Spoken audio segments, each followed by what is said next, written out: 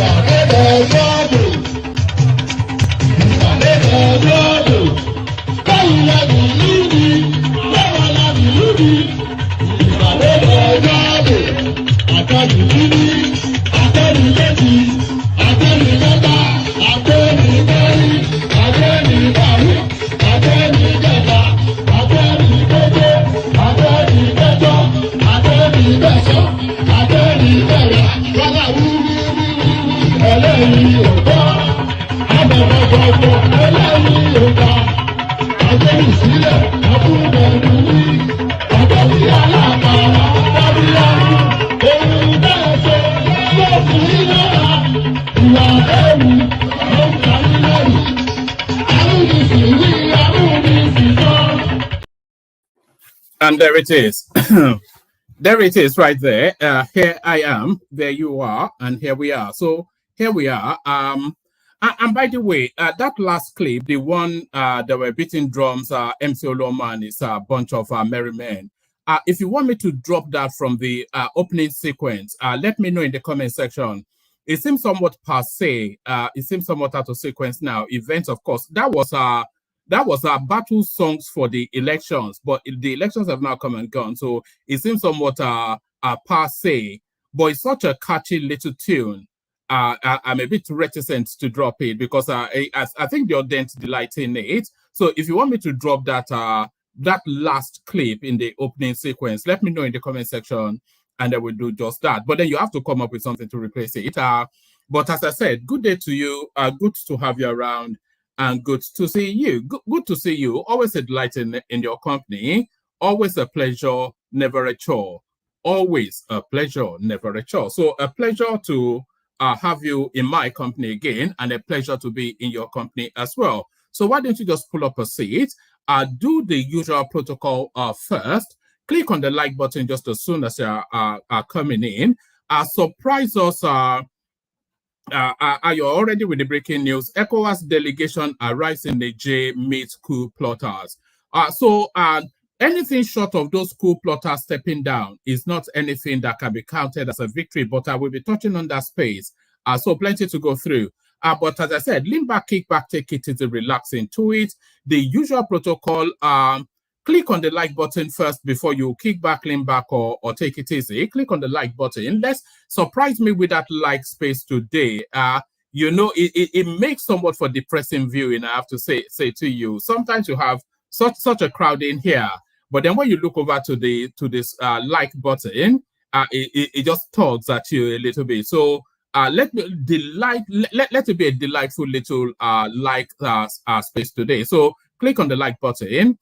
Click on subscribe if you haven't done that already. Pardon me. Click on subscribe if you haven't done that already. The hyperlink that says StreamYard, that's your invitation to come and join us on the screen. So now let me spend a little bit of time on that hyperlink that says StreamYard. We're so keen, I won't say desperate because we're never desperate, but we're so keen to have new voices join the conversation. And you all know why? Because it freshens it up, it enriches it, it gives us a different perspective from the one that we back and forth with. So if you're that new voice, look at all of the voices that we've been discovering in recent times. Jide, people like We Winning, RD, you know, so all of these delightful voices, very knowledgeable, extremely intelligent, well-educated. So you know the sort of crowd, the sort of expectations that you have of this space. So if you're of that sort of kind of being, we're desperately wanting to, we're not desperate, but you know what I mean anyway. We want the place to continuously be refreshed, and the only thing that freshens it up is delightful new voices that come to join us. We had Opetor TV, who's joined us recently. He's starting to show up with a bit more frequency, establishing that voice and personality. So all of that. So that's why we canvas for new voices always. So if you are that new voice, there was a time that we had a glut of new voices almost every single day. And it came to the point that we were doing the voice of the day. So you be that voice of the day today by clicking on this hyperlink that says Somebody said, it says, hi, woman, replace Pade Dojobo with Asari Dokubo video, turn by turn. Oh, yes, I could clip that actually. Yes, that's an idea, isn't it? I could clip that and make that.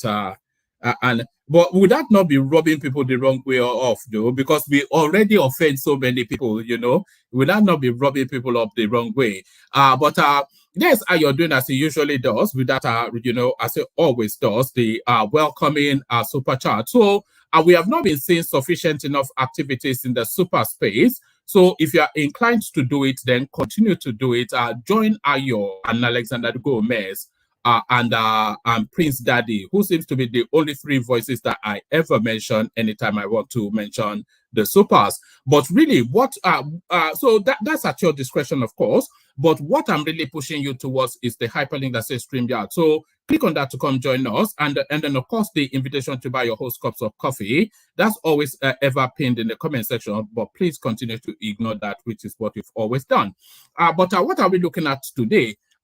You're not going to get any prizes. So for guessing what the main theme is going to be today, there's only really, there's two news really headlining the news cycle today. But there's only really one that can emerge as the headline for the day. Imagine for the headline for the day. So let's remove Ayo for a micro moment. So imagine as the headline for the day. Ganduje emerges APC National Chairman, Ajibola Secretary. And there it is. So there it is. How many times have we said on this platform that this is the sequence of events? And especially because Ganduje contributed so much to the emergence of Tinubu as the president, it would be a travesty, if he did not get any, not just a slot, but a slot befitting of his contribution to that journey to Aso Rock. And a lot of people will say this certainly fits the bill. Ganduje emerges APC National Chairman, Ajibola Secretary. So we spend quite a bit of time there to find out exactly what is in play. So we spend that time there to find out exactly what is in play, only to then spend time in this space as well. So now, as early as yesterday, there was this supposed alleged memo that was leaked and got to the hand of the obedient space via David Udeyi, which he was flashing around. I think whoever sent me that memo by David Udeyi, please resend it because it can be part of this narrative as well. So he's put out that supposed alleged memo that was leaked to him that the Nigerian forces were massing at the Sokoto border to launch into Niamey, the Benin capital. So he circulated widely that what's now purporting now to be fake news, or what's not even purporting, or what's now emerging now to be fake news. And it is fake news only because, Coup, we have not received orders for military intervention in Niger, DHQ. So DHQ, acronym for Defense Headquarters, of course, and there it is right there. So that guy now, because if that memo that David Udeyi had been circulating, if it had been real, that would be a treasonable act on his part. That would be a treasonable act on his part. And if that memo is not real, which the defense headquarters is now telling us is not, it's still a grave and egregious act of criminality on his part. So what consequences from that today is Tinubu asked West UK to pipe gas from Nigeria to Europe, help tackle insecurity. So now the next big space for the Nigeria, actually, let's have this and get it out of the way. President Tinubu seeks stronger economic defense and bilateral cooperation with the United Kingdom. UK Foreign Secretary assures of enduring partnership. Our president at official ABAT has called on the government of the United Kingdom to deepen its partnership with Nigeria and Africa by investing more across sectors to see the African continent attain more sustainable and broad-based prosperity.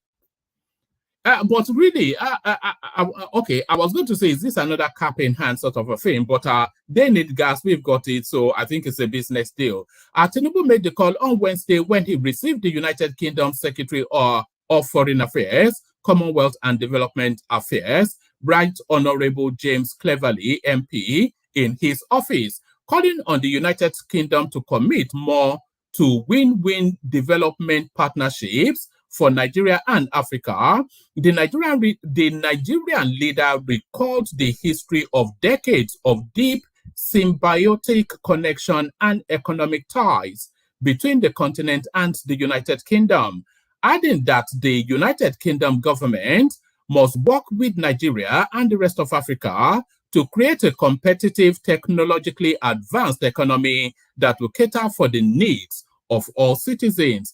I am happy to know that the United Kingdom is ready to work with us in Nigeria and Africa. The United Kingdom must do more for the continent. We have not developed a competitive economy, the president said, addressing the pressing issue of energy transition and the opportunity for economic growth in Africa and Nigeria. President Tinubu charged the foreign secretary on the imperatives of the West and the United Kingdom in particular in mobilizing investment to pipe gas from Nigeria to Europe. So you see this piping of gas from Nigeria to Europe, that's all wrapped up in the narrative that is going on in Niger, by the way, because it will take too long. Oh God, somebody is sending some news now that I wonder, we'll see if that is true, but you know, so now there are two routes that Nigeria can use to pipe gas to Europe. They can do it by land or they can do it by sea. So by sea, it will take at least 2 decades, if not 3 decades, you know, because they have to go through the Atlantic Ocean with a series of pipes and the technology and the engineering and all of that. So not only will it take a couple of decades, it's exponentially more expensive to do it that way. The best, quickest, and cheapest route is to do it by land. So now to do it by land, of course, between Nigeria and Europe, there are a series of countries, and immediately between Nigeria and Europe is Niger Republic, and that is the conduit path that gas pipeline has to pass through. So now that gas pipeline has to pass through Niger Republic and then through Mali, etc., etc. But then, of course, these are all of the spaces now that Russia is establishing a power base. So now, who now supplies Europe with gas? Russia. So you see, it's all convoluted and all mixed up. Whilst addressing the pressing issue of energy transition and the opportunity for economic growth in Africa and Nigeria, President Tinubu charged the foreign secretary on the imperatives of the West and the United Kingdom, in particular, in mobilizing investment to pipe gas from Nigeria to Europe. The Western Economic Program should be able to help Nigeria pipe our gas to Europe, since gas is acceptable as alternative clean energy. You must help us with the finance and facilitate the investment we require. So there's no compulsion to help you. But you know, a lot of the activities going on around Nigeria as well is all wrapped around Nigeria. By the way, just to establish, let's actually see. Let's go on Google for a moment. Google, where are you? Largest gas deposit.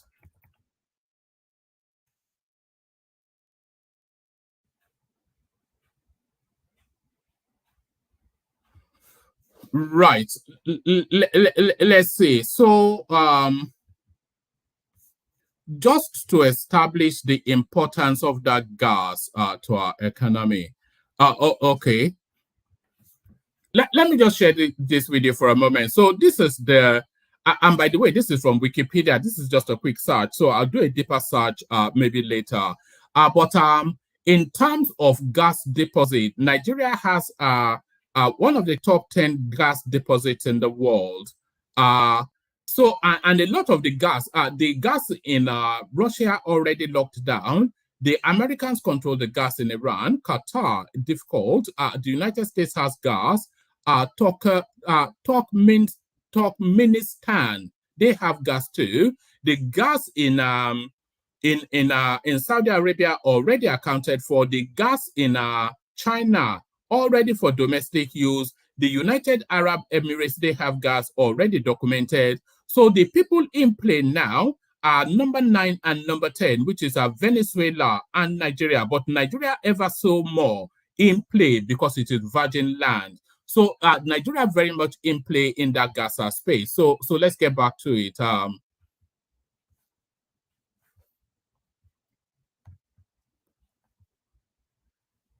Yes, let me pick it up from here. I am let's see. Let me go up a paragraph. Yes, calling on the United Kingdom to come. Okay. I am happy to know that the United Kingdom is. I think we've done that. Let me pick it up from the succeeding paragraph.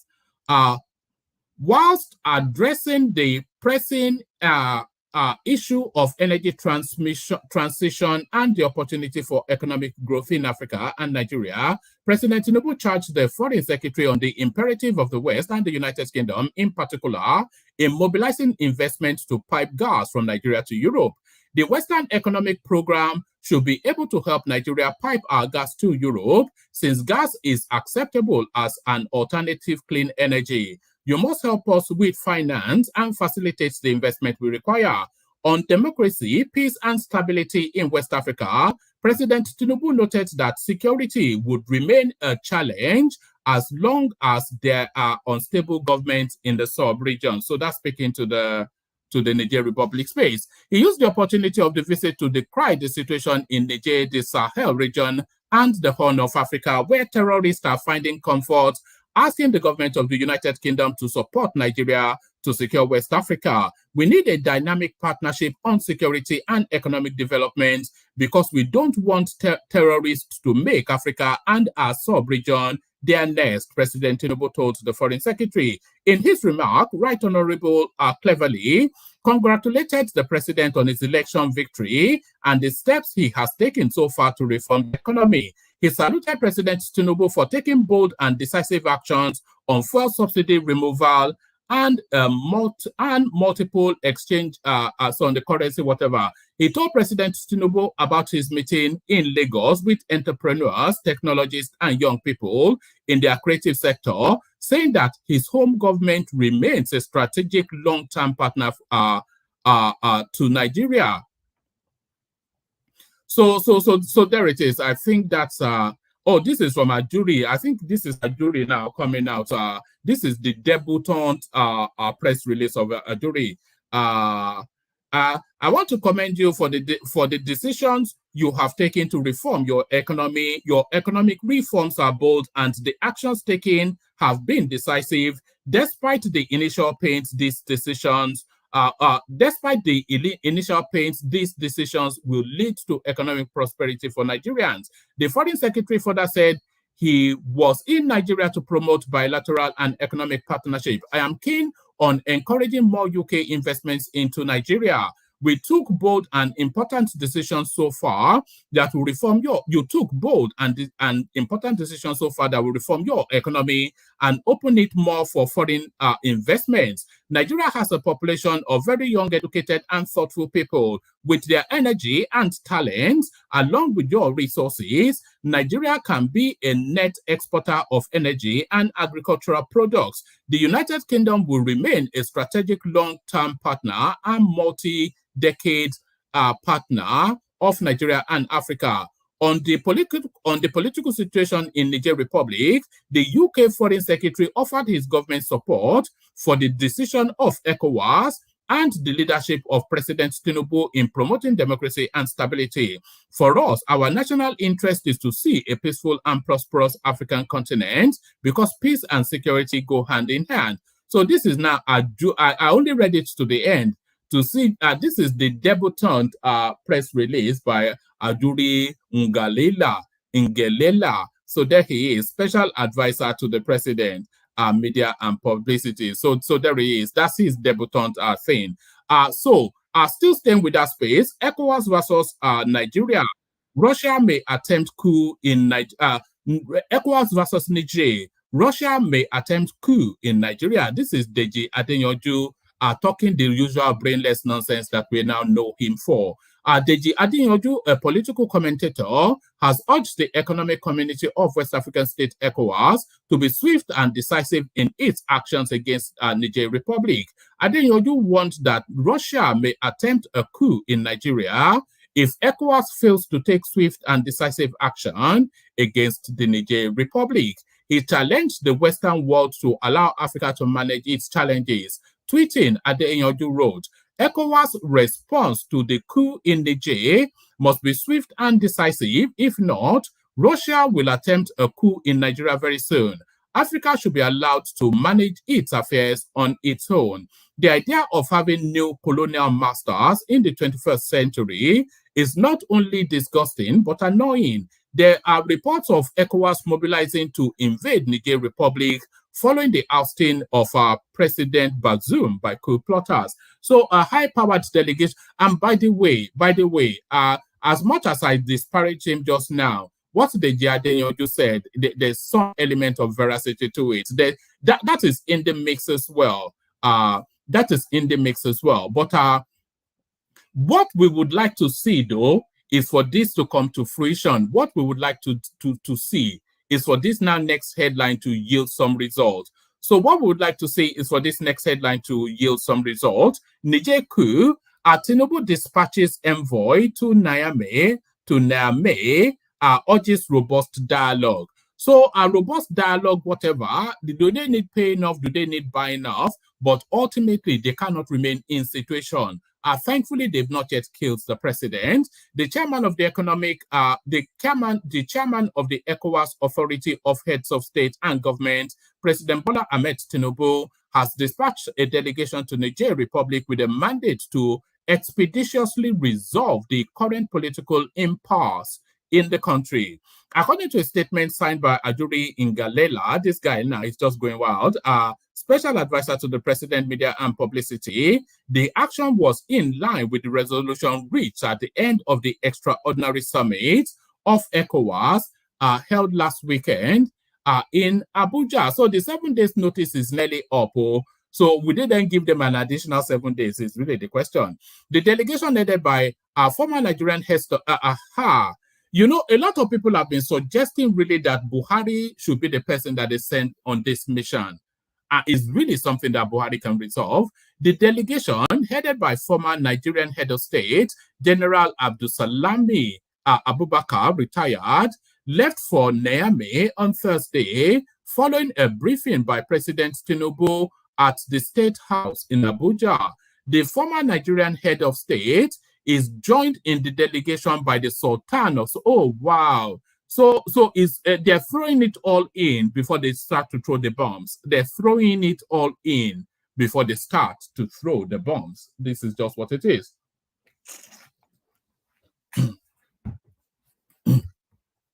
The former Nigerian head of state is joined by the former Nigerian head of state is joined in the delegation by the Sultan of Sokoto, Alhaji Muhammad Saad Abubakar III, and the president of ECOWAS, H.E. Omar Aliu Touare.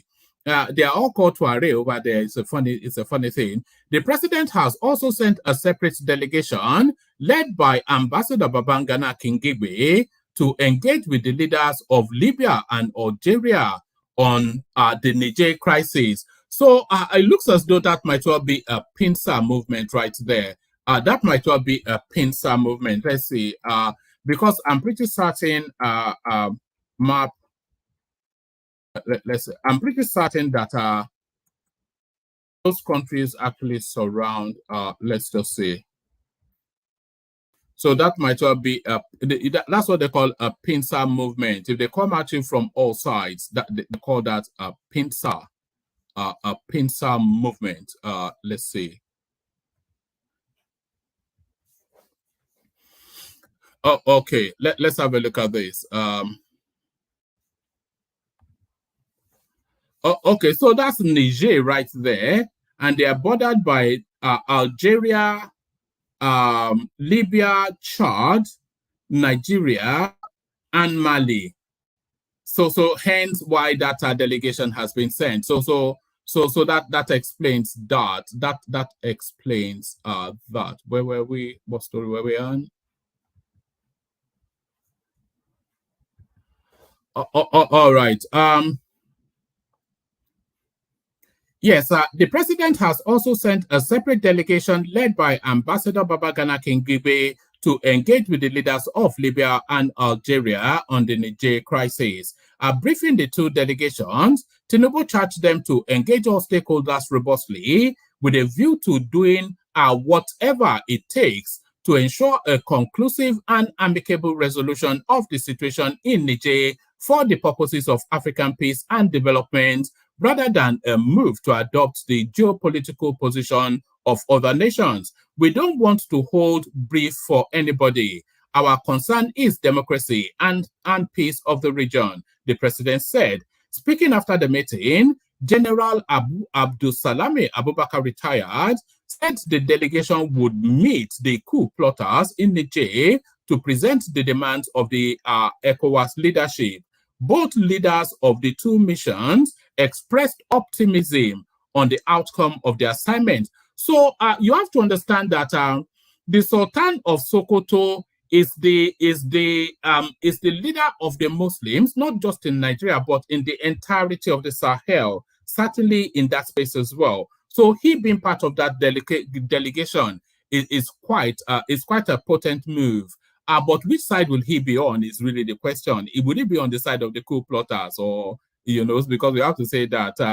So we have to ask if he's going to be on the side of the coup plotters or not. But still within that space, U.S. national security advisors meet Tinubu over regional stability and Niger coup. So everybody gathering in that space. Let me see. And then, yes. Let me see. Are we having this one as well? Yes, we'll have this one as well. We'll have this one as well. We'll probably read this one after the care guides. We'll read this one as we wait for the room. Yes, the room is actually starting to populate. But we'll read this one after the care guides. But let's go to the care guides just for that micro break. And of course, we want to see that like button. We want to hit 100 likes today. I'm sure you can do it, so do it. Only water, where they see ma. Water, only water, where they see ma.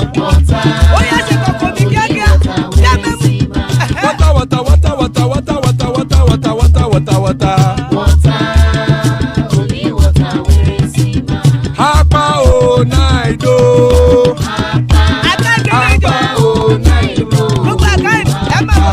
Hapa you don't come o.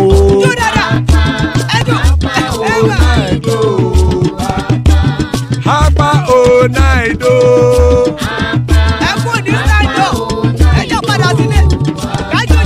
Oro kẹ̀kẹ́ ẹlẹ́mù yé o. Ibe sodi akẹ̀kẹ́ ẹlẹ́mù rẹ o. Bobby master kẹ̀kẹ́ ẹlẹ́mù rẹ o. Chief Wáìlà ti kẹ̀kẹ́ ẹlẹ́mù rẹ o. Eruku lẹ̀lẹ̀ ẹlẹ́mù dé. Eruku lẹ̀lẹ̀ ẹgbẹ́ ẹlẹ́mù dòde ojàre o. Eruku lẹ̀lẹ̀ Ghana ti dé ẹgbẹ́ bọ́ọ̀dì o. Ọmọ ẹlẹ́yẹ ẹyẹ o ó dìlé o. Odúyẹ̀lá ẹyẹ o ó dìlé o. Petrosonana ẹyẹ o ó dìlé o. Petrosodúnkẹ́ ẹyẹ rẹ̀ ó dìlé o. Ẹlẹ́kọ̀ ọ̀run mú ìní o.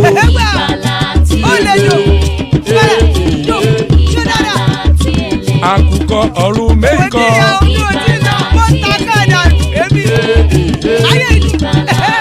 Ikú kò ní ríwà gbéṣe o.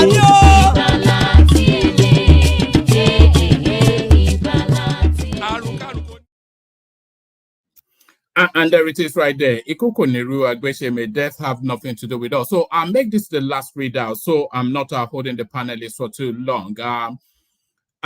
So this now is in response to that David Hundeyin alleged leaked memo that he was telling us that they were amassing troops in Sokoto in preparedness at a launch into Niger Republic. It says, Coup, we have not received order from military intervention in Niger DHQ, Defense Headquarters. The Defense Headquarters, DHQ, has said the Armed Forces of Nigeria is yet to receive any order from the appropriate authority to commence military action against the military junta in the neighboring Republic of Niger. Acting Director, Defense Information, Brigadier General Tukur Gusar, made the clarification in Abuja on Wednesday in response to the ECOWAS ultimatum to the military junta in Niger to restore ousted President Mohamed Bazoum.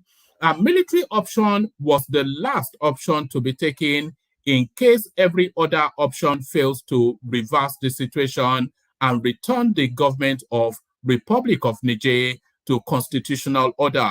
At the moment, ECOWAS Committee of Chiefs of Defense Staff is currently holding an extraordinary meeting in Abuja to discuss the political situation in Republic of Niger and submit their plans to the Committee of Heads of State and Government of ECOWAS for consideration. The Armed Forces of Nigeria cannot proceed on any operation in any of the member states of ECOWAS without the mandate from the Authority of Heads of State and Government, he said. So this now, a direct response to that David Hundeyin, whatever it is that he was doing. So with us at the moment, hopefully a few more people to join us. Solomon joins us from Abuja. Good to have you, Solo. Bishop joins us, I suppose, somewhere in his car. Good to have you, Bishop. Samuel joins us. Good to have you, Samuel. Of course, Thomas is here. Good to have you, Thomas. There is Solly from Amsterdam. Good to have you, Solly. And Isaac Black joins us, location unknown, and Ajanle Koko somewhere in America. So there it is, and there it is. So there it is. Good to have you, gentlemen. Still plenty of spaces for whoever wants to hop on. We're still eagerly awaiting that new voice of the day to come and join us. But as we await the new voice of the day to come and join us, let's go to one of the voices that you already delight with or delight in. Let's kick it off with Solomon. So Solomon, are you ready? Yeah, I'm ready, old man. Good evening, everybody. All right, brilliant. Good to have you, Solomon. So good to have you, Solomon. So Abdullahi, actually, what is making the news where you are? So what are you looking at in the news? This headline, this Ganduje's Ganduje emerged as the APC national chairman is still one of the things. Another thing again is the peace mission, the Sultan of Sokoto and Abubakar, the former head of state, what is his name, Abu Salami. So, and the other ECOWAS man, they went for the dialogue meeting. They went to at Niger. Yeah, it's one of the things making headline. Then this subsidy hardship, Nigerian army rises. The army rises soldiers monthly allowance from 1,000 to whooping 1,002. It's really not making sense. I don't understand. We happened on that storyline yesterday. You know that's not a salary increase. That's an increase in their allowance, and that's a 20% increase, by the way. But it's not. This thing shouldn't be. If they are giving NYSC if they are giving coppers something like this, they will still be giving. It's not making sense. How will these people work? So they need to do better. And stop the. Who is calling you? Who is the babe? Who is calling you? It's my other phone. Then another one again is is the Dele Alake saying he will support any senator that will propose the regulation of social media. Is another Yes, I saw that. Who sent it to me? Were you the one that sent it to me? yeah, I was the one that sent it to you. Oh, yes. And another one again is Mietala begging for appointment.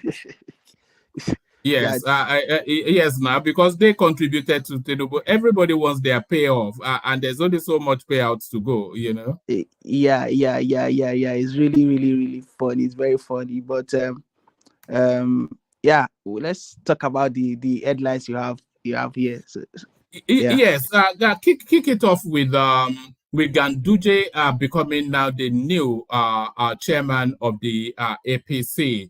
Did this surprise you, and do you think it's a good fit for that post? Apart from being being fit for that post, another thing again is the political strategy that they are supposed to look into. Like, I think I spoke with an elder, and the person was like, "This, if Ganduje should emerge as the chairman of APC from the northwest, is going to really be bad for that party, because I think he said the person was like, he should this party." The chairmanship should go to the north central and not northwest, because northwest, like, they are holding major positions in this administration, and it's not going to be good for them. But well, this is politics. They would know how they would align and then make sure that maybe there will not be any lapses. But it would have been advisable they try and look into their strategy, as look into this kind of decision of giving this guy. I know they need to compensate him, but there should still be other things they would put into consideration before giving him this. The original compensation for Ganduje was meant to be a ministerial position, and a plum one at that. So that was the original plan. But then in between that plan, all of that storylines, they went and resuscitated that Gandola tape, and they are going after him off the back of that in Kano State. So once that is going on, they couldn't then slot him into the ministerial list because it will create so much controversy there. But being the chairman of the party is a private affair, so that's still big enough of a position to compensate him. But then it's an APC matter. So even though the PDP are already crying about it, yeah. So well, like I said earlier, it is a party thing. They would know how to still talk within themselves there, and so that you not bring dispute and it will not lead to the next election being bad to them not experiencing worst, as in like losing support of the people that already work for it, especially from the North Central. North Central really contributed. If not from North Central, with the way some should I use the word elites in the North Central, how they stood up for Tinubu, the likes of George Akume,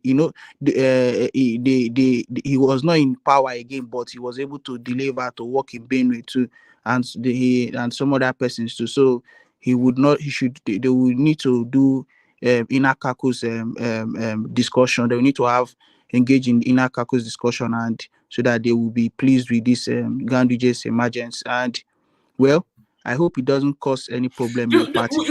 With this now, Tinubu has not only seized, and by the way, he's only 2 months in government. We have to continue to remind ourselves of that. With this now, Tinubu has not only fully seized charge of the country, he has also now fully seized charge of the APC party. He kicked out Abdullahi Adamu and Omishore. So now, if there's ever a Tinubu boy, it is Ganduje. So he's put his boy in charge of the party, and then he's retired all of the people in the parastatals to reappoint his own people in there. The army chief is person, the navy chief is person, the chief of our staff is person, everybody's person. So he has taken total charge of the country. Of course, you will give it to him the way. And the one thing again is, I feel he lists, because the other day, okay, well, when we get to the Niger talk, I will talk about that. And yeah, he's taking charge.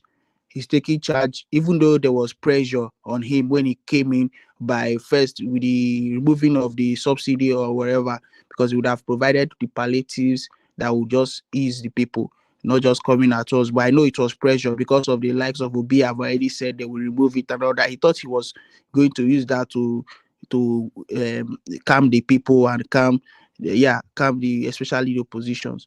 So he should just continue, and we should try and improve more. But one thing, like I said here, he listens that, and his people their ears are down. There is this thing we treated here, and the next day they turned. I think the 8,000 naira stuff, they said it will not be hold again. They will look for, they're about to, I think, introduce another way of tackling that one, and so on. That kind of way, him listening is good, and he's in control politically and in the administration.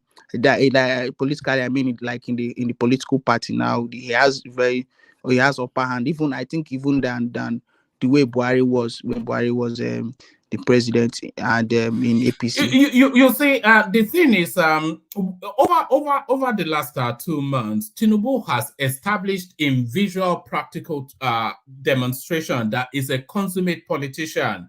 So we've seen all the masterstroke politicking.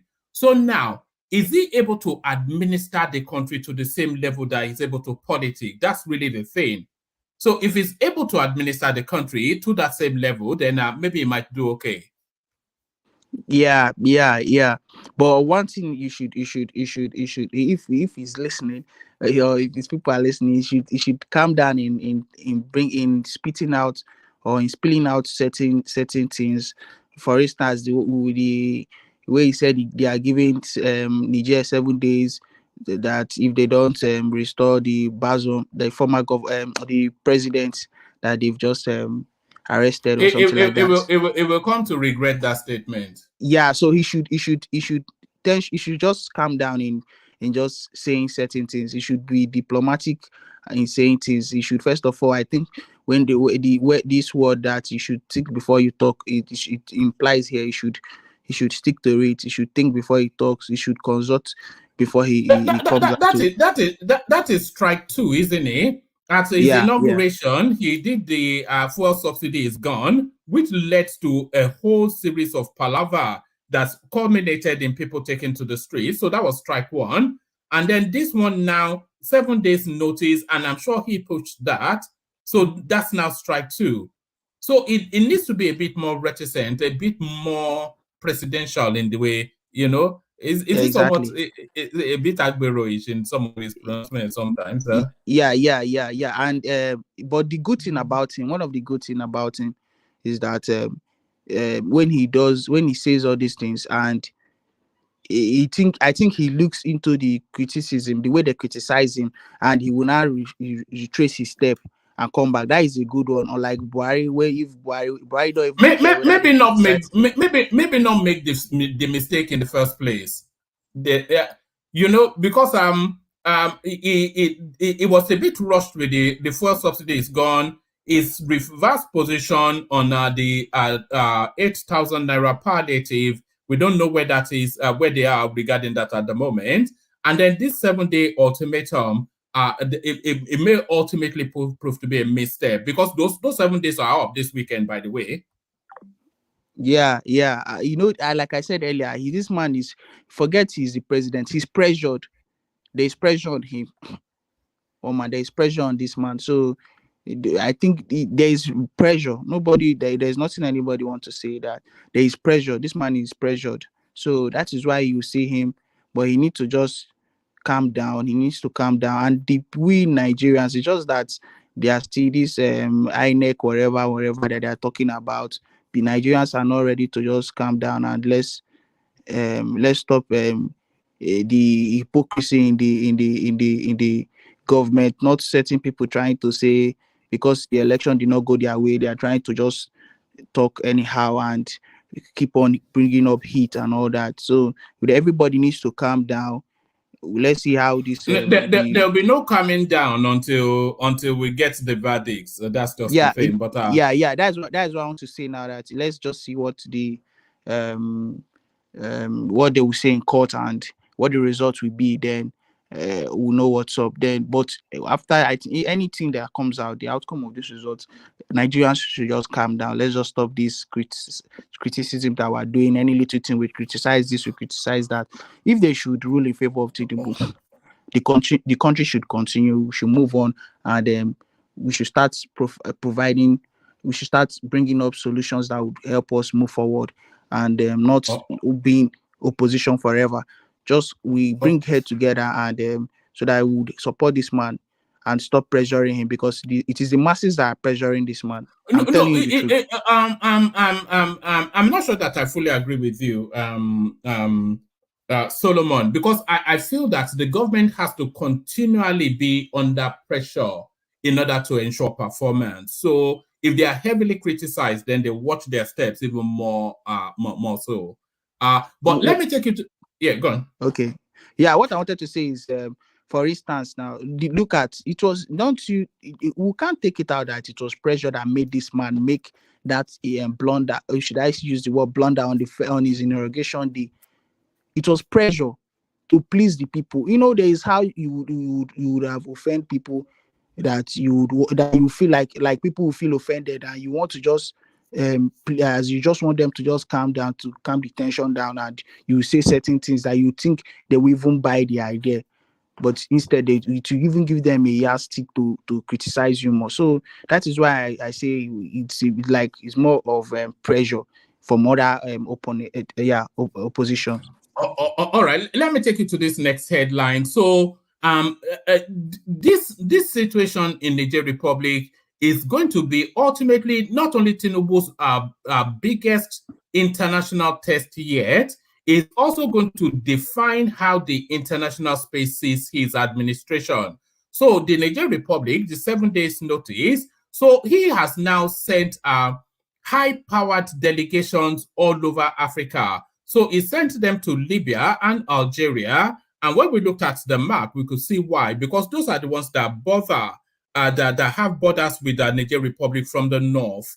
And then he's also now sent a team, a really high-powered Abdusalami Abubakar and the Sultan of Sokoto, to go and frontally step down the coup plotters. So ultimately, even though we like to come here and say, oh, go and nuke them, ultimately, the best solution to this really will be a negotiated settlement to step down these coup plotters.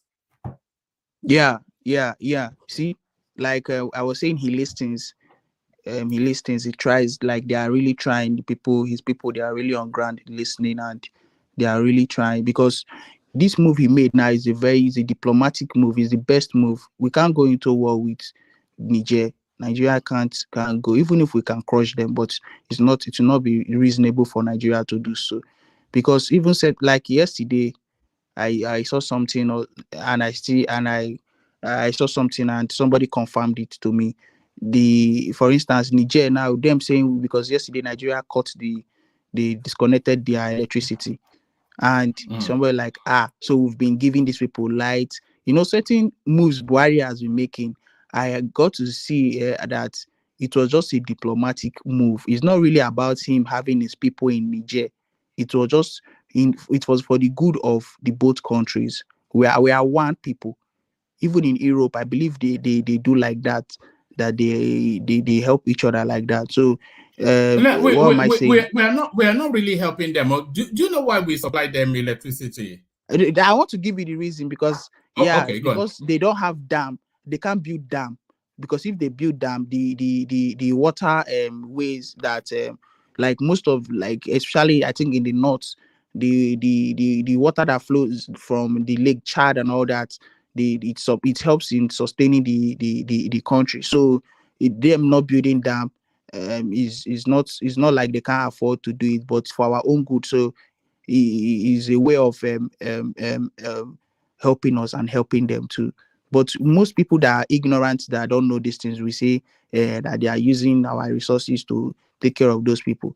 Like I got to find out that recently that there are lots of things in Nigeria. Look at the other day, like 2 days after the coup was carried out, the number of trailers that were at our border there, that could not come in, and they are bringing in food, even though we can produce in Nigeria, that we have farms in Nigeria, but these people, they have other things they are doing for us, and we too are doing for them. So him doing this thing now is a diplomatic, and it is the best move. We don't need war. And with the way the Russians and the West are just pushing these people, trying to use them to fight proxy war, is not what we don't need. That these military men, they should be reasonable. They should talk. We need to talk. They can be diplomatic about this, and they will settle this thing amicably, and there will be peace in West Africa. Because West Africa is one of the regions in Africa that that there are minerals that will be beneficial to the world, to Africans, and to Africa, and to the world at large. So we need to be diplomatic, like he has started, as he has just done. He should continue like that, and it's a good thing sending the Sultan and the former general to No. go I there. was especially impressed that the Sultan was on that list, because the Sultan, like I was saying in my opening phase, the Sultan of Sokoto is not only the religious leader of Nigerians, but the whole of that Sahel region. So he's and also, by the way, the former emir of Kano, he has a religious hold on the swathe of that Sahel region. So if he's not able to step them down, then we're in big trouble.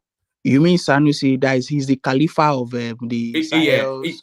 Yeah. Yes, You see, he's the Khalifa of yeah.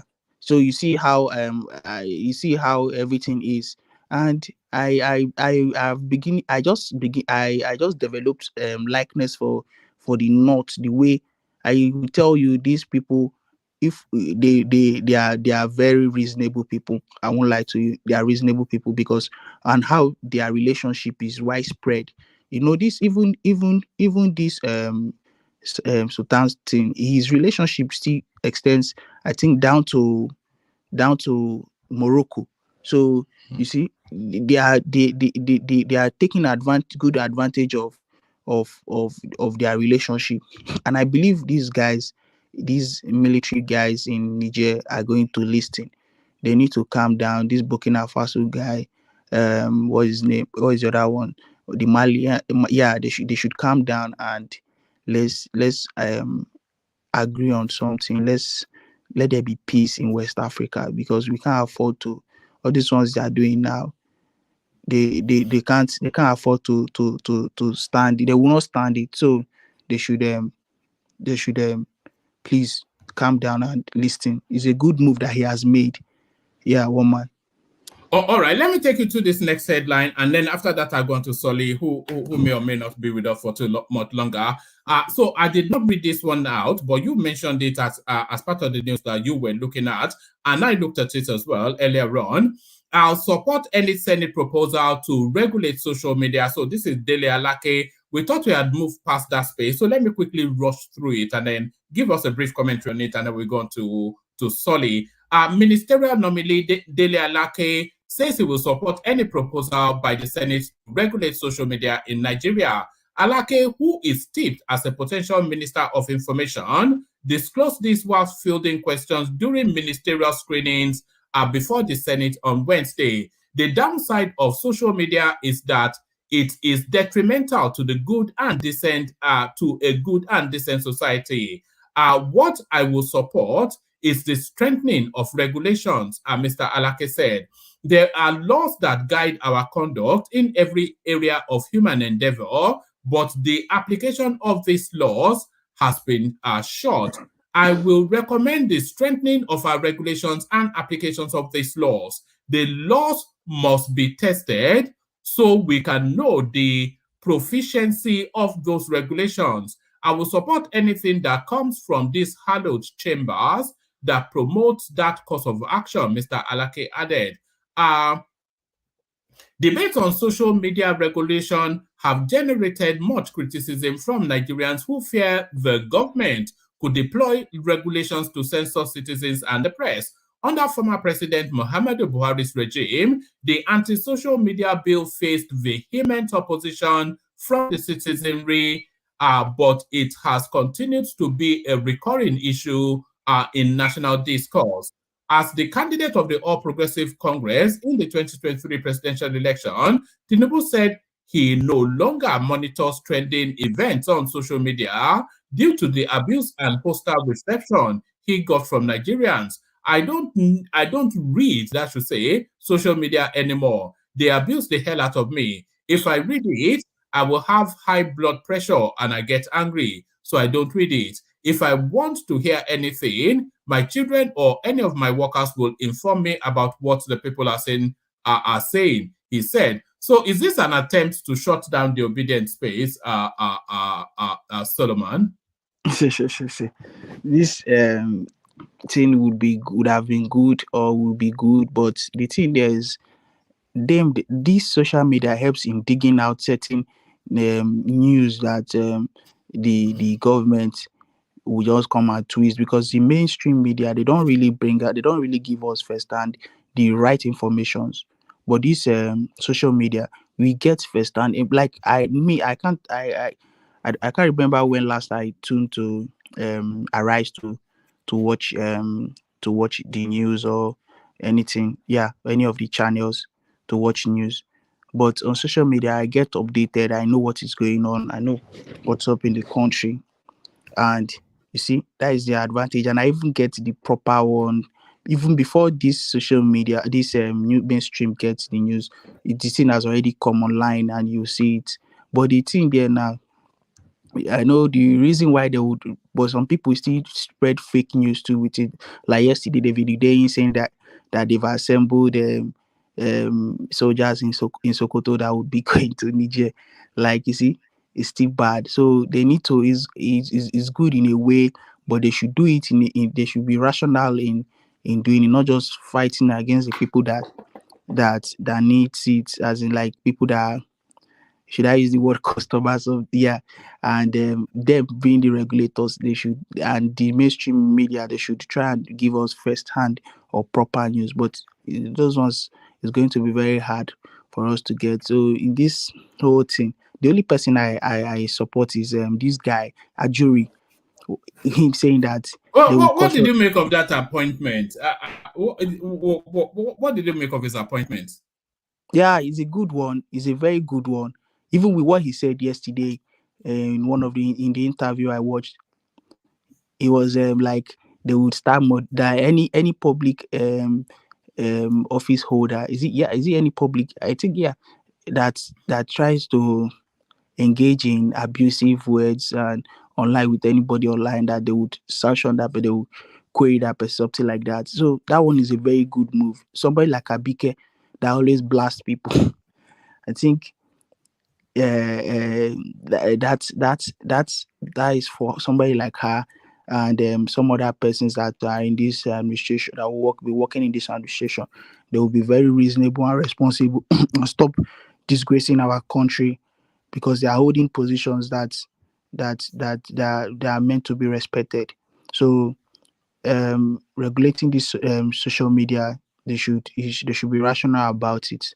I don't know how I would say it, but they should really be rational about it, not just trying to oppress the masses with the regulation, like what they did in Twitter.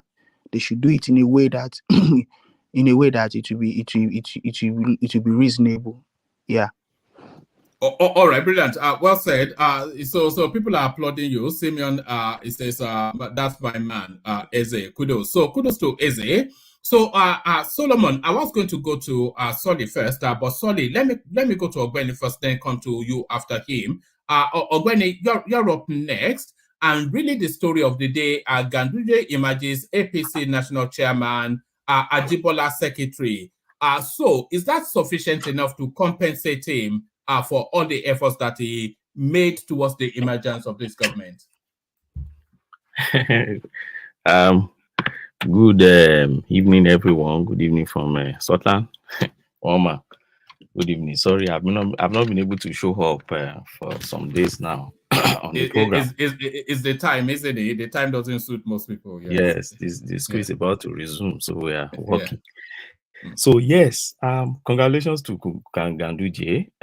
If for me, this is internal affairs of a political party, I don't expect much from non-members like us. We are not member of APC. We can only analyze things from outside. But when it comes to the internal politics of their party, we have little to say. That's the way I see it. So for me, congrats to Ganduje. If Tinubu had not said to Ganduje with something tangible like this, I would have said he is an ingrate, because Ganduje really tried in terms of the emergence of Tinubu as the president of Nigeria. Sometimes you see Ganduje dozing off behind Tinubu during campaign, and you could see how tired the guy was. But so when I checked the ministerial list and I couldn't find him there, I knew that there was something probably bigger that awaited him. Like I was even expecting ambassadorial position for him, maybe one of these Islamic nation or a nation in the West. But so congratulations to him. There's nothing much he's going to do as national chairman than to just be there cutting cake from politicians and then organizing programs. Tinubu is the leader of the party. Do you think the role is sufficient enough to satisfy Ganduje's contribution? Do you think the punishment fits the crime, so to say? I think Ganduje picked this position.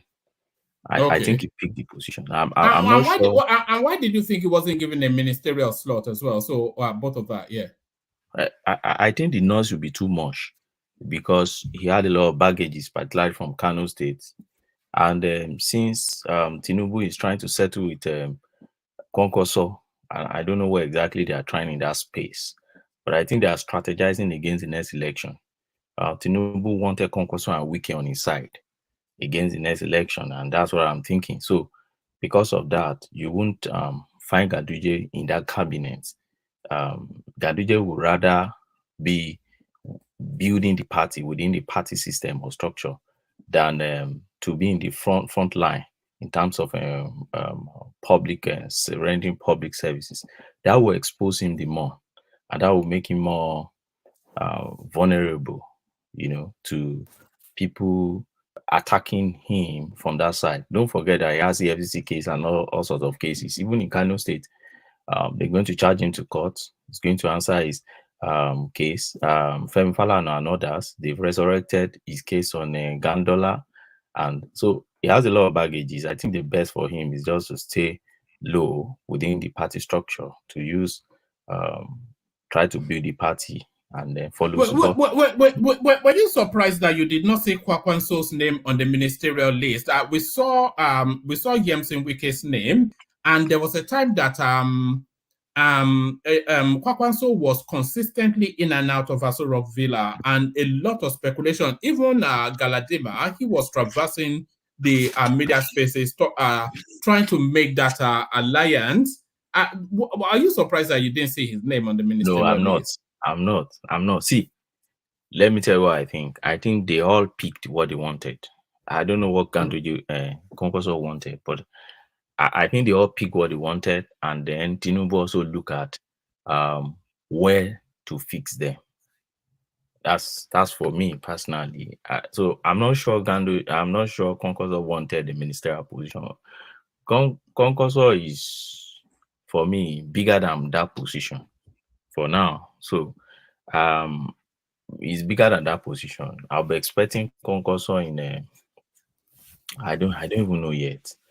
Maybe ambassadorial position to somewhere like US or UK or somewhere very good, which he could project all what he has as a potential.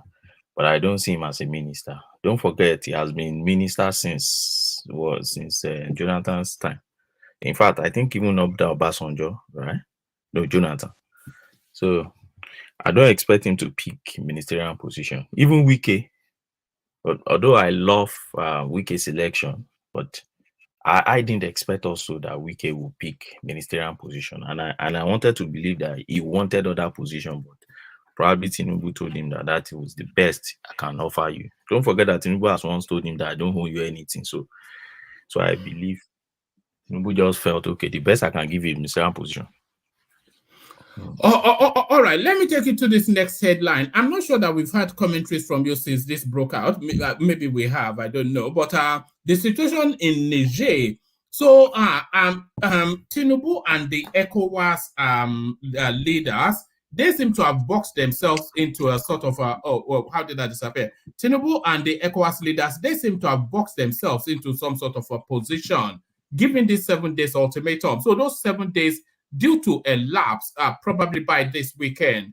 So high-powered emissaries to first Niger Republic are led by Abdul Salame Abubakar, the former military head of state, and then more importantly, the Sultan of Sokoto. So if anybody is able to, you only need to add Buhari to that list, and then that will be almost a direct instruction to those people. So those ones are negotiating.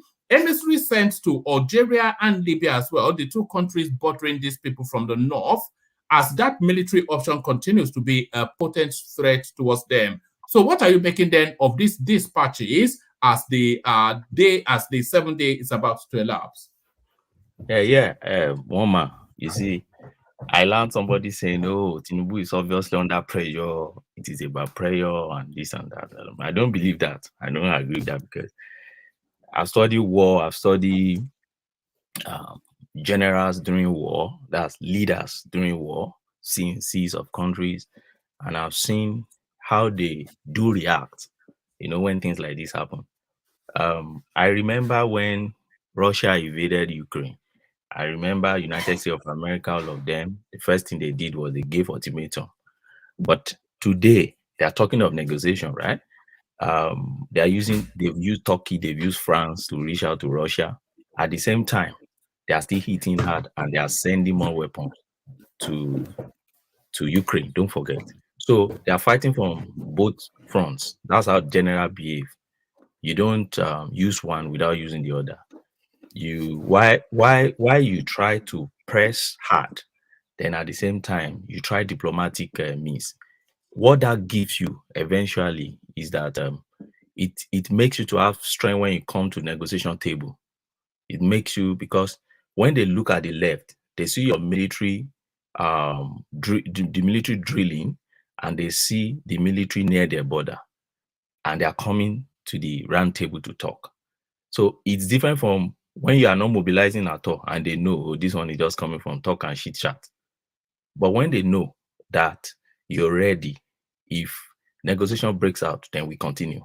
Just like Ukraine is the best example you can pick in this contemporary era. The Americans and the West generally, in terms of Ukraine, they supported Ukraine with all the weapons. They supported Ukraine in anything. They went to United Nations to talk.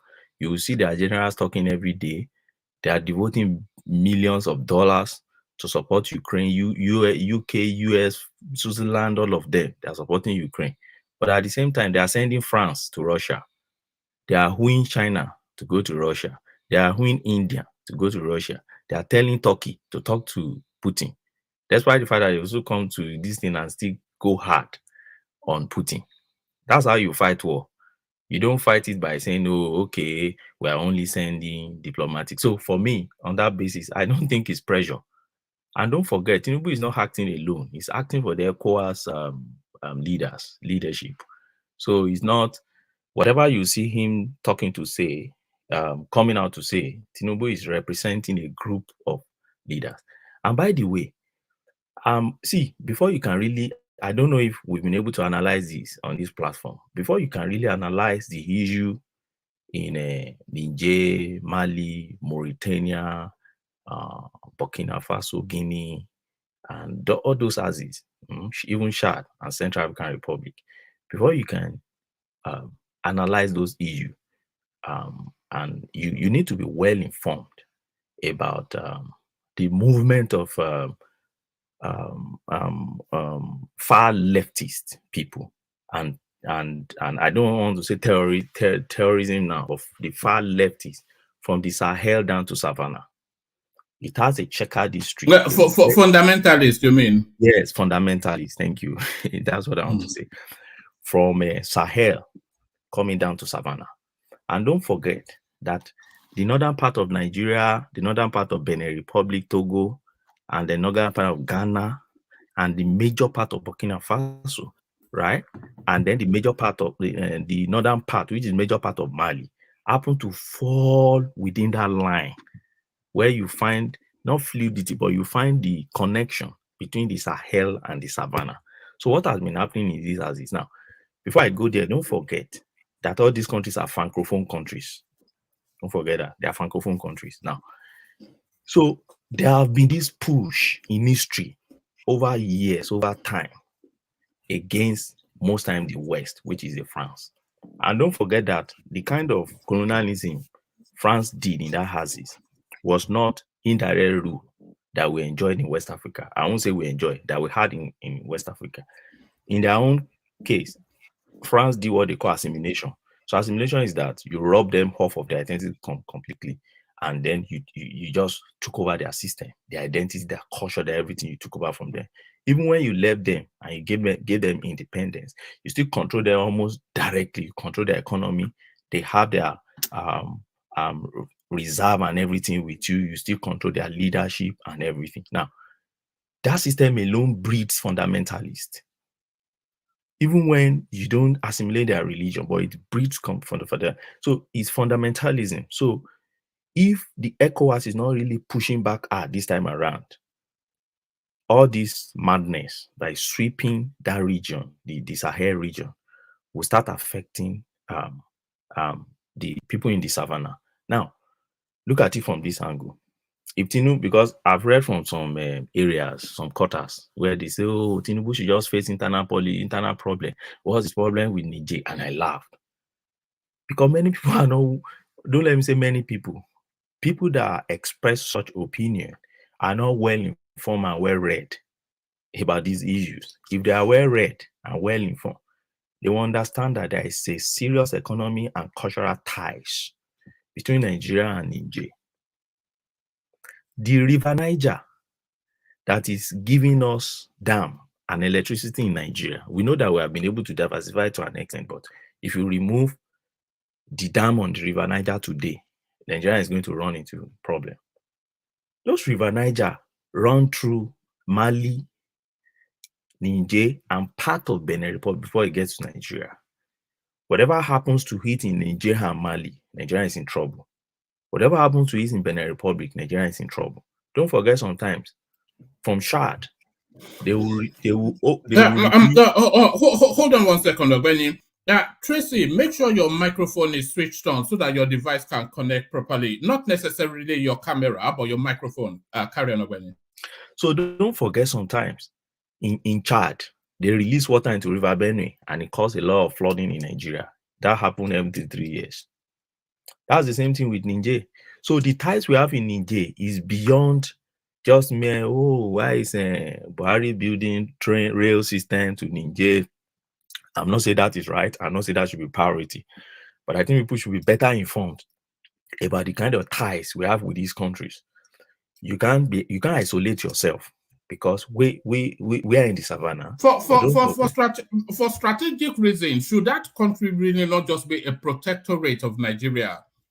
So that we somewhat remotely own it in some form and control it remotely. Woma, Niger cannot be a protectorate of Nigeria or an annexion to Nigeria. The reason is because you're adding problem to yourself. You are creating another Libya. If you do that, in fact, you create another Mali. Do you know why? Go and look at the map. The whole almost 60% of Mali, all right, from the Mali part bordering Mauritania, Niger, and Algeria, right? They fall within the Sahel. But you know the Bamako, which is the Mali headquarters, fall within the region of Savannah, and that has been giving them trouble to date. So if you now create your own, and you are now merging Niger, for instance, with Nigeria, let's say not geographically, let's say politically, do you know what that fetches you? Then you now have massive land and massive fundamentalists being part of your country. To be a very trouble for Nigeria. But this is where I'm even going. See, the ties Nigeria had with Niger is like cement twins. It's not something you just cut and you just say, we don't need them. See, I remember in the 90s, there was serious trouble in the Niger and Chad. Those guys started evading. They started coming to Nigeria. I don't know if you can remember those days. We used to see them in the street of Lagos. They trekked down to Lagos. We used to see them, Nigerians, all those Fulani guys, they can't speak English. They only speak either Fufude or French. We used to see them in the street of Abuja. We used to see them even in Mayado Ekiti, everywhere. We used to see them because there was trouble. And what was the trouble back then? It wasn't political. It was famine and drought in the country. And they started coming down. So you could imagine if there's any trouble in Niger, you could imagine the kind of casualty that will be migrating down to Nigeria. Now, I've heard some people saying, why don't you deal with your border? That is the border issue. Why don't you be? I said, no. See, when you are dealing with border, don't forget that I said culturally and religion, and in terms of religion, there's no border between Nigeria and Niger. There could be border geographically, there could be border politically, but culturally and in terms of religious. I served in Borno Adamawa Oasis. I know people back then that, these people have so many wives. You will see wife number 1 will be from Chad, wife number 2 will be from Cameroon, and they have Nigerian. And you see their family cross-setting and coming to visit each other. There's a place in Adamawa, it's just stone thrown to Cameroon. So and they speak the same language. That's how this thing is. So in Niger, they speak Fufude, and in your own Sokoto, Castina, all those Azis, they speak the same Fufude. So they see them as brothers. So even if you put border there, culturally, it's just like Northern Ireland and Ireland Republic. UK is still battling with that thing. Yes, UK puts their border, but there are a lot of concessions UK has given the Azis, where you can still easily cross from Republic of Ireland to the Northern Ireland. Why? Because they are all Irishmen. But because a part accepted to join UK and another part said we want to be on our own as a country, won't still make you to have a border in the real sense. Because culturally, there's no border. And in terms of a lot of things, religion, a lot of things, there's no border. Language, there's no border. Wendy, let me stop you there for a minute. Okay. Yes. I believe that governance is all about geographical protection. If you're talking about culture, there's no border, then I don't see how maybe let's go to Europe, Serbia, Ukraine, people that have almost the same kind of culture, but different country, and they're minding their business. Nobody here is saying that Nigeria shouldn't meddle in Ukraine's business or whatever, or go to war, do whatever. The problem here is if Nigeria let them do whatever they're doing in their country, we won't have any issue, because now the electricity of what that you signed a treaty with Niger Republic in the 90s, you have already broken that treaty, which is an act of war already. So what made you think that making that doing that thing on its own wouldn't actually make Niger cause the Niger River, make some kind of problem for the Niger River already? So I don't understand what you're saying. Now, I've not even gotten to where you're going, and I didn't even get what you have just said. So let me summarize what you have said. So let me summarize it. It's not an act of war, by the way. Cutting electricity from them, that's an act of business. But the reason why we give Niger Republic electricity is because we're then able to dam the Niger River at Kanji to be able to electrify ourselves. So they are not, they've agreed not to dam it upstream. So we dam it at our end, but then we provide them with electricity. So what this is now saying is that by breaking now that agreement, can they not just go and dam it at their end and then prevent us from getting electricity? But it's not an act of war as it describes it, but I think that's what it's saying. Yeah, but you see, I don't like analyzing on rumor. You see, all those they cut electricity and coal, they are still rumor as far as I'm concerned. And I don't like uh, spending too much time on rumor, except if government says we have done this, then I can start analyzing it. That's for me. Yeah, as far as I'm concerned, a lot of things, a lot of news they carry on social media. If you pay too much attention to it, you realize that you become so uninformed, even more than a 2-year-old baby. Because Benny, what is you rumor? just, sir, What is rumor? That the they rumor cut is that electricity Nigeria has to cut Niger. Yeah. electricity of Niger. That is what Nigerian said. Which part of That, Nigeria? You see Nigerians that is also what, are on social media. Don't forget. no, not And I've, social. Officially. okay, can you help us to put one here, sir? And let's read it. Well, So look it up. But I heard on the news on Al Jazeera. That's what they said. But Nigeria is denying it. so it's a rumor. You see the point? No, it's not rumor. No, Nigeria will lie now. What are you talking? Are you saying But the Nigerians would not. Uh-huh. The Nigerians would not. Nigeria, we know that Nigeria is on their neck now. So Now. so you don't know there are propagandists presently in Niger that they are doing everything to get legitimacy for this present government. Just as early as yesterday, they told us that the Russians were giving them free weapons. So it's a propaganda war as well as it's a propaganda war. There are propagandists. They're everywhere. If you even their media shows that people are rejoicing, people are happy, people are this, and it's a lie. If you go to France TV, you see people that are protesting against the government, but you won't find but that would also be a lie. So it's propaganda, isn't it? You see the propaganda against propaganda. That's what I'm saying. So, but to now narrow it to what you see only on the part of the Nigerians, that's what I'm just trying to tell Abdullahi Ganduje. If Nigeria is denying it, then why will I not believe my own country and believe the Nigerian? So that's okay. right. Go back to your train of thought. So we have an impasse here. So an ultimatum has been set, and it looks as though those people are not ready to yield. Emissaries have been sent to try and douse the tension. But how do you see this ultimately playing out, especially when that ultimatum elapses? So pick it up from there. So for me, something close to this has happened in many countries. If we go back to history, it's not today. What may happen eventually is they will negotiate.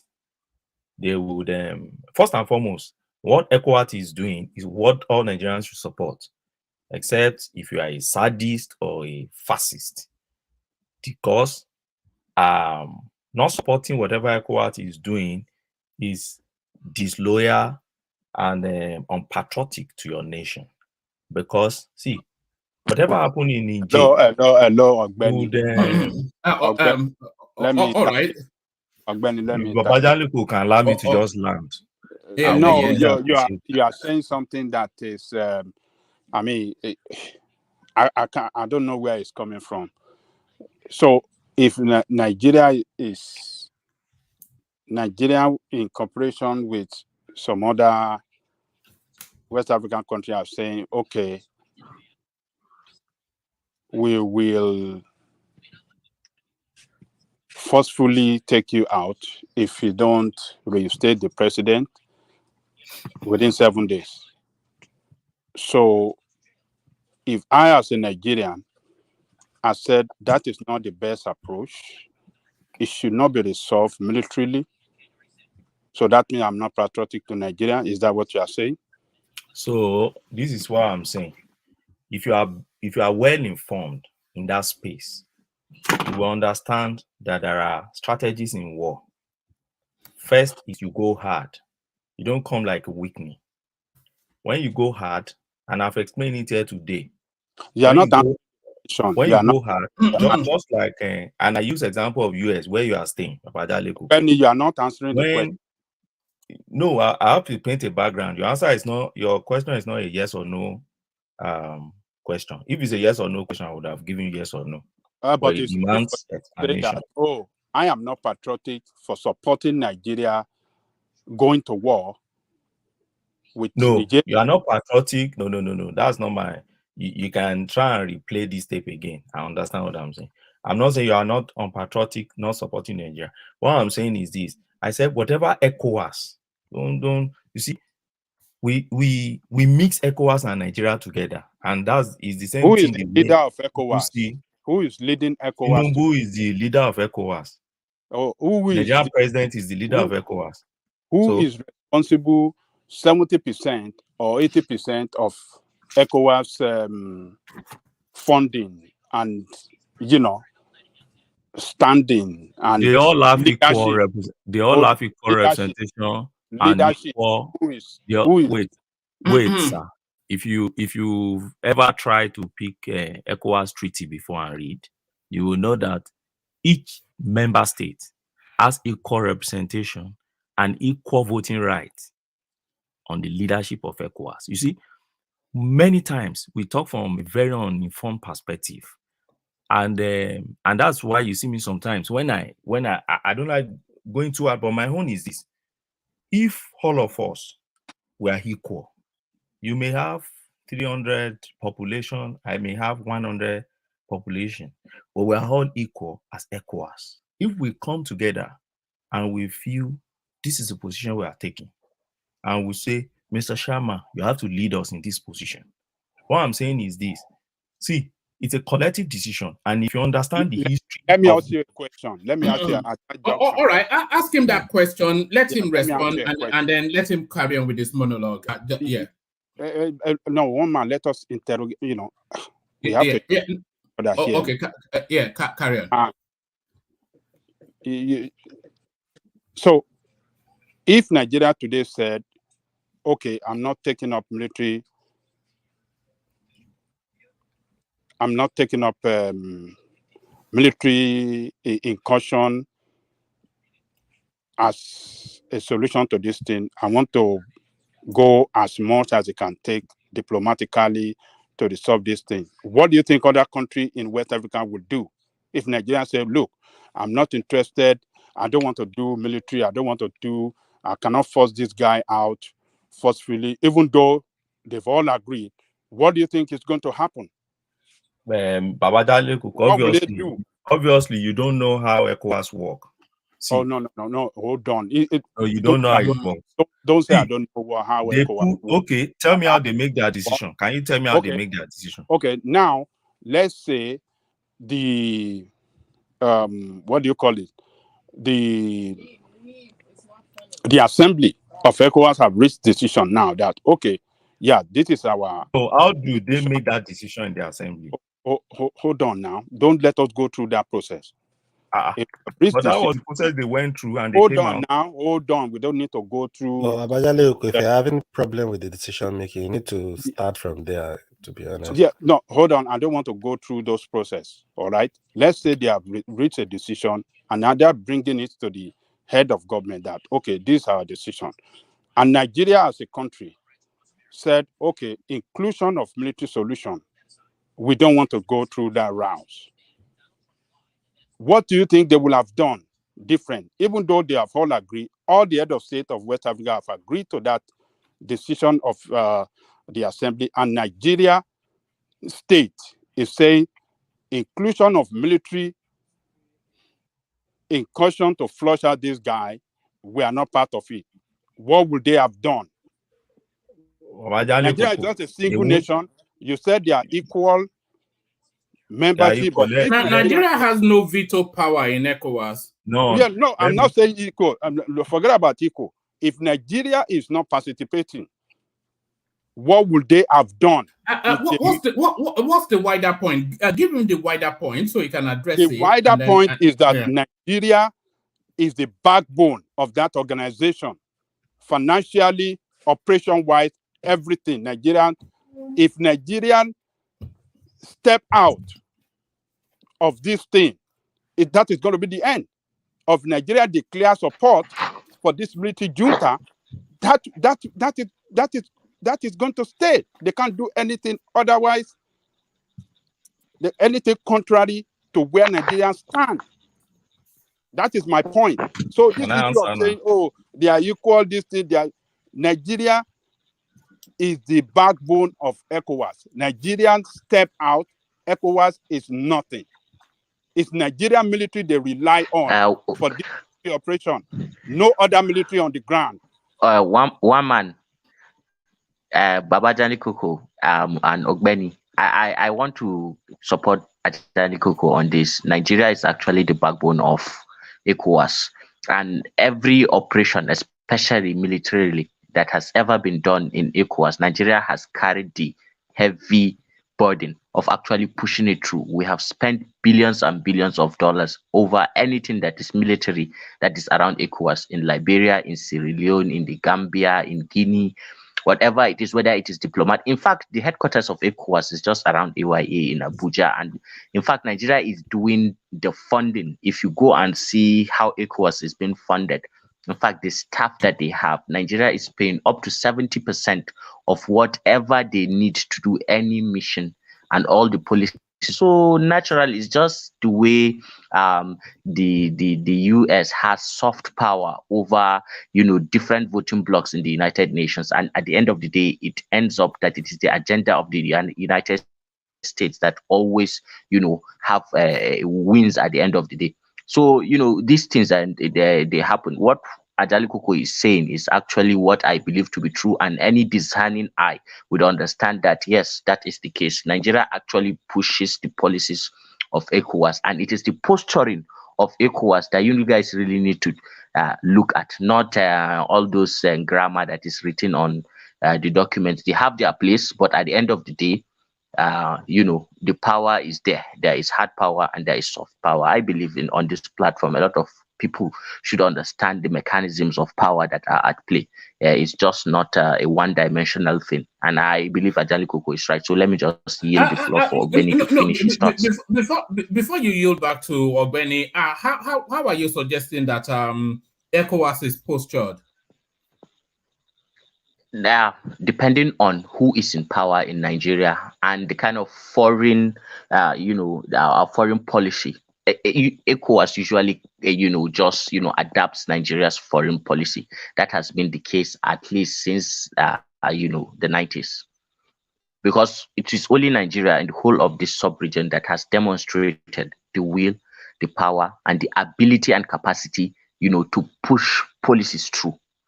And it's experimental probability, what you have done before, and you have the capacity of doing it. Naturally, people will yield in terms of the population, the resources. It's only Nigeria that can look at a country in West Africa that has the surplus to engage in military activities. It's Nigeria that's going to do the heavy lifting, whatever it is. None of these countries, hardly do any other West African country have up to 20,000 troops. Nigeria has almost 140,000, so a lot to spare. How much is the budget of any other West African country? And anything that has to do with military, it's about, real money, a lot of money that all these countries cannot even shoulder. So what are we talking about at the end of the day?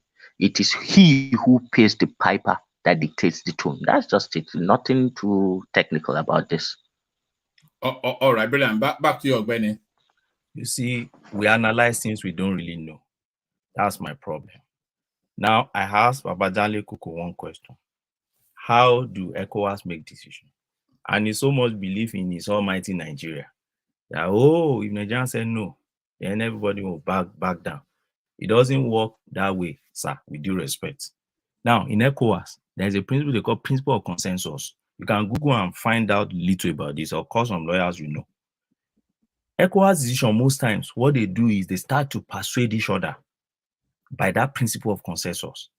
They ensure that they reach an agreement that is acceptable to all parties before you see them coming out and their chairman speaking. They don't do the way you do in the normal domestic parliament, where everybody will canvass his argument and then you now come out and talk. It's called principle of consensus. Principle of consensus is this: they reason together and ensure that if all these things is agreeable. Do you think the Nigerian head of state will just go there and say, oh, no, I want to go to war? or no, I'm not going to war. No, they put their cards on the table. They try to analyze history of that place over time. They try to understand what exactly is the issue. Then what are our strategies? So their strategies could be, let's go hard on them first. Let's mobilize first. Then send envoy to start emissaries to start negotiating. But let's keep our own mobilized on ground. That is by the principle of consensus. So the fact that Nigeria has maybe 45 to 55% of stake, not even stake in terms of budgetary and in terms of military. Then when you mention that military and say, oh, they be having military intervention and Nigeria is shouldering it, that is just an aspect of ECOWAS. That's not exactly what even ECOWAS is even built for. It's just because of the military interventions over the years that made ECOMO to come up. They have their council of ministers, they have many technical committees and experts. They have consultation with stakeholders and all things they do, and they have their legal framework that set ECOWAS up. So don't see ECOWAS as if, oh, because I learned something, the last week I said, oh, because their secretariat in Abuja. I know where it is in Asokoro, but because secretariat of AU is in Addis Ababa, does it make Ethiopia the leading light in Africa or in Addis And I Ababa? think it's more like before So Brexit, saying England is the one controlling EU and making the decisions of European Unions. Well, maybe more like that. Although EU headquarters, I think it's in Brussels. You now say, okay, they are the one controlling. No, it doesn't work that way. So that's the first point I want to make. Then then let me go back to the point I've been making before Dadeko. So my point is this: I'm not saying that I said you will be very unpatriotic if you don't follow and support what ECOWAS is doing presently. And what ECOWAS is doing is this. You see, all this military intervention, we all had it in Africa in the 60s. What has it led to? All the Israel and others, they all came and they all told us that the civilians were not doing it well. They could do it better.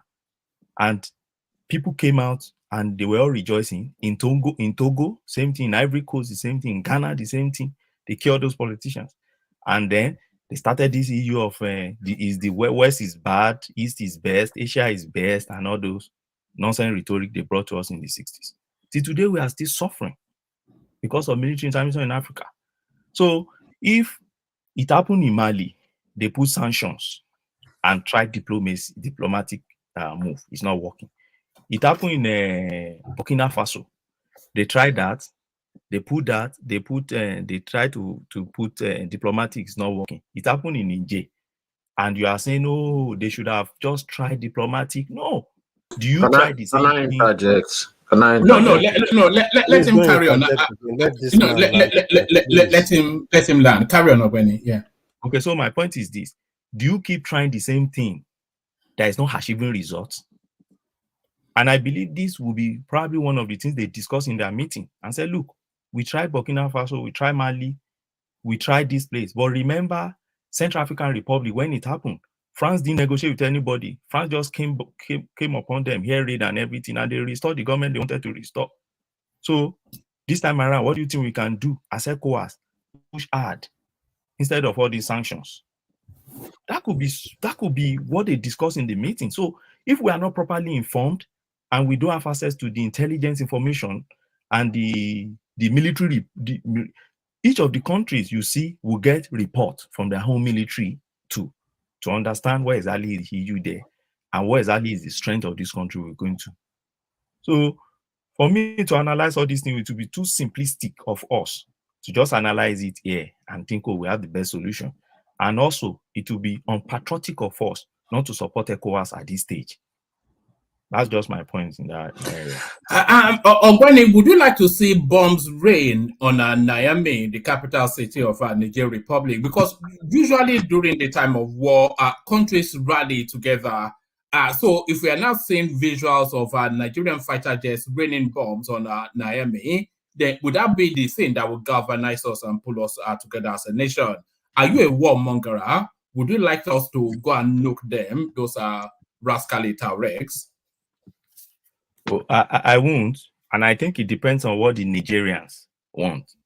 I'm not talking of the propaganda they are peddling on the TV station and others. What do the Nigerians really want? It depends on that. So I'm not a warmonger. I don't believe in war. And you see, there's an aggressor here, and I keep saying it. The militaries are the aggressor. The military are the aggressor. There is a democratic government in place in that state, in that country. And the military came to power. The junta, you chased them out from the power. You arrested the president.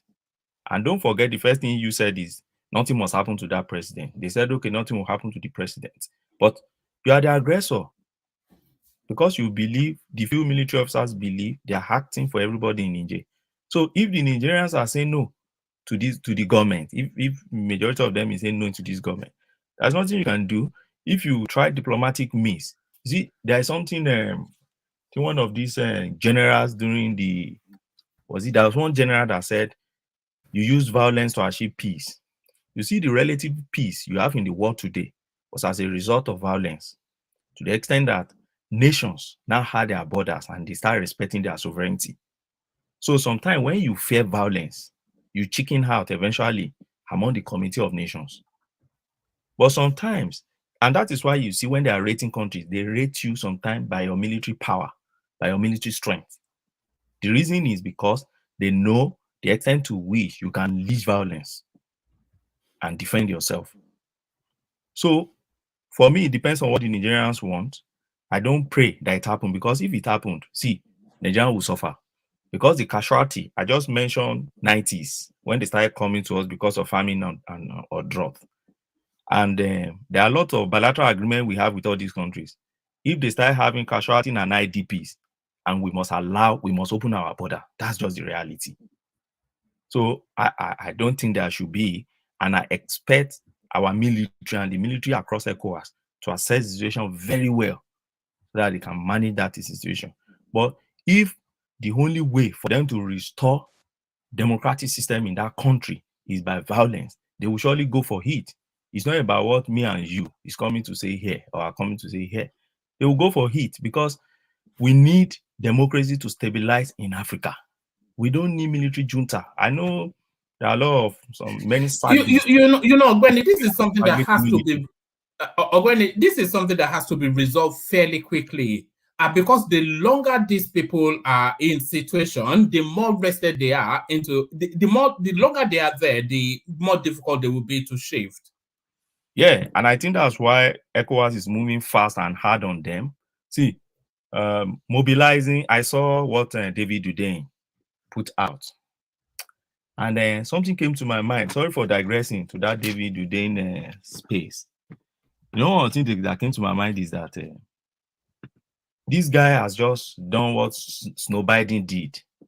An American, after that guy, and they declared that guy wanted. You don't bring out official secret and you think you are doing investigative journalism. That is, and that's being unpatriotic and disloyal, and that's the thing I'm talking about. That's a treasonable act right there. That's a treasonable act. That's a treasonable act. It's official secret. Hello. What is treasonable for reporting that troops are getting prepared to leaking military secrets? Ajani Coco. What are you people talking about? What is secret? If it was US, would that person see daylight again? Yes or no? You won't see daylight. Baba, you know, Nigerians, we live in the West. What is secret? We still want our own space to stay in the darkness. Are massing along the borderline. Is that secret? People cannot. Yes, it's official secret. Was it public? Do you see it in the official news? Hold on, gentlemen. I don't understand this kind of argument. So for us that don't believe in war against our neighboring country, so you think that's not a good news for us? It's still, whether it's good for you or not, it's a breach of It's putting the lives of Nigerian troops at risk. What is putting their life at risk it is a good news for us so that we can raise our voice publicly. They were quietly mobilizing, and is notified the Nigerians. Okay, Ajani Kuku, he is that is notifying Nigerian or reporting? He committed a crime, but you Hold are saying on, that because you it's guys, your hold benefit, on. You don't know. it doesn't You matter. don't know how. You don't know how you are media encouraging operates. Can we not to commit flog this crime. issue and let You are Ogbeni encouraging more just people to continue commit with crime. what he was saying? That's what and you let are us doing. know it? You guys are encouraging more trying people to to commit crime. stifle. Is trying to stifle. But you are the encouraging more people to media commit crime. from operating freely. When we are in a But you are democracy, encouraging people to commit crime. what do you mean by crime? Which crime? I don't know. He has not You are committed encouraging crime. He has committed a crime. It doesn't That matter thing whether is a it's good breach for of you or official not. secret. Which crime? Who It's a breach of official secret. Let's carry on now, guys. Let Ogbeni land his plane. I want to get it. You know the penalty for what he did is the ultimate penalty. What that guy did. Yes. No. Hold on. What? Let me get the report. Maybe I'm listening to different things. Are you saying what he reported in the news is a crime? Is that what you guys are saying? Bit of the news. Oh, so it's a crime. Yes. Bit of the news. Bit of the news. So no, what did he actually do? Let me tell you what he did. You see, it's very clear that Baba Danleko is not even aware of what he did. See, okay, tell me. He knows they are the mobilizing. They are mobilizing troops. No, hold on now. Don't heckle. Go on. Now, Nigerian government is through ECOWAS, through Nigerian government is mobilizing troops to the border of Niger, which is Sokoto. They are doing this thing secretly. It's not open. They didn't make it a news. And then the letter for the deployment was marked official secret. Go and check it. Mm-hmm. And this guy captured that letter and published it. And then annexed his comment to it to say secretly, you see that letter, and annexed to it to say that secretly the Nigerian government is mobilizing already. Don't you see sedition there to start with? Oh, you know the meaning of sedition? Hold on, you people. I don't get it. How was he able? How was it? Hold on, you guys. As if you are not in a democracy, as if you don't know how. But democracy doesn't. Let me land, man. Democracy doesn't make somebody mad. Let me ask you a question. Let me land. No, you land. Okay, go on. Let me land. So this guy was able to secure this letter. How was he able to secure this letter? From the military, right? And he published it that, look, Nigeria is secretly organizing to take up war against a neighboring state. Yes. When the president have not even taken approval from the Congress. Must the president go to war? Hold on. Ajale Koko, don't open up that space because it will go on forever. But no. Let me land. Yeah. It's not going on forever. Let me land. All right. Okay, go on. In a democracy, before the president go to war, he must take approval from the Congress. So he's doing this thing secretly and want to plunge us into a war with our neighboring country that will cost us so much. We are going to use. They are going to fund this war with taxpayers' money. Who is winning? Who is losing? Who is carrying out what is right? Has it followed the right procedure with the representative of the people to take up this war? I mean, you guys, I don't get it. Please explain to Abdullahi Ganduje. Is there any portion of our constitution that says the executive, the president must seek the permission of the legislature before you declare war as the chief in command? Yes. That is yes. But you see, a lot of people doesn't know how democracy operates. A lot of people doesn't know how democracy operates. Please let me explain. Is there any portion of the or the security of running the state? The secrecy of running the Can you state. guys show me in the Constitution? I would really love to. I would really love to. Ogbeni is a lawyer now, so he would know. So That's why I'm asking Ogbeni. Yeah. So that at least I don't know who is the one who is asking me that question, please. This is Adewale. Okay, Mr. Adewale. See, Mr. Adewale, see. If Nigeria is going to secrecy of running the state in democracy, let me talk now. Should not be allowed. Baba Daleko, let me talk now. Is my carry on. Thank you. Yeah. So, see, if Nigeria is going to war as a Nigeria, you need to go to National Assembly, the Senate, to get approval in that war. There are exceptions to it too. But this time around, Nigeria is not going to war as Nigeria. ECOWAS. Don't forget that Nigeria has troops that are part of ECOWAS already. If you don't mind, my brother, is it possible to show me that portion in the Constitution? It may not be today, maybe tomorrow, and show me where it's written in the Constitution. For Nigeria to declare war, that's Nigeria, not ECOWAS now. Because the last time it happens in America, it was more or less like a courtesy call to the legislature, and for them to be able to approve. In Nigeria, you need that's why I'm not so sure about Nigeria. That's why I wanted to be enlightened on that one. The approval, I think, is even Senate also. So that's to declare war. The CNC will declare war, but it needs approval. But there's another clause to it. If I can remember, I think there's another clause that it can first declare and then go back to them within 30 days to get ratification. But I'll go and look at that. But the exception in this one is Nigeria is not officially declared war against any country. It's the troop of ECOWAS that will be going for this war if I thought they are going. It's not Nigeria that is going war. That's the difference Baba Daleko don't understand. Secondly, Baba Daleko don't also understand the fact that all the defense he has made for Udein here, they're not defense to treason and sedition. Sorry, Ogbeni. Is the deployment of Nigerian troops under an international mandate, is that still subjected to parliamentary approval? It's not. That's where I'm going. It's not. You dispatch. Presently we have our military in Guinea now. The last time was it Guinea or Liberia? When Tinubu he went to see them now. I think Guinea. We have our troop presently there. Do you hear them going to National Assembly to get that? We have our troop in so many spaces, even within Africa. I think somewhere in Sierra Leone we still have our troop there. Do you see them going to get that? It is only when Nigeria is declaring war. And that's why I said, let's try and find a difference between Nigeria and this ECOWAS. And all this, because we are big border, people think it's only our resources. It's not so. See, the fight we went to Liberia and Sierra Leone to fight, till date, do you know they are still paying? They pay natural resources to your country. If you don't know that, get that fact now. So everybody will still pay towards whatever they want to achieve in ECOWAS. It's not as if Nigeria will just carry everything in there. Resources to who? To Nigeria government. Who you don't know? Who Liberia, no, not ECOWAS as a body. Members, are they not members of ECOWAS?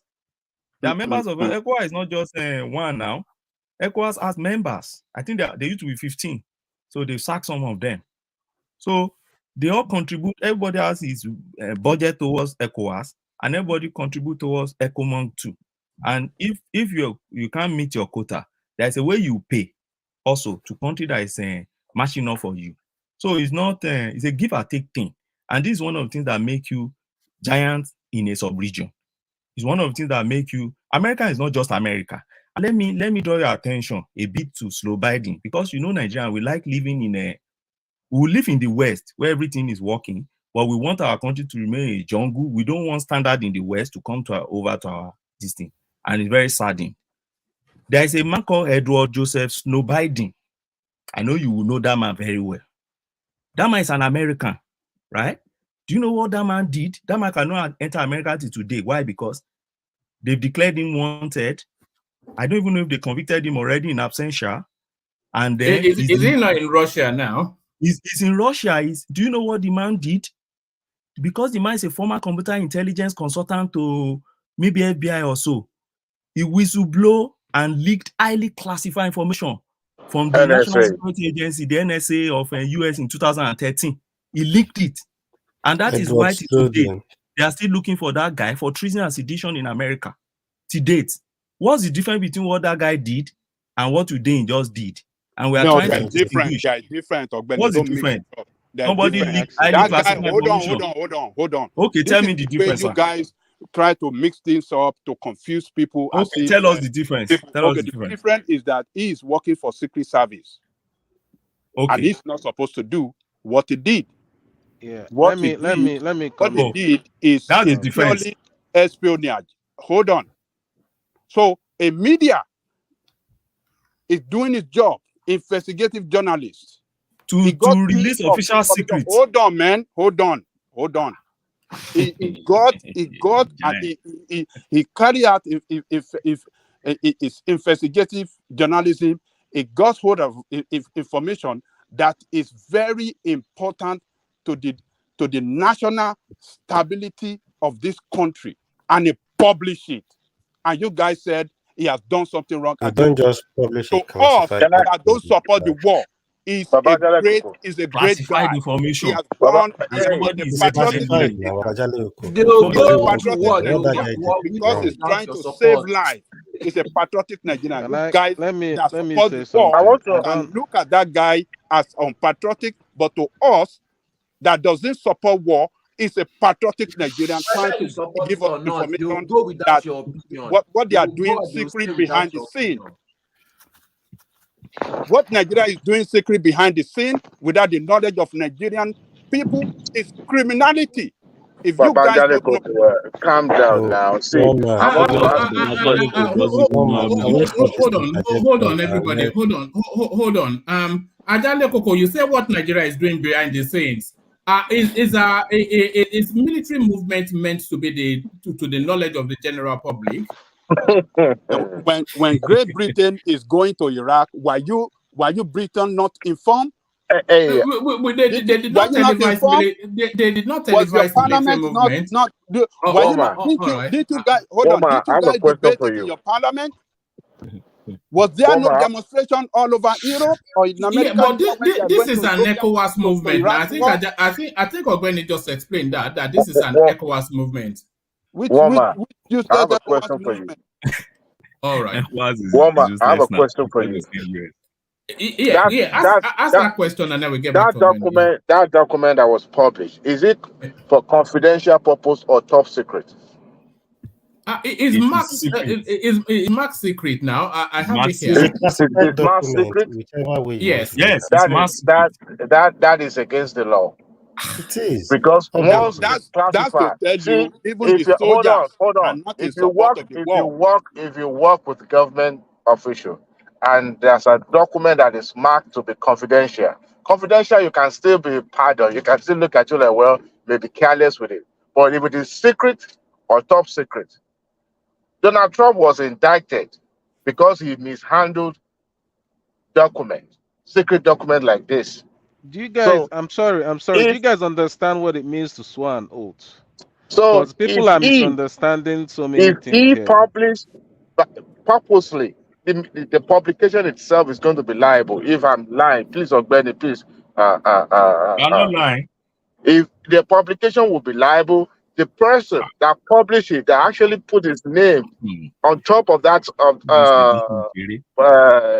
essay, he will be also liable. So what Babajale is saying is not correct. Because I asked that question, is it marked top secret or secret? If it is secret, it is not meant for public. The letter that was published, what is this called? Sanwo-Olu's letter, was merely a confidential letter, not a secret. That's why someone could easily sneak into the press. And I bet you if they're able to trace who leaked that memo, they will punish that person. But now I don't think you're getting to the point of who they're supposed to punish. There's something about hold on. So, but if this document, because I'm driving now, I can't really pinch it and see it for real. But if it is marked top secret, nobody. Journalists at times will come across. Journalists will come across some vital documents like this. They know the weight of those information, but they would not have enough, how should I put now, to publish it, because once they are not clear to publish it, they themselves know that they are going to be liable. And that liability is going to be so weighty. So they will weigh it, whether they should do it or not to do it. So if something like this is marked secret or top secret, and you ended up publishing it, my brother, it's beyond espionage. You are completely an It's enemy of the treason state. now. It's treason. It's treason. And sedition. Woman, Yes. please, can we stop this interjection and let Ogbeni really land? Let him land where he's going to. So we can move Why are on you saying we smoothly. should not interject? What is there? No, the When interjection is coming too when he's much, trying to and hold we on are. now, that is the beauty of the show. When Yeah, somebody but is saying bit by something bit, usually when that somebody is really into it, the way Ogbeni is hold on, into it.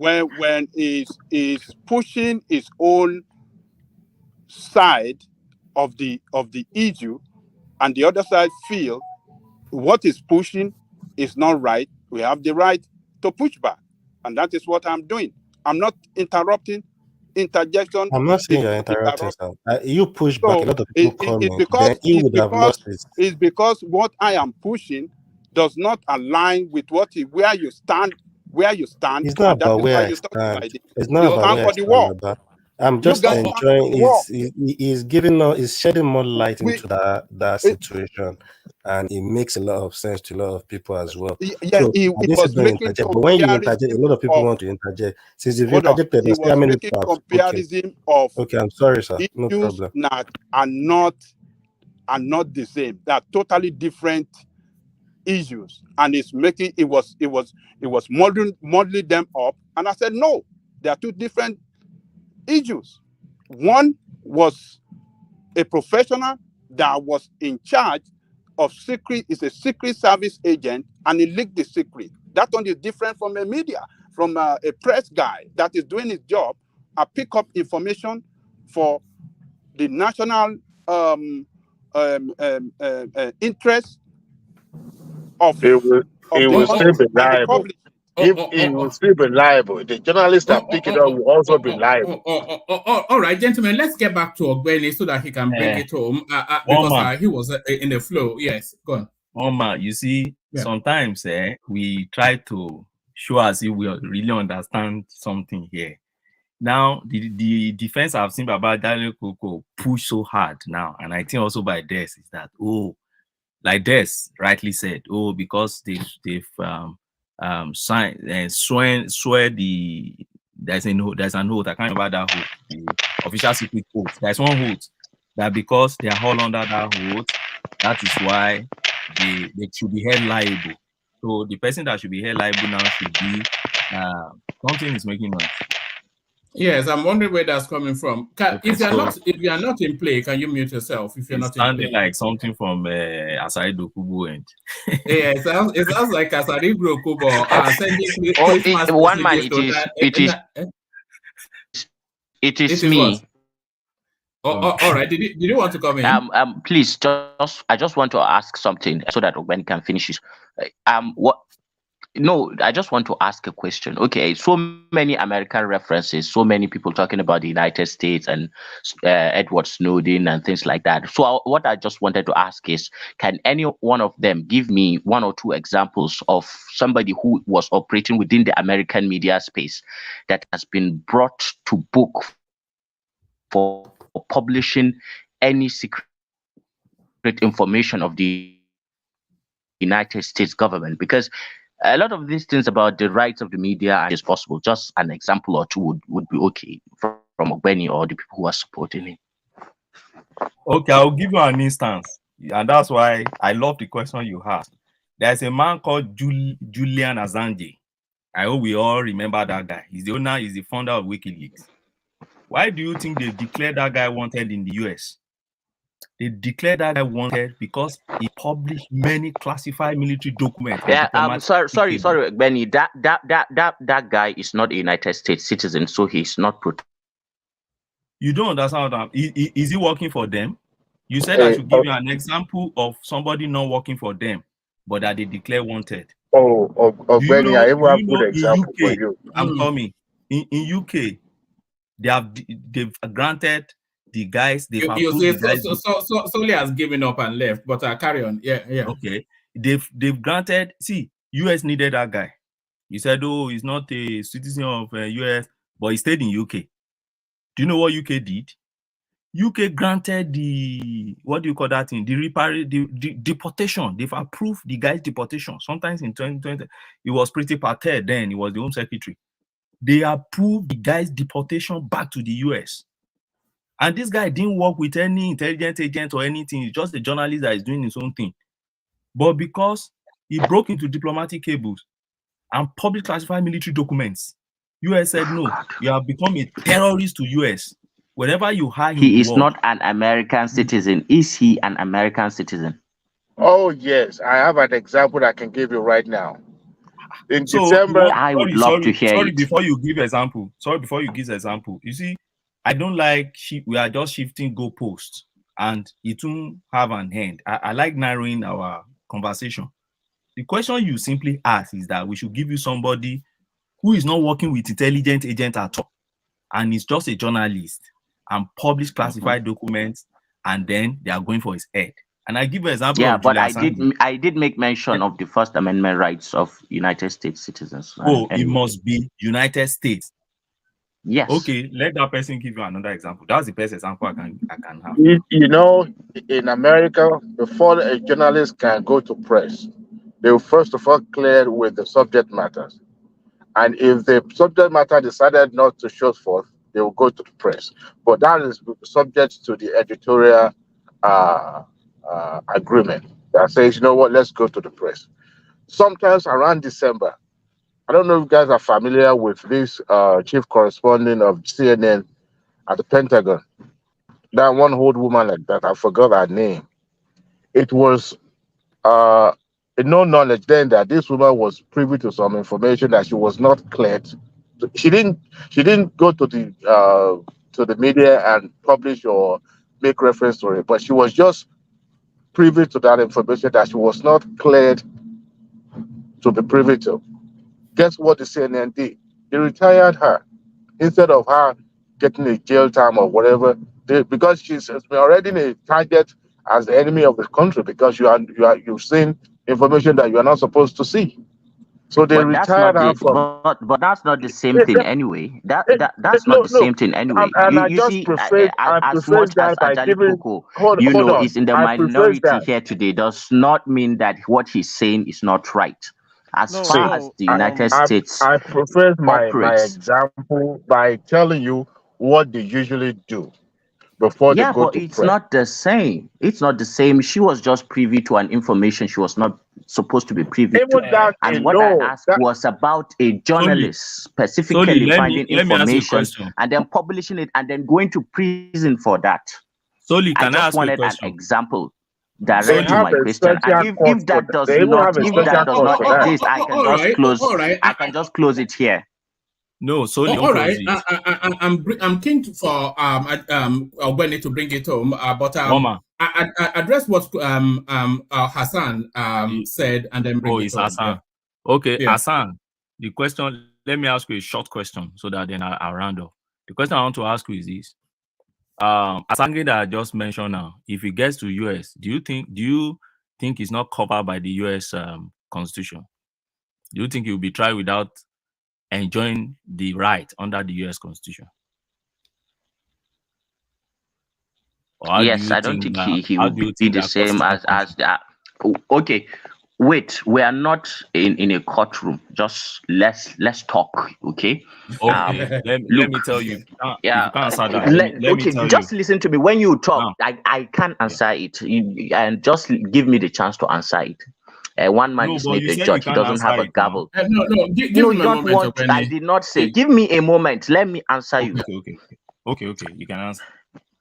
Okay. So there is no way that you have the same rights and privileges as a United States citizen. It does not work that way. And the fact that Edward Snowden is being hunted by the United States. He lost connection. No, that wasn't my doing. But I carry on, Ogwene. I think Hassan come back. Carry on. It's actually very. I sent you something because I know this space very well. There's a very big difference between when you are in some sort of a military or whatever, you have to you sign a contract and you swear an oath, and that specifically they have its own law.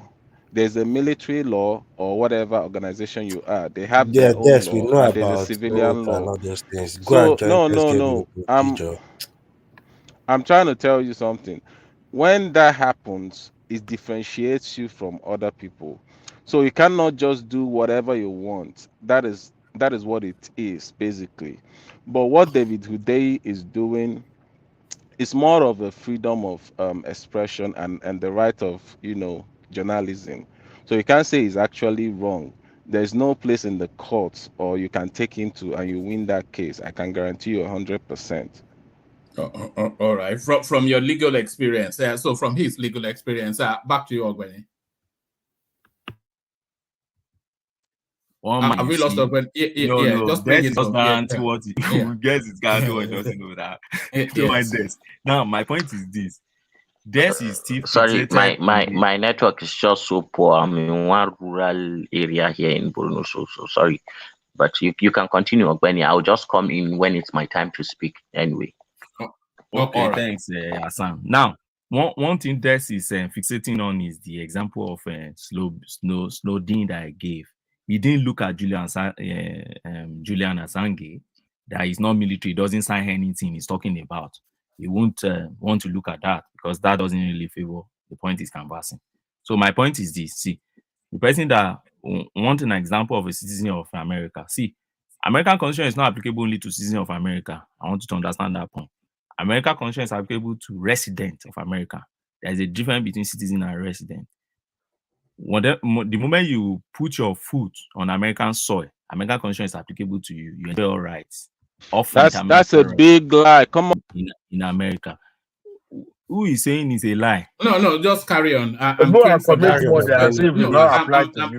I'm The keen for that space fundamental to wrap human up. rights, the fundamental human rights in America and freedom of press is applicable to resident of America and not only citizen of America. Go and check. You see, we sometimes we do some. I don't know. You're right. Yeah, No, go ahead. You're right. Please, let him land. We've been on. Yeah, let him land. Just let him land. There's a difference between citizenship in America and resident of America. In UK, all laws in UK is applicable to resident of UK, not citizen of UK. There are people who are not citizen. Somebody like me, not yet a citizen of UK. I'm just a resident here, and the laws are applicable to me. So what's he saying? So American Constitution, the fundamental human right, they believe is applicable to every human being, and freedom of press is part of it. So yet they believe that there's an extent you should go. See, freedom of press is not freedom for madness. I keep saying it. There are extent to where you should go, and that is why for me, I love what Alake is saying. But the only thing is, for me, you don't need to regulate media. What I think, like, you don't need to. Do you think what Alake is saying is some sort of a covert stifling of the obedience space? Okay, so my no, I don't think so. You see, one man, we like taking this obedience space too serious, as if government policy is all about them. We have Nigeria to run better than obedient. So don't let us see. Social media has been used to do a lot of havoc in Nigeria. I'm telling you, beyond obedience. But Ogbeni, to be honest, let me give you an example of the areas you see them looking at. For instance, in Nigeria, people have committed suicide because some people on social media published their nude picture. We all know. We are here. A lot of marriages, particularly of the celebrities in Nigeria, they've broken it up because of social media. They expose their privacy, they expose this and that. A lot of people have entered depression because our mental health facility is not okay. Nobody is doing statistics on that and get that. And a lot of state secret information, like this David Duverne thing, has been revealed. So there are a lot of things social media is doing in Nigeria that we need to now be careful. Now, where am I going? I don't support what Alake And it depends on what Alake mean by regulation. I don't think you should be regulating social media. It's not even what you can really regulate. For you to say you don't know why he says that, but let me tell you, let me chip in something quickly before you continue. You see, there is a lot of things going on social media that is really misleading, and with the state of that country now, I'm telling you, if they don't curb it, it will cause a lot of havoc. You can continue. Okay. So for me, beyond Obi and other, this thing I've done a lot of havoc. Not even only in Nigeria, even in outer space, in other places, all these things are happening. So it depends on what Alake mean by regulating. For me, I won't say they should be regulating like the communist states like China and others do.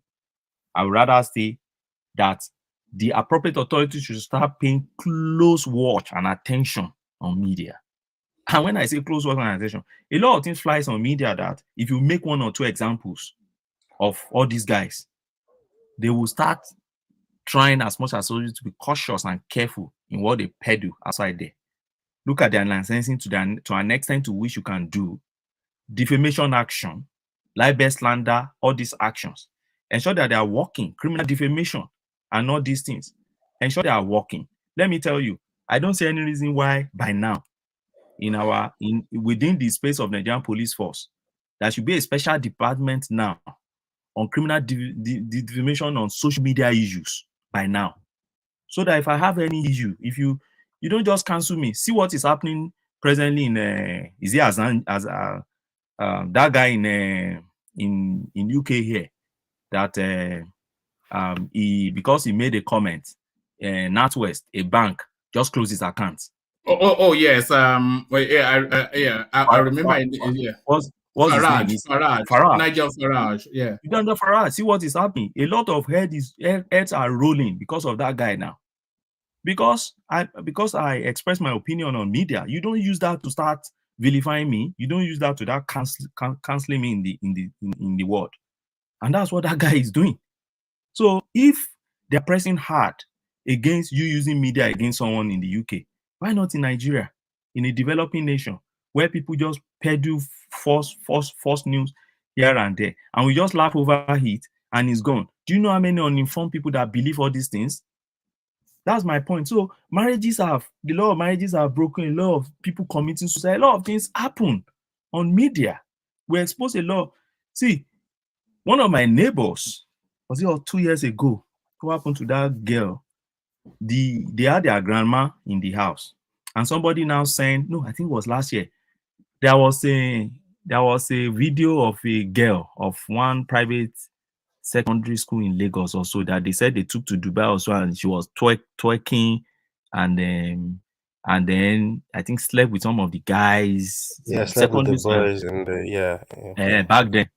That video went viral on media, and somebody sent it to their grandma, one of my neighbors, their grandma's WhatsApp. And then their grandma sent it to this my friend.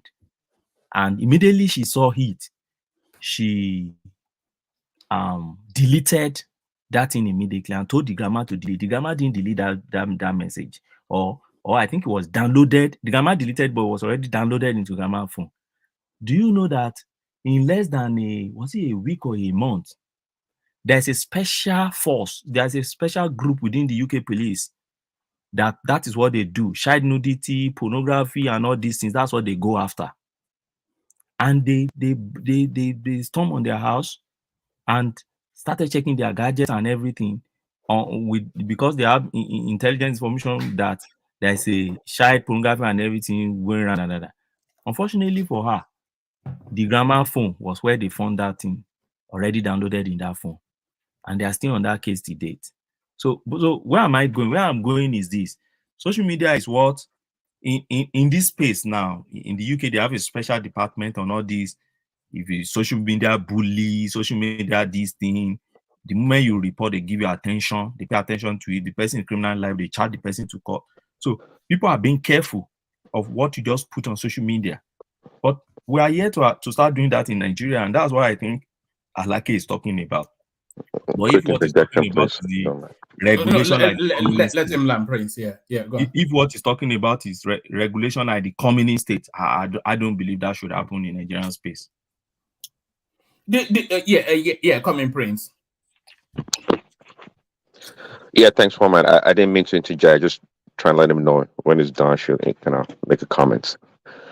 Um, yeah, great submission by Benny, of course. But I would not support any government that tried to shut down the voice of the people. Right? Yeah, we may think Tinubu and Dilaleke, they're good right now. To the next tyrannical government comes about. This is a really sensitive area when it comes to the freedom of speech of the citizens. Uh, to what extent are they going to start going after people's private conversation that has nothing to do with the government? And I truly understand there's abuse on all sides, and I think Ogbeni know that for sure. There's no way he's going to stand there and say what the um, Department of Justice, the FBI, and these other agencies. You heard about the Twitter files. You know the abuse, the uncharted abuse of the Biden administration and many other agencies in the United States. They are abusing left and right American citizens when it comes to the need to express themselves. To the point that in the recent fight that came out that the Facebook and Twitter thinks about the Biden administration as being a stakeholder in information that needs to be exposed to the public, meaning that the Biden administration can call to Facebook or Twitter before Elon Musk took over and try to stifle people's voice because they have a dissenting opinion. Okay. What is going? You mentioned Farage. That's an abuse of power. Also, I'm not sure exactly what date for his bank account to be closed. Okay. There's no way we're going to be saying all this shenanigan. Um, um, no, what do you call it? Cases against Trump is legitimate. So, but let's keep it to the people. Um, in explaining what David Ordain, I guess that's the way his last name is pronounced. I'm not a fan of his, but at this point in time, I'm not sure if the law really covers him or exclude him from the law that you explain. He's a journalist, he's a private citizen. But if there's a law in Nigeria of course, he has a right, he has a professional obligation to, I guess, himself or the media institution of journalism to be careful when it comes to sensitive information by the state because its action can lead to death or killings of some innocent citizens. I understand that, including the military. So that's where it goes. But obviously, he's not a military guy and is able to get access to military document, highly classified or sensitive information, and he published it. Is doing the at this point in time we can say is doing the citizen or the Nigerian state a favor, shooting cases of war that the people don't support, they don't want to go into because you know what war leads to. Okay, so at this point in time, I'm not sure if the law is clear about if he's guilty or what he did was wrong. And in reference to Julian Assange, as far as I know, was a Swiss citizen. Maybe he's been to America before, but that doesn't make him the jurisdiction of America does not really um, um, control what he did.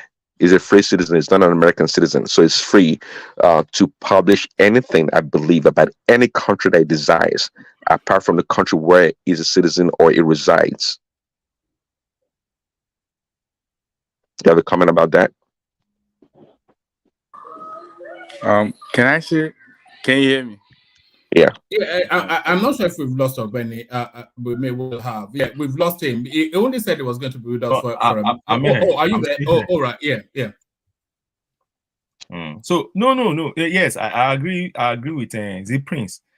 Yeah. I agree with yes, I agree with Prince that which I think I just made my point too, because I said I won't support media regulation, that's social media regulation, and I said, how do you even regulate it? It's a difficult thing to regulate. It's global, so I can sit in UK and be publishing whatever I'm publishing in social media into Nigerian social media space. So I don't know how you want to regulate me, but my own is this: I said they should keep watch on it. We have all these laws on ground already. law of criminal defamation is on ground, civil defamation, normal libel and slander and co. And what I'm just saying is this. Since social media is a big thing, even presently, we have our president, which were not the case before social media came. We have our president now having essay on social media, right? We have our governors now having essay on social media because it's a big deal. Everybody understands the impact now. If you are in any public space now, or you're a public figure, if you don't have somebody dedicated to your social media, you'll be in trouble because you need to be correcting narratives about you in that media space, and you need to be correcting people's perception about you. If that is the case, what I'm just proposing is that our law enforcement agents also should take this thing serious. There should be a department dedicated to this. If there's any complaint coming from social media, don't just take it for. There was a girl in was it Lagos, the one that they brought out a nude picture that committed suicide. Same on social media, but everybody just saw it and everybody laugh and that. There are a lot of on this same this is our platform. We have said before, aside Dokubo's hold videos, so people bringing it out and then connecting one to two and say, oh, this is what he's saying again. And a lot of things like that happen in Nigeria. A lot of we know celebrities, they broke the marriage breaking because of all these social media things and co. And what I visit police station, I work with police a lot. See, there are some crime police don't really take serious in Nigeria. Rape is one of it. And I keep saying it. Why would police rape? Police will tell you, why did you even dress like this? Ah, sister. See, even you. Yeah, so why did you go to the guy's house? Why did you go to his house? See how you even dress, come police station. No, you will talk to you, then rape you. You now be wondering that are these people mad? These are crimes that in saner space they take so serious. The mere fact that you're even alleging it alone, the way police will deal with the accused person. So same thing with social media. If you go to an average police station in Nigeria now and you say, somebody defame you on the police will first laugh, like particularly if you are not a rich person, say which reputation you get that they are defaming you, which they can cancel you for there. Go sit for us now. Can I ask you a question? No. I'm keen to get to her because Ogbeni has been held hostage for such a while. Ask him that question, and then after his response, I'm going to go to Hassan only because he's joining us from the deeper parts of Borno State, and his connections is very poor. So I want to document him before he loses connection completely. But I'll ask Ogbeni the question. I'll Ogbeni respond, and then we go to Hassan. Based on what you said, actually I disagree with principle. I'm not going to go into that, but based on what you said, so don't you think that social media should be regulated to the fact that if I say something, so now let's say I don't know you, but I publish something that's not true about you, and you go ahead and report to the police and they didn't do anything. So based on that, don't you think it should be regulated where, I mean, this should be something that's going on, like if I say something or people reported me, the DSS or whatever security architecture that we have already, they should be able to look into this information to whatever people are reporting to them. And I think you I actually agree with the regulation, but you saying that you don't know how they will do that. What do you mean? And the fact that if somebody says something that's wrong about you, that's something to be regulated, that I have the right to report them, or I have the right to sue them. So what do you why are you thinking that there's no way to regulate it? Okay, so there is difference between regulation and keeping watch on something. Now, let me give you an example of regulation. For instance, in China, you can't open Facebook page within the Chinese space. It's outlawed, right? If you're going to open even Instagram, you have to get permission to open Instagram, right? Now, there's censorship. That's not true, though. Well, that's what they made us to believe, that you can. And I also know that's because they there's have no their own access Facebook. to those. All right, let him just respond. I'm keen to move on. Okay. Yeah. So, and they told us that they have their own app, like WhatsApp. So if you want to use, you use that app. I've used that app before to buy things on Alibaba.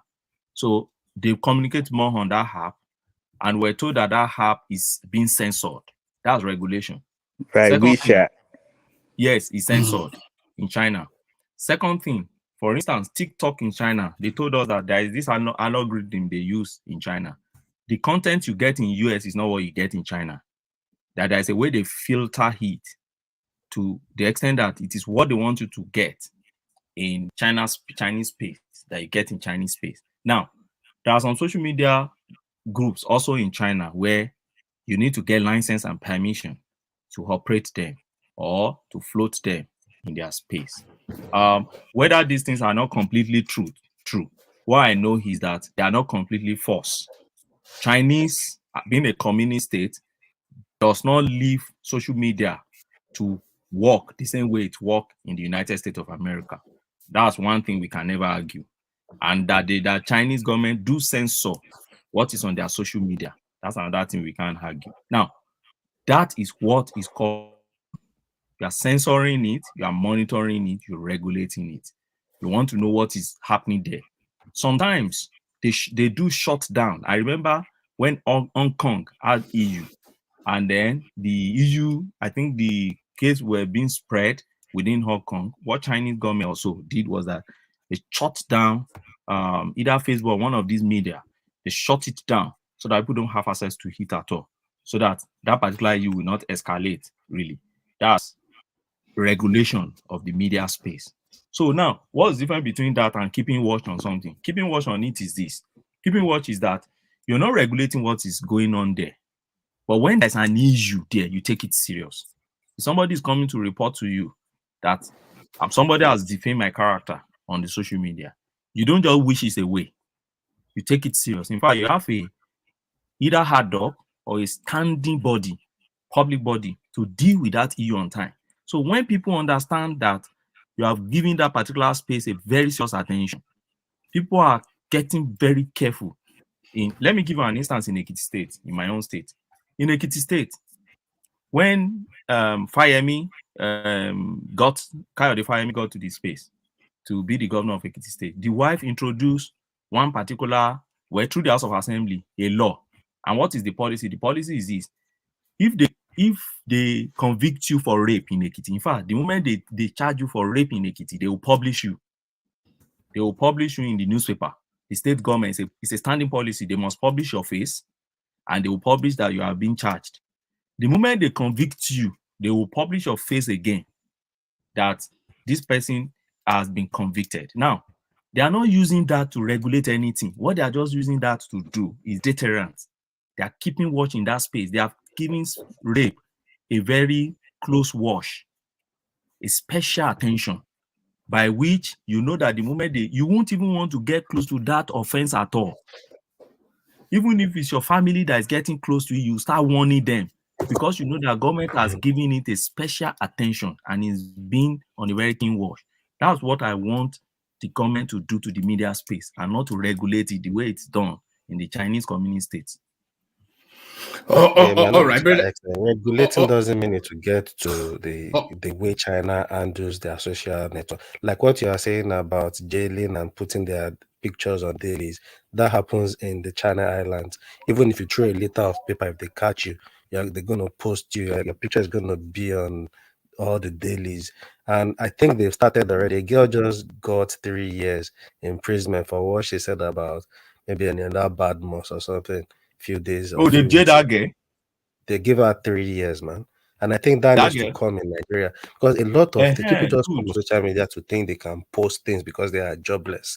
They will just post a lot of things that you just think these things are not helping matters. These are not the things you should be posting. She's got 3 years now. You're right. I don't know the Jada girl. Now, wow. Yeah, she got 3 years. All right, brilliant. All right, brilliant. So thank you, Ogbeni. So thank you, Ogbeni. Let's move on from Ogbeni, who has been excellent. So excellent that people didn't want him to stop talking. But let's move on from Ogbeni and go to Dewale. See if he's ready. Dewale, are you there? All right. Let's come to you then, D. So let's come to you, D. I think we may have labeled this this space totally out of sequence, but let me bring you in off the back of this clip which somebody sent in. So this is clips coming out of Niger Republic, and this is how they are telling us the citizens are reacting to the situation as it's developing.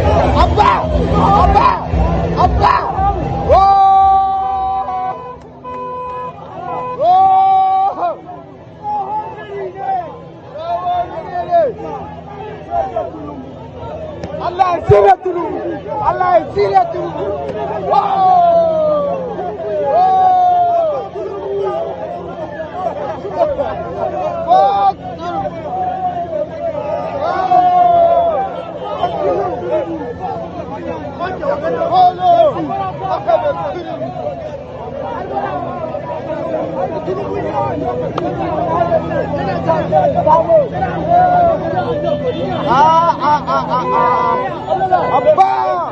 Abba le CDAO.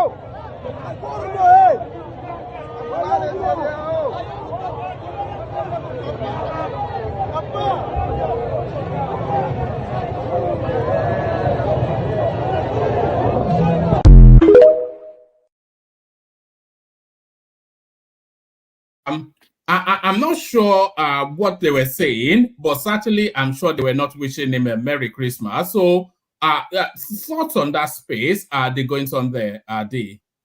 Yeah, it's just like what Ogbedi has been saying.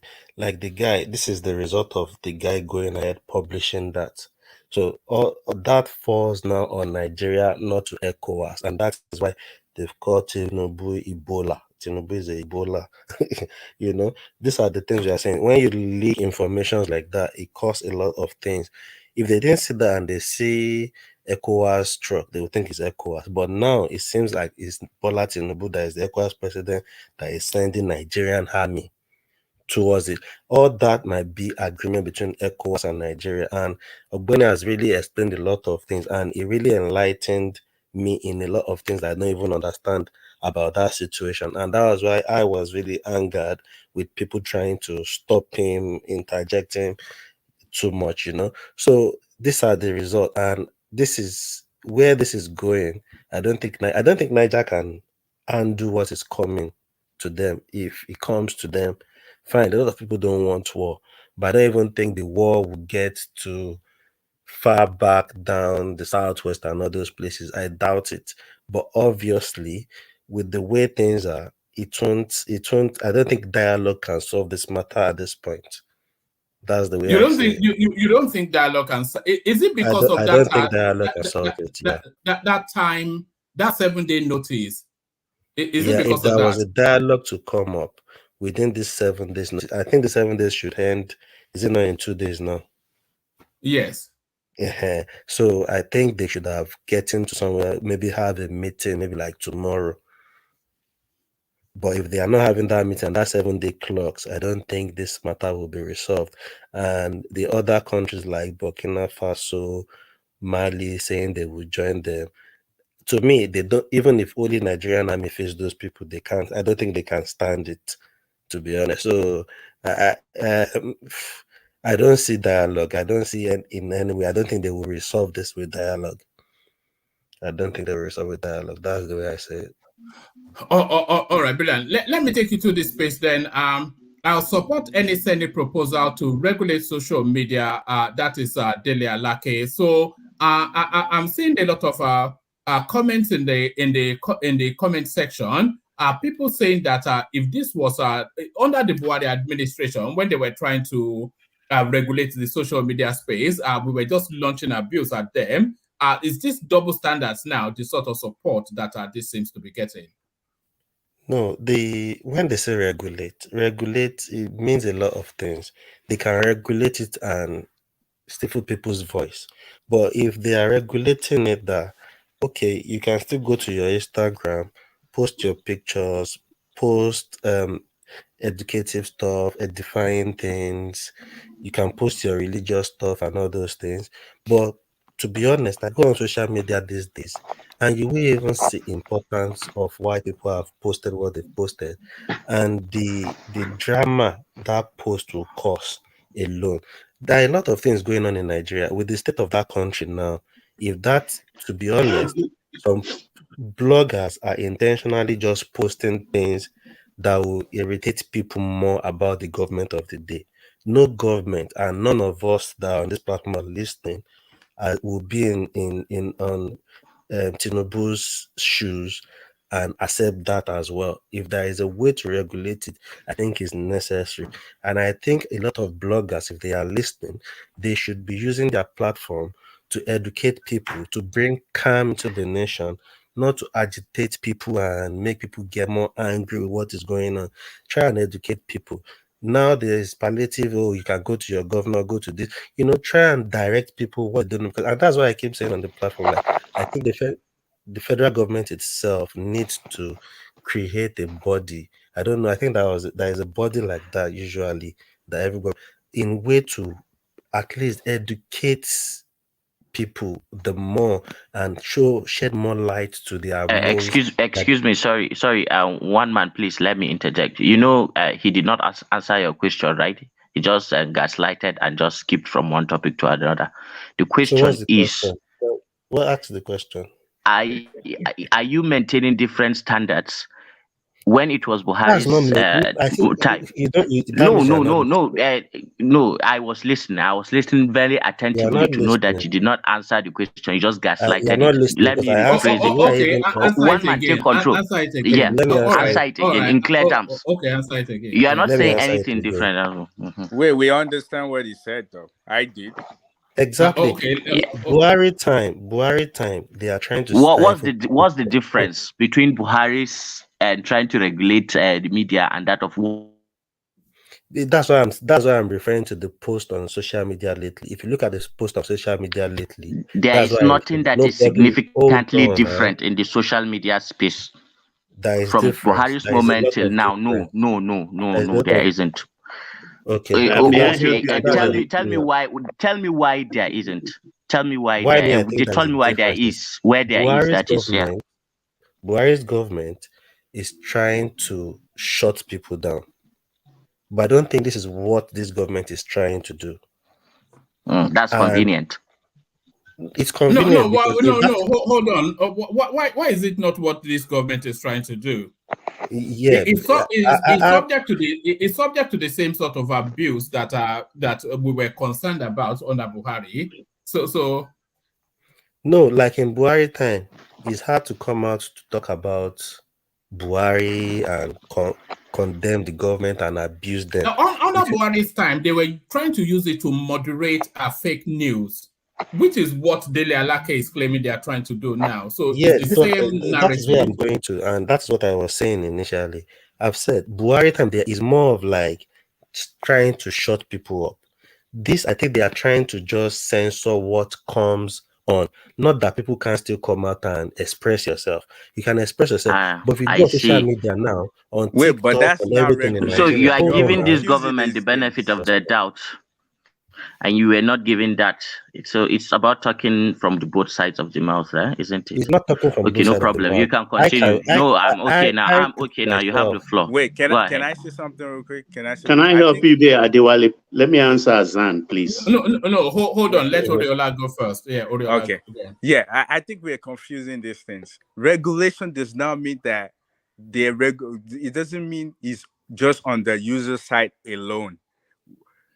Regulation means that that's a guideline that everybody has to follow. So it's not based on just the user. This might also be with the social media owner. Like there's a step Exactly. they have to follow. So that's what regulation is. We are confusing it. Like they want to censor people. They want to tell people what to say. That's Yeah, not what regulation we is get trying to you. do. Hold on, everybody. We are not confusing it, Oriola. We all know what regulation means. What regulation? Because we saw it when the Buhari space, like Mohammed, when he shut down Twitter. What they are going to do is they are going to make it difficult for the operators of those social media platforms to operate within the Nigerian space. No. I disagree with you. That's not what regulation is. No, don't worry about what you think or don't think. This is what we saw play out under the Buhari administration. It doesn't matter what you saw play out. That's because there's no regulation in place. That's why they did what they did. If there's regulation in place and you're out of the boundary of what the regulation is, then they have the right to do what they did, because there's never a regulation. In China is regulated. In Dubai, China is not hold on. Let me land. Hold on, let me land. Sorry, hold on now. It's different from regulation. Sorry, hold on. The world regulation is used in China. Sorry, Warpeace. What is used to control the narrative? Oriola. That's not regulation. That's being no. Can you hold on? No. Answer the. That wasn't the question. If a government wants to control the narrative, what tool would they use? Well, they can use whatever they use. They use the power they have. They use regulations. Regulation. You don't understand these things clearly. Man. Okay. 1 minute. Let me ask you this question. Nigeria have maybe electricity. Let's use electricity for example. There's a regulation in place where if you whoever is going to be in power, maybe distribution. What does regulation mean? What does regulation mean? No, it's a standard that you have to follow. Regulation, they call it's a set of rules. You took the question and the answer away from my mouth. Oriola, sorry. In every country that any social media is being banned or controlled, the word regulation is the word they use. Dubai, China, Russia is called regulation. It's not called ban. In Dubai, you cannot use WhatsApp, or you cannot do video call with WhatsApp. It's being regulated. In China, it's same. In some other countries, same. So if the Nigerian government is saying now, or Tinubu government is saying now they want to regulate it, it's not different from Buhari government that was saying they want to ban Twitter or regulate Twitter. So you're confusing it. That's what I said. No. Exactly. Hold on. Oriola, listen, let me go to the last point. Tinubu, because we have Twitter now and TikTok, that's why we are attacking Twitter and TikTok. Tinubu used Facebook during Jonathan time 2015 against Jonathan. Or you guys didn't watch Facebook? Why didn't Jonathan regulate Facebook at that time? So it won't be fair for us to be giving benefit of that to. Exactly what I said. You're looking at it in the user side. You forget that this company as well. When they regulate these things, it's not only about the user; it's also about the provider. They regulate every single thing that if you're the provider of you this, need to censor the guideline you have to follow. And if you're users, I feel like we're just like mixing them together. And the country. No, you're the one that is confused. Yeah, continue. But you're the one that is confused. But I'm not confused. You are. You don't get the concept. Just because I don't agree with your point of view doesn't mean that I'm confused. You're not listening to what I said. No, I did listen to what you said. But no, you don't. No, hold on. Listen to this. You believe what you believe. That's what it is. No, I know what I know is more the thing. Exactly. You know what you know, but that doesn't mean it's right. Well, it probably is in this instance. If the government wants to control the way that people use social media, they're not going to go after the end users. They're going to go after the platforms that provide the space for people to use. And the way that they will control what people put on social media is through regulations that they apply to those platforms. So they will say that an example will be what they deem constitutes fake news is not permissible within their geographical space. So now they give that to the social media platforms, and then that gray area then on what constitutes fake news. If they feel that it's been violated, they penalize the social media provider heavily, and they will de-platform the end user. So it's a control thing. Regulation is for control of the end users, not the provider. Very well, correct. Oh, okay. So if they find, if they find the provider, that's not control. So if they find them for not putting in place the right guideline, so you don't think they penalize?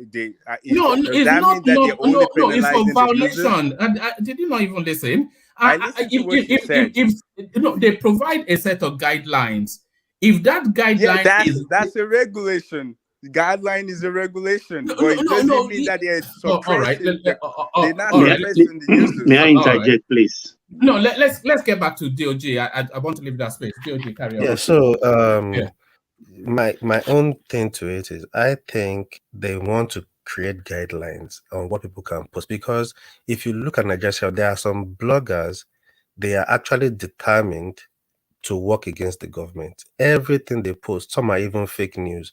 The government has to come out to say, oh, debunk it, that is fake news. The government has to come out to say this is fake news. And even to individuals. And the problem with social media in Nigeria is a lot of people are jobless and everybody wants to make crews and create nonsense content. And I like the way the judiciary has been handled. There is a guy in Oyo State in Ibadan that was just released on bail, that was using a little girl, and the girl was talking about his private parts. Yeah, I saw that. Yes. All those things, they need to come. And a lot of it, there are some bloggers, to be honest, it's like they are working against the government. Everything the government do that is right, they don't post it.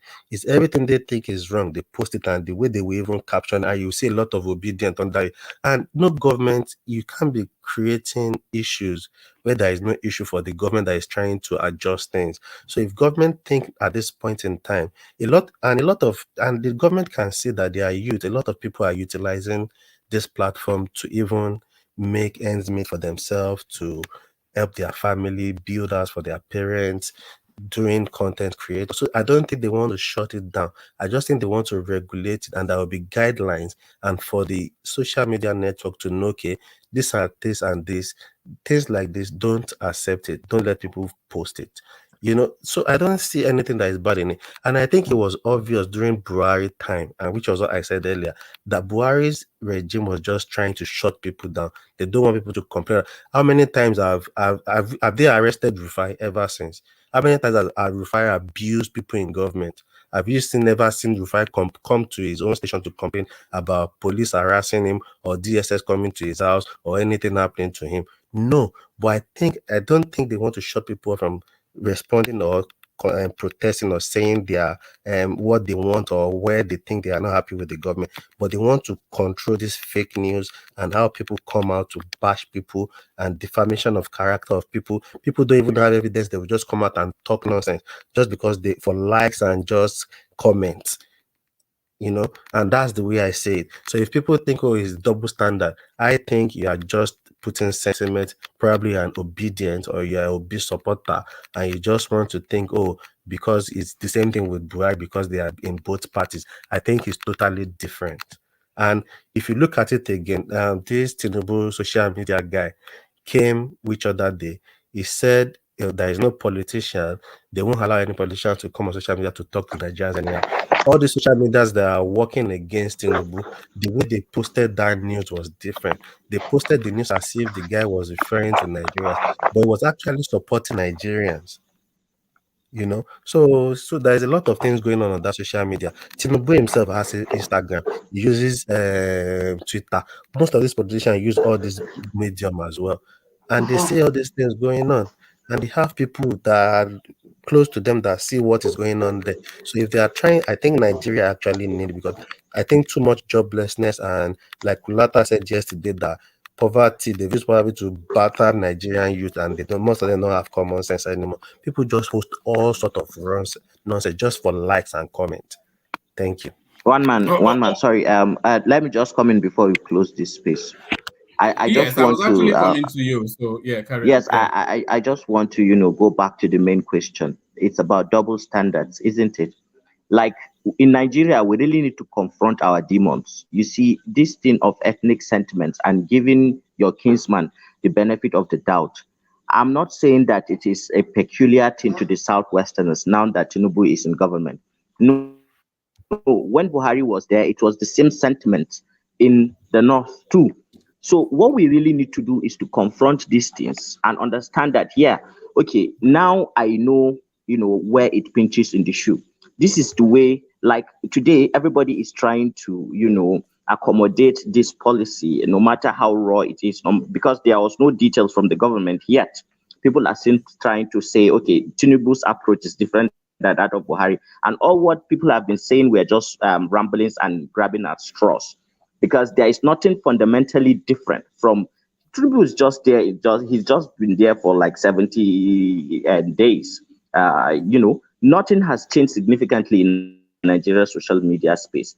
And if you did not accord Buhari that benefit of the doubt, at least try to be consistent. And for people who are in the north too, this is something that all of us as Nigerians need to confront. That said, let me leave this space now, because in the future, we really have to look at presidents as Nigeria's presidents, not our own, ethnic group or regional presidents. It's not If we about really ethnic. want Wait, this can I country to add move Listen question to what No, I'm I'm not saying. talking to you. For Please, example, let me please. give you an Let example. me just I, finish. Let I'm me not. just Wait, finish. I'm not wait, distracting wait. you. Don't, Can I don't. add I one let question? you Hold on, guys hold on, finish. hold on, Please, hold on. please, let me finish. Hold on, Hassan. Let Please, Hassan finish, please, and then you please, can push back. Yeah, go on. please bury that ethnic, that burning fire, that It's not about desire in you ethnic. to Come just on, man. interject. No, Joe, Wait, let me You just don't, you finish. don't Come even on, know come me. on. No, please, What please, are you please. talking about? All right, Let Let let me me him say let me finish. how I finish. see things. It's my Stop opinion. If that is interjecting. your opinion, Let it's me your opinion. finish. Let Don't him now finish. categorizing me. All right, sorry, carry on, Hassan. Sorry. Okay. It is tiring sometimes when I come here. Where is Simba today? Because I would have loved to meet him today. Anyway, you see, it's about Nigeria and forging, forward. I believe nothing has changed significantly, and I have listened when you raised the question. Almost three people tried to, answer it, but it was just like they start to talk and then they deviate and go back into, and they are talking of completely different things. But all of our leaders previously, all these sentiments have been existing. If Obi were to be president today, I am sure that a lot of people who are now giving Tinubu the benefit of the doubt will not give Obi that same benefit of the doubt. But let's not think in terms of individuals or our own regions or tribes. Let's think more as Nigerians. The moment a person is sworn in and given that mandate, let us all afford that person the benefit of the doubt. That is the way we move forward. Let me leave it at that. Do you think double standards is being applied here? Yes. Yes, of Yes. course, Do you think of course, and double standards is being applied? yes, I think so, absolutely. But I'm not even interested more around this because this just kind of sheds light on Nigeria's approach to anything that is national. This is supposed to be a national problem, but because Buhari, he was Buhari, people will oppose him. Now it is Tinubu, and people are agreeing with him. And don't be surprised. So when you turn the coin the other way, in other parts of Nigeria, they will look at Tinubu the same way people here have been looking at Buhari as a dictator and that and this and this. There are a lot of adjectives to qualify Tinubu with this action. But I just believe for Nigeria to move forward, yes, then we all need to be consistent. Our loyalties should be on Nigeria so that our compass will be steady and we would know where we are going and we can anchor our ships where we ought to go. All right, take us to the Niger Republic space, which I think you're keen One to man, share. please, I need to chip in something. Don't chip in. Don't chip in anything. I need to chip. Roman, somebody can't come and hold call me on. double standard. I don't want me to reply to this. It wasn't speaking to you specifically. It was Yeah, speaking but to the wider. I need to chip in something. No, please. I just want to move on. One man. Apologies, D, but yeah. One man, you can't say apologies. I will just leave. This is what it means. If you want to leave, you give one man. One man, give D that chance to speak to respond. One man, let's move on. Yeah. Let's move on. Now. Yeah, let him speak. It's going to spiral out of control. Yeah. But it's not spiraling out anything. Let him respond and it will end there. This from you. Continue. Let him respond and it will end there. Let him respond. All right. I'll go with what one Patrick man. said. Don't worry. Let him respond, but just one person. Just one person. Just one person, so that we can move on. I'll tell you what to do on your platform. All right. Hold on, everybody. You can make a comment, D, But I have to say that what Hassan was saying was not at you; it was at the wider Nigerian space. A lot of people So are saying it's double standard based on my view to it, No, it's and I not want based to on your respond to you, view. but you don't want me to not respond just to it. Let's move on. I'm not your responding to view. anybody. I just want to make a point to prove what I'm saying. All right, make that point and then we move on. Jesus, you don't give other people stress like this one, man, and it's obvious. No, I want to Anyway, move I will on just say now. what I need to say. Well, it gave me stress. If you look at when Buhari came out to say he wants to regulate, it was almost immediately after is it NSAS? Not like it was not from the beginning of his regime. He was not saying anything about regulating social media and all those things. It's when they saw the effect of how they've used social media against them. And this Tinubu regime, I want to believe they've learned from that one. Secondly, with what is going on presently, I don't think there is anything bad for a government. Everybody are in different Western world, and they can see how the government do their things there. But because it's Nigeria and because I'm Yoruba, I'm supporting Tinubu, I see what is going on social media. What is my business with Tinubu? Am I related to Tinubu? If Tinubu does anything that is wrong, I would say he's doing so. But I think there's a lot of things going on social media, and I've said it earlier. There's nobody with us here that experienced EdSARS that is in Tinubu's shoes that won't want to take such measures. And I don't see like they want to stifle people's voice because a lot of media talk against Tinubu. We've not seen anything happen to them. If it was Buhari's time, I think they would have probably got arrested or something. And I don't see it that way. So it's not double standard. That is my opinion. People cannot say, "Oh, yeah, it's double standard." When it was Tinubu, it was different. You need to look at things how they happen serially. Buhari didn't start from the beginning like this. It was towards the end. All right, thank you. But that's why I don't even come to the platform sometimes because somebody wants to talk, and if it's other people, you allow them to talk. Why can't I just all right, that's enough of that. Please, just two things. It wasn't NSAS. It was when Buhari made the comment. I would treat them in the language that they will understand. That was what led to, and then Twitter then took it up that it was threatening and whatnot or whatever, and that was when they put the ban on Twitter. So that was that space.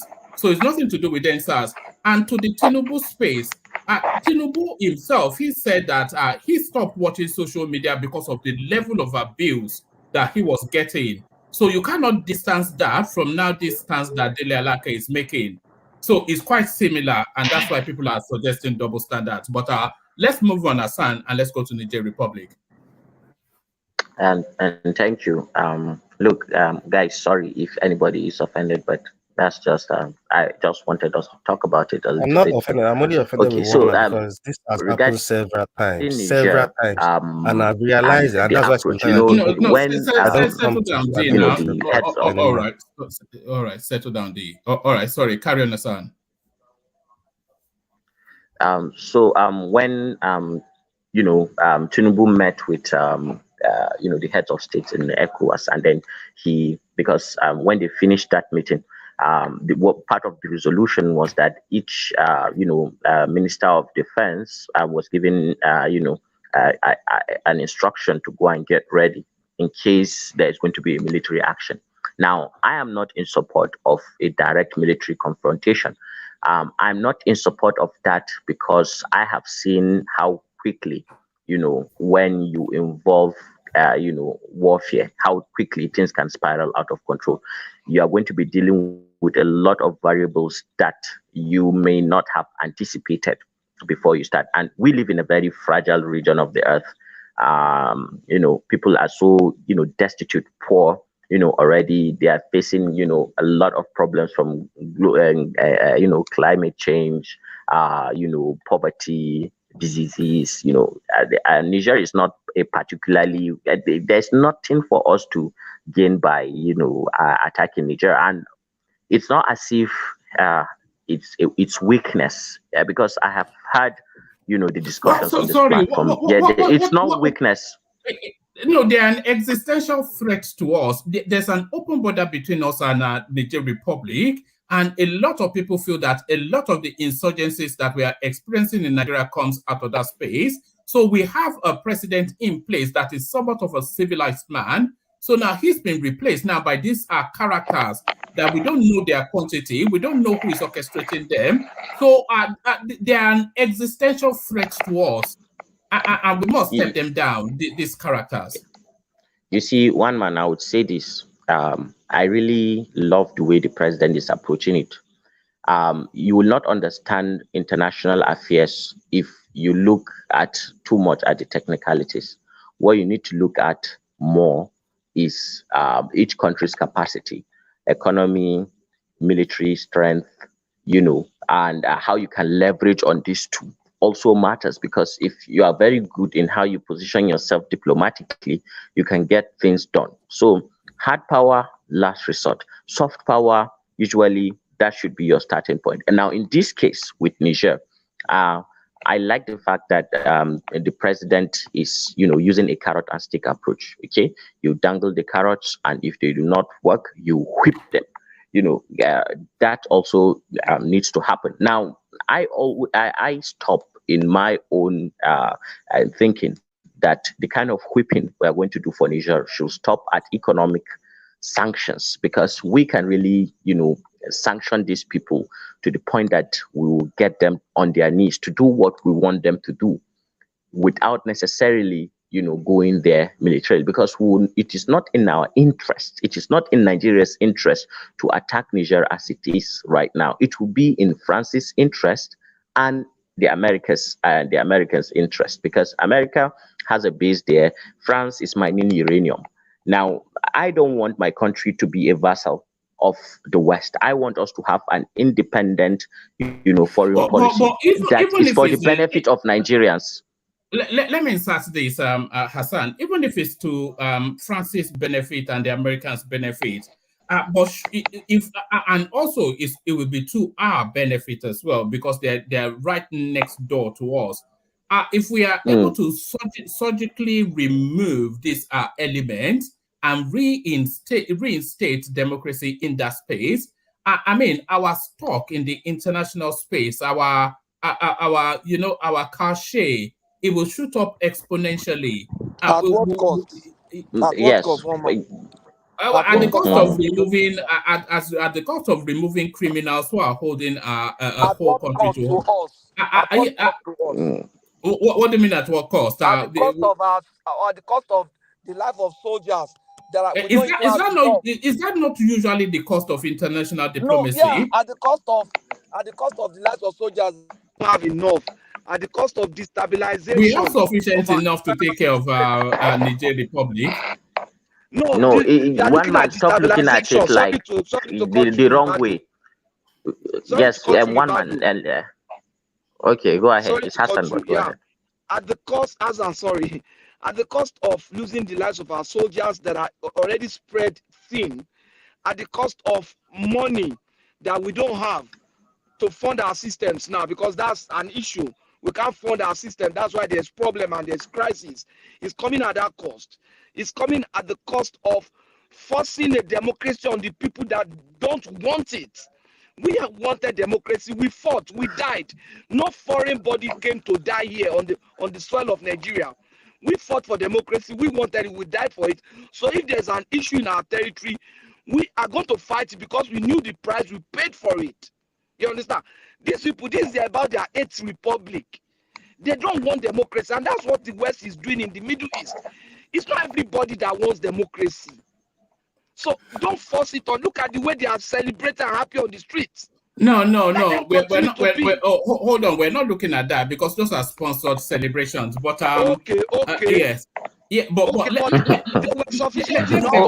man, that is wrong. That is wrong. They love jubilation since a week now. They love jubilation in the street, so they are paying people. Almost all the country jubilating in a different section at the same time collectively. No, that's wrong. One man. No, is wrong. No, you don't have the right. You don't. In this, I know your show, but you don't have the right to say that. Yeah. Let's get back to Hassan. So let's get back to Hassan. Hassan, okay. Those are choreographed celebrations. Yeah, okay. This is what I would say regarding that. One man, you are not entirely right. Okay. What I have been able to know, the fact that I stay very where I am is not very far from Niger, is that majority of people of Niger, I would even put it at 70%, are celebrating that the junta, has outset, the government, but but they are people who really do not understand their own priorities. I know it is not my place, to make judgment of a sovereign country and its people, but from my own, point of view, right from here, from Nigeria, I'm looking at it like, okay, these military juntas that take over these countries, it's not as if, the problem with Mali, Burkina Faso, now Niger and Sudan, you see elements of, a new scramble for Africa. Different factions of the East is pushing aside, the West is pushing aside, and they clash. Now, we in Nigeria have always maintained some sort of independence. We are not wholly committed to the West, and we are not wholly committed to the East. Now, by this strong action on another sovereign country, we would have, sworn our allegiance to, being a vassal of the West. But what I'm trying to say here is about the people of Niger themselves. They are liking the fact that these politicians have been pushed away. There is a lot of trauma of people in sub-Saharan Africa from uh, successive governments and them not fulfilling their mandates, and not having irresponsible people get into positions of leadership, whether they're military or civilian or whatever. They just end up stealing people's money and running away to it to one Western country and finish it. Now, what these militaries are doing is that you hear their rhetorics. They are all just about rhetorics. I don't like the military that are in these countries, but they are doing something and they're doing it quite well. Their rhetorics is anti-Western. What they say is down with France. They are the ones that have made you people poor. They're the ones that, that sentiment of pushing away responsibility. They don't want to take the responsibility, even though when they get into office, even the politicians and even the soldiers, they're pointing to them. Okay, it is France, it is America, it is this, it is that. But when you look at the statistics, the jihadist attacks, the insecurity problem that they have in all those parts of the Sahel, it doesn't stop just because a military man takes over. In fact, their military efficiency and curbing attacks, guarding their nation, nothing changes just because somebody wearing a khaki comes into power. I mean, you're only as strong as how trained your soldiers are and the kind of equipment that they have to prosecute this kind of new warfare that has just come into our part of the world and is terrorizing a lot of countries in Sahel, because the jihadis, the way they fight is different, and it requires a lot of resources. You need a lot of intelligence. You have to have some level of advanced equipment to really monitor these things before you can really engage them and engage them well. So if for me, I didn't really welcome the idea of rushing and giving a 7-day ultimatum. I think it's a blunder, because now Tinubu's hand, you know, he has to do something. He has already played his hand and given himself just 1 week. This posturing of wanting to do and show that you are powerful, it shouldn't be about that. I think if we give some a little bit of time to work on these things, there are a lot of ways through mediation, through diplomacy, that we can work out these things. We can make it in such a way that we would have the military go, but in such a way that Bazoum may not necessarily come back. Because I don't see, as things are right now, how these military guys will just surrender like that and just go. They are going to fight to the death, and that does not really bow any well for us. Hassan, what do you think is propelling these people? Is it ideology or money? Because what we have, I'm not sure if you can see if you can see your screen or not, but what we have is the Sultan of Sokoto arriving there, being met by the now head of state, we'll have to call him, and then of course he was accompanied by Abdul Salami Abubakar.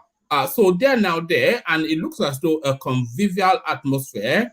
But if you look at this guy, there's nothing that says ideology about this element. I mean, it's just it's where are the dollars and opportunism. can I get my shares? It's opportunism. That's the truth. It's opportunism. Everybody wants to taste that power, and this guy, he got the chance to do this because he foiled a coup early in Bazoum's presidency. There was a move, to actually topple that government in its infancy. Now he was the one that masterminded, putting down that coup. This Abdurrahman Chiani. So Bazoum actually gave him a high level of trust, and being him that he is the presidential guard, head of the presidential guard, he had access to him practically all the time. Now he used that as an opportunity, and the growing anti-Western sentiment. I mean, the economic crunch and the hunger that is going all over the world right now, and the cost of living crisis, it's everywhere in the world. Obviously countries like Niger will feel it harder than people like us. So there are economic elements, and put to the fact that that country is is in the Sahara Desert, where volume of rainfall has been consistently going down for the past 2-3 decades, and everywhere is just just a thick Sahara arid. So nothing grows any longer, and there is real poverty, and now there is a jihadist insurgency all around their borders. So a lot of things converge to create this hellish life that if you are in the army, things can get so bad in a country where the army will see an opportunity that easily they can sell a narrative to the citizens that, okay, this politician that is on the seat today, that is the cause of your problem. Meanwhile, this problem have been developing for decades. Now it is very difficult to have a nuanced discussion with the average man. I'm not trying to say that some people are more, but a democracy usually works where you have enlightened citizens, people who engage the process, who have some level of understanding of their civic duty and how they can interact with the process for it to work. But if we tell ourselves the truth, a lot of our people in Africa do not really bloody care what is happening. They just know that democracy, you go and get your ballot box and you choose one politician with one big tummy and drop your vote and pray to God that he does what he says he's going to. What do This is even the our problem, politicians say? Sorry to interrupt you. I said this is the problem. First, you said Yeah. you don't buy the idea of Tinubu giving them 7 days ultimatum. I'm not sure that's his own decision on himself. And knowing that Niger is our neighbor, giving them 7 days ultimatum might propel this guy to say, okay, let's sit down and dialogue. If this guy didn't make any sign of, I want to dialogue with you, obviously they will ECOWAS and Tinubu, they will make their decision. And secondly, people are saying, a lot of people are happy. Fine, if people believe a government of the day is bad and the military take over, they will be happy. Give them 2 years and let's see how Niger will be. Let the military rule them and let's see if they will be happy. You see, we need to understand what coup means. And there is no democratic government all over the world that will support a military coup taking over a democratic government in any country. It's just the way I'm not in any way against any of the things that you've said. My only wish that's what I'm is saying. that So we need to understand that some decisions are making. We are not with these people. We don't even really see what's going on. We can only talk from what we assume and what we see and the news we hear. Sometimes we are with them anyway from here though. We are with them because I was in Difa last week before the coup. Difa is Nigeria's border with Niger in Borno State. No, in Borno, Difa is just you just cross one tiny stream and you are in Niger. You cross it back and you are what back I'm in saying, Nigeria. I mean the guys in play now, like the guy in control in Niger. You're not in Okay. you're not with the ECOWAS, you're not in their meeting. You don't know. You don't even know if they are communicating. We don't even know this Sultan of Sokoto that go to see this guy, whether it's Tinubu that sent him there. We don't know these things. We don't know it. Yeah. So we can only Yes, that's true. Yes, that's true. That's the whole We reason know for that having a much. platform like this. Now it's just commentary. Yeah, it's just commentary at the end of the day now. All of us, is it not just commentary? Who is going to, it's just that. Anyway, what I'm hold on, Hassan. Let me append something to what DOG just said. So the Sultan of Sokoto and Abubakar Abdul Salami are there. They were sent by the presidency. But how significant is the Sultan of Sokoto being part of that party?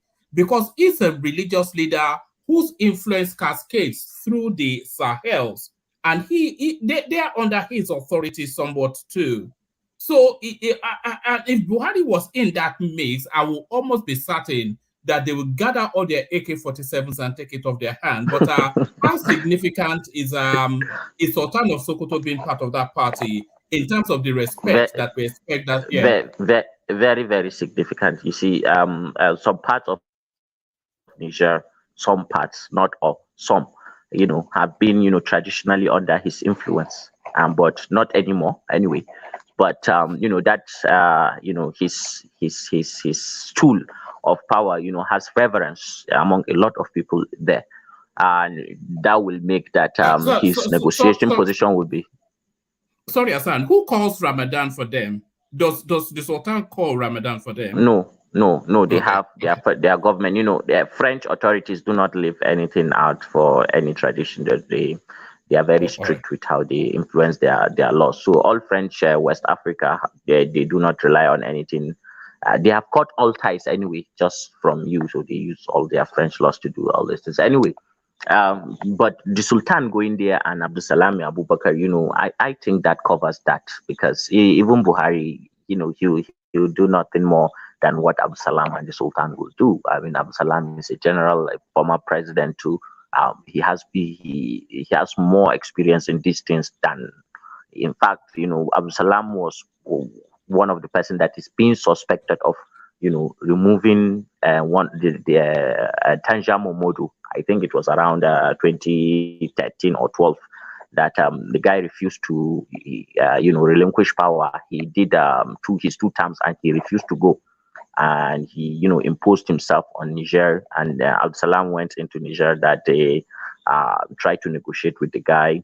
It was abortive. So before Abdul Salam left Niger that day, it was alleged that Abdul Salam actually asked some military guys to just take over, and they took over. And that guy is still in prison, or he died in prison, something like that. But these are people who understand that space, and that's why I'm happy that they are doing this now. The only thing that I'm afraid of is where for it to reach a kinetic level. I don't hope for that. I don't wish that we get that. I hope that there will be some kind of solution that will not require the use of force in any shape or form. And what is it and that realistically we're going to get? I mean, maybe the people of Niger need to understand in the long run that the military are just selling propaganda to them, because if you want to control people, you have to give them a narrative. You have to create an enemy for them to hate, to look at, to channel their frustration to. While they're looking at that place, then you can have your way. It's a power game. And these guys that are trying to tackle this, they understand it very, very well. So fingers crossed. I hope, inshallah, this will be resolved amicably, and let then those military guys find a way to go. And even if it's not Bazoum, somebody else should come in. I don't think it's going to be Bazoum anymore. If they are going to negotiate them down, they will want to insist that Bazoum has to go with them. And maybe what they will negotiate is a fresh elections without Bazoum. But there is the narrative that this opens a window of opportunity for Nigeria to show its might within that West African space, because we've never had the opportunity to show our might within that West African space. So a couple of just tasty little bombs on the presidential palace, just to as a correctional measure. Yeah? I'm not in support of that. I'm not in support of that. If we can have fifth columnists within the Niger army, to do another counter coup, yeah, fine. It's Niger guns versus Niger guns. fine. We can do that. We can support them. Like, Hassan, sorry, can I interject? Yeah. Sorry, can you tell me the government they have in Miami right now? Nyame. Boma. Yeah, Yeah. Abdurrahman Chiani, the head of the presidential guard, is now in charge of Niger fully. It's a military No, government. not Niger. No, I'm talking about Niger. I'm talking about, the country called Boma, or new name is Myanmar. Myanmar. Yeah, it's a military government. Yeah, so why in America answer Suu Kyi twice? I said that twice. Yeah, she's still in prison, isn't she?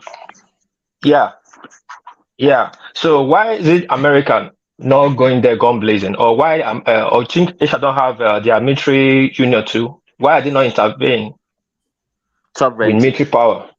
Sovereignty. Why didn't you go there and walk into the sovereignty and match them out? Nothing to gain.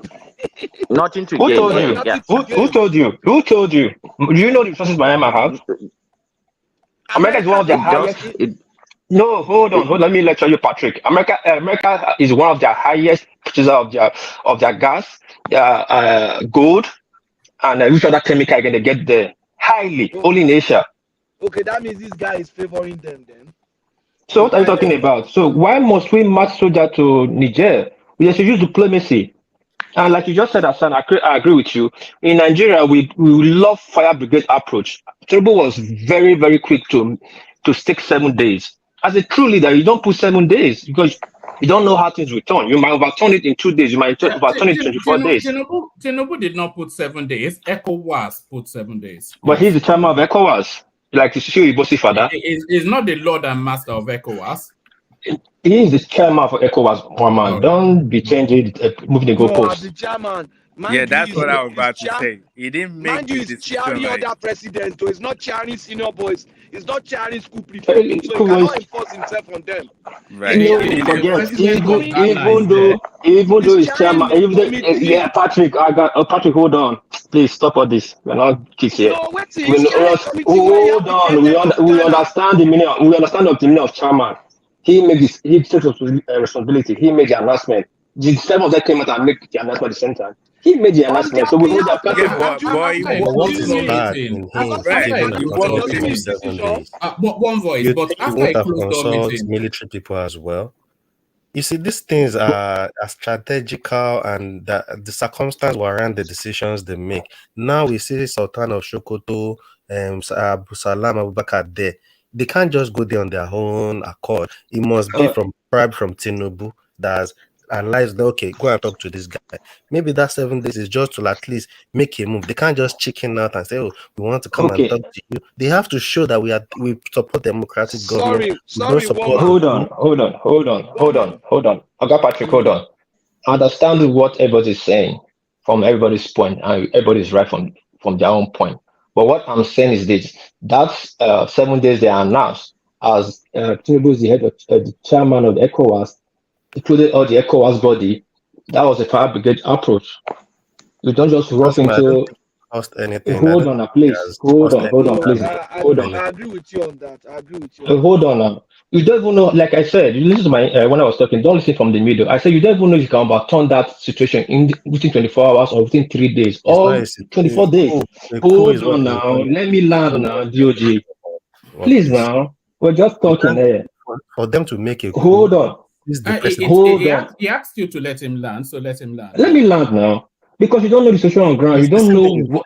I'm just anyway. Talk. Okay, Joji, carry on, Joji, carry on. Thank you, carry on. Goodness me. All right. Let's get back to Hassan, but let Hassan have the space just to express himself. It's getting a bit rowdy. Hassan, I'd like to say something though.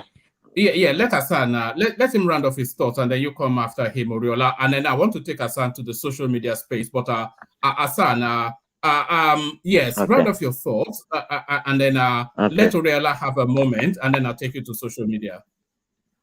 Okay. As far as this Niger thing is concerned, I am with the people who think Tinubu was too hasty, to put himself to cap it off with a week. He shouldn't have just said that week, because now he puts himself in a position where if the negotiations do not work, he will have to act. Now, if there's some sort of delay, he would have to do something, and God forbid anything goes wrong, because if by mistake, because our soldiers may just be posturing on their border and they want to take a preemptive action, and if any of our soldiers is hurt, then all of us will be. Because believe you me, if they make the first move and one of our soldiers is dead, the next day all of us will be like, all the people in Nigeria do not deserve to live anymore. No, I'm just a hyperbolic statement. I do not mean it that way, but you can get what can go wrong, because all our sentiments, emotion will just go into it. You don't want that to happen, and that is why you need to give yourself some sort of wiggle room, to navigate this. If you guys remember what happened with Yaya Jami, what Nigeria actually did that time was, it was similar, but he had more time. I think they gave him like almost 3 weeks, and there was going up and down. I think even Tinubu went to Yaya Jami, and these things they take time sometimes. And when the military actually, mobilized, it was just a show of force. Before they got there, he had already left the country, and there was no resistance, when the ECOWAS army went into that country.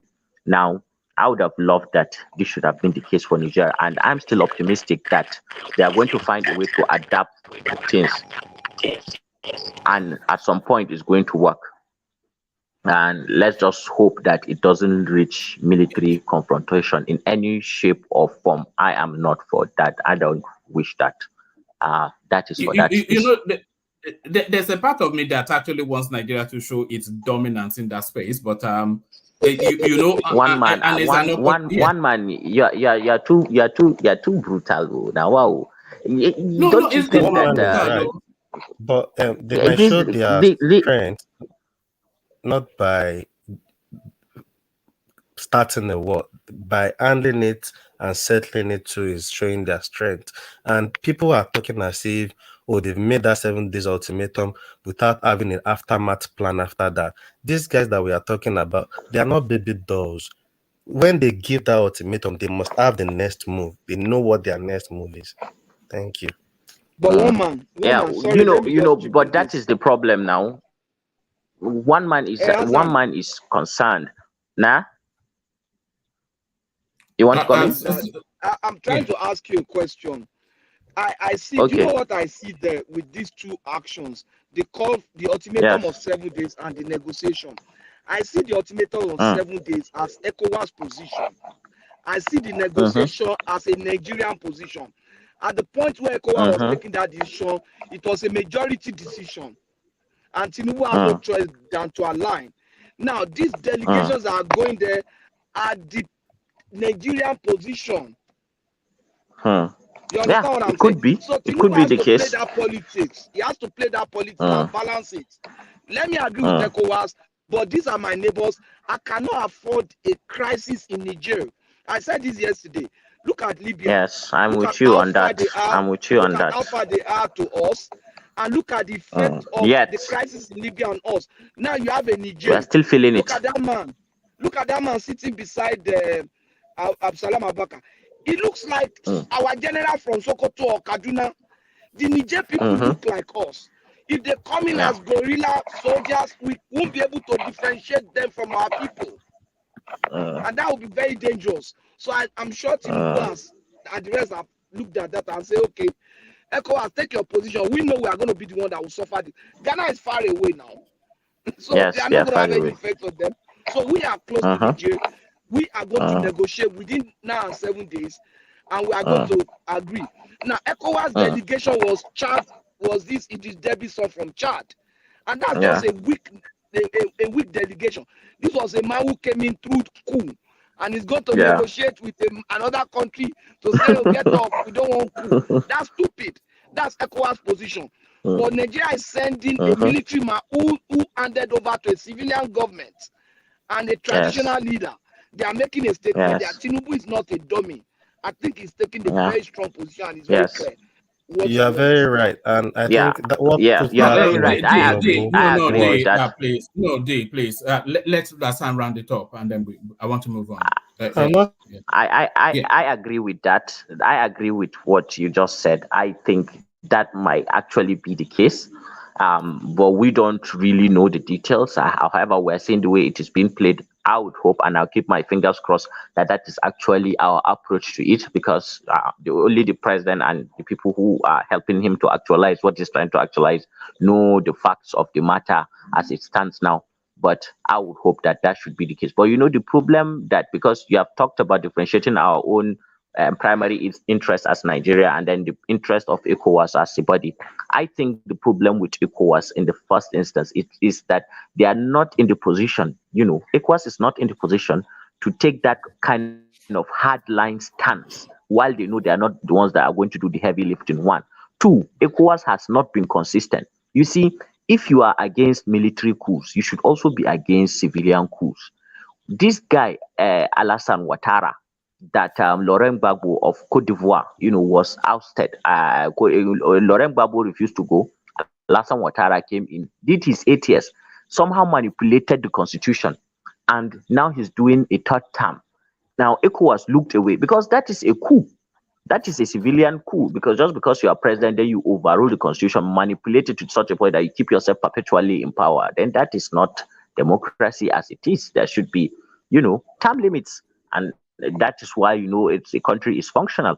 But ECOWAS would look away from people like Alassane Ouattara, and then suddenly they want to form heroes with the blood of Nigerian soldiers. God forbid they'll never reach their aim. Glad that since they turned their eye on Alassane Ouattara, Nigeria is in every right to turn our eyes to on Niger if it's not in our interest to intervene. And thank God the president is looking at it from that angle, and I hope this will all come out better, and the people of Niger will be safe, and all of us too will be safe. One man, what is it that you want? What space you want us to go through? I want to take you to the Senate, but I'll let Oriola have a moment, and then not to the Senate or to the social media, but I'll let Oriola have a moment. Oriola, you wanted to say something? Yeah, it was. I think Patrick kind of like summarizes actually what my thinking. That he actually kind of summarized it, but I also have another point of view that okay, this guy um he planned a coup and he took over the government, but they were saying they don't like the Westerners, but they're moving towards the Russians, but he's not asking the Westerners to leave their country. I just feel like there's so much stuff, gray area, that is complicated in a way, the way I'm looking at it, that but I don't think that's the topic for tonight. I think you already spoke about that yesterday, I believe. But yes, I think there's so much gray area in that part. Like, he feels confidence in himself that he doesn't like the Westerner. They have base there. Just tell them to leave. But I don't. So there's so many things that is confusing. And I think that as Africans, we don't learn from the past mistakes, because similar things have been happening so many times, and we kind of like we fell for it. And I think it's the same type of thing that's going on now. Like, this will go by and the same thing will still happen. Like, they will never get anything done. So I just think that there's so much gray area, and I think ECOWAS and the president, they're doing, good job in a way. We hope everything turn out to be good move. But just like I'm saying, I think there's so many gray areas, and I think siding with one and not the other is is very complicated. That's what I think. All right, brilliant, All right. excellent, excellently put. So if you want to address that, address it. But I want, okay. I want So to, yeah. Let me address it. Then we'll just leave the space. It's just Oriola. I don't think there's anything complicated. It's just about power. That's just it. These military guys are after power. They see the politicians enjoying motorcades, having fine wives, 4 wives, enjoying life, sending their children to school. They also want a taste of the pie. That is just it. The Western and Eastern thing is what you feed to the masses. Give them a narrative, just sell the narrative to them. It's about power at the end of the day. All of them, if France or the West will now, strengthen their position, they will keep quiet. But it's not about France or Russia at the end of the day. It's about gaining power. Now, before you make an attempt to gain power, social and economic conditions will have to favor you. You have to do that your calculations, but you also need, you cannot tell the masses that I want to get power for power's sake. Now you have to give them something to, and that is just it. Some insurgency here, economic recession there. The sins of the politicians pass to there, and it's just that it's a power play. But it's well. It will be well, inshallah. Nigeria will be well. One All man, right. one man, Yes. one man. Sorry, I want to do that duty. So let me just give my own assertion a little bit before I jump out, please. All right. I'm leaving the screen. I'm leaving the panel. I want to in everything, not just only on your talking point. I just give little. Anyway, hold on. Can you do your daddy duties and come back? Because the thing has been so chopped up. There's no flow to it. Okay, all right. Do your thing. If I need to come back, I will message you personally. I have to leave the. All right. Thank you for that. It's just been so chopped up the whole session. Now, let me take you to this space. Let me take you to this space, Hassan. So now, the one thing that a lot of people will say is that the social media in Nigeria is running amok. About 2 years or so ago, there was this Nigerian actress called Etinosa, and then she got drunk in her apartment, and then she was on this Instagram live thing with some online personality. It was a live streaming. And then slowly she started to take off her clothes, and slowly, maybe she was drugged up as well, to the point that she was completely naked, all being viewed globally around the world. So of course, the regret came laterly. So all of these things, and then just the volume of abuse, you've all seen the tirade of abuse. So the social media space is running amok, and the government wants to regulate it. So the government wanted to regulate it under Buhari. But then a lot of people, they used the free speech narrative that they were trying to stifle it then.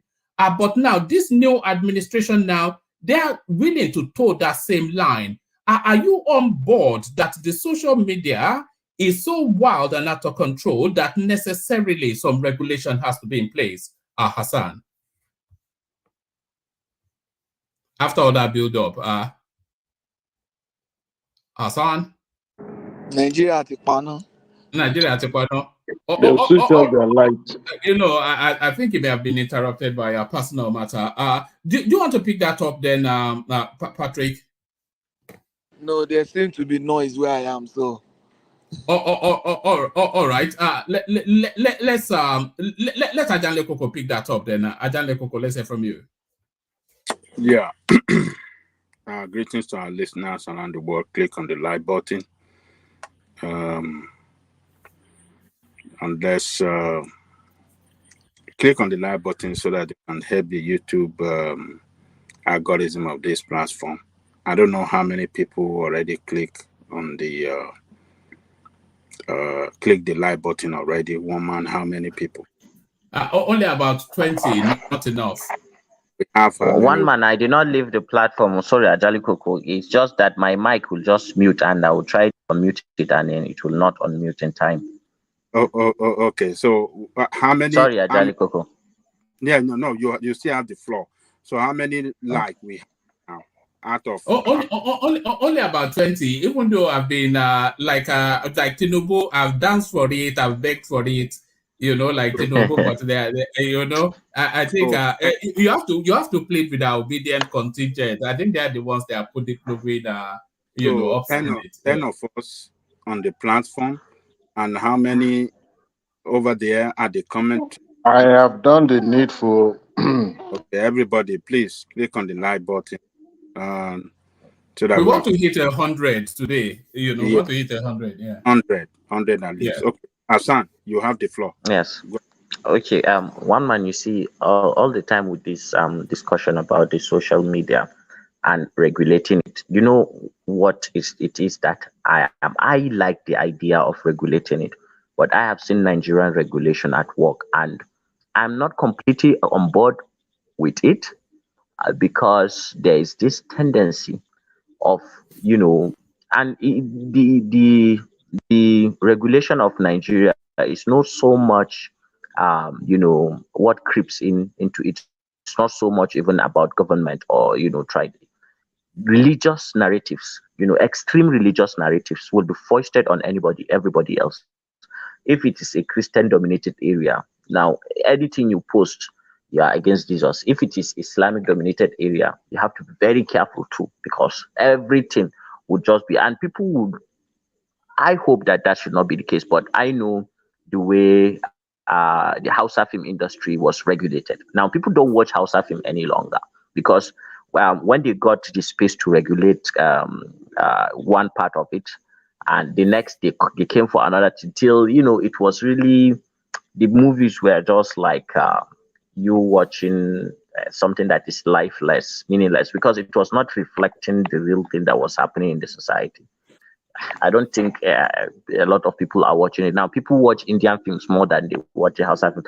The Hausa films, they came up so well, they got good reception, and then they are now just gone to the gutters. And it is that regulatory agency in Kano that caused all this, is stifled creativity. So that is my own objection with that our kind of regulation. However, because I believe that if a society must progress, then you have to give people some degree of freedom. Now, that freedom, creativity, and some sort of responsible rebellion, it is what gives birth to new ideas that is going to help society.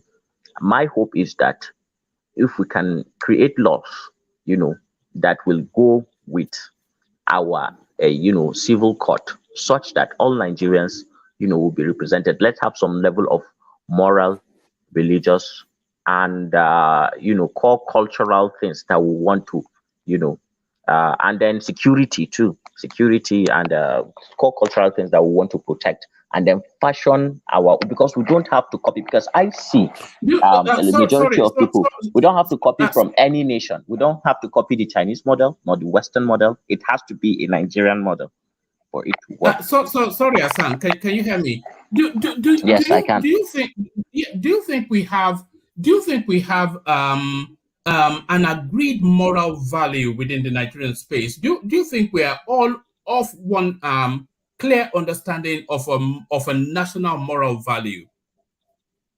No, I think there are intersection. There is a place where there are a lot of intersections, and there are sweet spots. But if you draw a Venn diagram, of course, there is going to be white places outside in that cycle where there is so much ideological and moral divide. But I think we are more closer than we are different. So it's just about putting one and minusing one. If it was not possible, this country would have not survived.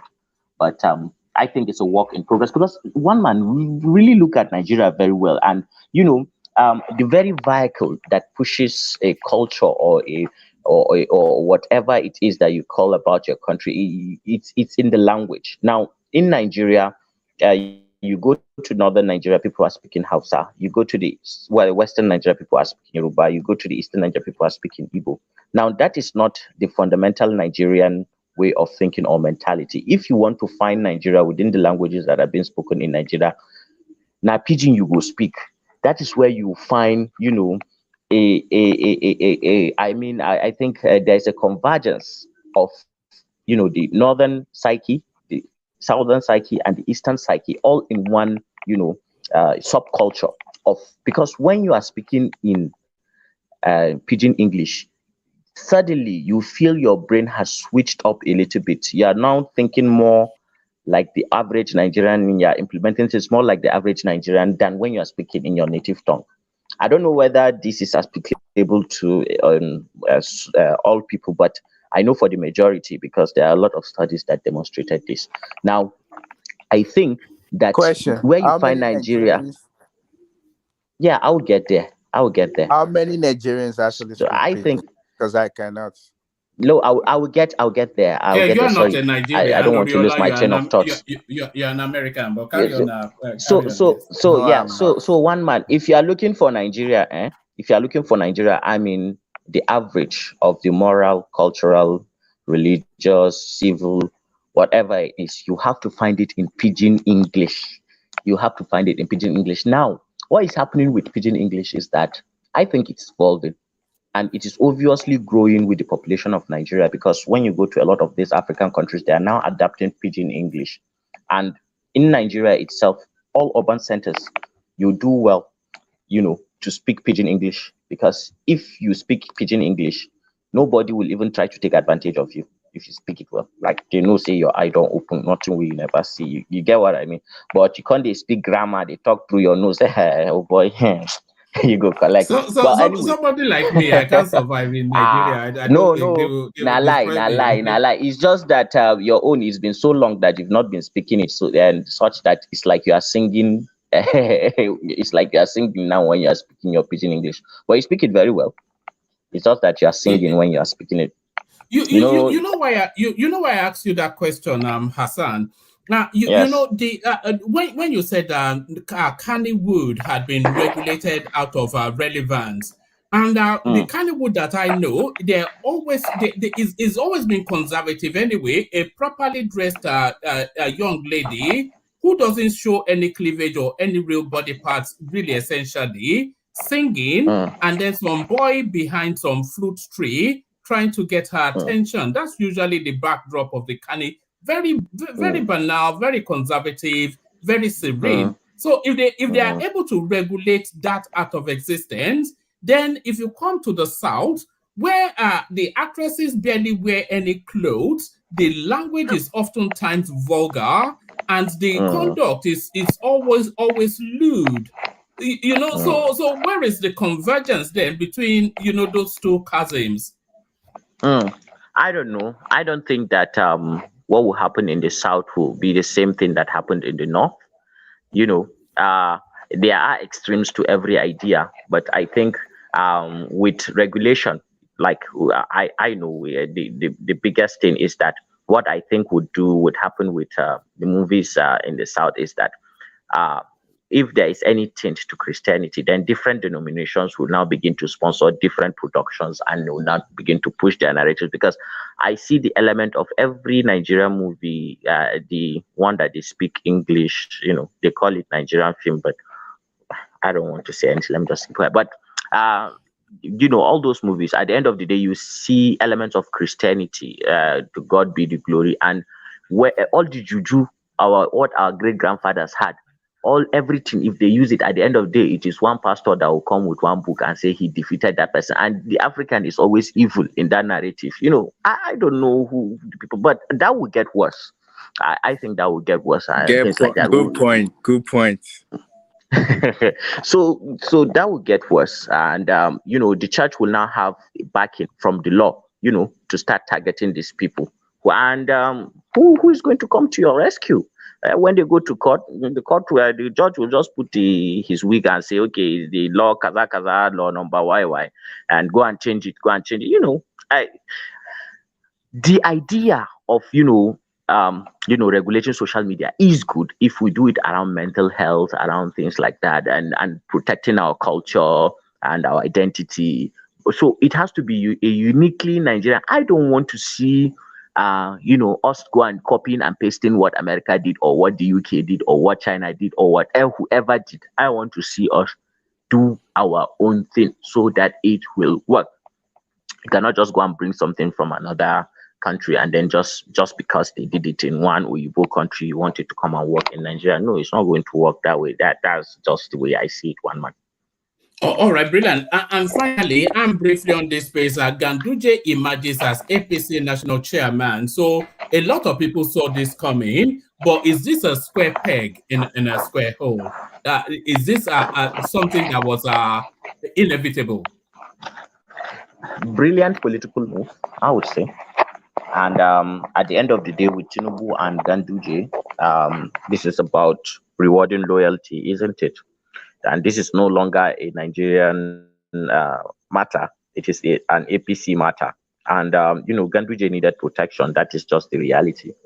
And he is going to now get the guarantee of getting it, because, the NNPP government is really after him in Kano. But I think it's okay as far as Nigerian standards are. He's okay. I'm not. I will cut him some slack now. I don't want to trouble myself with Nigeria's problem, especially with people putting stuff in dollars into their pockets. And obviously, they are politically connected, so nothing is going to happen to them. It's not as if we don't know these things. Ganduje was just caught. Others have, stolen more than him, but no evidence, so they did not do it. Hear no evil, see no evil. Yes, yes. Were you surprised that Kwakwanso did not get anything after all of his endless visits to the villa? It was not an endless visit. He was invited there. I believe we would see the game in clearer terms. I don't think the president is naive enough to discard of Konkosu. If you really look at, and I've been trying to listen to all the echo chambers from the Ganduje camp and the Konkosia camp. Okay, the people at the bottom in Ganduje camp are rejoicing. The people in Ganduje camp are saying, okay, go and rejoice in whatever thing you're doing, but Kano is ours, and that is the base. But at the topper level of people who are following the Ganduje and the Konkosia movement, there is some level of silence. They're not pointing fingers at each other at the topmost level. There is something that is not yet ripe for all of us to see. And I believe in time we would see that, because I don't think Tinubu just discarded Konkosu. There is a plan on ground, and he knows it. They know it. We don't yet know what it's going to be like. All right, finally, before I move on to Ajanle Koko, they suddenly, mysteriously, the excellent, elegant image of the former emir of Kano suddenly reappears at the State House in Kano State. So they've now hung, so Tinubu's picture is to the left, the governor's picture, is it Abbas, to the center, and emir of Kano, his picture now being reinstated. So are we about to see the return of Lamido Sanusi as the emir of Kano, and then what will happen to the chopping off of that emirate that Ganduje carried out? I wouldn't mind him returning. Let me tell you the truth. I wouldn't mind. I like the guy. I like him very much. Yeah. So I wouldn't mind him returning to that place, and because for the sake of the heritage of the people of Kano. And a lot of us too that have been observing, and we've been admiring them from far. We want to see Kano be restored to its former glory, and the way to do that is to reunite all those emirates and bring him back to power. I don't think that is a fluke. It's just a way of telling those that are occupying those positions that just know that when we get the opportunity, we are coming for you. Or we are already planning it, because the reason they gave was intentional. They put it there, they recorded it, they released it. It is intentional. There is no way. This is not an accident. It is intentional, and I would hope that he gets back there. I mean, he was removed by Fiat, and I think he's going to be put back by Fiat too. All those laws that they did, those laws can be amended, discarded, whatever, and it can easily be reverted to status quo. Kind of power we give our executive governors in Nigeria, one man, I don't think is appropriate. It is too much that a governor has that kind of power. I think it's too much, and they are destroying some traditional institutions. The powers are too much. Yes, I agree. A governor should not have the power to step down an emir or an oba. It's just upside down, isn't it? It's the Obash that should be stepping down the governor, not the other way around. You see, even if he does not step him down, at least they should have their independent, jurisdictions, and one is not capable of, throwing out the other. The emir and the Oba are under local government chairman. Imagine that. Not even, under local government chairman. Not even. It's the soldiers really did us shake it. You know that Sanusi was never even meant to be the emir of Kano. He was actually foisted there because of they wanted when they were trying to push Goodluck Jonathan out. Because when Ado Bayero died and the kingmakers went into council, the name they came back with was actually Ado Bayero's son. He was meant to succeed his father, but then they pushed them back again to go and because they wanted Sanusi in there to push the Buhari narrative, so he should not have been the emir even in the first instance. Did I you know don't think that? no, yeah, I know. It was Kwankwaso now. He was governor then, and he was leading part of the rebellion against the former president Goodluck Jonathan. And yeah, destiny. Some things, the timing, the way the things happened, I believe is his destiny to become to succeed his grandfather. He succeeded his grandfather, and like his grandfather, he was deposed too. Maybe he will do better than his grandfather and regain his his throne.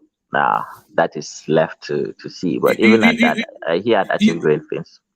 They wanted to banish him to Nasarawa. It was El Rufai that rescued him and escaped him to Lagos. Yeah, they did banish him.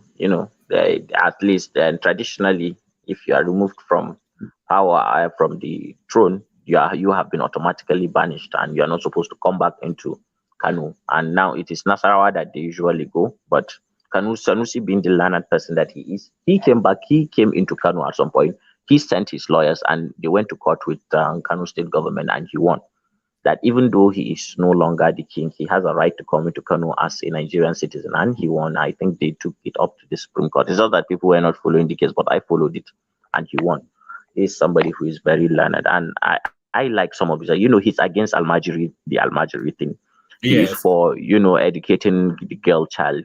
He is for a lot of progressive ideas. He wants to adapt. He believes Nigeria should adapt, the Islamic interpretation that people in Malaysia, Indonesia, have. It is very moderate. Like they do not,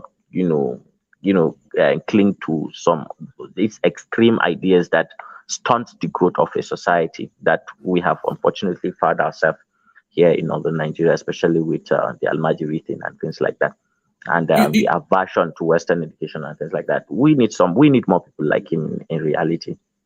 Hassan, it really surprised me that the relationship between the emir and Ganduje, it went the way it went, because Ganduje by instinct is a progressive, and the emir is a futurist. Ganduje is a PhD, and the emir is an intellectual. So there seems to be a natural synergy there, and I think directionally they want the same things. But I think it was the arrogance of Lamido Sanusi that Ganduje just could not stomach.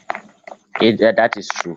That is true. But one thing with these privileged people, I have friends who are princes, first class princes, and like somebody who was like Sanusi, he is a privileged person all his life. He doesn't know lack. He has never lacked anything. When he goes to the UK, or wherever he goes to do his things, he gets first class treatment. Everywhere else in the world, they have access to all the money, all the stuff. So the way they grow up is usually not the way people like Ganduje grew up, who had to walk his way through every ladder.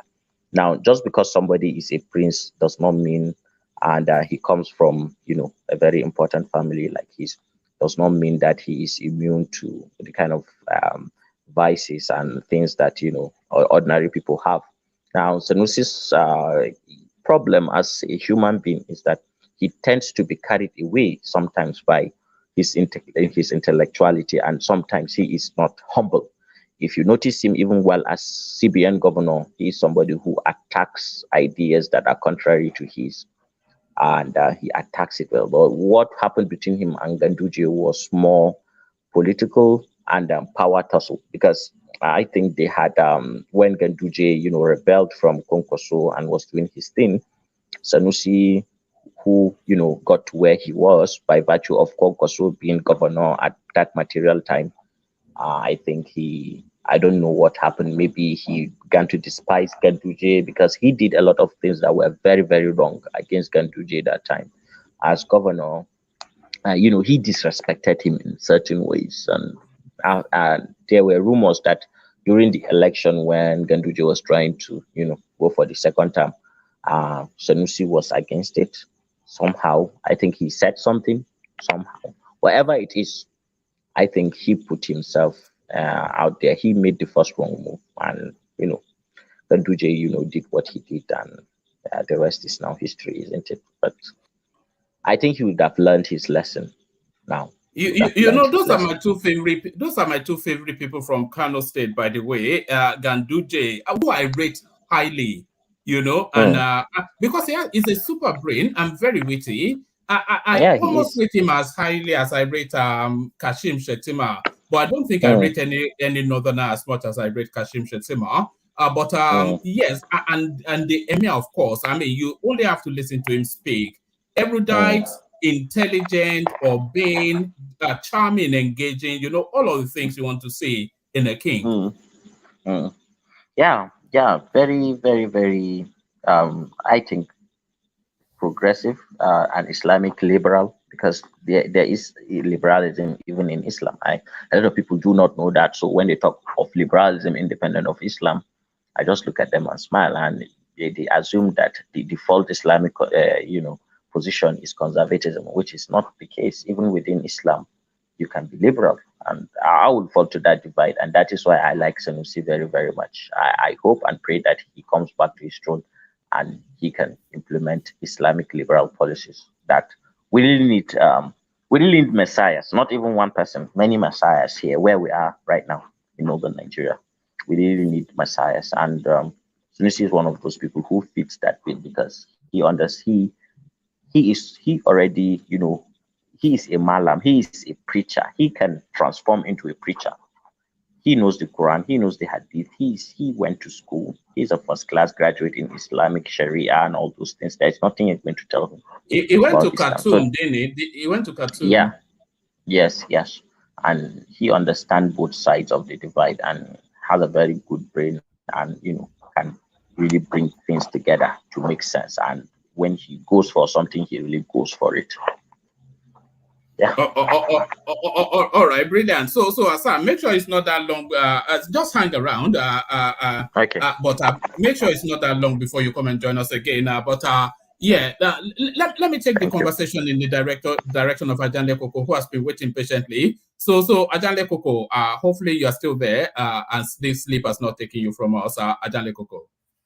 Yes, I'm here, one man. What's up? Yeah, so I was with Abdullahi Ganduje with a son, and it's one of those things because of all of the noise coming out of the Kwakwanso camp in Kano State around the dollar pocketing thing. They've even appointed, I think, Femi Falana to pursue that case. So for him to be on the ministerial list, it would have been too much controversy, and all of the headlines would have been about that. So they removed him from that, only to now land him on in this job. Do you think this is a good fit? Abdullahi Ganduje emerges as APC national chairman. Well, thank you, one man.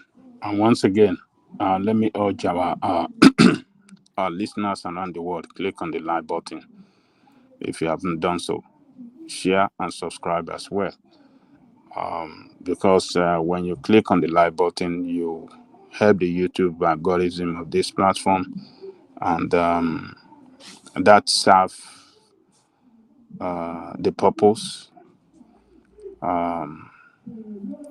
for us to come back, and for new people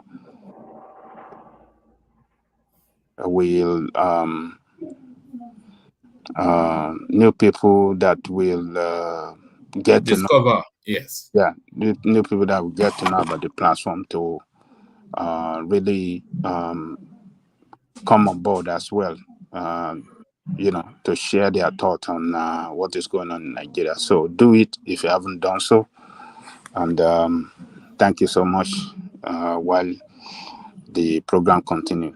So, one man, Ganduje, as the face of the party, is not good.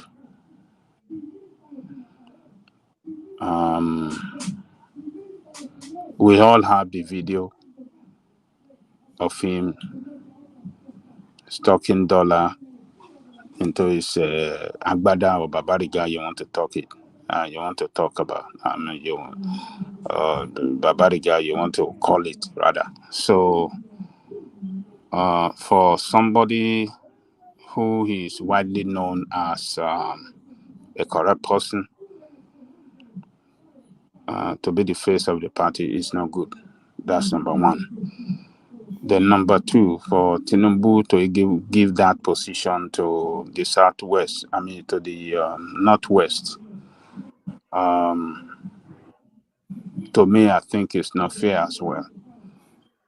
It seems to me that it's giving too much to the northwest than any other part of Nigeria, because already all the northwest is having the highest nominee for the ministerial appointment, and well, I think the northwest people, I believe they put pressure on him to give them that position, because I think they know how to play the politics well. That what might have been responsible for that. They know how to play the politics well, openly and behind the scene. But the North Central that was having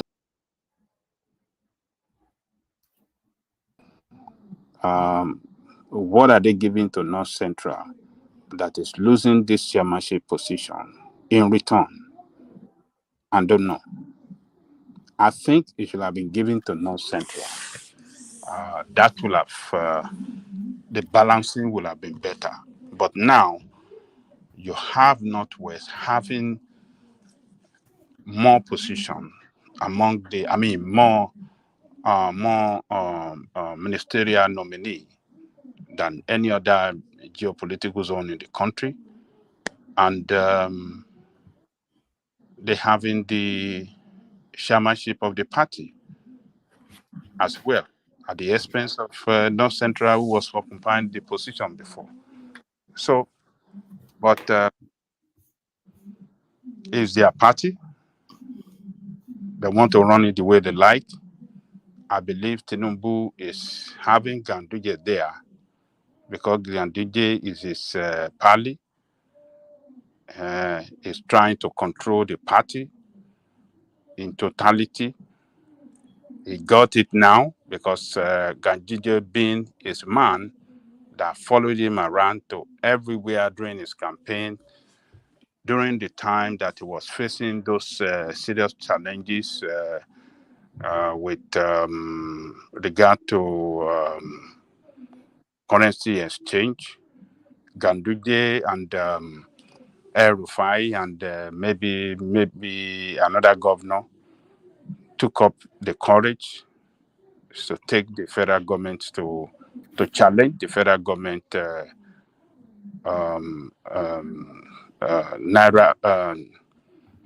Naira exchange, what do I call it now? Naira swap, yes. Naira swap. They took the courage to take the federal government to court. That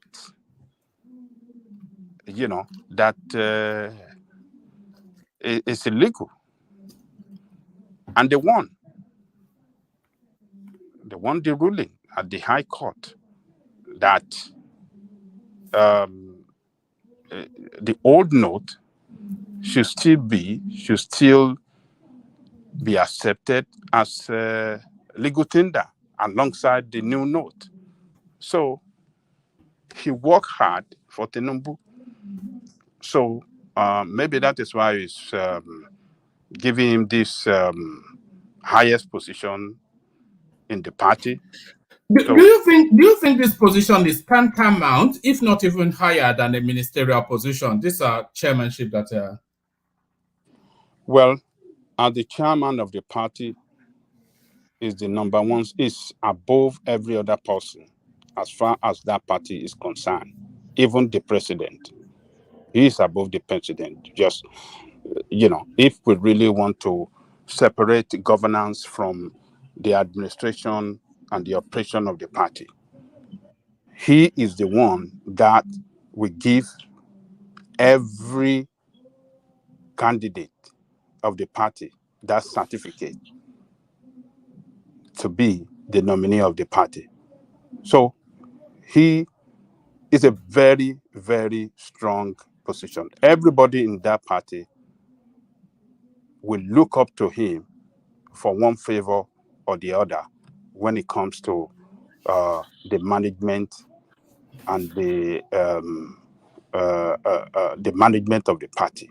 So whether they like it, anybody in the party now, in the ministerial appointment or whatsoever, governor, everything, they will come to seek his favor when the election is coming, particularly when they're trying to organize the primary of the party across the state. His own approval will take your name to the INEC. If his approval is not there, if it doesn't go through him, it's going to be regarded, your nomination is going to be regarded as null and void. So that guy is the number one, is the most powerful person in that party today, even more than the president. But it's just that Nigeria, the way they run their own thing, they model things up. The president, they want to see him as, because he's our president, so let's give him. No. The management of, the governance is different from the management of the party. The platform, the party platform, take you to the position of government. So the chairman, you have to be answerable to him. The chairman of the party, in a true democracy, the chairman of the party will direct the president how to run the government, because they campaign on the basis of the manifesto of the party, and they have to deliver that manifesto, every element of that manifesto, to the people of that country that voted them in power. So Ganduje is occupying the most strategic position, the most important position in that party. So Tinubu has finally taken control of the party. Now, he wasn't in control of the party before now. But now he has taken the control of the party. He's in firm control of the party. He's in firm control of the government of Nigeria. So everything is working good for him. And it's time for him to deliver on both sides. But Ganduje, Ganduje, as far as I'm concerned, he didn't demonstrate why should Ganduje be given such most important position in the party when he did not demonstrate that he had the capacity of managing the party at the state level? He couldn't bring people together at the state level when he was the governor. Under his leadership of the party at the state, because, the way Nigerians operate their own, governor control the party in the state. Under his leadership, what do you call this guy? Shakarau left. A lot of people left the party for NMPP. So what are they saying in Ganduje to occupy that position, a position that, the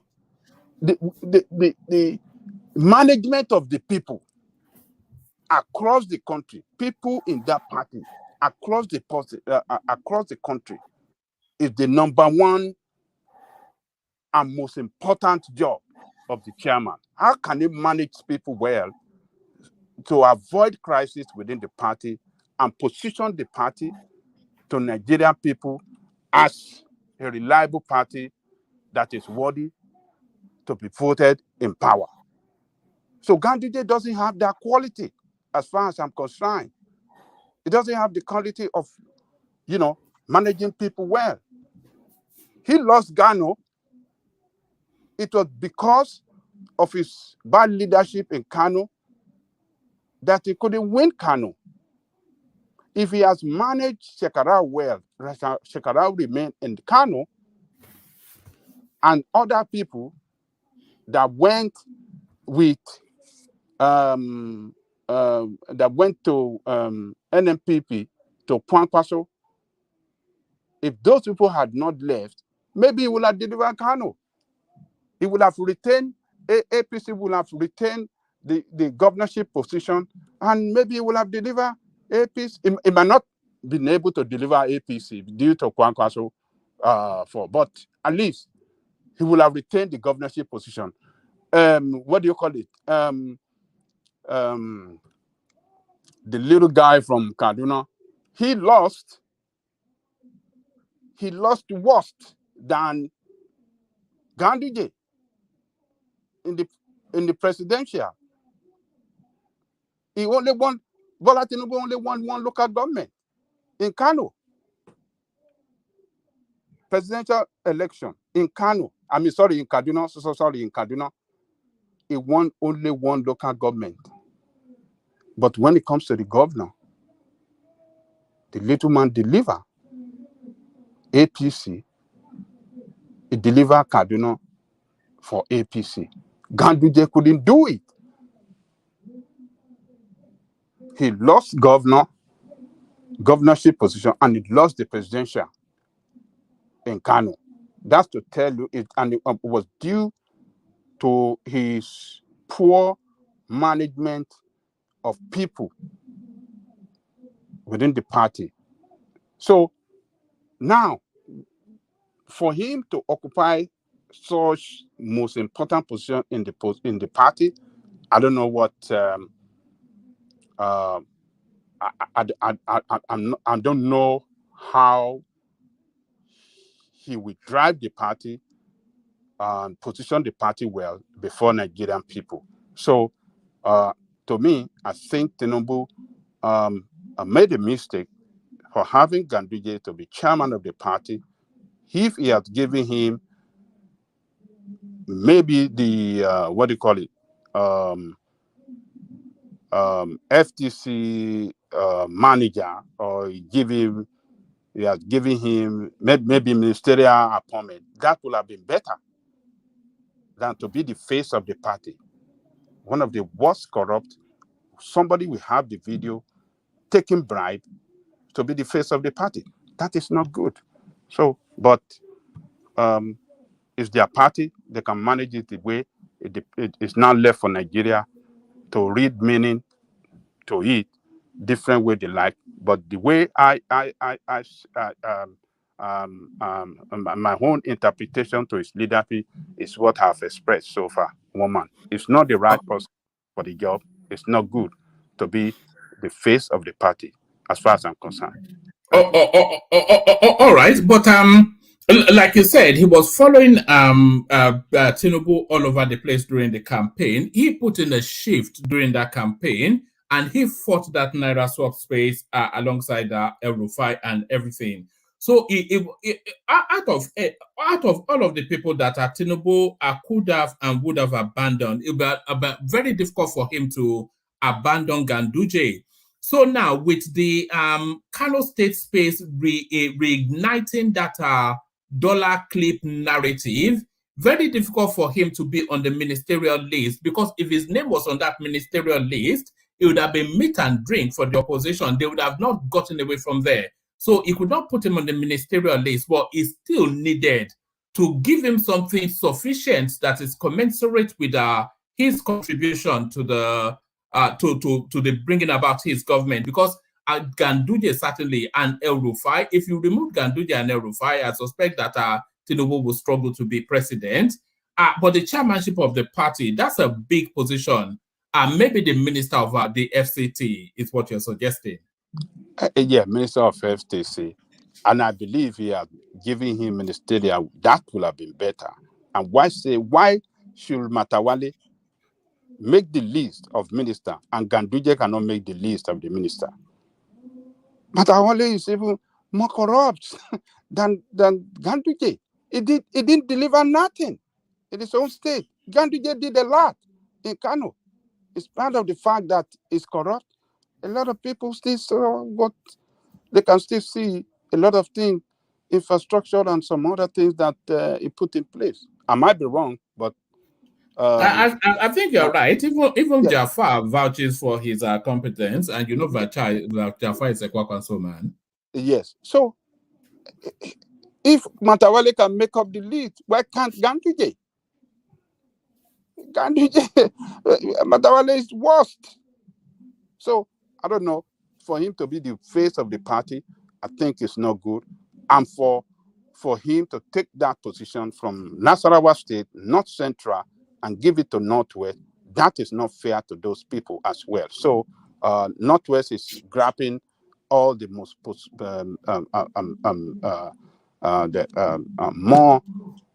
more ministerial nominee than other part, and now the most important position in the party in their hand again. So do you see an element of rewarding there? Because a lot of the appointments somewhat they mirror the voting patterns that came at the election.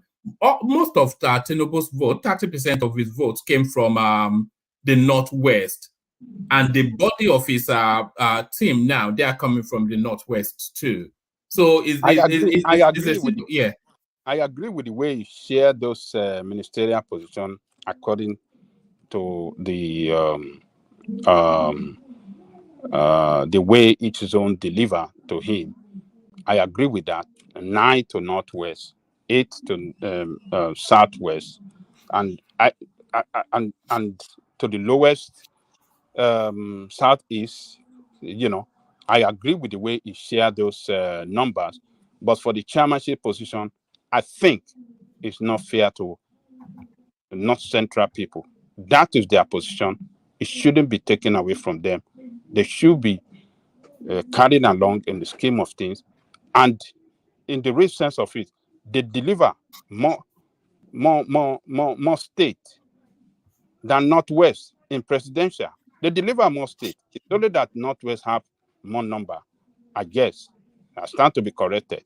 But, you know, North Central, and that is what Buhari did too. When they took the ministerial appointment away from that lady from Ogun State, the Kemi Adeosun, and they went to give it to somebody in Kebbi. I mean, where is that lady came from? That is our own slot in Ogun State. Why should we take our own position away from us and you gave it to another state from the north? It's wrong. I don't know the way politicians reason. I don't know the way they do their things. But to me, I think it's not fair to the people of Nasarawa State. If one of them have lost the position, let's say the former chairman have not done well, have done something wrong. Yeah, take him down. Fine, it's politics. Take another person from the state to replace him, so that to carry along the people of the state. Now, what's the people of the state having now? From the head to bottom. That is what he has done to them. Well, that's my own. That's the way I see it. I might be wrong. It's their party. Let them run it the way they like. That's my opinion. All right. Ajane Koko, I want to take you to this headline. It wasn't actually it wasn't any of the ones that we're discussing, but it's just off the back of. It was one of the things that people sent to me. But it was one of the. It's just somebody was commenting on it that Two Obedience made the Tinubu ministerial list. So this is this guy that we were eulogizing about yesterday. Ministerial nominee under fire as tweets where he tackled Tinubu resurfaces. So this is that Bosun Tijani that we were talking about. It says some old tweets where Bosun Tijani, a ministerial nominee, criticized President Bola Tinubu has resurfaced. The 46-year-old Nigerian British entrepreneur's name is amongst the 19 sent to the Senate on Wednesday. Tijani, who holds a bachelor's degree in economics and a diploma in computer sciences from University of Jos Plateau State, is the so it goes on to give us his CV. It says replied to a tweet some 4 years ago. The nominee had said, "It is becoming the norm. Tinubu fed them that rubbish narrative with his serving power a la carte wisdom. Go invest your time and money into your business if you want to propagate such rubbish narrative." So this is him slamming Tinubu barely 4 years ago, and people are now resurfacing it. Is there anything in another tweet? Tijani expressed dissatisfaction with Tinubu's engagement and activities. So it says they are hiding fuel and naira. We are putting them to shame regardless. So and then what does it say? It says he did, but I doubt he enjoyed a cordial relationship with him throughout the 8 years. And he mentioned it in the same video. OO is, I don't know who OO is. OO's point of needing Buhari is correct, but no one is certain how influential Buhari will be in the coming election. He isn't a typical president. Buhari has been a stubborn president, and it will be easy to believe that beyond supporting his election, Tinubu has had little influence on his performance. So they are digging out narratives of this guy running negative commentaries on Tinubu. I'm not sure that there's sufficient enough in that. Do you want to comment on that, or should we just go to the Republic? Who are those people bringing all this? The usual quarters now. Our Kenimani, the Kenimani is of our social media. Well, Java social media. Social media warrior. Well, people disagree and agree, so it doesn't matter. This is 4 years ago, so and Tinubu, I think, seeing the best in him, and his resume says that clearly that the guy is a person that should be put to use for the good of the country. So the president has chosen him. It doesn't really matter as far as I'm concerned. So let him assume office, and let us see how he can contribute to the development of the country. That is what really matters. Tomorrow, it might be or be that we'll be given an assignment by Tinubu, and will you guys say that Obi should not take it? It might not be ministerial upon me. I'm not talking of he must send in on a mission for to international conference, or to represent Nigeria for one international engagement. Would you say Obi should not go? No. If it gives Obi an assignment, Obi is not serving Tinubu, he's serving Nigeria. So let us forget about this, what this guy have written against him. Yes, he didn't see what is good in him that time. He criticized him. It doesn't matter. He has given him the job. Let him go.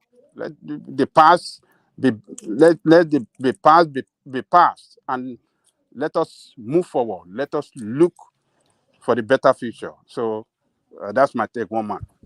Pat, can I add real quick? Yeah, go on now, Riola.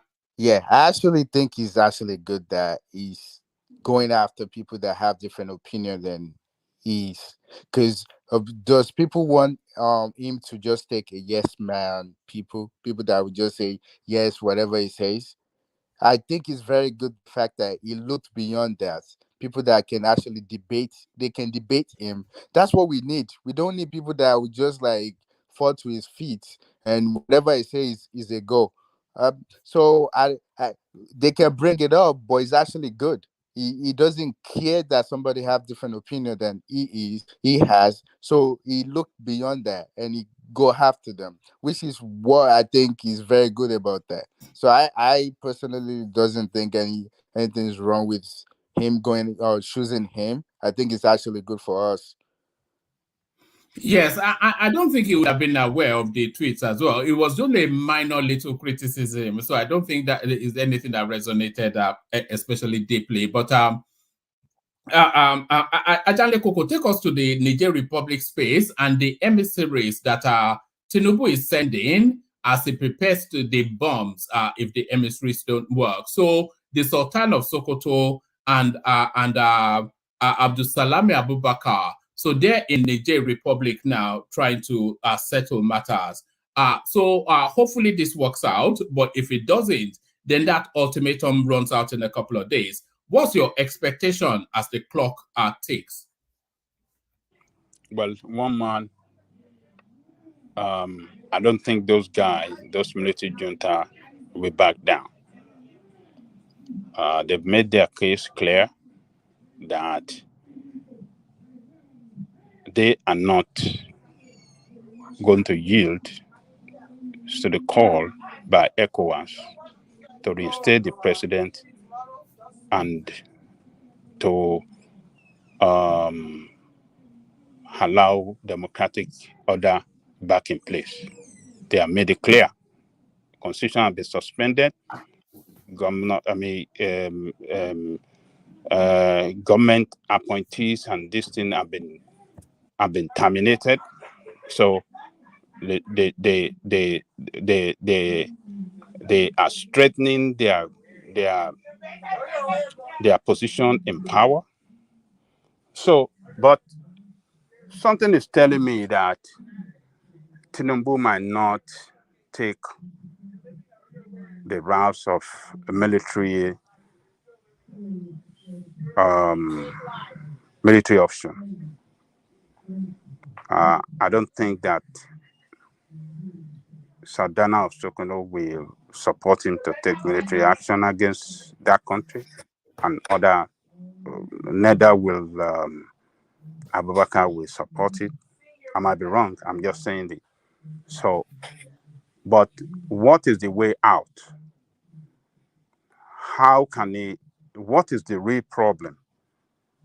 Maybe through the Sadwana and this thing, it can explain to them, and they will go to Tinubu and let Tinubu know the real problem that is really going on.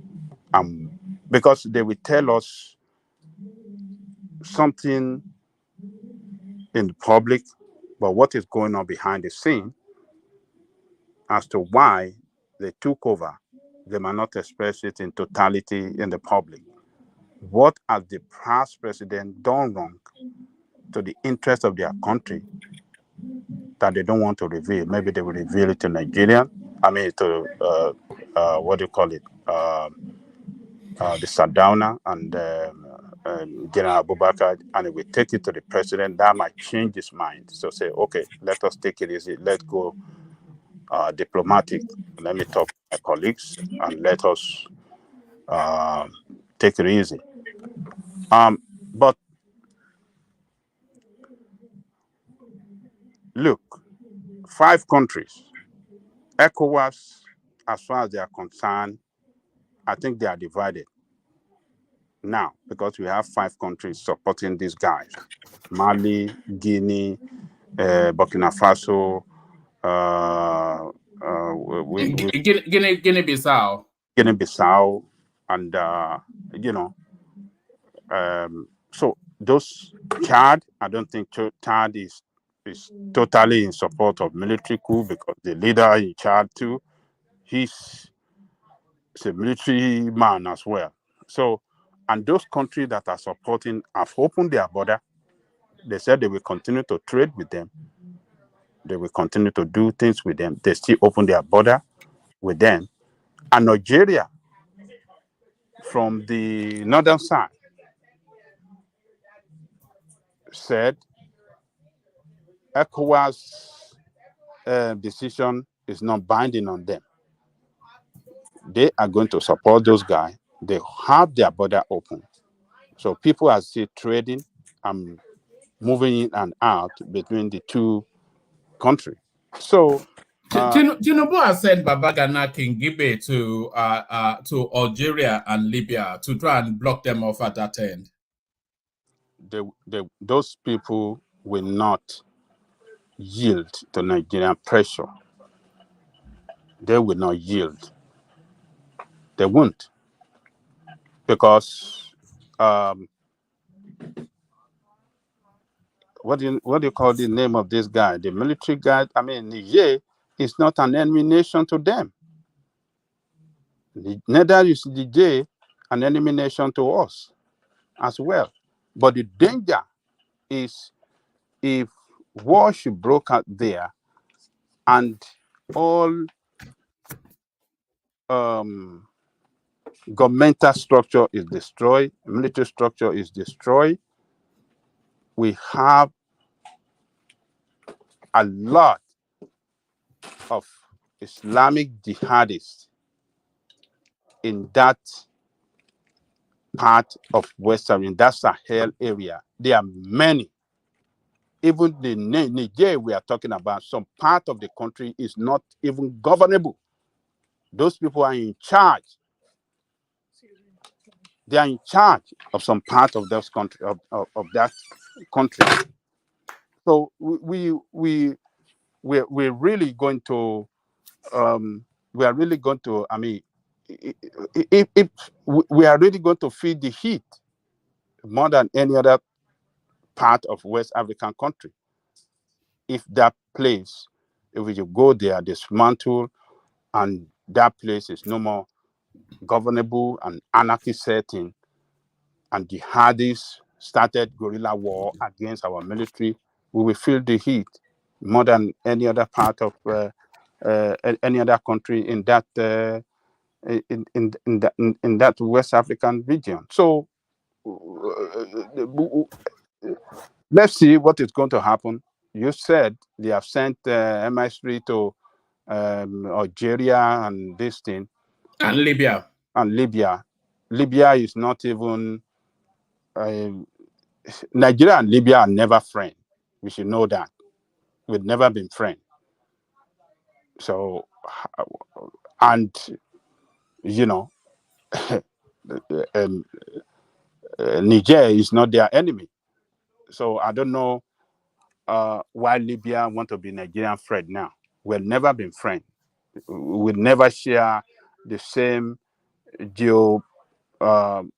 political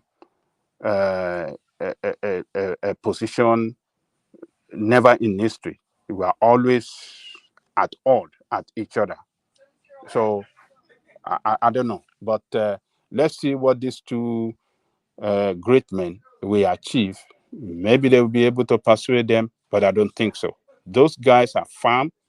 They reinstated it over and over that they are not reinstating the president. His term is gone, and you know they are in control, and they will continue. They will stand up and defend their country. That is what they are saying. That is what they are saying. So, but Tinubu,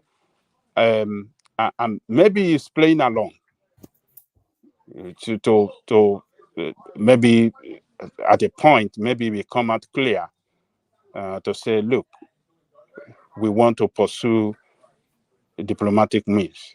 Maybe he's just playing along now. So I believe if northern leaders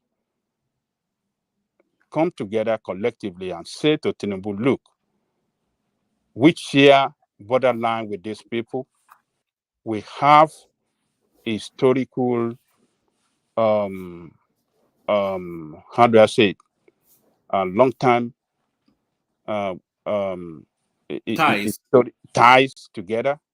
We share family ties together. And already our people in Nigeria across northern part have suffered displacement and from attack from the terrorists for over 10 years in Nigeria. We want peace. We don't want a situation where terrorists, this fight will energize these terrorists along the Sahel, and they will see Nigeria as enemy, and they will say, let us go and fight. And the only way to fight is to go and hit vulnerable targets. Who are the vulnerable targets? Poor people living in their villages and town across the borderline, and then, inflict mayhem on Nigeria. And before we know it, we are in the world of social media. We will come here and we will start to talk bad about Tinubu. We will go all high up against him, that he invited the problem. So that is the way I see it. I think he has to listen to, right now, he has to listen to northern leaders, traditional leaders on the way forward, because they share the border with those people. So it's just like you have, it's just like you have the Republic of Benin that share that historical tie with Yoruba people, that side of the Republic of Benin. And such, this kind of incident that happened in Nigeria happened in the Republic of Benin. We say, oh, we want to take up arms. And the Yoruba Obas in that part of say, we don't want war. What do you think Yoruba people in Nigeria, how would they feel? If they said, we don't want war, if you bring war here, then a lot of our people might be killed. We don't want it. I bet you one man, all over Yoruba land, people will be saying, this government should stop this nonsense. Listen to the people. That is what we'll be saying. We won't be saying this. So I will want to advise him to listen to northern leaders, the traditional leaders, and to listen to them. Let them guide him on the way forward, because they share long-time historical ties, religious ties, and family ties with these people. So that's my suggestion I can give. Abubakar, the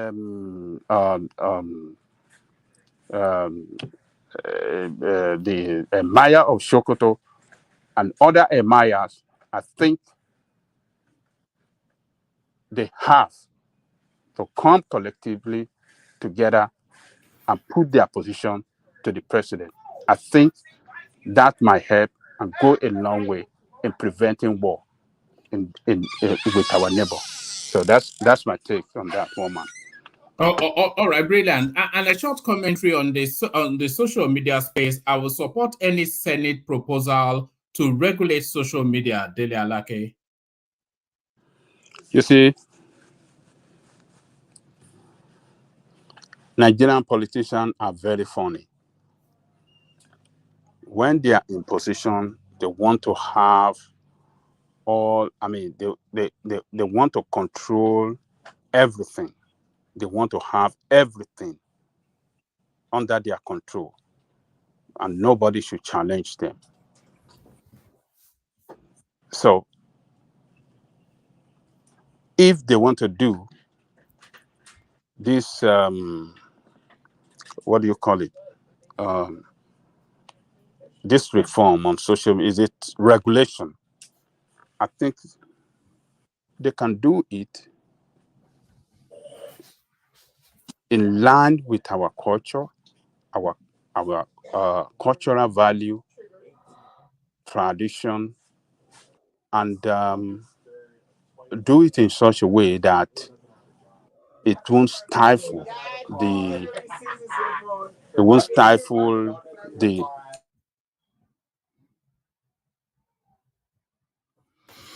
it won't stifle opposition voices against their government. We know that Black people are very, very selfish and very, very controlled. When we are in government or in charge of government, we don't want anybody to challenge us. We want to control people. We like to be dictatorial.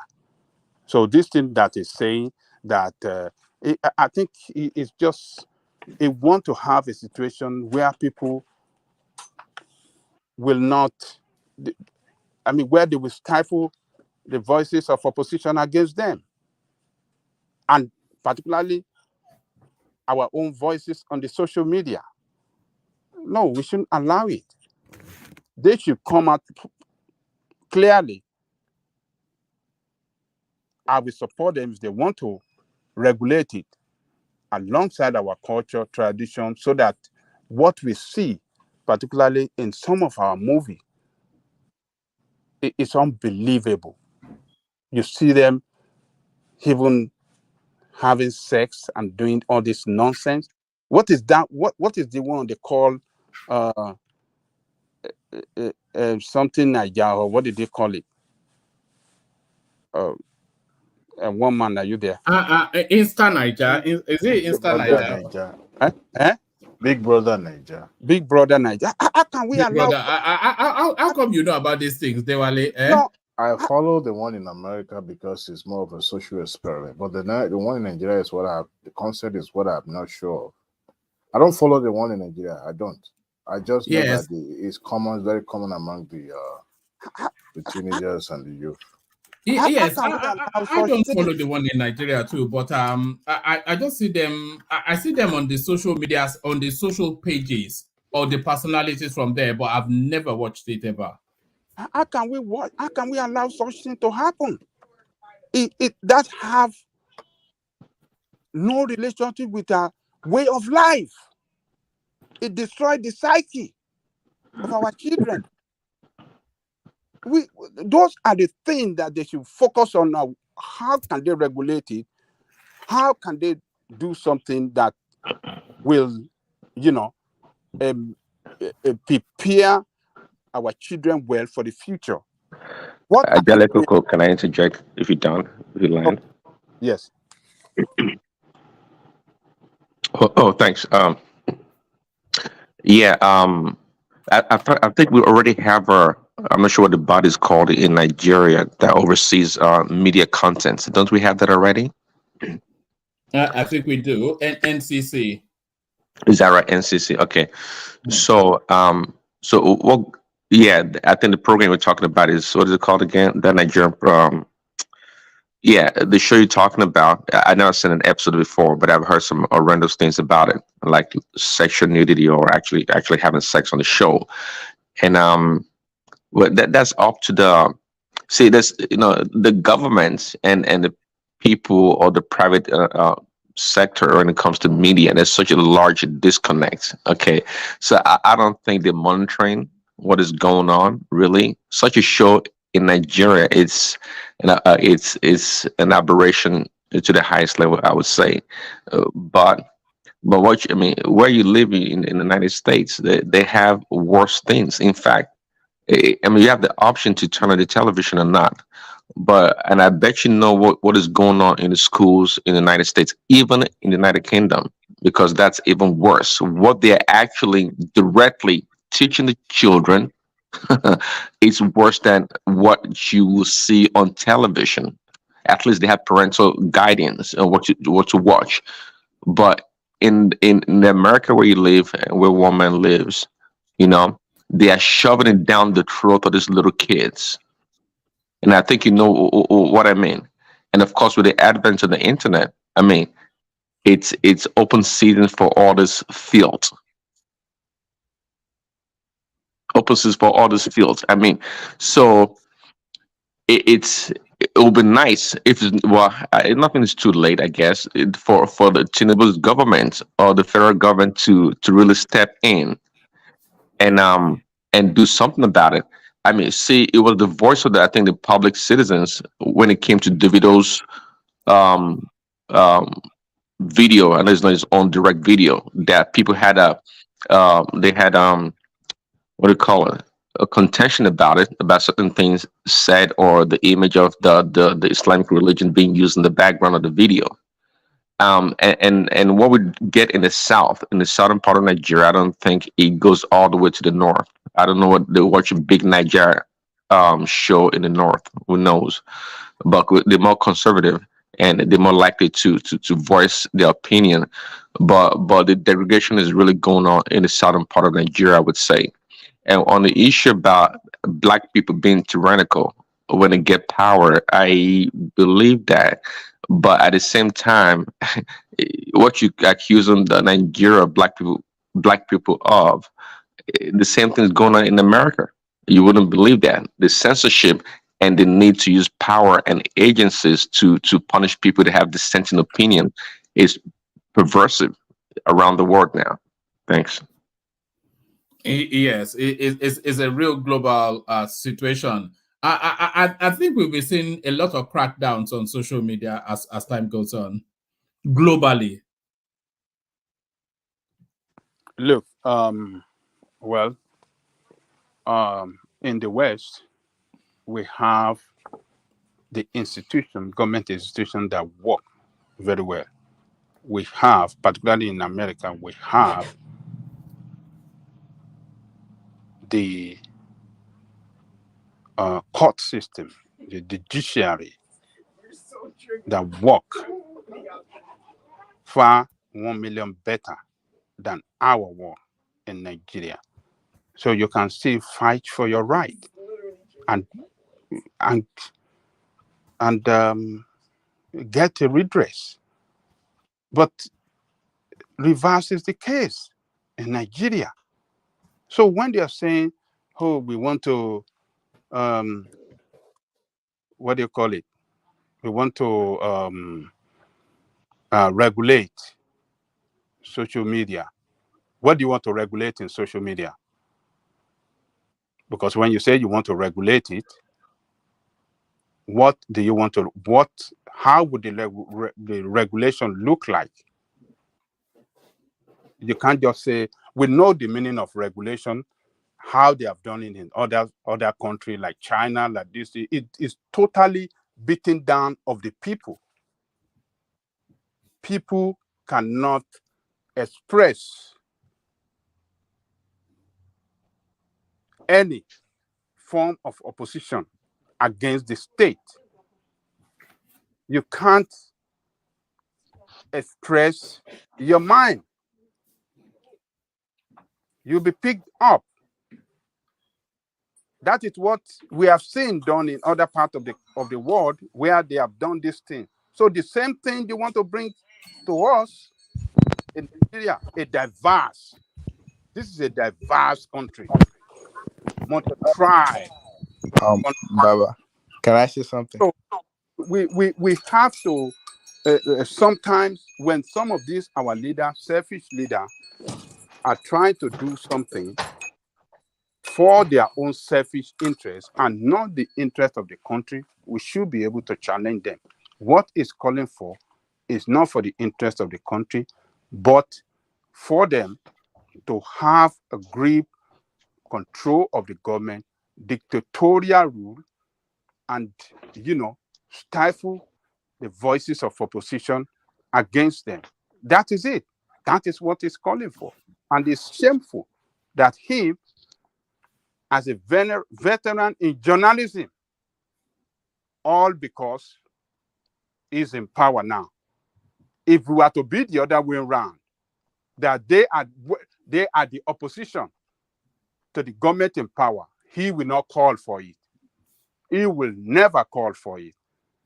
And as a matter of fact, when Jonathan was the president of this country, these people were given that freedom of expression, and that was what helped APC to power, because they were able to use the media, the social media, and the media very well against Jonathan government. That was the power they used to bring down Jonathan government. So because they are in power now, they don't want others to use such power of the media against them. So they rather call for regulation so that they can, dictatorially govern the country. Shameful for Dele Alake, shameful for him. I repeat once again. May I add? I will support a situation where we will look into what is going on in our society concerning our culture, tradition, all this value that relate to us that we're losing out fastly particularly on the social media. What can we do?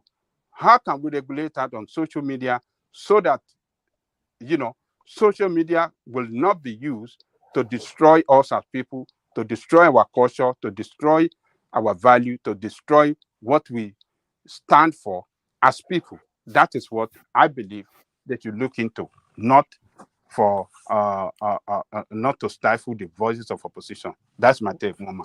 But they'll All never. right, Can I add real brilliant. quick? Yeah, add Oriola, and then from you we go to Adewale. Yes, Oriola. Yeah, From you. I want to add. Then also I want to ask Aja question. So here's what I want to add. Do we realize that a regulation is being implemented based on the law of the land? So currently, I don't believe Nigeria has a law for social media. There's no law created.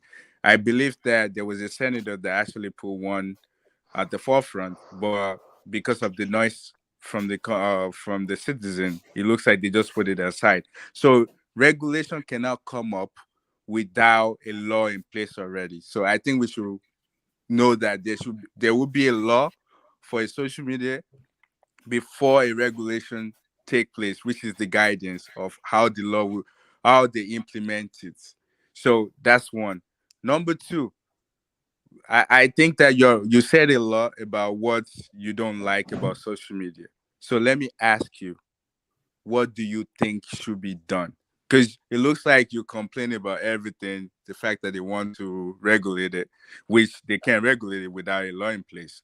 So what would you think should be done? Please, thank you.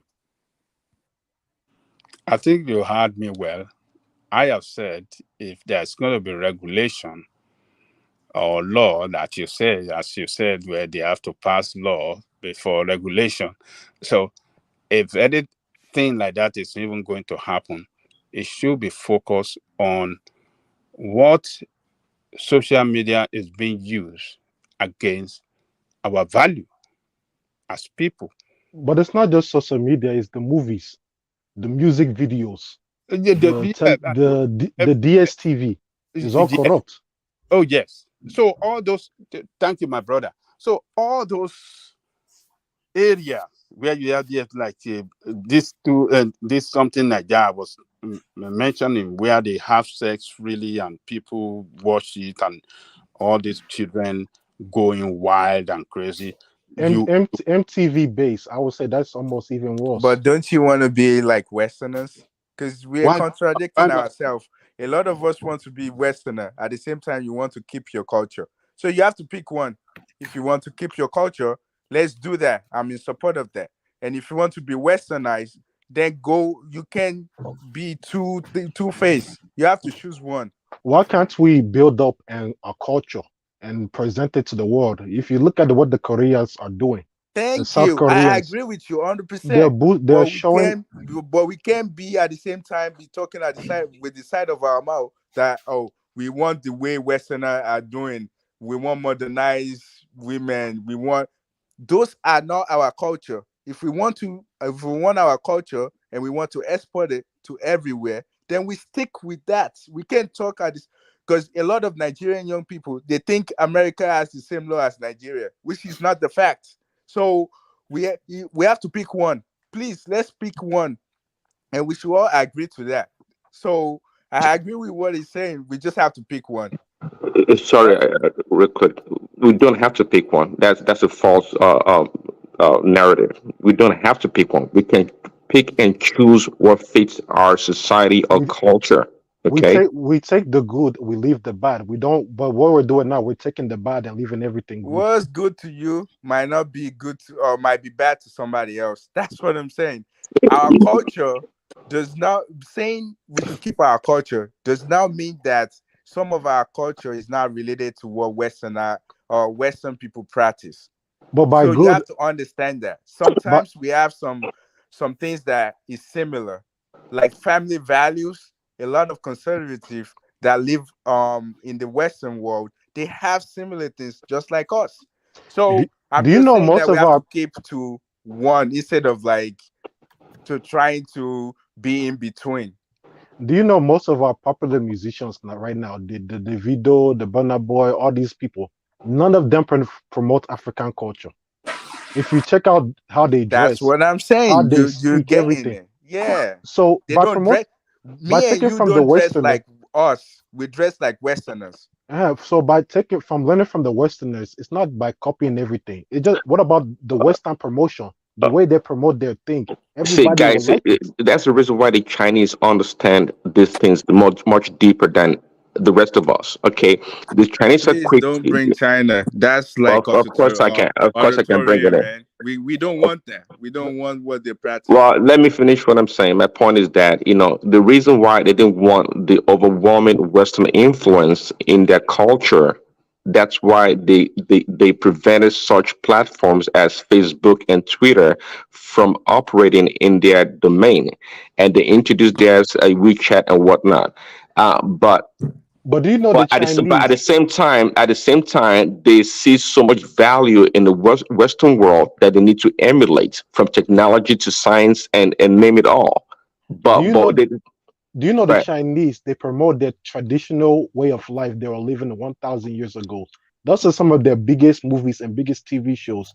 What they were doing in ancient days, and they promote everything about it good. you're You right. see their sky god, the sky goddesses, everything You're about right, it is and good. that's why But in the Nigeria, Chinese. every single thing about us is promoted as bad in the movie industry. What, Everything single thing about us is promoted as do bad. do you know the Chinese influences Hollywood and other private movie producers to change certain um, um, parts of a movie that's maybe anti-China or the communist government or their culture, and guess what happens? Uh, Hollywood and the rest, they acquiesce. See, Yeah, because because they need their market. They need their money. So I know what you're saying. That's correct.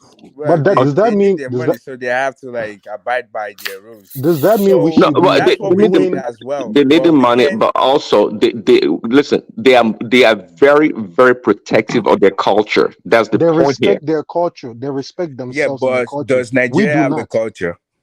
What do We you have mean? culture now. What do you mean No, with you that? don't. Yes, If we you do. want Nigeria to be because you're so Nigeria has people inside Nigeria that has culture. Nigeria as a whole is not a culture, so you have to understand that as well. In So Ni- in Niger in there's different Nigeria, layer to this. you see. Is No, no, Nigeria does we not have okay. a No, single. that's let me not give you an true. example. We have Well, overwhelming. Chinese that you're talking about, they have a single culture. No, that's a lie too. They have a dominant. Listen, they have a I agree. dominant. I They have agree. a Dominance. dominant ethnicity, and Uh, that is what majority practice. And when you're in Nigeria, you don't have that. That's You not have true. so That's not many true. We Nigeria have we ethnicities. have Nigeria has a overlapping conservative we culture. have overlapping values, or we have shared values with other cultures generally. So Example, don't say that. please. Give me example. We have a Give we have me. a Does the conservative South culture. and the North do they have the same similar values? It's more so conservative. We both North and South is more so Which conservative. one? Which give example of North, what is similar? if you compare us to the Westerners, Nigeria is a conservative country in the way we dress, in the way we act, in many things. We're conservative people. So And once all you Nigerians dress the same way. you see, The way you're looking at it, it's like you're looking at it like this is just a simple thing, but if it's you not see, simple. if This you is see a the music very videos, if you see the music videos these bad boys are producing, there's nobody on Nigeria can go on the street and dress like that. You didn't tell me. Are you okay? Which my hand do you give to? What is this? You. So Sorry, that wasn't meant for the public audience. I think that Ajay Koko was I was having a wondering private that what is moment. going on. No, Ajay Koko. I think in his personal life as he is here, he doesn't take nonsense. He doesn't take nonsense from we know anybody. them. They're like teacher, our former teachers. Even in their dream, they are still disciplining you. I think somebody is about to be dished a correctional slap. There, a correctional slap is going the way. You know, you can take Nigeria, you can take them to anywhere in the world. You can't take that Niger sub out of them. Anyway. All right, back to where you were. These boys with their music videos and their movies and everything is destroying the image of Africa, destroying the black man image, and destroying everything. The respect we're getting. It's not. If you I don't compare it, agree with your point of view. if you compare somebody like Davido to Fela or the musicians of those days, the morals is completely different. This man, any woman he see, he What's wants to different there, impregnate. man? Any The woman way we look these at guys things see, they want to sometimes is impregnate. so like They smoking weed, so smoking Igbo. Fela didn't do that. So Fela didn't do that, right? How many times do you see him smoking Igbo? Fela never smoked that. Was he not smoking ordinary cigarettes? Oh, And that is his legal in kids Nigeria. even said it. It does. Come on, man. Okay, Whenever you saw him in so public, is he will already cigarette be good? smoking Is cigarettes. cigarette a good thing? It's legal. So just because, but marijuana is legal now. How It's many legal in some part of the countries. How many self-respecting people do you see smoking Igbo? A lot of but people. a lot of self-respecting people smoke. People smoke it, man. Tell me how many politicians you know See, that I'm smoke. not saying that is a Smoke good Igbo. thing or we should just copy and paste like every single thing we do, but you have to realize that it's not even just Africa. Like if you look around the world, they like the westernized or the westerner, like the way they live their life. A lot of people want to be like them, like you see But the they are, music but video. you see, So but when it comes to us, it's us that we have to regulate what we want us to keep as values. It's us that we have to regulate that. We you have see the to. thing. You see when black people take up something, we tend to take the bad, all of the bad, and carry it as a badge of honor, and then leave the good. No, And no, like I no. I say, don't go look there, at man. K-pop. Look at the music that the Koreans are producing. That if they were speaking in English, the Koreans, the music will be the #1 in the world. Wait. They would have even beaten them. Do you know Beaten the that their Westerners. cities? Do you know like the city? What's the biggest cities? I think they have about two. I forget the name now. If you actually, so there's different documentary on it. Seoul They, and Seoul and there's another one. uh-huh. They actually like if you come to the urban area, they actually live like Westerners. They dance to the same music. They even make some English music. They make hip hop music just like that. But the thing is, because it's just not the entire population, they have other aspects. Just like if you look at Nigeria, for example, like the Yorubas, they make like Yoruba movies, and now they're accepting it. And if you look at the Igbo, I'm not familiar, but I know the Hausa. When you look at their movies, there's always like they use their language, so it's accepting. So there's some minor people that stick to like speaking English, and they want to be like the Western world. Just it's everywhere. Japan, every single It's not country is about like that. They it's not copy about it's not the about speaking Westerners. English or not. It's a key word we're missing here, and that is self-respect. Do you respect your culture? Do you respect your women? Do you But do you respect guys yourself? teach this? They don't do You that. don't teach this. You're In saying it as Nigeria, if like this kid would just they burn them and they would just come up with everything acceptable. Like this is what we want. No, you don't even your government doesn't even use your language to communicate. that's the problem. They don't they don't praise your culture. A lot of people, like if you look at all of them, they send their children abroad where English is what it is. Like the thing that we practice, that we do over there, is not even related to our tradition. Okay, It's see, not I'm our sorry. culture. So quickly, So let me we button can't real blame quick. anyone. We can't See really blame what anyone. you're saying about sending kids to. I mean, who sends more of their children around the world than the Chinese?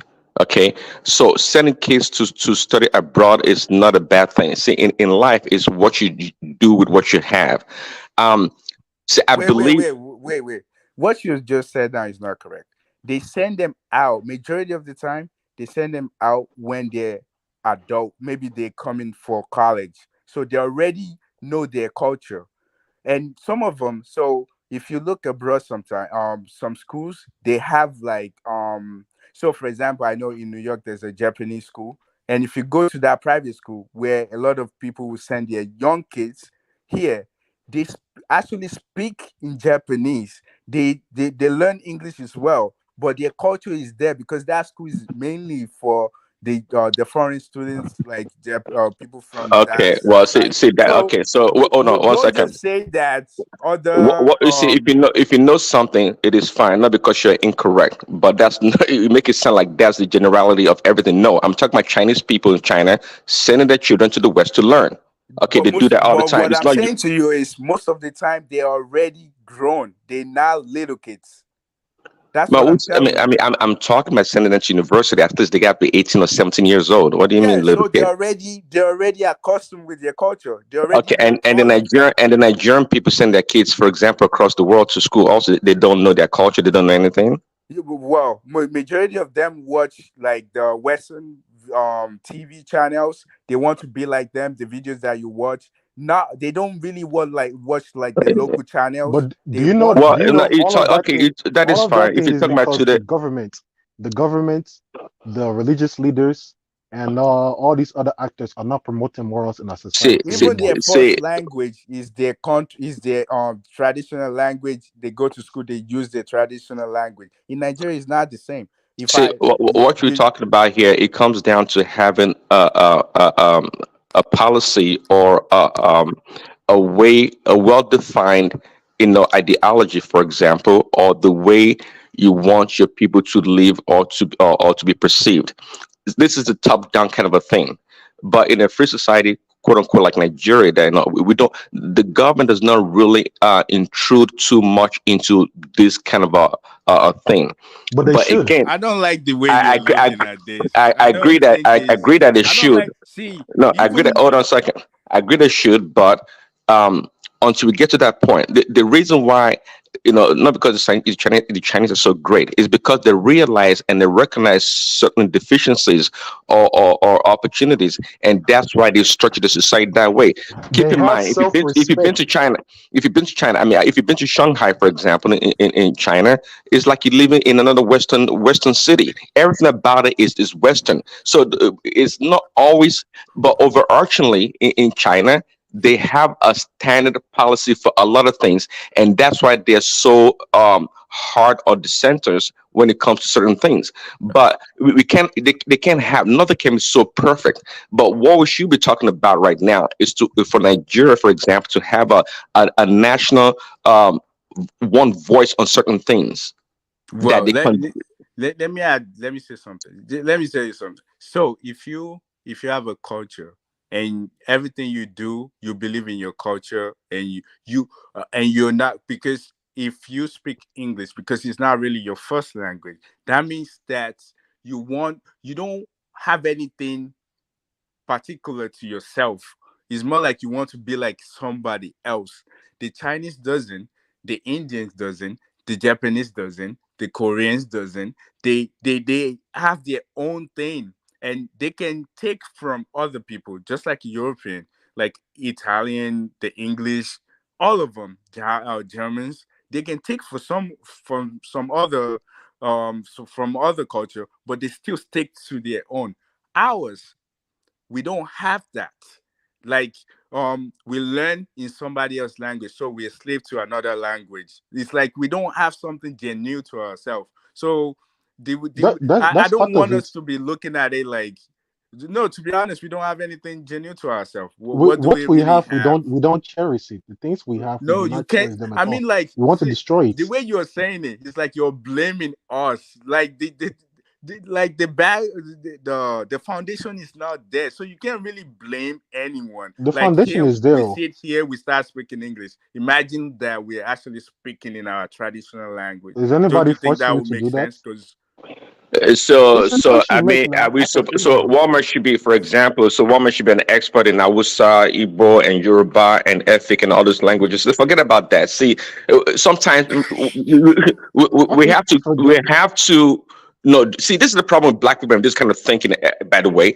See, we have to use to our advantage what we have at our disposal. What is the big deal? See, nobody's choking me to speak English, but if that been the case, I mean, it's a non-issue as it's far a as I'm big deal, concerned. man. I don't like the It's, way you're looking at it.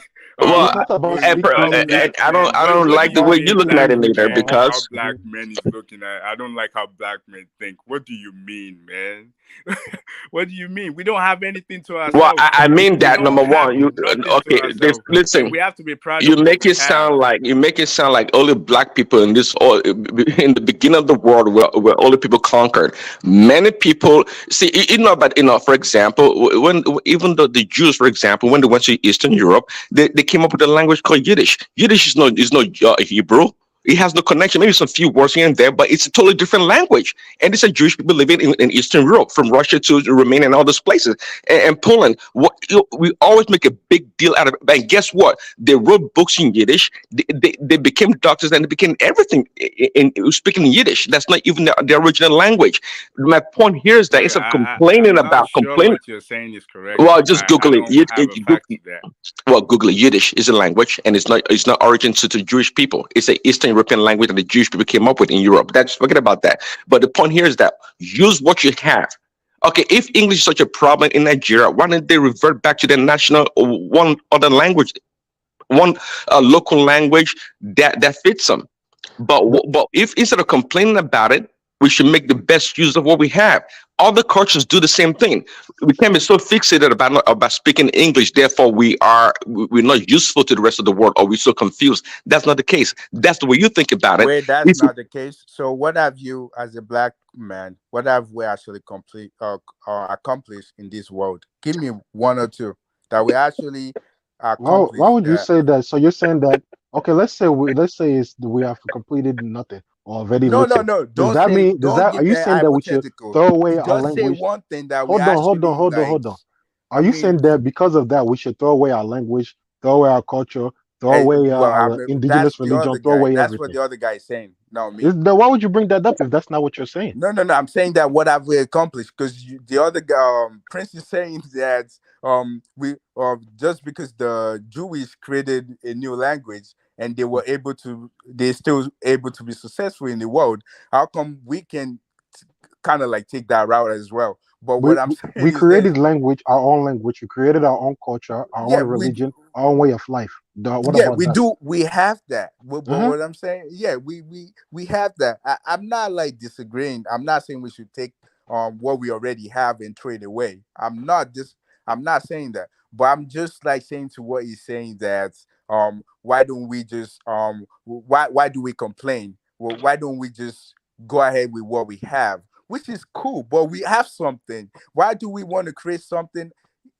even though No, we already have something no, you going don't on have to. because of That's it? my point. You don't have to. I'll just give an example of the Jewish people in Eastern Europe. We don't have to. We have plenty of languages that we can even that we even understand all of them. My point here is that if it's such a problem, why don't you choose one of the languages, or make up something that let it be official language than complaining about the We English can't do language or that. French. See, you can't do that. Okay, Why? why don't let me ask you, why don't UK, United Kingdom, just created one language? Like they have about 6 country, different ethnicity in that little thing in that United Kingdom. Why don't they just decide that we just have one language? No, the thing is they respect and the thing that actually set you aside in the world is your culture and your language, which is your culture, your language, your tradition. That's what sets you apart. If you're losing that, no, everybody would think you want to be like them, and they will I they will can be quick to remind you that I you're can not guarantee them. You ninety-five are percent not or them. more, 95% or more Nigerians are still speaking that traditional language, that their local languages. I I don't know know, what the but what problem have is. we done with it? So we should blame the white man, Your or what does schools, it matter? your school does not even recognize it. In your country, And you whose don't problem implement is it as a that? Whose problem language, is that? Whose official problem is that? language. Whose It's problem is us. that? It's our Okay, problem. that's what I'm saying. Everything points back to us. If Yeah. you don't like the language, get rid of the language. If you want to, Why would we get rid of our culture? What are you talking about? no, Why would we get English rid of what language, made us English us? language. I'm not talking about getting rid of our culture. Because you sound like you're But your complaining a language is lot. your culture, though. Your language is what made your culture what your culture is. The way you speak, because that's what makes you who you are. We can't throw that away. Okay, I don't disagree with you. I agree with you. So, but you seem to have a problem that we speak English also, whereas I do. I would okay, see. and Here's what I would have preferred in Nigeria. Here's what I would prefer. Like we have 3 major languages. It means that if you go to school, if you're from Southwest, it means that you have to learn that Yoruba. They will use it to teach and everything, and you have to do the 2 other language. You have to know. You have to take Igbo course. You have to take Hausa course. So by the time you get to your university, you're already fluent in those 2 other languages. I would prefer that. Let me That ask you means a quick if you question. go to the north, you are able to What do you speak think? What do you Hausa. think the If you go language? to the Hold on, southeast, you are able to speak Igbo. I would prefer that. I got you. What And do you think that the way we language? understand every one another. That I don't have to speak English if I go to somebody else. If I go I to get it. Hausa, What is the I go language of? there.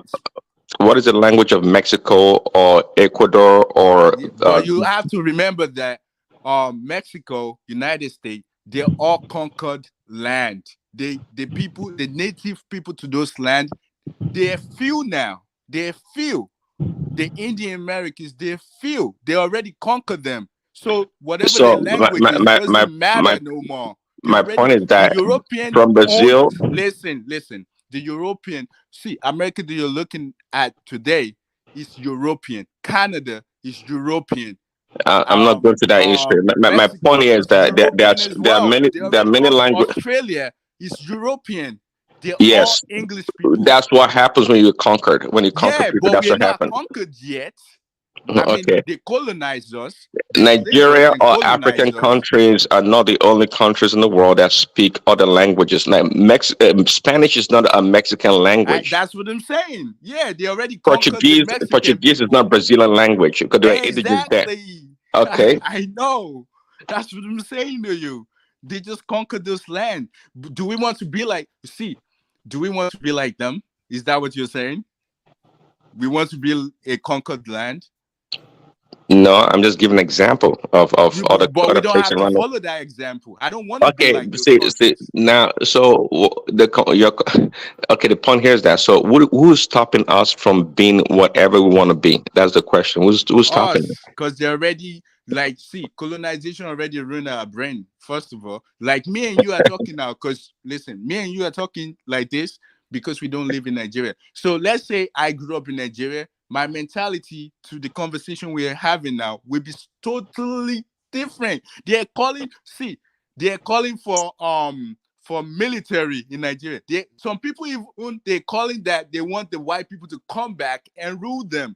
Like, can you imagine how like people think? So if me and you still live in that country, we will be speaking totally different from the way we're talking now. So that's why it's so tough to conversate with people like for people. It's not their fault. Like, a lot of people don't know history. Like we don't learn it. Like, imagine Niger, they still doing coups that we know what would end up with it. It's just we're going in circle. We're just going round. They're using you against one another, and you don't know. How do you conversate with those type of people? You can't. They won't understand. Even our people, we are so inferior to these people. Like, if you see the way they treated them, if you're there, you'll be like, what? But if I grew up there, I would do the same thing. It's colonization. Your brain is already like, that's how the world should work. You don't know better. That's the thing. Before the apartheid was over, before Mandela took over, would you accept that South Africa was a Western country? It's still Western. See, every big company in Africa is owned by white person. The South Africans, the little part, true. which the Netherlands. Hold on. Did you say in Africa or in South Africa? In Africa. MTN is not owned by you.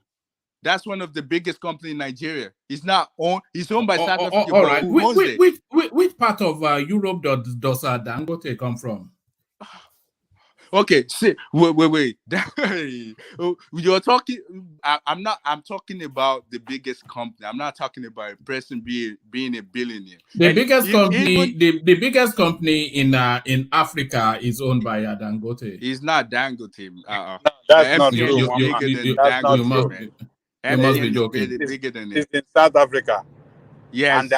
and MTN might be the biggest, or some other company. The biggest company, the MTN is bigger than the Dangote group. Yes.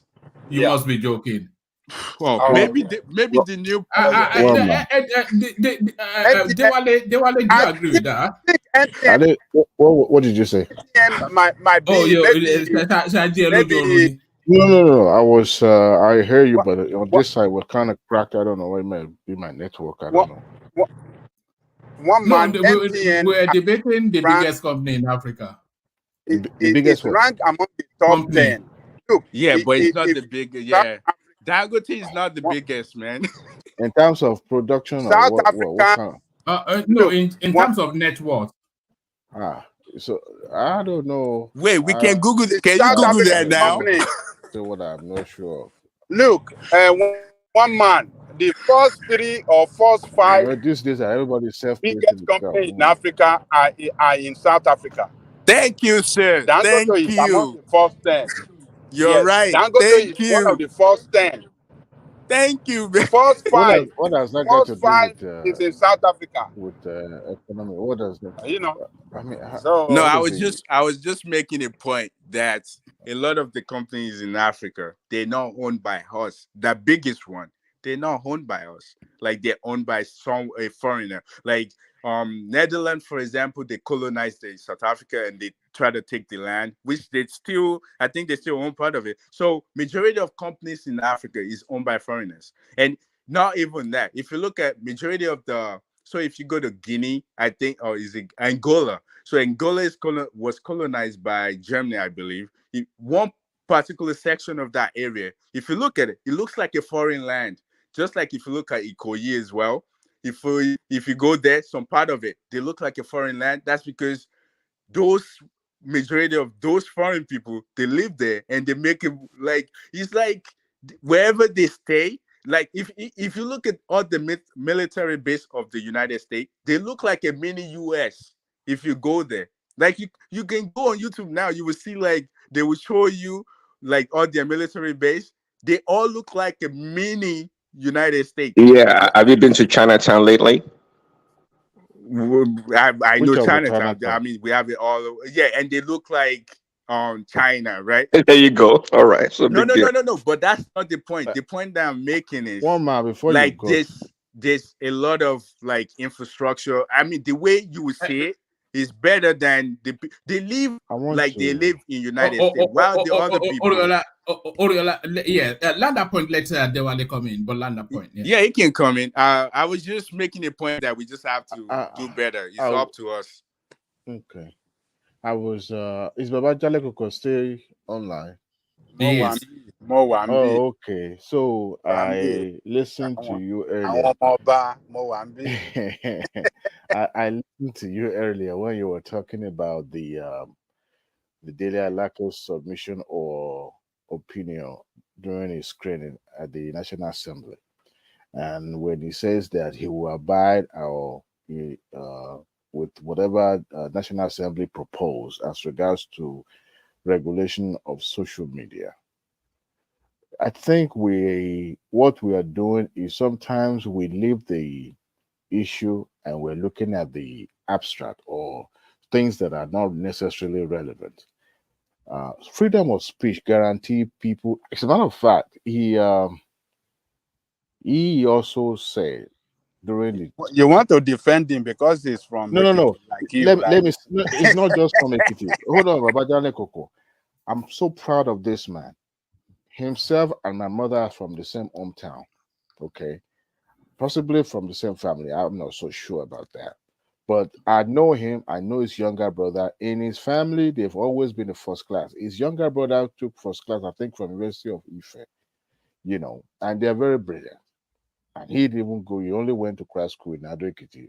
Most of his life has been spent in Lagos. But he's used to, home. But the bottom line is that he said, and I quote, that freedom of speech is not absolute. Yes, it is guaranteed, because it's enshrined in our constitution, but it's not absolute. What does it mean by that? When you have statement that is enough to engulf a nation, and it's enough to set the nation on fire, or directly attack people by defaming their character, their personality. Now that is not freedom of speech. So there's a limitation. Now it's not. It goes beyond electioneering. It goes beyond just for the political reason or purpose. If you go online, I'm glad Babangida Koko, you don't operate in that space.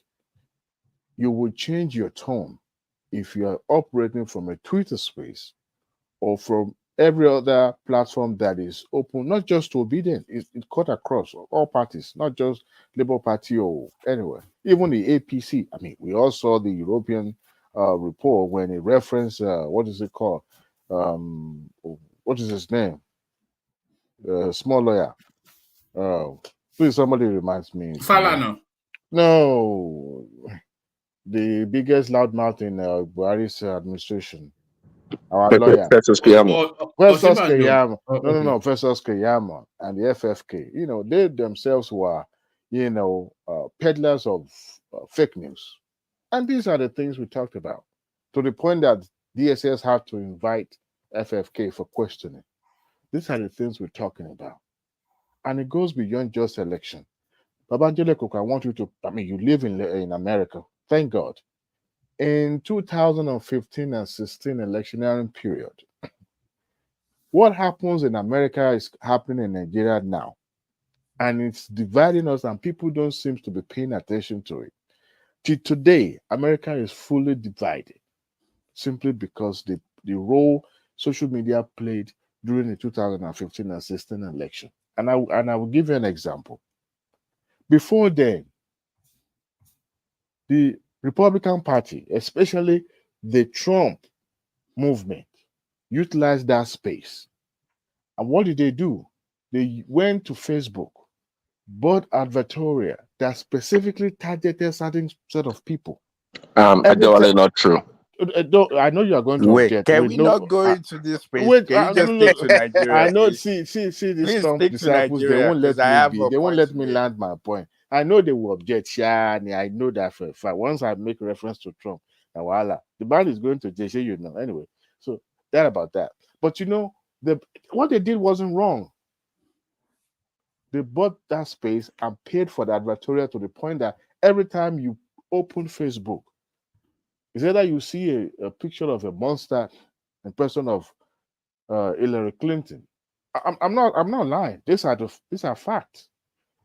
There was no law that says they can't do that, and that alone convicts facts. At the point that a particular individual had to travel to Washington simply because of what was written that certain restaurant in Washington had there was sodomy or some sort of devilish stuff going on in a restaurant, and he carried weapon to go and kill in that restaurant. Anyway, but what I'm trying to say is that during that time, fake news was rife everywhere, anywhere you go. And it was one of those mechanisms employed by Trump machinery to win the elections. But what am I saying is that aftermath of that, the effect of what they did, to these days, America is still, found themselves in that quagmire because it divided the country completely, divided opinion. Baba, America Now, has always been like this. Oh no, but I don't think you should it wasn't this Can we just pronounced. stick to But Nigeria? but It you know the has always funniest been thing. like this. I'm making I my hope one point. man is gonna Just have him Let not him to land you. rebuttal. I'm Let making him my land point. now. I'm making my point. Let I'm him making my land. point, guys. You may not like what I'm saying. Well, it but can't let me- line with fake news. You got to challenge what it's saying. It can't line with fake Let news. him land. Then we let can me make my let submission. him land, then you push back at challenge him. me. Yeah. Go on, After that, election was over. Donald Trump became the president.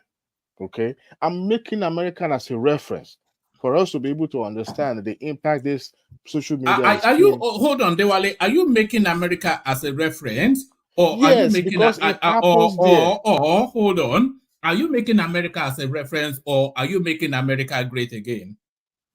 American has always been great. Not one individual is going to make it. You didn't get my little joke. I got it. Okay. Yeah, I think Prince Daddy is gonna agree with that. Anyway, so 2018 is Prince Daddy MAGA? Is he Of MAGA? course he is. Him and Oh Babati God. and Babajale Koko, they are all magas. Anyway, and in 2018 How they did that invited happen?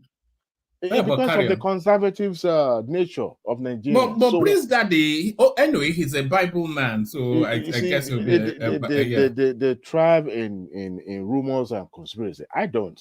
If I don't know something, I don't know it. If I don't know it, I will be open and I will embrace it. However, 2018, the Congress invited all these social media CEOs, including Google CEOs, and invited them. I could remember very, very well. Senator Durbin asked Mark Zuckerberg and said, would you be willing to share your own private information about what you did last night and put it on the Facebook? You could see the reaction on Mark Zuckerberg's face.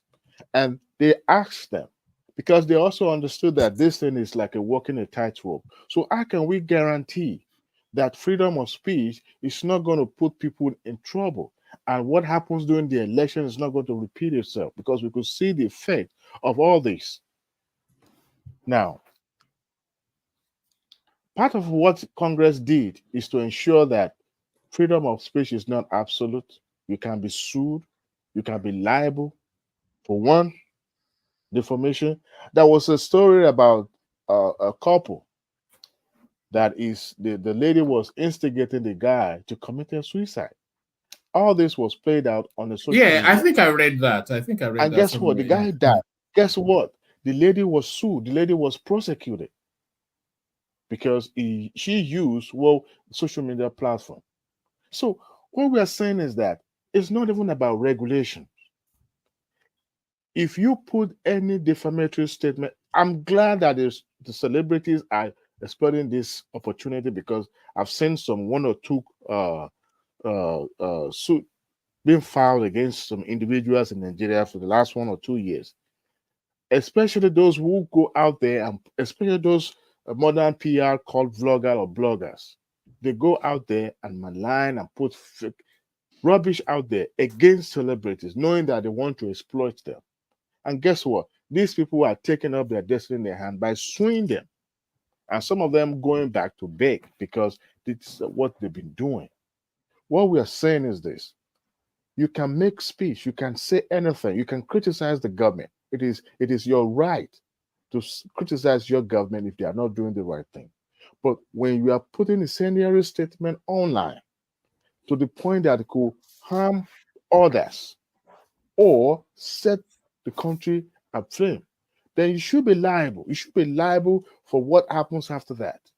But when these guys, in the name of free speech, and you are hiding behind that one finger, that is what I'm against. And he said, it's not about saying you cannot use social media. Even when the federal government did that, they had no option. What they did in America? Twitter started fact-checking people, because you're not going to be posting fake information. That was what led to Trump leaving Twitter space and forming his own social media platform, because most of what he was promoting have been debunked. And people go there and lie and say things and put things out there. If, as a matter of fact, there was a lot of things that we will share, at the end of the day, we will come back and say, no, this information are wrong, it will disappear, because they've been fact-checked. Now, the social media owners, we can call them because they're operating in our space. And this should be part of the regulations, and say, what can you do for us? You own this platform. We can't tell you what to do about it. However, how can you help us strengthen our coexistence and our democracy? So if we can do that, that is part of regulations. You tell them, because they're operating in your space, not necessarily the end user. The end user will abide by whatever regulations or policies the company push out. Every now and then, don't we update all the apps that we use? Because law changes. And that is the angle I want us to see it from. Not necessarily saying we are being gagged, we are being caged, you must not say nothing, you must not criticize. No, because people cannot just be going out there. If the likes of FF can be summoned for questioning, I don't think any other smaller person in Nigeria cannot be called. And what do we have now? If you operate on the Twitter space, you will see that that space is rife of misinformation, and people take it and run with it because now Instagram is for people showing off their wealth, their ostentatious lifestyle. Facebook is almost as dead as anything, but people still go there and post stuff, especially maybe among those. And even the WhatsApp that we use, oh my goodness, somebody actually make reference in my homeowner associations. Man, if you see what people are posting, the way they come out against each other, sometimes this thing is dangerous. The owners of it can help us, or we can tighten. If you're going to be operating on that space, then you need to help us because we are dividing every day, and these platforms is hiding it. Before, people get information maybe after a week, but now information is in your hand on your phone. One man, Nigerian authority can switch off the network and say nobody, just like they did with Twitter, right? But the operator of the platform can help us. What they did in America, they can replicate that here. Okay, just like how Oshomole lied against Autumn, he was sued for 1 billion and a There you go. apology. There you go. Apology. That Oshomole was national It should APC have national. taken further. It should have. No, he went. He took everything from Oshomole. Oshomole was APC national chairman. Oshomole had to come out from Vanguard and Punch to make public an apology and beg to take the case from court. That would have been even nipped in the bud if they had fact-checked him on that platform. But at the end of the day, they leave it open. After all, it's Africa anyway. Who cares about that? Nobody cares about Africa. That's why we're taking our own destiny in our hand. Nobody cares about it. Anything goes. What is it called? This Uber of a thing came to Nigeria, came to Africa, and they're doing what they like. Nobody cares. Thank God that the local companies are coming up and challenging them, because you're not going to come here and start, enslaving our people. So those are the regulations we needed. Not about gating people and telling that they can't say their mind, but the people who told the line. If you put stuff out, see, if you go on the YouTube now and type some stuff, people are bypassing it by using some codes and all that, but they still catch up. And those are the things that we want the operators to help us put in place by regulating it. Not ignorant people in the village will type stuff, but once they know that it can be deleted, or they know that it will be regulated because it's not going to be out there.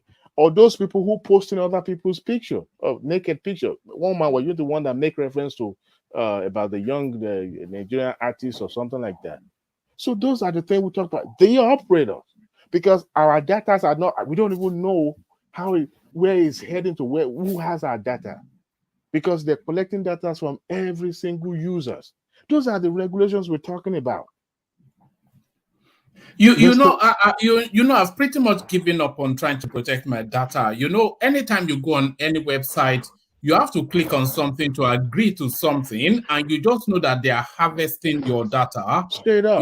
They're just and it's easy, woman, to go to any of these data companies that mine data and say, you know what, we want this demographic to be targeted, and boom, you send it to them, and before you know it, it's spread.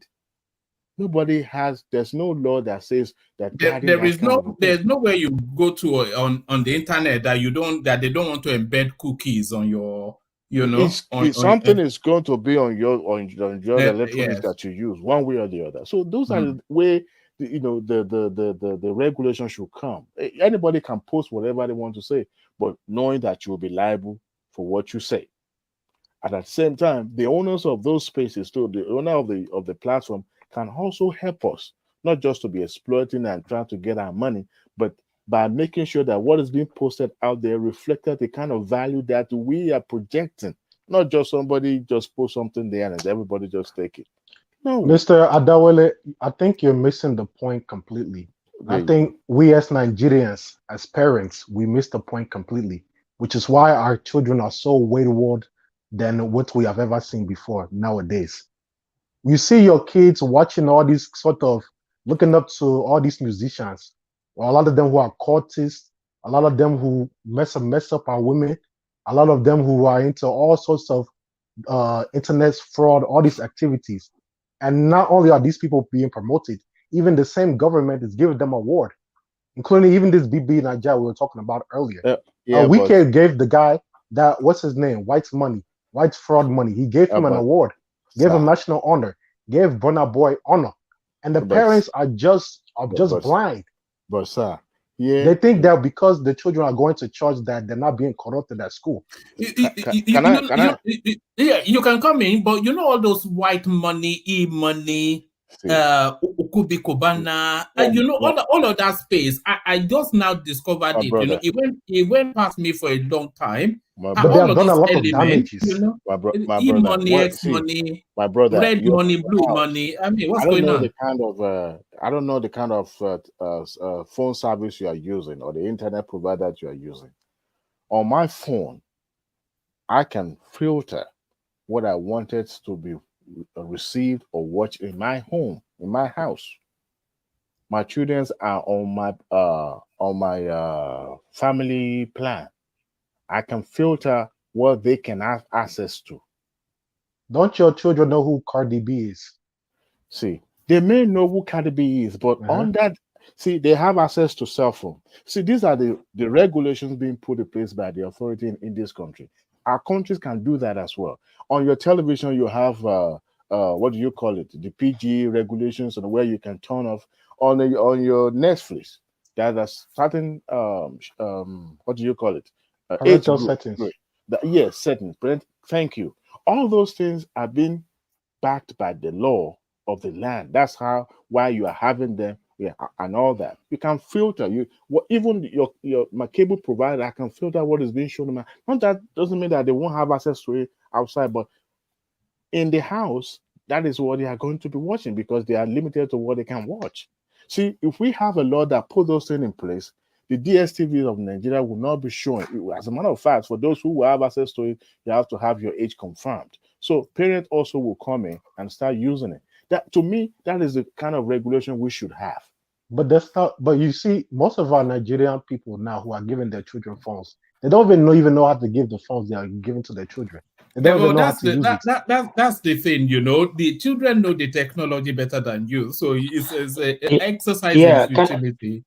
Let me chime in a little bit. I understand all Adewale is saying, and you make a very great point, a valid point too. Censorship, there are some certain pages of content they're supposed to be censored. If I don't know, I believe we that are speaking right now, we watch NTA in the 70s and 80s. There's no way you're watching NTAs in the 70s and 80s and seeing people kissing. It's been censored automatically before you get to that page, that space. To be censored, you won't see that space. And do you know right now in Nollywood movies they have started kissing in Nollywood movies? They've started. That was long. That was time ago. They started. They've always done that. They even haven't said we are talking about kissing. But this regulation we have to be very careful because it has a longer history since 2015. Now, yes, it's like a Boko Haram or ESN. When it started, people will support it, but at the end of the day, it will grow, become a monster that will swallow everybody. But having said that, we have to understand this democracy. Democracy, everybody has the freedom of speech. Same with the internet. You know, right now they are passing internet in some countries as a right. Do you know that? Yes, you know they are saying the United Nations wants to insert it as a human right. A right, yeah, it's a human right. So when you say you want to regulate it, you have to be very careful that you are stopping people freedom of speech. That's they not are right. That's not right. Hold on. Hold on. Now let me just hold on. Now we're talking. I'm just citing my own view. Now, based on the constitution we are operating in Nigeria, it makes it very dicey and delicate for us because we are present federalism, which is democracy, which everybody has the freedom to express his way, which seems fit him. So if that social media is the place he can express his way and you want to regulate it, you are stepping on his fundamental rights. Now, do I support fake news? No. It has caused a harm for both sides. And both people, the past and present government, have benefited from it. What I believe we should do, the government should do, which is government responsibility, like the Western countries, they should set up a department that fact check these people. people that they have to have a department that censor this, that watch all this. One You're more looking at the comment. you're looking at the West. Forget about the Are you West. Look at the saying East. hold on? Hold Are on. you saying the government should have editorial rights? Or what No, is that's Well, just like no, hold on. one Let me just second. land the point Wait, can before I I miss it. ask Sorry. you guys a Hold question? on now, on. please. I Let me want to, man. hold on. Sorry. Just like let me reference Benny. We were saying in UK when they send a nude picture, you got somebody. Unfortunately, it was downloaded. They're supposed to have a department that go after you. Like in Japan here, you cannot send spam mail. You cannot send spam mail. Send it. They'll be a police knock at your door. So we're supposed to have a department that check all those things. And when you start sending bullying people on cyber and on the internet, carrying fake news, there's supposed to be a department like EFCC that would knock at your door and No, pick you up for brother, questioning. those But things the are social lower media ranked are things. already doing that though, so I You don't understand you what's the can't be you point. cannot be looking And to the West. Yeah. Hold on, Oga Cyrus. I think Prince wanted to come in. Prince. I have a question before him though. Yeah, go ahead. Go ahead, Oriola. So I was gonna ask one World Peace. Okay, World Peace. Do we have a regulation for the health sector in Nigeria? Yes or no? Yes, we do. Okay. Do we have a regulation for the electricity in Nigeria? Yes, we do. Do we have majority all the sectors in Nigeria? We have a regulation, even the telecommunication, every single, even school education. We do have a regulation, right? Yes, we do. So what's wrong with having a regulation? I mean, law have to be created first, and under the law, they will have a regulation, a guideline. So what's wrong with that? Because I don't understand your point. I don't see My point is, wrong with it. This the is last time I not checked. about the people. This is Okay, about I think his everyone. point is the abuse of power. I think that's what he's trying to go to. And yeah. Well, there can be abuse of power. Even law is already there. The law Ariola, guides the regulation. well, you can make. See, I'm for some kind of law regulation. can be draconian. But, Exactly. Sorry. Yeah. So Yeah, but we can oppose it. That's why we have senators. We are talking as if we don't have people that work for us. We all voted for a senator to go House of Rep or House of whatever. I didn't understand that language, but maybe meant something. Anyway, say I wish I had the opportunity to line by line trying to rebuttal what Abdullahi was saying. It's kind of almost too late now. It's full of trying to launder this liberal propaganda all the time on Walmart's platform. And Walmart, I don't know why you support him that much. Every time I try to come in on him, you always protecting him. You know why? Because Dewale has been there for a while and he's not yet had the chance to speak. But so that I wanted him to have the fullness of his I know, but not today. What was the highlight of what he said? You mean I'm always protecting him? Well, Dewale now is but you have to give it to Dewale now. He's a very patient man. Is a you have to give it to Dewale. Yeah, he's a prince that's very patient on this platform. Yes. What stuck out when he was speaking that you especially picked? No, you started out with the what happened during the election in America, how there's so much maybe propaganda from the conservative. My guy. Conservative or the MAGA side. See, what it's saying actually, because there's nothing said that I'm not privy to or not exposed to.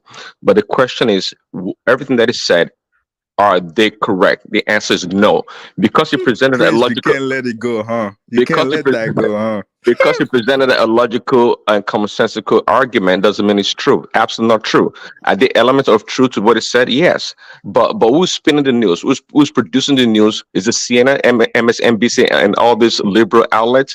No.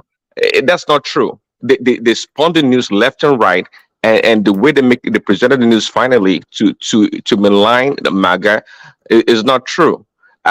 Trump did not divide America. America has always been divided on left and right. We know that. So because they're trying to whip up this sentiments, anti-MAGA, anti-America sentiments, that's why we have all this information out there. We know it's not true.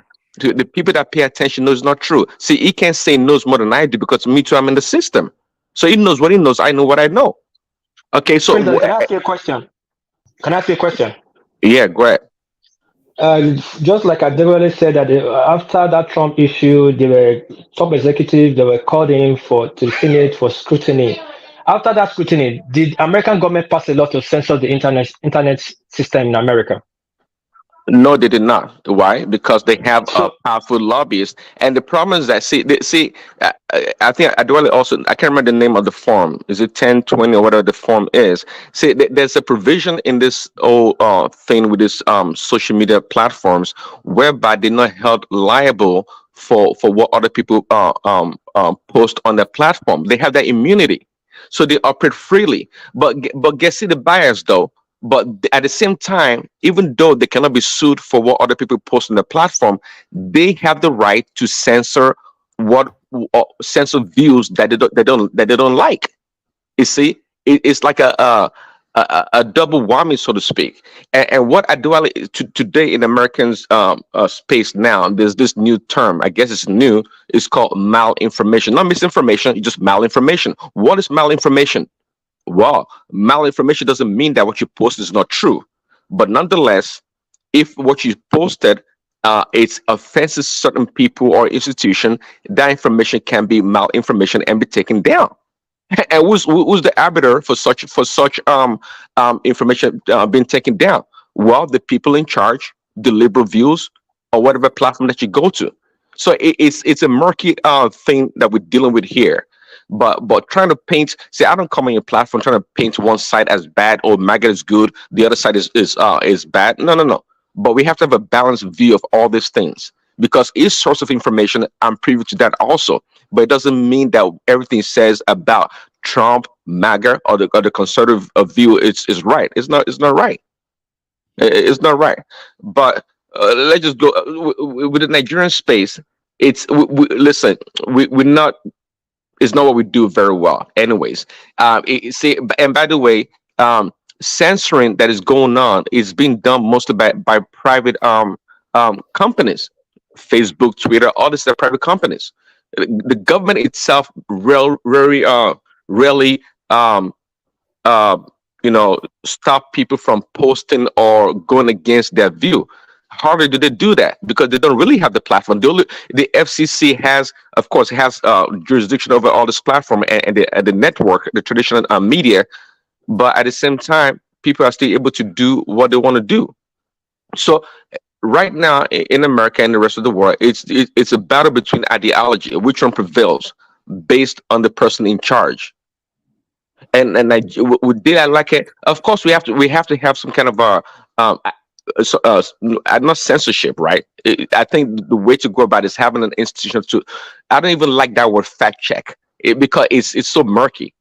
What fact check what? Social But media is already doing that, man. You don't need all of that. Just put some. I don't. You just have to let the providers, the social media no, companies social. know what you Okay, want. social media already doing that. Okay, that is fine. But on Facebook, okay, it's okay to show a picture of a 16-year-old or 13-year-old trying to cut off their penis or excavate their vagina because it's okay with Facebook. Yeah, Wait, they can let that they can let such things go because it's not against their values. So don't say social media is yeah, censoring that. but What are they that's what. censoring? Wait, listen. That's why I said that they just have to regulate. So they will guide the social media. So the social media has their own guideline.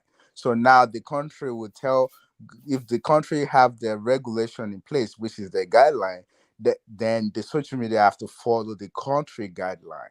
So it just the reason why this become a problem is the fact that when social media come in place, the countries, so if we use US for example, they're not familiar with on social media, so it's just a new technology, so the technology regulate themselves. But now that they now see that they're becoming a problem to to the society, so now the country can now have their own guideline that the company have to follow, meaning this type of behavior is not acceptable. Then the company will know that under our own guideline, we have to put this in place and we have to follow the rule of law, like according to the country. Just like, India has the same problem where they had to put their rules in place for Twitter to follow. So I don't, that's why I'm saying that we're looking at the regulation in form of, oh, it's going to affect the users. No, not just the user. This is for everyone, including the provider as well. So I don't see anything wrong with it, because Well, to be yeah, honest, I agree, but right now, no, even in the U.S., but the Nigerian government is backward when it comes to these things of don't regulation say or that, this. man. You don't think they're intelligent people there? Well, I it's not about believe that. let's say it's not about intelligence. It's about having institution and policy in place. That's when I said they're backward. Yeah. They're not that good at it. What you said right now, of course, in Europe, Twitter can run rampant. They have restriction on them what Yeah, they that's a allow. regulation in place. Yeah. Exactly. So So what's wrong with us having that? there's nothing wrong with us having it. I Exactly. mean, So why are people crying? Why are they mad there? Oh, me. Yeah, can I chip in? Sorry, a little bit. Ariella, I guess you're the one speaking there, right? Yes. Prince Daddy is strategic. Yeah, you keep saying what's wrong with the Your network is cracking a workpiece. Oh, really? Can you hear me now? Mm-hmm. It's like a. Is it better? I thought you disappeared because our Prince was engaging you earlier, and you didn't respond. Yeah. I went to turn off my sprinklers. Okay. All right. You're a king gardener. Yeah. Man, the sun here in Texas is hell. No, the last time you came, you were mowing your lawn, and now you are. Dewale, you don't have sun. You don't have sun. You don't have sun. You know what I do for my garden, Dewale. What percent you don't have? I put in Texas. Can you imagine? You don't have sun in Texas. You don't. I said yesterday, day first today, my phone was switching on my car. 41 degrees Celsius in Japan. With all my AC, my phone was tripping off. Okay. It's mad here, hot and humid. You know what I did with you guys use Celsius, right? Yeah, Celsius, yeah. Celsius 0C, that degree, 41 degree. No, we use degree. 41 degree we had in Japan. You know what I did with my garden, Dewale? I put artificial grass, so I don't have to. Lazy people. But why don't you do that? Just put artificial grass. The thing is, where I live, you are mandated to follow the guidelines. If you do something, America is a strange land. This land is full of 419. See, you buy your own property, and they tell you this is what you should do. You can't go beyond this. You have to get approval. However, you are the one paying for your own house. So I don't know how they do things here. It's What is the temperature is the same. So your 41 is actually 105 here. So it's 105 which is like a regular number here in Texas. Yeah, and so it's regular. So even Texas is way harder than the Japanese. Is it humid over there? Yes, even high humidity, man. Oh yeah, what are you talking? That your body is sticky. Arizona is even more hotter than Texas, and we've been recording in 3 digits for the past hour. See, this month alone, what piece? For the first time, this month alone, in my household, we spend 1,300 kilowatts. This is the first time I've ever spent such. And you know what they do here in Texas? Wow, your electricity bill will be crazy. Is that for the AC? As I was talking to you guys, I was paying my light bill, which is $338. Wow, that's old. For how long? How big is the house for a month? What? How big is that for a month? Yeah, that was for a month. Yeah, it's very close to our area as well. The funniest thing is that the kind of thermostat that I use, they can turn it off and turn it on from their own end if they choose to. They will send you email and say, look, we're going to regulate temperature today. So when you guys go to work, guess what they do? If you have people at home, you set your temperature to 75. Guess what they will do? They will turn it to 78 for you remotely. Because you can control it anyway. Wait, that's good though. Maybe that's why your bill is not even like crazy. Because if you have to just leave it by yourself, you will be paying more money than what you're paying. Because if you leave it at 75, you miss that. I have teenagers at home, and they are but you actually pay less if you leave your stuff running. It's illegal to switch off essential utility in this country, like water or gas. Yeah. Yes, you're right. Look, my brother. They will actually leave pay you. less. You never left you. They will leave you this time. They will turn it off. If an 80-something years old woman during the winter break, they turn off the energy. The woman was freezing to death. Oh wait, wait.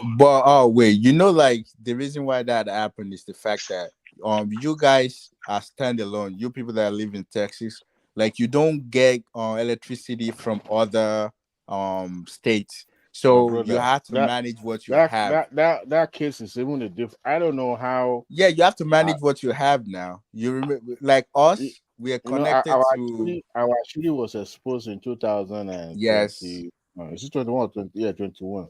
Yeah. Where for the first time in the history of Texas, there was snowfall for 3-4 days, man. And my wife was pregnant, and it was that's the reason why they had to manage it. You know, everything in Texas is crazy. I know that for a fact. So it gets hot here. What please? It really. But you know, like you know, if you leave your system on, like air conditioner on running, you pay cheaper than you turn it off and turn it on. That's not true. I know. To some extent, you can't even turn it off, man. No, it's true. Not true.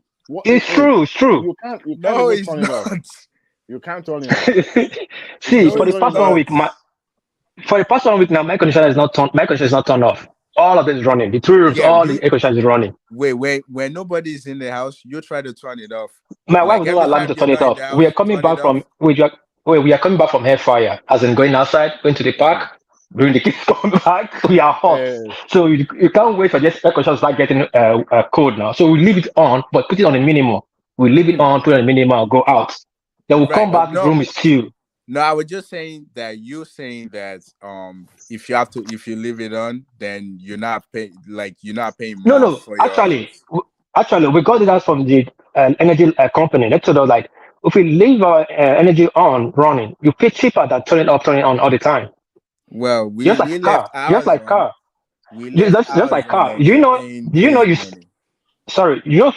You spend more gasoline turning your car off and on than just running your car engine. No, that's not true. That's not true. You only when you accelerate, that's when your gas run. Like majority of the time when you accelerate, that's when you use your gas. It's been known that if you leave your thermostat at a certain number, you tend to gain more because it will be self-regulated. There won't be up and down. But when you are turning off and off, that energy that it would take to start itself before it starts getting cool, it's going to take much. That's why they say you should leave it at that number. I see. It is. So periodically they send emails to believe that. the users. The only thing I pay because the way temperature works, is this. So if outside is hot, your inside will want to regulate itself with the outside temperature, meaning it has to make it normal. Where when you look at your thermostat, if you put it to 70, for example, and it's very hot outside, it will try to regulate to that temperature that you put it. And sometimes if you look at it, it would even be higher just because outside is very hot. And when you're in the cold season, it's the same as well. When it's very cold outside and you want to warm your house, you would regulate it to the extent that we want to make sure that your house is very warm and not too cold outside. I'm here. Okay, so they allow you guys to have artificial grass in your property. Man, you sound tough. Nobody has oversight over your property in this country. You know, they say an Englishman's home is his so there's castle. no like associations of the homeowners or something like that. No, nothing like that. Jesus. Okay, let me tell you one funny thing about Japan. You know, you cannot just own your parking for free. Your own house, your car parking, your park lot. Your car lot. No, it depends now. If it's a flat, then maybe. But if it's a duplex, then or a standalone house. A safe house. The flat. Yes, that's right. Open the flat, but a safe house in Japan. Your house, your location of your house, the police determine the kind of car you can park in your lot, and they'll get to give you approval to have your car lot. If not, you can't park a car. My neighbor has a very small car. do you not have a parking in front of the house as part of? Because if I take my camera out now, you see my front and back is. You can park on your own property without anybody telling you. I understand. You can have, if you build a house with a parking lot, yes, you build it, but you cannot park your car there until you got approval. If the city does not approve it for you, you cannot park your car there. Right. I think it's like that everywhere. You have to get approved. on your own drive. On your own drive. Yes. And some cities, in some areas, there's certain kind of cars and meters they allow. In your own house. Yeah, it's like that everywhere, I believe. Is it like that in Europe or Asia? Man, yeah, in Japan, I'm telling you. I'm telling you. It's like that here as well. You have to get approval for anything you do to your house. To park on your drive, you have to get approval. You get approval. I reset my car. Hold on, wait a minute. Like you live in America, right? Uh-huh. So which state do you live at? Don't want to disclose it. What do you mean you don't want to? You don't have to disclose. Is it in the south or the? You don't know. You think we know the state you are? Man, look how they try to get them. Are you in the south or in the east or no? I'm in the northeast, man. I'm in New York. Okay, cool. So, but New York is different from. I'm upstate.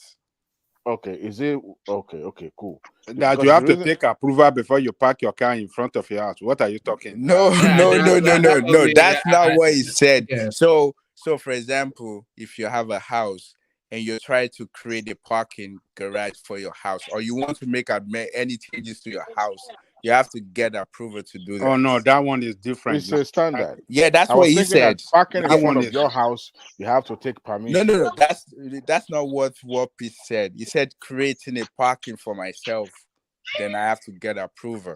You have to get approval, and then and some areas in some local, like which is ward, like county. Some county, some Japan have mountainous areas. Some houses have little parking. Some areas don't have space. They want to tell you the kind of car, the centimeters you can buy, so you can fit your parking. You can't just go and buy a big car and bring it. You disturb your neighbor. Some people, my neighbor have a very small car. Me, I have a family car. My neighbor have a very small Lexus because of his house. That was approved for him. Hey, would you say Japan is a free society? Huh? So would you say Japan is a free society? It's a free society. They are making it. I mean, how will I say? I don't use the word regulate, but they're trying to make it for everybody. I totally agree with you. I mean, I've been there. They follow the rule of law there, and sometimes it looks kind of restrictive, but it's not really restrictive. No, they're trying to. They don't have a lot of land, so they try to make provision for everybody. Well, so can any country ever be like America? Mean that everybody wants? Can any country do what? Ever be like America, the best country in the entire world? No, of course not. Come on, man. The land of freedom. The land of the yeah, but I mean, the land of the brave. Hold on. The land of the great. Everybody hold the land of freedom. Yes, now. The home of the brave. When you can't make amendments to your home without approval. You can't mow your own lawn without supervision. No. It's no. Do you know the reason why that is? One man. Do you know the reason why that is? It sounds like a police state. It sounds like a police state. Wait.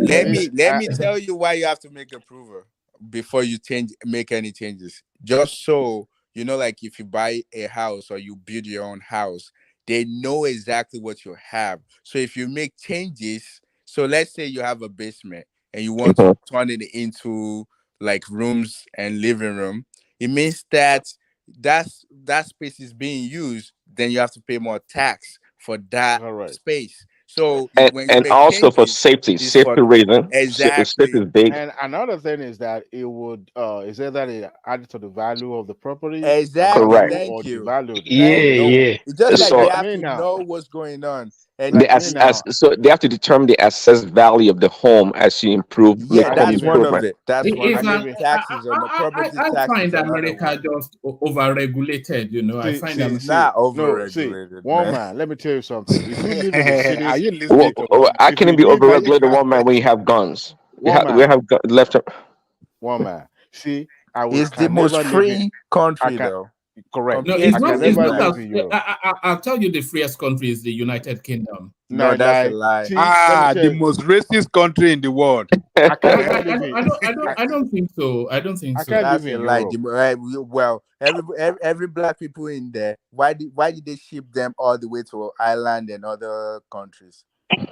Another America didn't do When that. did that They another happen? only story. want Another to When story. did create that? the free One people, man, but they still leave one, them in their country. one man. But European They didn't do said that. France, Britain, Germany, you guys ship them away, one and man. now you're coming back home. Adewale, I don't know. I don't know a where you lot got of that from. people, No, you a lot of can people read your want to history, leave one man. Read your Britain to history. come to How America. come? Go to Oh yeah, library. I've I never. can help you. Just go to Only a few people library. want to leave America and go to for where go to You A Europe know, to lot do of what? people want to leave Britain to come to America. for the money, nothing else. Not for the What money. is it? No, What does that? I mean, one man, they just want to one come here man. now. Do you want me to do the video of my neighborhood? I live in a suburb. Do you want me to do the video of my neighborhood? Yes, do that. You are the third person now. So Hassan Look, is doing a video of Maiduguri, I would and rather do it during the day so yes. you can see the kind of neighborhood I'm talking about. It's Yeah, a middle well, class neighborhood. you mean like But the everything is big in Texas, but when you compare it to like other northeastern, and then even in the like north, they still northwest or whatever you want to say, it's still relatively. But Adiola, you said you are living in upstate New York. Upstate New yeah, York but that's is not east though. That's Yeah, not but eastern. compared to Europe, That's not eastern. Not That's what eastern. I'm saying. You live in upstate New York. It's a very good area too. What I tell you, it's not like New York now. What are you I talking know. about? I'm just saying, Uh-huh. price wise, the South they get it cheap than us. You know what I don't like and they have about the America. finest. What I don't like about America is the uniformity of their homes Yeah, and their lives. everywhere look the same, Abby. It's just That is not so, true. it's just Yes, so bland. everywhere You know, look the same. no You can get character. lost. No, and you can't even don't see people walking Yeah, on but the England street. is like that too, though. If you go to England is like California, that. you will see Everywhere like in England look alike to me. Yeah, but Like I almost get lost. England has character because it's an old Please, country. one man, An old please. country. even their road it makes me mad. Like I Yeah, see those it's so tiny tires, small. like who drive on this small road? It is exactly the same way Nigeria inherited and have all this small narrow road path. If you see the American road, right hand vehicle. who still does that? In the 21st century, who does that? Right hand. And they have this. That means Everything is guys so should. small in that place. Everything That means you guys should not come to Japan. No. You guys should not come to Japan. You're talking about Japan is worse. You know, Japan is worse. So if you ever live in the southern part of America, you wouldn't want to live anywhere again because everywhere man, you guys have it big over there. You have it big. You see your house. You see that your house is 5 apartments in Japan. Hey, 5. Your house is 5 apartments. They build houses together. They build houses. Not just only have skyscraper together. The worst place is Hong Kong. The worst place is Hong Kong. They live in blue suburbs in Hong Kong. What piece? Where in Japan do you live? What states in Japan do you live? I live in Kanagawa, Yokohama, Kawasaki precisely. Okay. I live close to Toshiba. Wait, is there like a city? Yeah, Well, that's why. Why don't you live in town? If you live in town, I cannot live. Since I've been in Japan and I've been in this city, I've not changed city.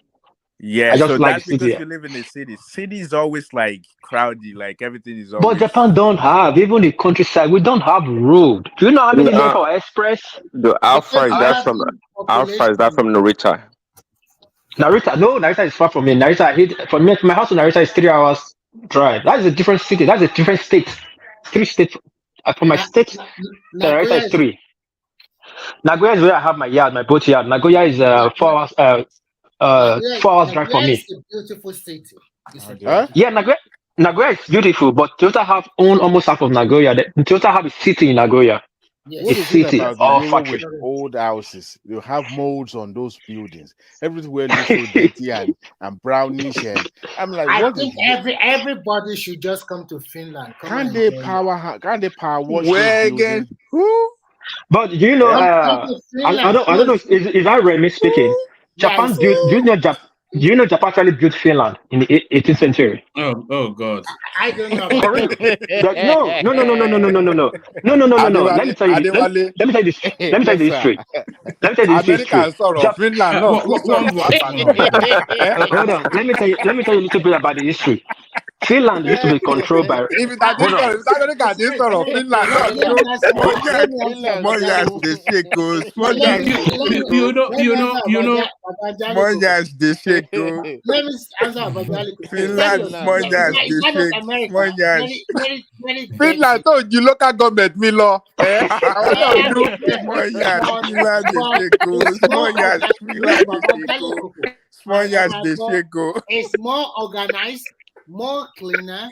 You live with nature. Everything is. Everybody. Aniko, you can't in me law. Aniko, you can't in me law. You know, Adanle Koko, they get as much as 6 weeks of sunshine in Finland. 6 weeks. Oh, wow. Really?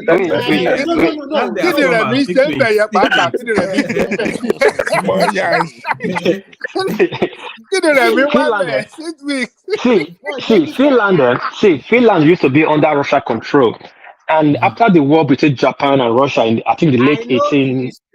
Okay. That place Finland used to be Japanese. They used to fish whales there.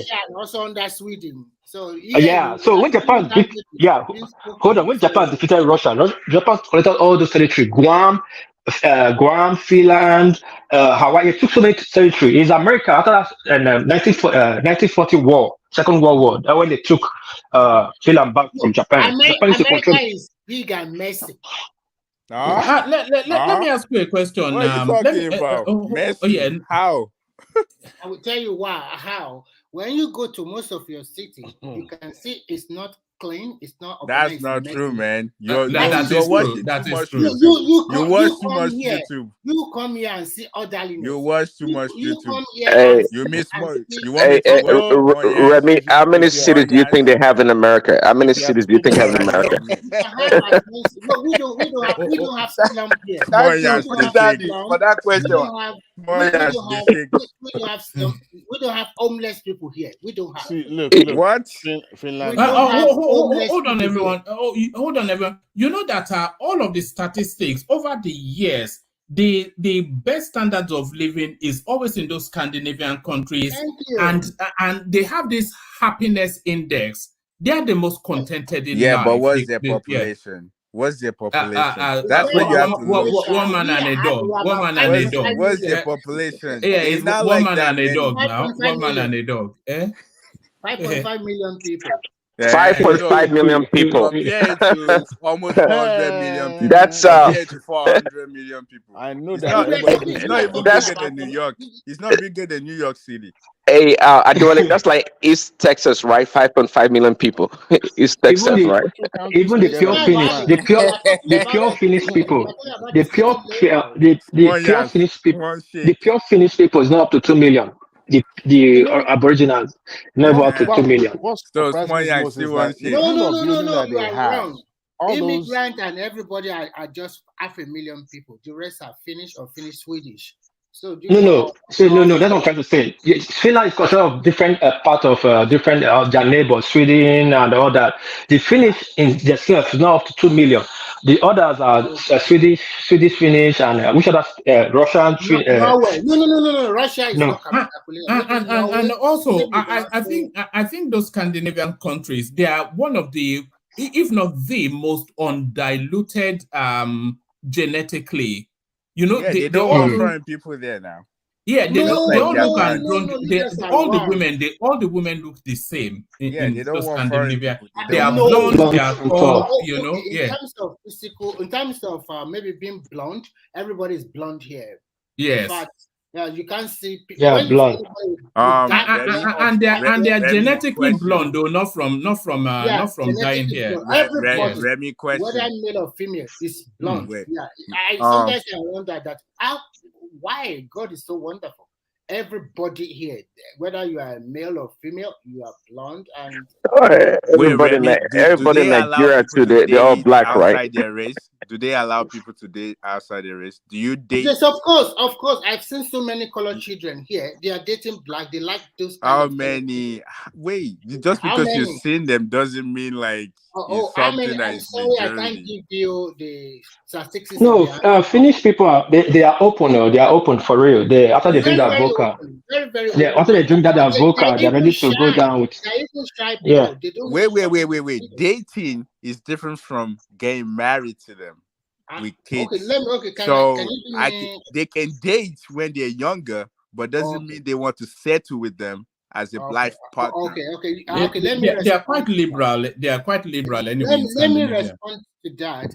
Here, the people here, they don't really care too much about marry you. They can just have a relationship with you and get a child, and everybody go their own way. Even within their own people, the Finnish male also try to marry outside the Finnish enclave because the Finnish woman seek for perfection. But what race? Do they want to just have kids with other Europeans, or they want to date outside the white race? They do date outside European or outside whatever they want. So they promote individualism. That's not true. I don't believe that. No, let me respond to you clearly so that you can also hear me out a little bit. They promote individualism and they promote having kids out of wedlock. Here, just like any other Western country, marriage is not a big deal here. You can get married today and divorce tomorrow. And they also have kids with. I've seen a lot of people married to different national immigrants, and they do have children. But in overall, an average Finn does not even want to get married, whether male or female. So that is why their population continues to decrease, and that's why they need people all over the world. So dating other national apart from they do date and they do marry them. But maybe the marriage does not last long or whatever. That is another that's another thing entirely. But telling me they do the act of European and whatever they do. They are. You know the most white people are from Finland. They are even whiter than the Swedes. Yes. Yeah, you're white like snow. They are so yeah, but you just said that they don't get sunshine. They only have 6 weeks sunshine. Of course, they'll be white. Hold on, Oriola, for him. Yeah, 6 weeks of sun. So in summer now, we can see a lot of girls in bikini or whatever, suntan in front of the park or on your yard or something like that, because their skin is very pale, so they want it to turn brown. So everybody just goes sun tanning, and they like traveling or something like that. They are so whitish that. And now this is the big country. You see a lot of white people from Russia, from Sweden, from Norway. All of them, they are just there from other parts of Europe. And of course, now why Finland are happy people is that Finland people just live a kind of they don't care about too much materialistic life. They are not like Western Europe. They just want to live that simple life, and in vacation they will go to their summer cottage in summer. Which is usually somewhere in the snow or something. They like cold. They like cold, don't they? They like cold. He said summer. He didn't say he said summer.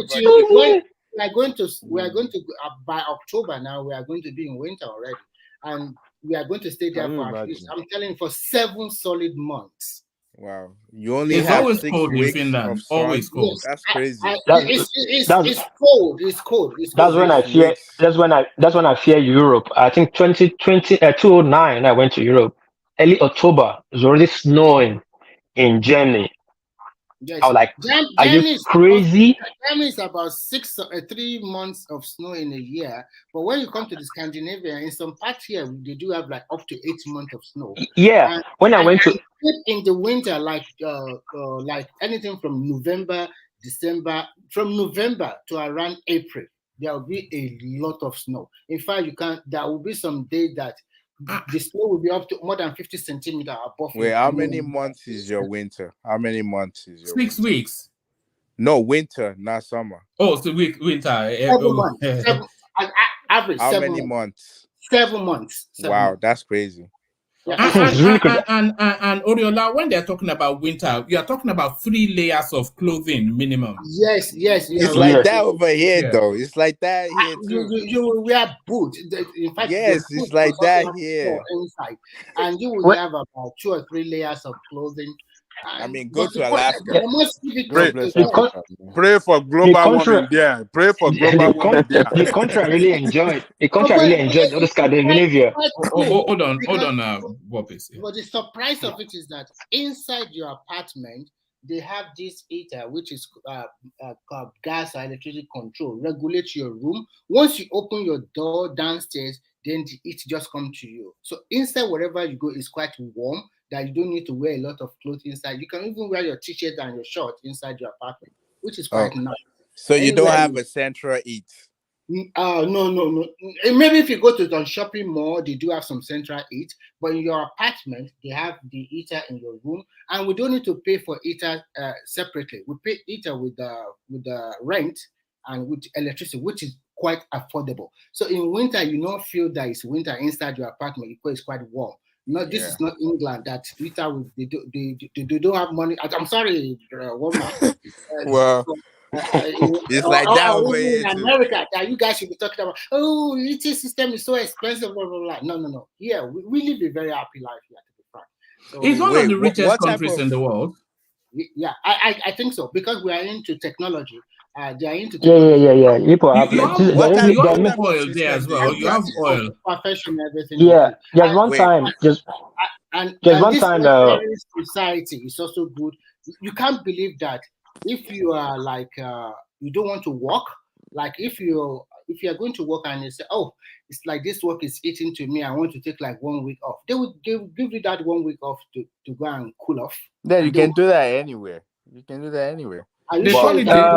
What type of system do you know what they call it? They call it socialist.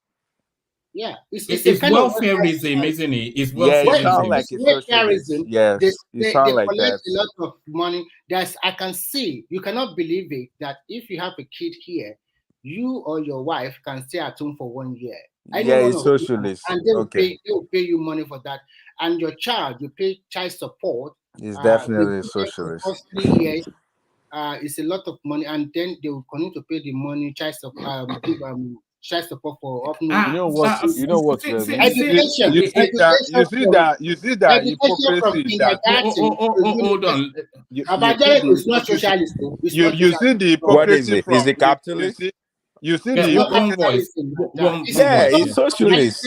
It sounds like socialism. You see the hypocrisy from Remy now. I know. He's enjoying socialism. But when I'm bringing say for Nigeria, Ajale Koko is a socialist. Ajale Koko is a well, but that is what is enjoying in Finland. Don't go. He's enjoying socialism. He's enjoying welfareism. He doesn't want Nigeria to enjoy that. You see? These people, one thing I like here is about the educational system. They don't have private school. They are public schools. It's one of the. They have one of the best school systems in the world.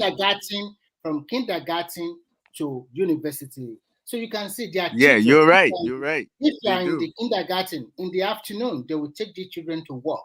The pace they take the way they teach them.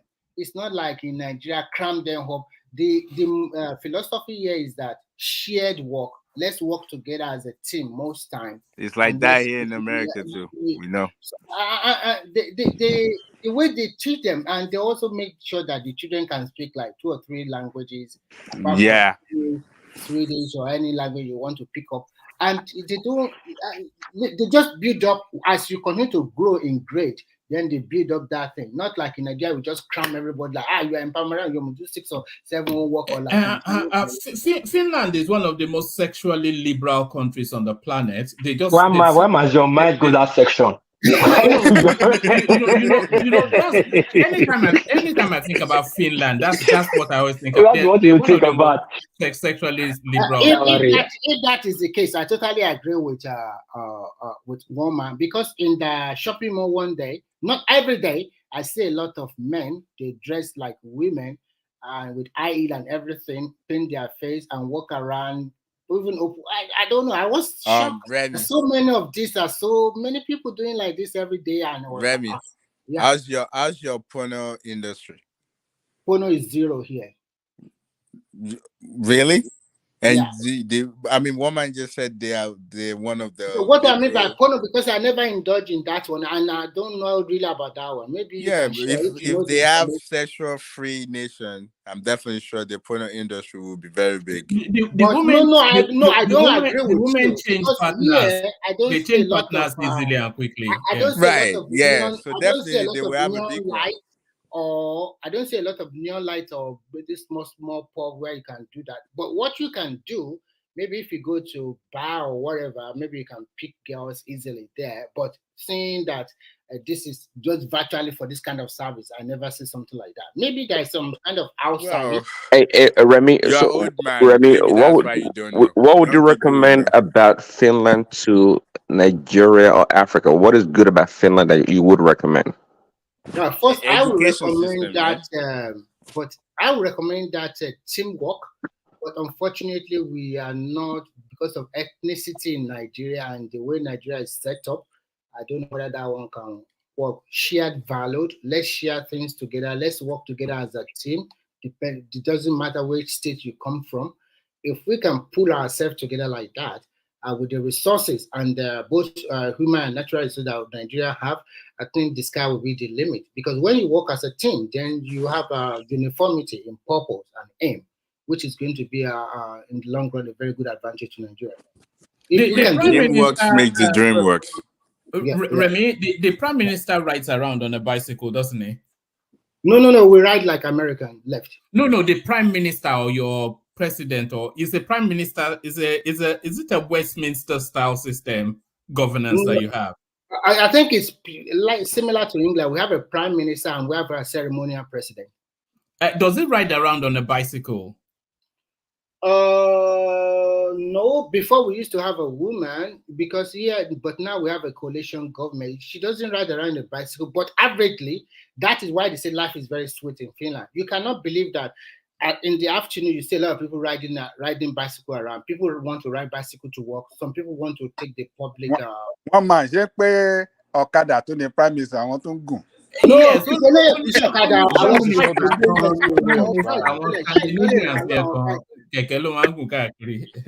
but that's Netherlands.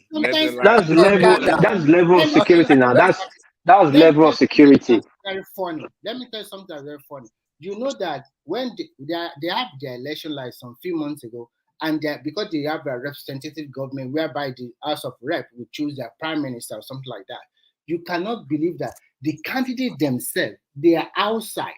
They will call you, canvassing vote. It's not like in Nigeria, you have a big podium. No, you have to go outside in your locality and talk to people. Give them your pamphlet or your leaflet, and then you talk to them that vote for me. I am contesting for this particular post.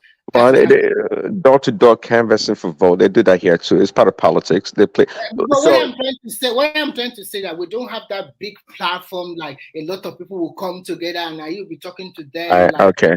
Yeah, but it's a small nation now. You guys are very small. Okay, so Remy, what wouldn't you recommend about Finland? What wouldn't you recommend?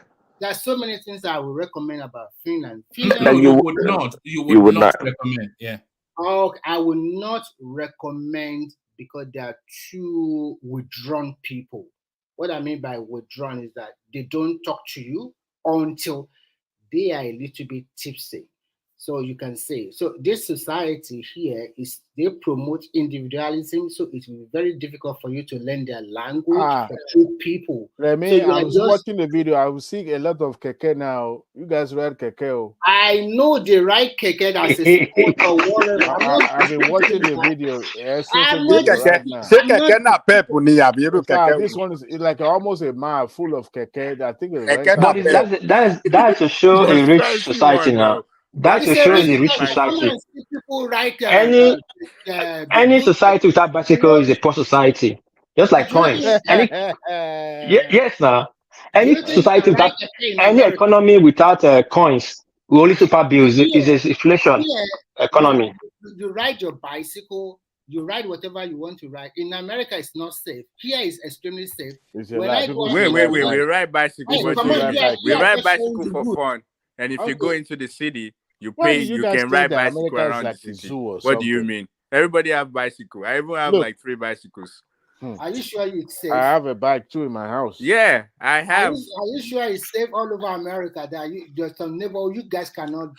No. It's safe. As we carry machine. Wait, you listen to too much media, man. You listen. I'm living in I Adewale have bike for decoration. One at a time, gentlemen. No, yeah, carry on. This is not decoration. I have a bike, and I ride bike. My daughter have a bike as well, and we ride it over the around. Can you ride it to some neighborhood in your city? Yes, we can, man. Are you sure those neighborhood that is not? All right, let me give you an Rambo movies, man. Signature. One voice.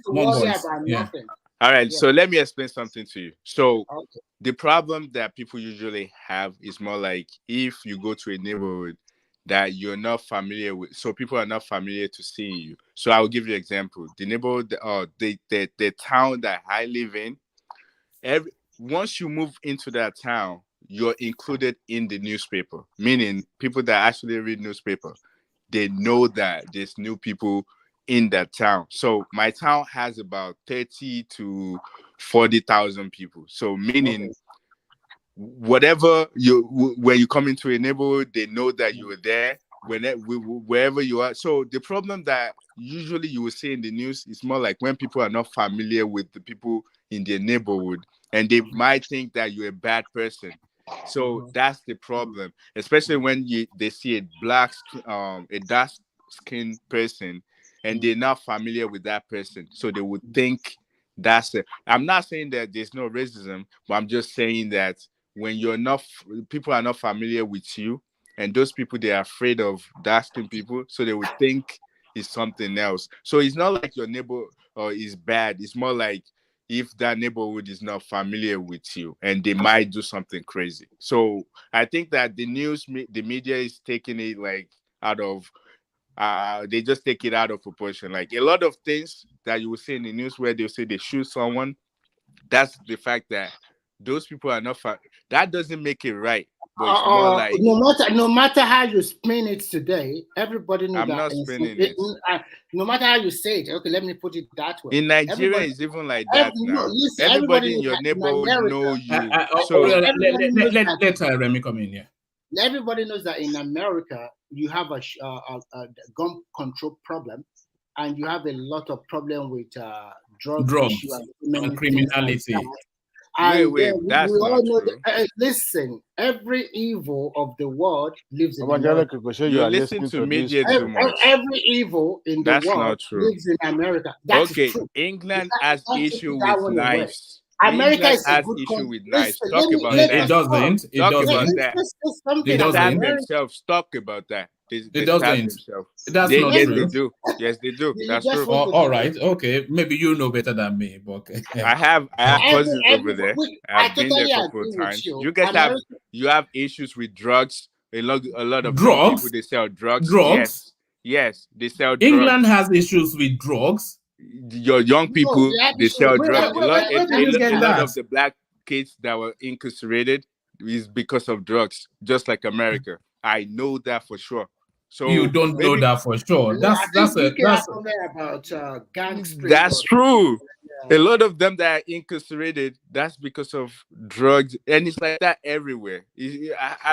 I feel like the media No, painted America something is crazy way, to people. way ahead of Remy, let me ask you a question about actually two questions really. Are they from the Viking stock? The people from Iceland, are they from the Viking stock? Yes, they are from the Viking stock. People from Iceland. Oh, okay, so they're a bit like the Danish as well. Are they? Do they have bloodlines with the Danish and do they have bloodlines? You mean Icelander or the Finnish or which one? The Finnish, the Icelandic, and the Danes. I'm not deep into their history like that. But when you talk about Finland, then they have a bloodline with the Swedish. With the Swedish, yeah, you can see. So is that what they look like typically? That image on the screen. Yeah, I will tell you that 99% of them look like this. Yes, both male and female. Yes. Yes. 99%. Wait, have you been to the south of America? They look like this as well. No, especially the Midwest.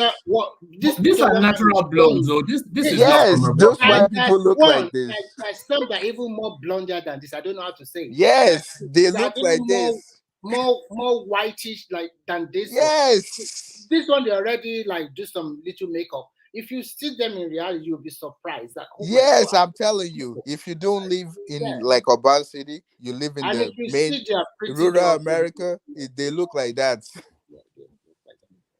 But it's a nice country. It's a nice country though. Finland. I've been to Estonia. I love Estonia. That place was nice. You can just take a 2 hours boat ride. Yeah, it was good. I went to a club there called Eskimo. It was like snow. The club is cold as crazy. They have some hotel here whereby that you cannot believe that some hotel that outside the hotel they have a simple like a pond or swimming pool. You can just go inside. Minus 25 degrees. Hold on, Remy. Do you have this culture like this sort of thing on the screen now? Yes. And then hold on. And then the lakes are usually frozen. They have this culture there, and then they'll punch through the frozen lake. Then they'll get naked, go and jump inside it, and then run into a cabin and go and drink a vodka. Yes, the university I went, and we went on an excursion one day, and we were lodged in an hotel, and my Finnish classmate. Yeah, and that is a small lake, and they start jumping into the lake, and the weather that was naked, and they said we should join. I said, me that my swimming ability is 0, and you want me to jump into a lake full of ice? And they jumped naked. We are just recording photos, our videos, and after that they went to their sauna, and the sauna is very hot inside, and they said this is the part of their culture. And the sauna is Remy, they are quite liberal with nudity there. It doesn't take them much to get their clothes off. They like to walk around naked. For both male and female, they don't really care too much about that. And they can do that in front of anybody. So it's a free society if you look at it that way.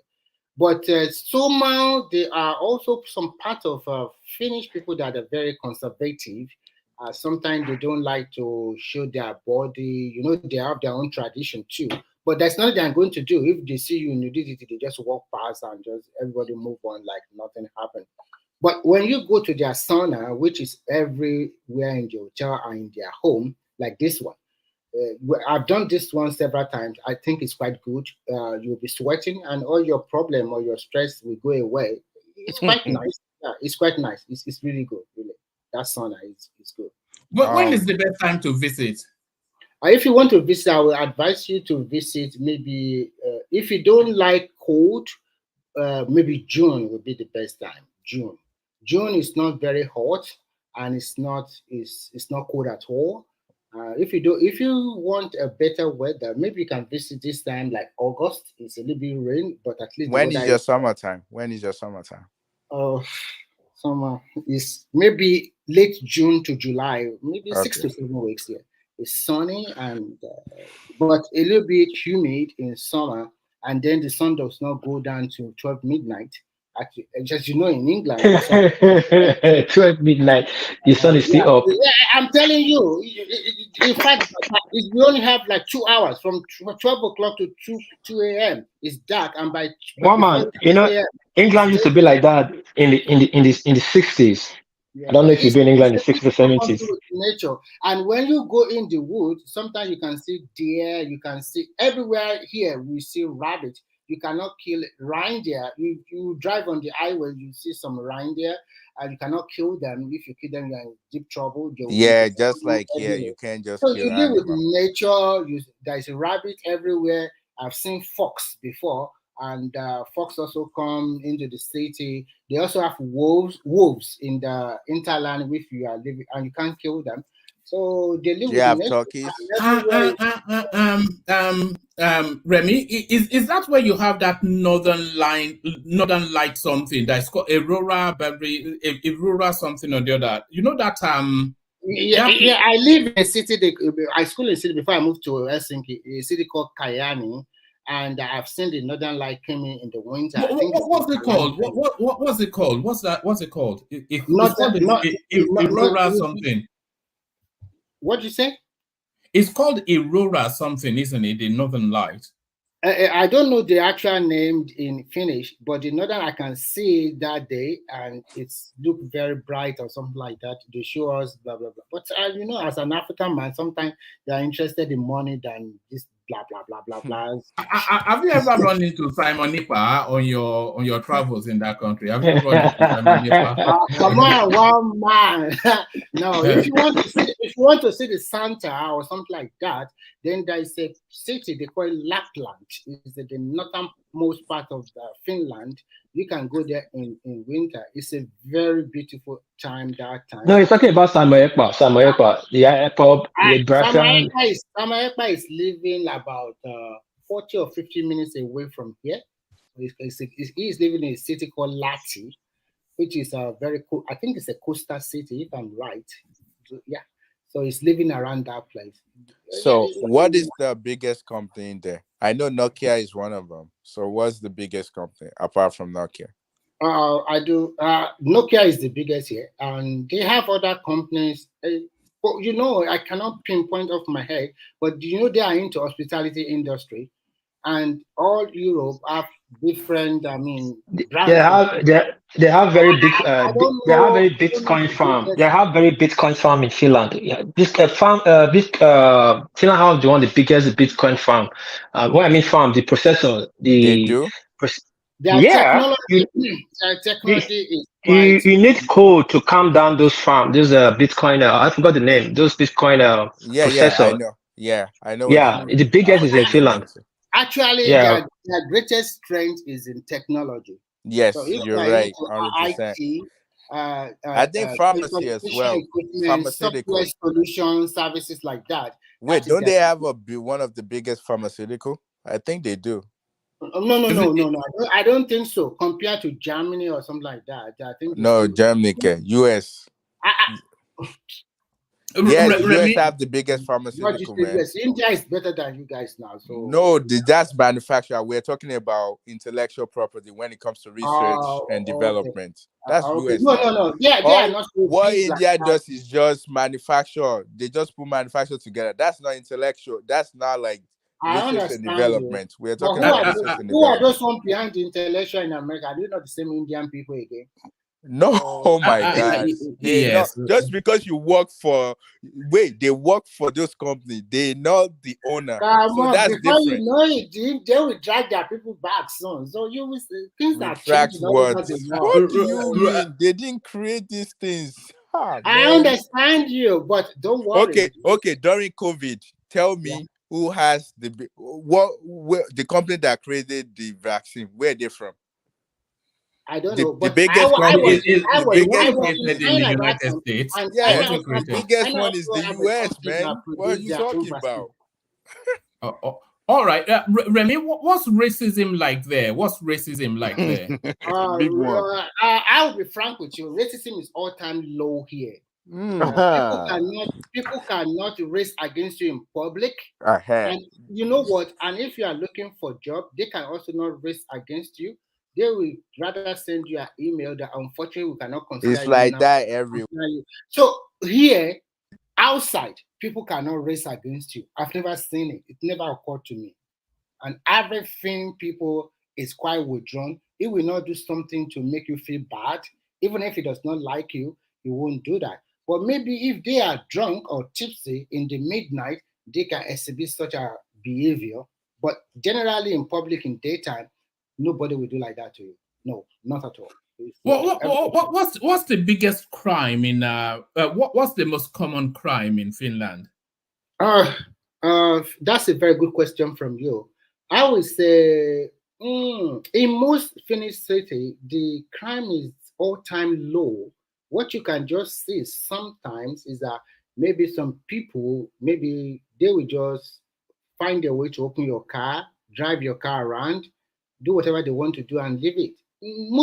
There's no crime here. They call that joyriding here. They call it joyriding. There's no crime here. I'm telling you, you will see a girl about 2 or 3 a.m. walking around. You will see small kids, teenage kids, like 14 to 18 years old, riding back around at 2 a.m., 3 a.m. Nobody can touch you.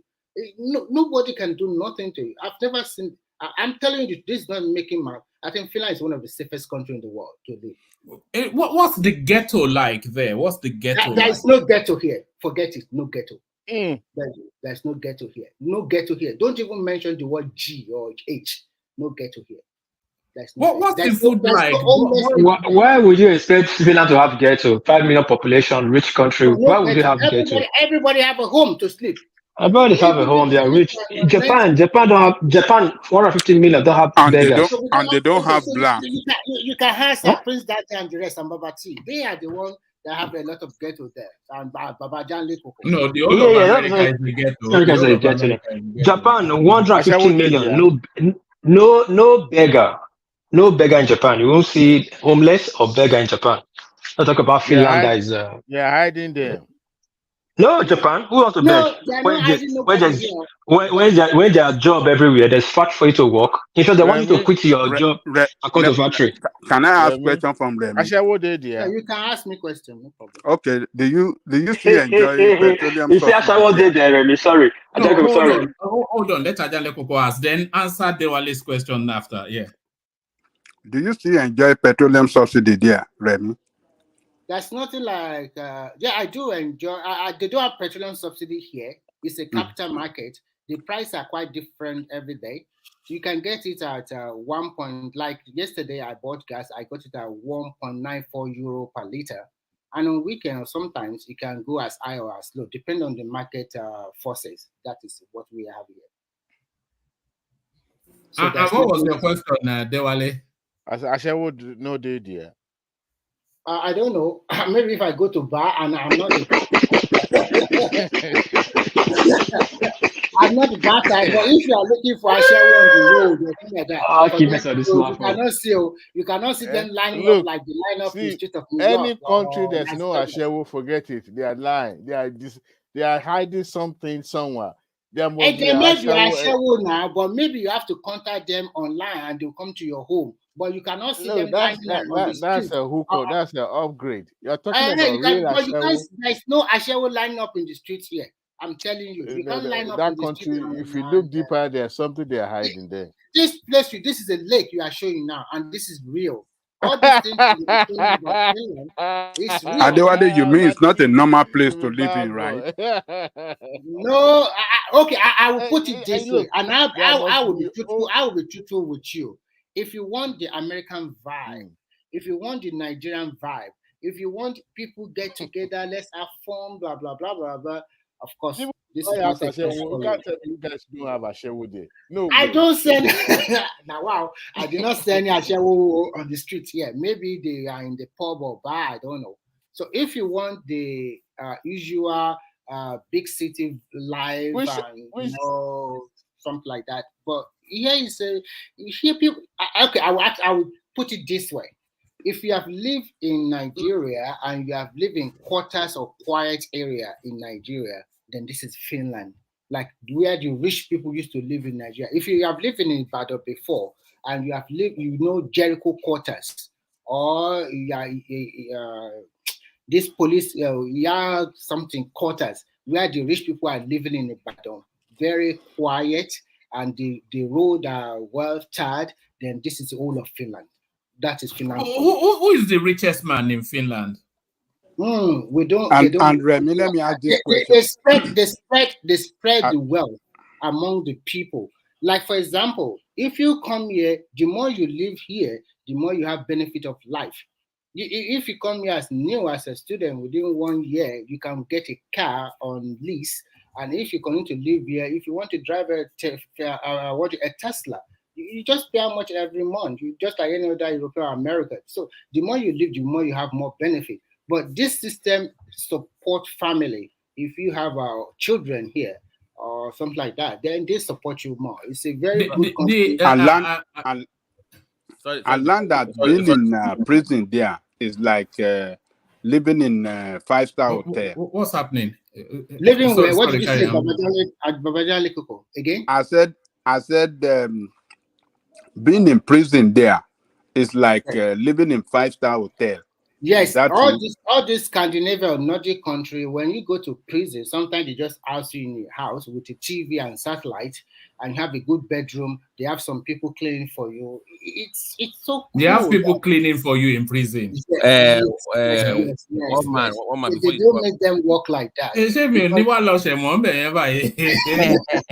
One man, before you go ahead. Let me ask Dewale a question. Dewale, do you know that street in Houston called Bissonnet?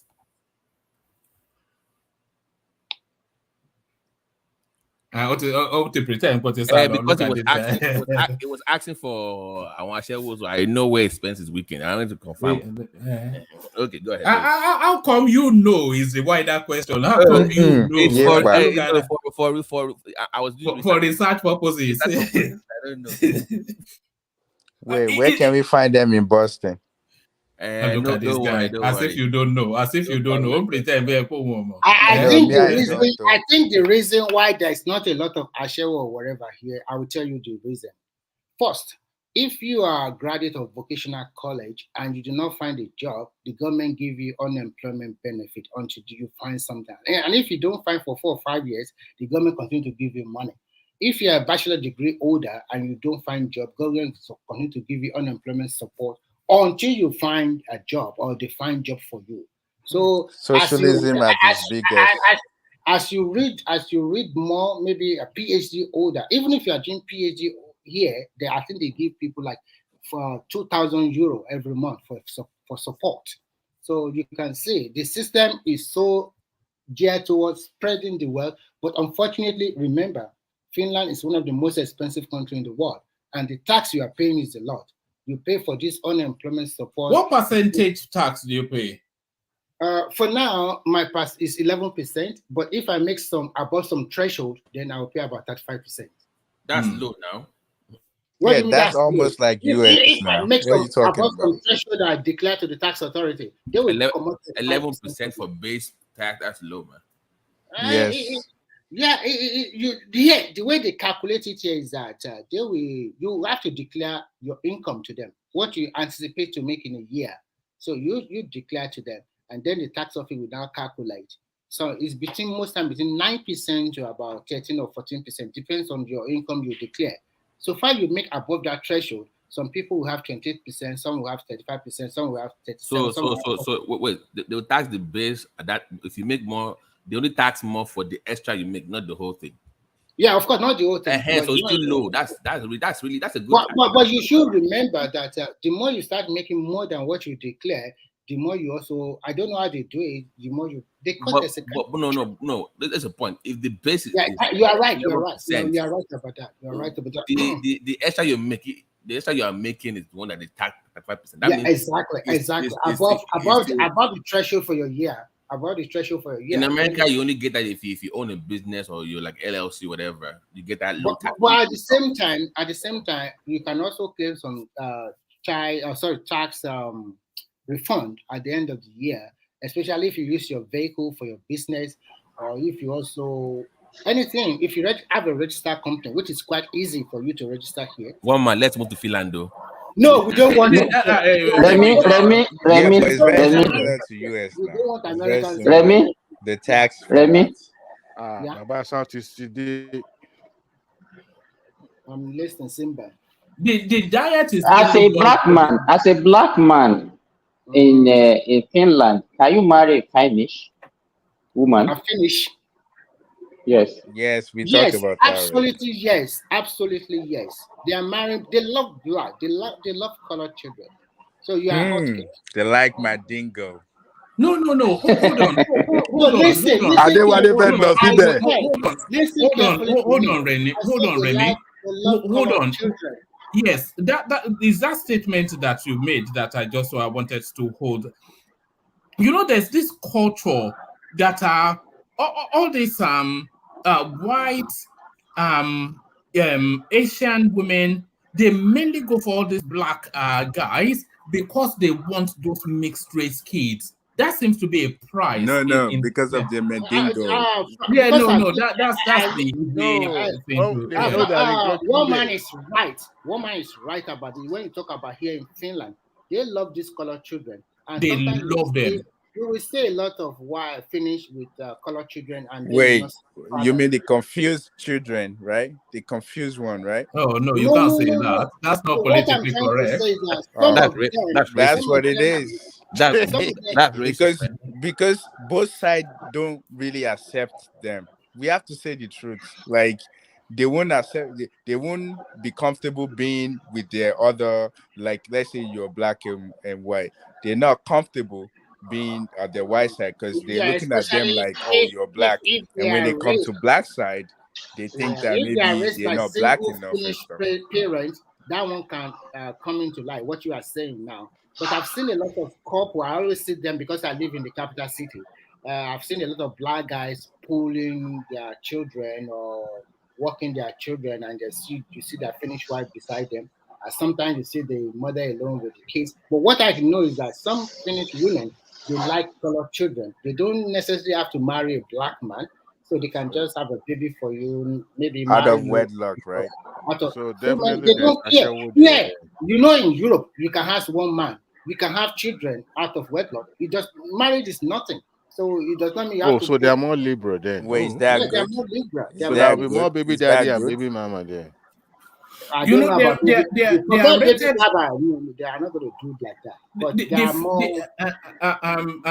Remy, the Finnish are rated the happiest people in the world. That one, I will tell you something. That is a very good marketing thing from Finland that the whole world fall for. Because living here, I've seen a lot. Even in one of my classmates committed suicide about 2 years ago, and I don't know why. A lot of people commit suicide. That one, to me, I think is a lie. But yeah, when but that's abnormal. Let me finish. But when you now Remy, compare to the rest of the world, and when you live here, you can say, okay, they are happy. But telling everybody that they are happiest people in the world, I don't really subscribe to that. It's a good marketing stunt, and it works. That is fine. So, but Remy, I don't know if they've asked you this question. As a Nigerian, you grew up in Nigeria before you traveled to Finland. Yes, exactly. So the social life there, in your own standard, not in their own standard as the indigenous there. How do you see it? Yeah, when you compare someone say lagbo, I think I've said something like that before. I said if you want the Nigerian vibe, the lagbo, the Kawambe every time like England. Wait, what's lagbo? Are you not a Nigerian? Where were you born? Wait, you mean Owambe? Something like that. It's part of Owambe. So if you have all of lagbo. God, but one man should tell me that. So, it's the same thing. It's the same thing. It's like Owambe. It's the same thing. It's just another name for Owambe. So definitely there'll be Ashawo there. The Nigerian social life. Adewale, why you? Kí ló ṣe láàárọ̀ ìgbà yẹ kó ti mú ògùrọ̀ rẹ àbó ti mú ògùrọ̀ tó máa ń mu ni. It make life go round. Dewale, I was going to ask you earlier, but you left. Show man not so nice, sir.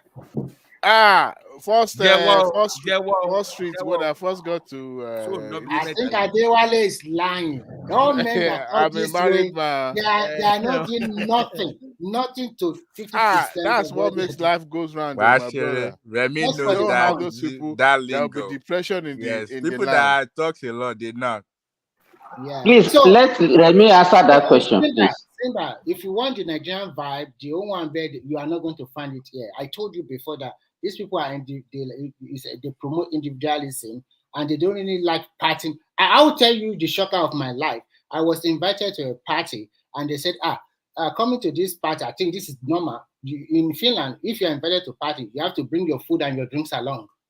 The party is just for you just to socialize, not for you to have that everywhere. You have to pay for your own food. They do that in Nigeria, we don't have that. Anybody invite you to party in Nigeria, they'll provide you food and drink. And not everybody will give them money back. But here, the shocker of my life is that we drove there, we bought drinks, and when we get there, in fact, the party is not even up to 1 hour. The celebrant, the birthday girl, just said that the party is over, everybody go away. Yes, so you can see. Yeah, but Remy, in Nigeria, what I want to say is that we came here to celebrate with you, and we have not even started. We started just enjoying the party, and you are angry, and they said, "Oh, everybody pack yourself and go away." And everybody go away. And since that time, if they invite me to party, finish, I never go again.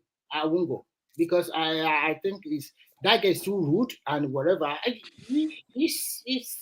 The life is totally different from Africa, to be fair. They are very rude over there anyway. Yeah, and if you don't have, they just say it how it is, Nina. They say it how it is. They don't keep stuff inside. Remy, how can you describe the immigrant population? I will divide them into 3 strata. The first ones are the asylum seeker, and they pull a lot of people from East Africa, especially from Eritrea, Somalia, and Sudan, and the rest. And there's a lot of people from Asia also. I mean, Southeast Asia, from Afghanistan, Bangladesh, all of this kind of, they are here. Nepal, all those. Yes. So what they do to them, that when they come in here, this country is good. You can come with their family. What they do is that to integrate them to the society, they give them an apartment, like 1 or 2 or 3 bedroom, depending on how big the size of the family. And they make sure that they went to learn Finnish for 6 months, and they continue to give them money. So after that, then they send, of course, their children will go to school. Automatically, it's free. So that one is no big deal about that one. So their children go to school. So for their parents, if they have a kind of qualification, they can also sit for exam to further their education. And some of their wife, they will send them to learn Finnish language for 1 or 2 years. And after that, they can also further their education, which is free. So whatever way you like it, they make sure that they integrate into the society. Yes, within 1 or 2 years, they're already integrated into the society for their children, for the parents, and everybody. And that is those ones. The second set of people are those of us that we came here for education. So when you came here for education, you get your social security and everything from where you are coming from. So they already give you the power to work, to live, and also study here. And when you finish your first part of education, if it's bachelor degree, if you want to continue to your master or PhD, then it's free. So then it's free. And the other ones are those professionals that because they look for people all over the world, just like any other European country. They look for people. I've seen a lot of Nigerians from Poland, maybe from Czech. They came here through the work route. And after you work with that conditioner, sorry, Remy. What's the Nigerian strength there? Is it? Do you have a good quantity of Nigerians, or we do?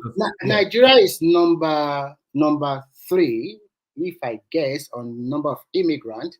And fortunately for Nigeria here, more than 80% of Nigeria here, we came here through education. So people are well behaved, because when you are educated to some certain level, you cannot be doing all those trash that always happen to Nigerians, other climb. So you wouldn't want to lose your opportunity, because you have opportunity to bring your wife if you're already married in Nigeria later as a student. So you have opportunity to bring your wife and your children. So far you have the conditional financial proof. So why do you have to commit crime? It's irrelevant. So, who visits Finland the most in terms of tourism? Is it the Brits? No, the people that I think finish here are the Russian, because they have they still love the Russian, because they still consider, because when Russia colonized them, they believe that Russia treated them fairly, much more better than Sweden. So the Russians are well welcome here. So as this war is raging on, I've seen a lot of Ukrainians and I've seen a lot of Russians. And those Ukrainians that came here, they gave them visa immediately, and they also put them into work. So that is the beauty here. So they left and they also Who do they hate? Who do the Finns hate? Who do they hate?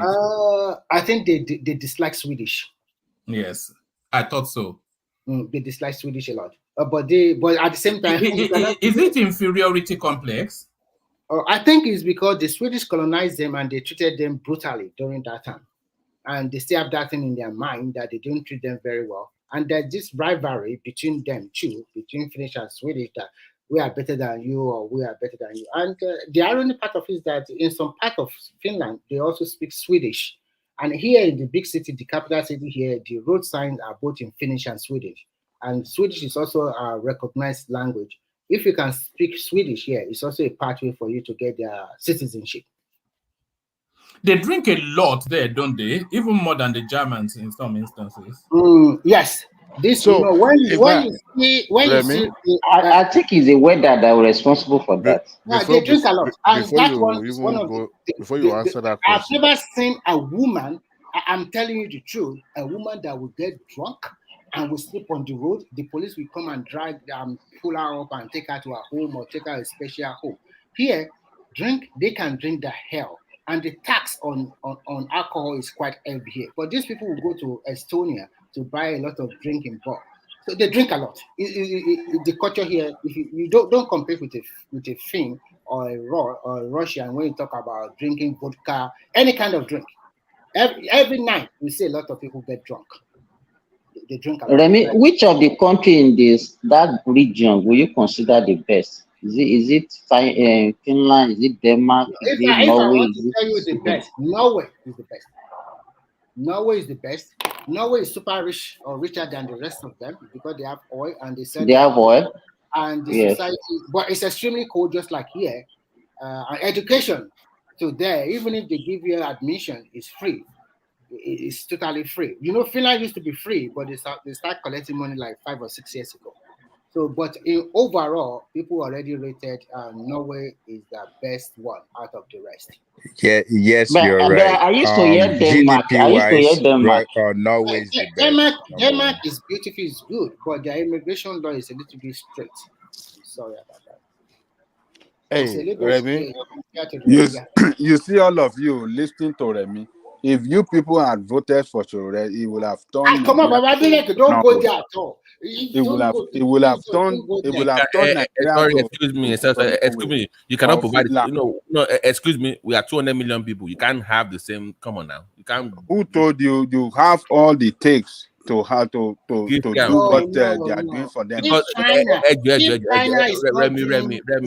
Remy, hold on. First of all, you must be productive.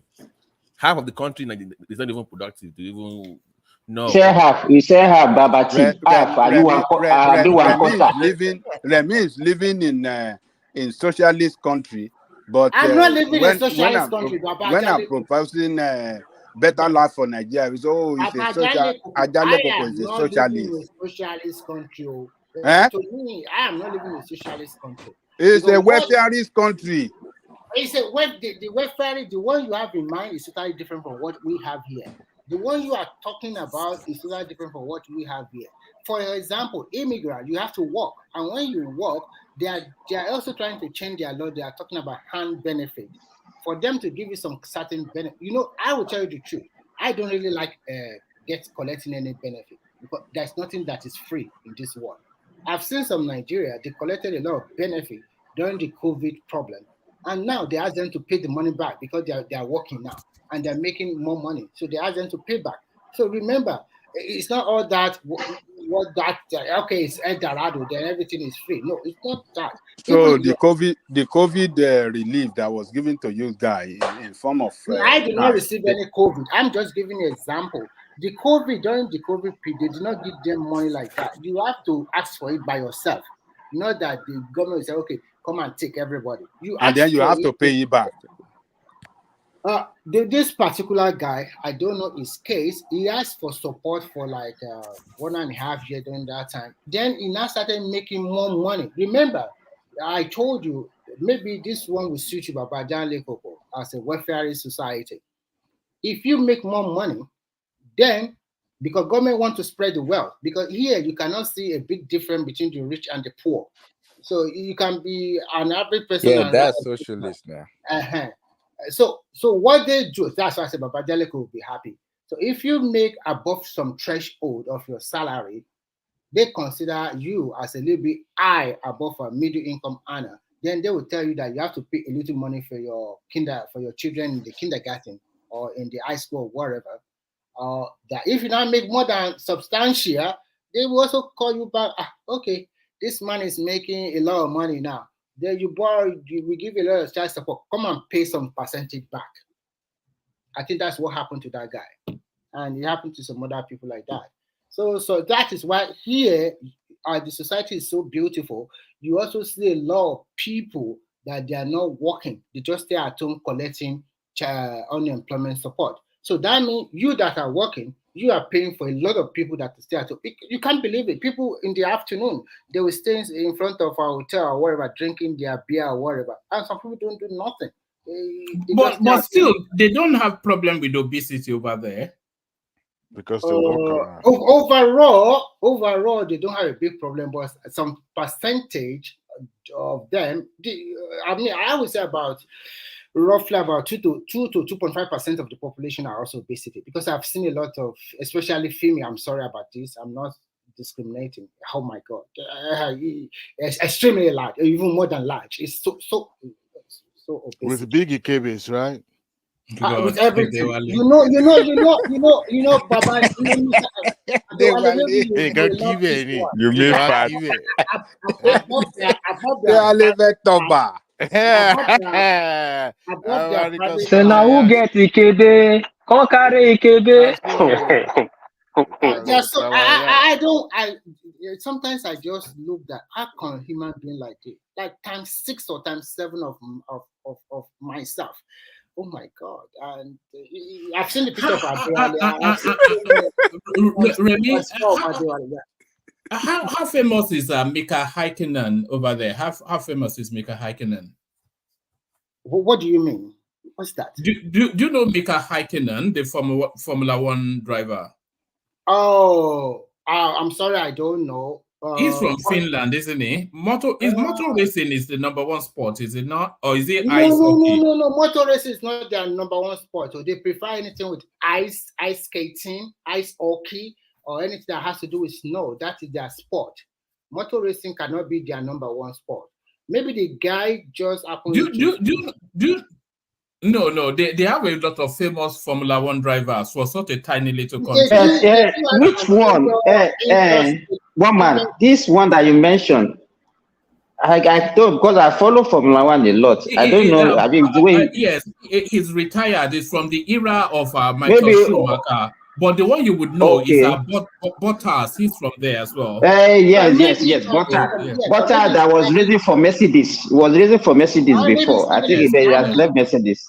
Maybe he has, but for here they have a lot of indoor sport arena where people can do any form of ice sport or something like that. Do you know how to ski, Remy? I want to learn, but what do you mean? How long have you lived there? I'm just new, just under 2 years now. And you don't know how to ski? No, I don't. I'm not interested. But it's tough. It's not that easy. It's like ice skating. But one thing I would say is that do you know how to skate? Do you know how to skate? Ice skate. Wow. I tried. I'm a typical Nigeria. I love football. I love that kind of Nigerian stuff. I'm not saying that I'm open to maybe skiing. I don't even like skating because I've seen so many people break their leg or break their leg. It is very dangerous. Very dangerous sport. In winter, I've seen a lot of Finnish guys. They will be using, it's a kind of motorbike to speed around on the lake or on the snow covered, because most places are covered in white in winter. You can't believe that. Everybody, this. They have the best Christmas there, don't they, in Finland? For immigrant, maybe we get together. But for people who are interested, you can go to the Lapland to enjoy. I told you there's a big city here. They call it Lapland. It's the topmost northern. Are they religious? Are they religious? Forget it. What is religion? Forget. They have churches, but they are not the type that will go to church or whatever. They are not like Nigeria. No, they are secular. They are free-minded. They don't have any reason to be religious. Yeah, just like Americans, they're not religious. They are very comfortable. Yeah, no. Of course, they are. If you don't have a government giving you money, if you are old, they have a special home for you, for their old people to stay. I think it's poverty that makes people very religious. Yeah, yes, 100%. You're right. Simba, do you know why? Because you can't go to you can't go to Orioke in the snow now. Look at that. They don't even go to church. I will tell you the truth. I think most churches here, who are the people that go there? Is it not the immigrant? How many Finnish will you see there?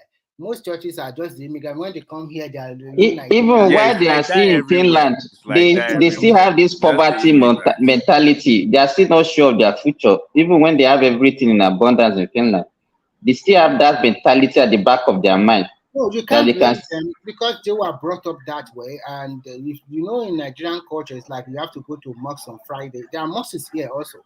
And I've seen some of these people like from Afghanistan, they also go to mosques, and the Christian will go to church on Sunday. And you know, Nigerian religion, they will think, on Sunday or Saturday or whatever, I have to go to church. It's the way they were brought up. But you cannot say it's only because of poverty. I think it's also the culture and tradition of the people have to also take into consideration. It's poverty. Do the police there carry guns? They do carry guns, but they have nothing to do every time. So what do they do? The police here, this is the best job in Finland you can do because no crime. I've never seen a police saying, okay, I'm robbery or something like that. They don't have. So when the police stop it, what do? They just, when they tell you at the back, they just put in your registration number and all your record will come out. They already know you before they even come to you. You understand my meaning? Mere putting your registration number of your car. If it's your car, then they will know where you work, what you do, everything you do, and they already know. And what did they ask for? They just blow their whistle, whether you are drunk or you are not drunk. And if one of your tail light or headlamp is not working, they will just ask, so you go and fix it, it's over. Sometimes they are also very lean. When I was new, I was driving on a slope, and I was driving on like 60 kilometers. I just like overtake every car like that brake like that. The police follow me. And when they asked me where I said I did not see the kilometer sign there. And they just said, okay, just go away, but they don't drive away that. And I went away. They didn't even find me, didn't do nothing. They are very friendly. Do you have to change your car tires during winter? We have to do that. We have a winter tire and of course the summer tire. So in winter, I will change it to the spike one. So is it by law? Do you have to do it by law? There are two things here. You have to change it to winter tire, and you have to all year round. You have to put it's in headlamp or whatever. You have to put it on because you here in Finland in December it gets dark at 2 p.m. So the weather is quite funny. So at 2 p.m. is extremely dark. So you have to put your headlamp on every time. So the first time I experienced that, it was oh my god! I just wake up, go to school, have 1 or 2 classes, and by 2 p.m. in the afternoon, it's already pitch dark. I mean, extremely dark. And we experienced that weather for 6 weeks. So if you are also coming did they do any agriculture there? They do. Considering this weather that you are talking about. Not a lot, but they do plant potato. They are because this is their food. And I think that one man will know the European. Yeah, potato and boiled sausage. That's what they eat. Yes, and bread. And the bread here is blank bread. I'm talking about bread that is so hard and it's also bland, not tasteful at all, not like Nigeria Baba Gigi or something like that. So when I came here, I was like, I can't eat this kind of bread. But what sort of animals do they have? You mean as a pet or as pet and the wild? Here, I think the Finnish people love dogs, and some of them also like cats. That is what they have mostly as pet. And you can see a dog as big as I and as tall or whatever. But in terms of animals, they have the reindeer, they have the deer, they have the rabbit, They have fox, they have wolves, and they have bear. They have all of these kind of animals here. But they don't behave like they were like domestic this thing that I'm talking about. Like maybe they have a cow, sheep, and all those things that they raise. I went to a small town one day and I see they have a little ranch there for cow, but you cannot be seeing their cow roaming about the street. The weather is so cold because that means they spend more money. Actually, most of the things we consume here are imported to this place, even including meat. So, Remy, they send Christmas trees to England every year. Can you tell us why? Can you tell us why? Yeah, I will tell you why. Finland is covered, as you can see from the picture you have shown, is covered with trees. That is one of their source of income. They plant trees all year round, and this is where they have a lot of Christmas tree, and they sell wood to the rest of the world. They are one of the country. There is no empty space here. They are just a fallow land. Every land here is trees, and they have a different kind of trees, and they do export it to different parts of the world. It gives them a lot of income, but I can't tell you exactly the percentage of how much they hand from that one. So that's the reason. Everywhere is covered. I know they send a Christmas tree to London. I think it's related to the Second World War. I think every single year they send a Christmas tree to London. What are they doing? Is that paying homage to the Queen or what? Yeah, something along those lines, but I couldn't tell you the fullness of it. If anybody knows, tell us in the comment section. But have you made friends with the Finn?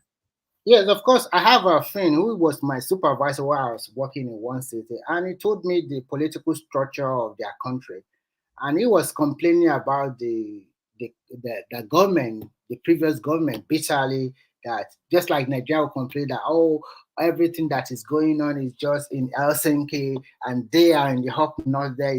She's not doing good things for them. So he used to complain and tell me the political structure. And then I also have a friend who happened to be a nurse, and that one told me that, look, everything here is not so free as I thought. So you have to be careful. Ask questions very well. Make clarity. Here in Finland, everything you do, put it into writing. Like you write an email, they like documenting everything so that it's not just word of mouth or something like that. Because there was a time I have a little problem with my thumb, and I was like going to the hospital, and they now said, I called the hospital and they said me, do you want a doctor to talk to you on phone? I said, I don't understand. How can a doctor talk to me on phone without seeing my hand? They said, it's okay in Finland. We want a doctor. I said, I rejected. I said, no, I want to go to the hospital. That's the system here as well. Yeah, so I rejected. I said, I want to, because I went to the hospital, having this in my mind, because I've already paid for the insurance, that it's going to be free. But when they bring a bill at about 20 days or 25 days later, and they call it doctor's fee, which is it's not so big, but I have to pay the money. So here is that you have to pay for doctor fee or nurse fee, but medicine and operation is free if you pay the insurance. Of course, you have to pay the insurance because every year they will send you a bill for you to pay your insurance, and you are entitled to health if you go to hospital. Then have you ever dated one of them? No, not really. I'm not like Adewale. Sorry. Yeah. Sorry, Adewale. Remy, just for field reports now, so you can give us feedback. Like, go and sample and just come back to us and tell us how the experience. Okay, I will try. Remy, we want a colored baby like you, the one that you are talking about, so that I can play for Nigeria. I know you like soccer now. So we need a Finnish Nigeria that will come and play for Super Eagles. I love them too. But, so you want to see one coca. I love them too, but unfortunately, this kind of I've had some rapport with some of them before, and I see their mindset is just European. It's not the African way. But here, the beauty of it here is that is different from America or Canada or maybe in UK. The kids there are well behaved, and they take their education seriously. Because if you go to school, the school will give them breakfast and lunch, and they give them good food. So you don't think American kids are well behaved? Even you don't think American kids are well behaved. Everybody they on this are well planet behaved. knows. What do you mean they're well Ill-mannered brats, behaved? you know. Let's say the truth. American Okay? kids are giving breakfast and lunch in school as well. One man, how are you UK people any better? Are UK people still well behaved? Some are. The African ones are. Always stabbing each other with all this knife and stabbing each other. So that is the beauty. You can never see a teenager here carrying knife or want to. There's no gang here. I'm telling you the truth. At 2 a.m., you see I don't believe that. Playing around, nothing's going to happen to him. The kids are well behaved, and there's room for everybody. If you don't want to go to university, you go to vocational college, you learn your skills there. You are getting almost the same thing as a medical doctor. The difference is just little. So they bridge the gap a lot. Are they still obsessed with that electronic music, you know, that went out with the 80s? Of course, they're still obsessed. That is the, you know, Europeans like that kind of... And then the flashing lights. I saw some still playing in front of our hotel just yesterday afternoon until the rain kicked them out. And they have to go inside. So they still like it. They love it. And you can see a lot of EPs with a lot, just like any European country, with like pierced nose, 10 or 6 earrings in both. Everywhere is rings, okay, and colored hairstyle. And do they all speak English? Majority of them can speak English, but understandable English. They can communicate with you very well. But they will pretend. They will speak Finnish to you. Immediately you say, "Oh, sorry, you cannot speak Finnish." They will switch to English with you, and they will speak. Even the older one, and they will speak good English with you. They can speak very. You know, Finnish people are very highly educated society, and they understand way of life. What is an average family like there? Average family. What do you mean? You mean the age circle or what? Size. If I must tell you the truth, I don't think maybe 5. The highest. Really? Yes. Most of them don't have children. Most don't have kids. I would have thought it was 3, or mom and dad and child. No. If they want to have a family, they have 2 or 3 children. So, but majority now, they are not having kids. And there's so many of them are single, male or female. So what you see here in Finland, I'll tell you, most of their male are now married from Asia or Africa. Especially from Asia, from Philippines. They love black women, don't they? Some of them like, but they don't love Nigerian women. Maybe why? What is the reason for that? They like the Ethiopians and Kenyans. They love Kenyans and Ugandians, and those ones are more good shape. Let's be frank with us. Nigerian women have big tummy, and those Ethiopians. Wait, Ethiopia, they're more beautiful. That's why they are more beautiful. Very fine. No, I don't want to agree with you. I think it's because those people are the people that are the population of immigrants that dominate black colored people there. No, Ajale Koko, they travel to Africa to go and get these women. Ajale Koko, I will tell you why the Finnish men are doing like that. The Finnish women are perfectionists. They don't like being controlled. But when you bring a woman, but that's the Western women, though. When you bring a woman from East Africa, they tend, or maybe from Philippines, they tend to be a little bit submissive to their husband, which the Western woman will not, and which Nigerian woman will pretend in the first instant, will pretend submitting to you, and after some time, then you will see her real true color. But for most of the Filipinos, Vietnamese, and the rest, they can take care of home, they can cook, they can take care of children, and they are also good at bed. So Finnish men prefer them than maybe West African women. Baba Ajale Koko doesn't want to agree that we have problem. That's why he's saying that. No, I'm not saying Nigerian women are not beautiful. No. I'm comparing to Eritrea or Ethiopian. No, don't say it. Nigerians cannot compete with those people. Those people. No, Nigerians are not. The Eritreans and the Ethiopians, they have the best looking women. Oh my God. They are more beautiful. They are pretty. They are more beautiful, and they are calmer than our women. the only Nigerian that can compete with them, maybe the one from the north. Those yes, the Fulanis. Another thing I also want to maybe talk on those about states. the I don't know whether it's because of Fulanis. religion, they are not promiscuous also. Even when they get married, as beautiful as they are not promiscuous. They are not sleeping around or doing like that. I'm not sure. Yes. Even the Indians too. That's true. That's true. But I can guarantee that a West African woman, not married, single, and finding herself in a freedom society like this, she will do whatever she wants. I know. I've seen a lot of Nigerian couples that they brought a lot of women from Nigeria, just like sad story. And when they came here, what happened? They will leave their husband because they already have education, they are independent minded, they can get the same amount of money like men. Then who the hell is the husband? Let me even bust your bubble. You know the Indians, they pay to get husband. Yes. And even here you see them, they are the ones sponsoring their husband. And you never see an Indian that will divorce. Very rarely. They don't get divorced even when they invested. Wait, they matchmake, they matchmake them. Is the Hindu religion now? Yeah. They call Don't give reason. Those are the things that we have to correct. It's a very bad habit that we have to. It's not good for us. Do you follow your own culture? Do you practice your culture? Exactly, Baba Aja. You don't practice your culture anymore.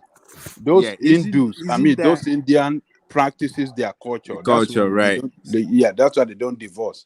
Wait, let me because ask they don't follow your church, they don't follow your mosque. They do their Hindu religion, and that religion, compel them to be faithful in their marriage life. The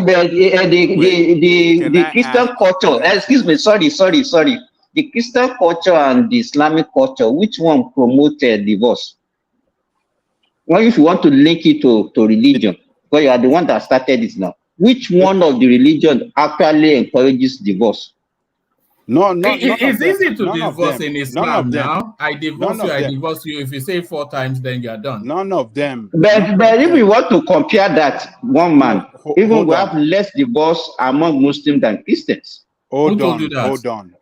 Yeah, because none of the two religions, either Christianity or Islam, encourages. None of them encourages divorce. But divorce, yes. You never want to practice your culture, even the religion. You don't practice it thoroughly well.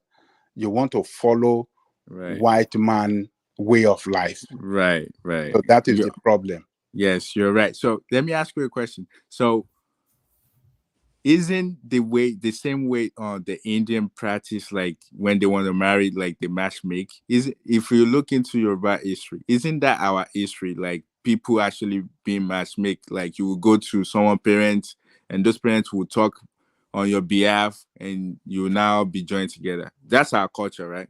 Oh yes. Yeah, so it's similar. Even though we're not living on the same continent, we still practice very similar culture. Mm-hmm. But they keep theirs, but ours is not kept. Oh no, we have followed the Western European style of, European way of life, and we thought that is the best. We have done away with our own culture, and that is what put on in very serious,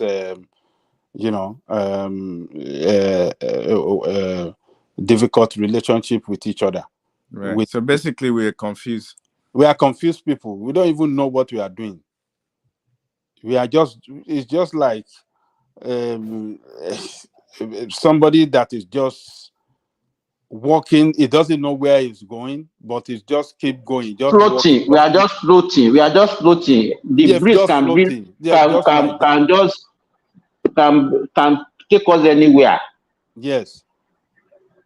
So that is unfortunate, but that is who we are now. And the worst part of it is that we brag with it. We think that we are doing the best thing. We think that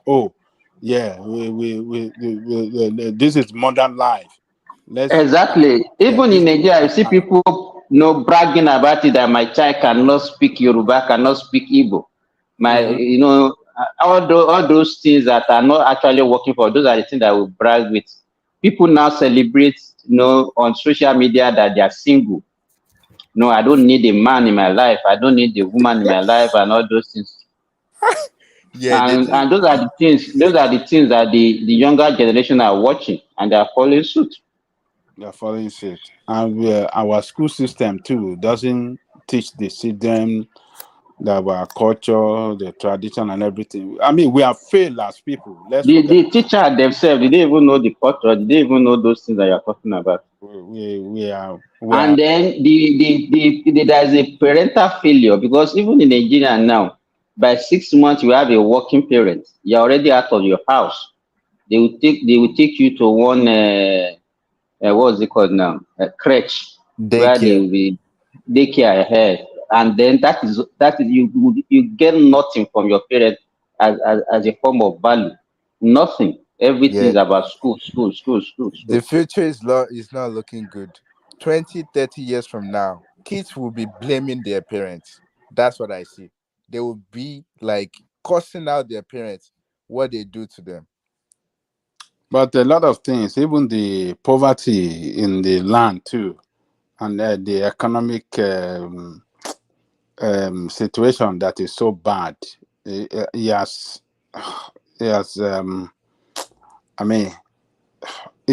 put a lot of people into poverty, and poverty, oh Lord, poverty is bad. It just turn people to animal. People won't be able to think well. They won't be able to act well. They won't be able. Baba Jare Koko, even in that poverty, the poverty did not just start today. But you remember, even when we are growing up. No, let me tell you this. What's off now? We still, I know it's what's up. I want you to just listen to me. But you are a Yoruba man, and Yoruba even take dignity even in poverty. Do you understand what I'm saying? But now, because of the mixture, the kind of mentality, the Western mentality that we have now, is actually the major problem now. Even the poor doesn't want to behave like the poor. And that is what is making the situation worse. I remember when we were in primary school, you hardly see a teacher that will have a car. Probably maybe they have bicycle, they have a motorcycle, and everybody is contented. And but these days, and they're happy. I bet these days you see a security man or a cleaner that will be hiring somebody who's a millionaire want to also ride a Benz. You understand? And that is what I'm speaking to. Those days, people might not even buy a clothes in a year, but they are still contented. But that contentment is no longer there. That is a problem. And that is what is making the whole situation to look, everybody want to be like, everybody want to be, we are talking about the finance, we are talking about, but in Nigeria now, everybody, even the poor, they are hiring the rich. What's wrong with that? What's wrong with that? No, Simba, the problem has to do with the society. No, there's nothing wrong, but you have to work for it. One man, in the olden days, even if you are rich, people will not look at you. They say that they will say, okay, they have to work for their own. But these days, people can go and worship the rich, irrespective of the source of their richness. They don't mind. That is the problem. That's the effect of social media too. The negativity of the social media, where people flaunt their wealth anyhow. So when you do that, and a lot of these are young folk, follow them on Instagram, on Facebook, and whatever you can say. What do you expect? A máa ń sọ nígbà yẹn wá ní tọ́ba rẹni tó lówó tó bá mọ source ní ẹ̀ wá the whole kids, the whole children, the community, they say, ẹ má rìn súnmọ́ o, don't get closer to that man because we don't know the source of his wealth. But that is not the case now. Don't you think that young people, so if you're like 20 years or 20 or 30s, they want to have what 50-year-old people have. They didn't realize that those 50, 40-something-year-old people, they had to work for years before they reach that place. So they want to be like them, but they're 20. And when you're like in your 20s or your early 30s, you haven't worked that much. I don't agree with that, Oriola. You know what I think? I think there's a new wave of wealth that is wrapped around the young space. so we're talking about cryptocurrency, we're talking about online millionaires, we're talking about new wave of one man. this How money. many? Yeah. What's the population? Well, how many? How many people are actually having that money? How many young people are actually having that capability to actually attain that type of money? They're not much. If you look at it, Thank you. I support you, Oriala, on that. I started. Yeah, we're not much. Are just on Yahoo Plus and the rest rituals. No, that's a different space. But I was just countering what Oriola is saying, that how many percentage of those people that make money on Bitcoin? Can you tell us? How many? They're not how much. How many are there? If it's so easy, then everybody. We have like 3 billion people in the world, though. Remember? Yeah, but what I'm contest alone, how many Nigerians are really becoming millionaire from? Are they up to 1% or 0.5% of the total population? No, they're not even zero. They're like 0.0. I'm not sure that anybody can give that statistic, but what I was trying to counter was what you said, that they look at people in their 50s thereabout and they don't want to do the work. But what I'm saying is, but not necessarily, because what I'm saying is that the people that they are looking at are people that have succeeded within their demographic space, which is that online cryptocurrency, non-fungible tokens, that sort of space.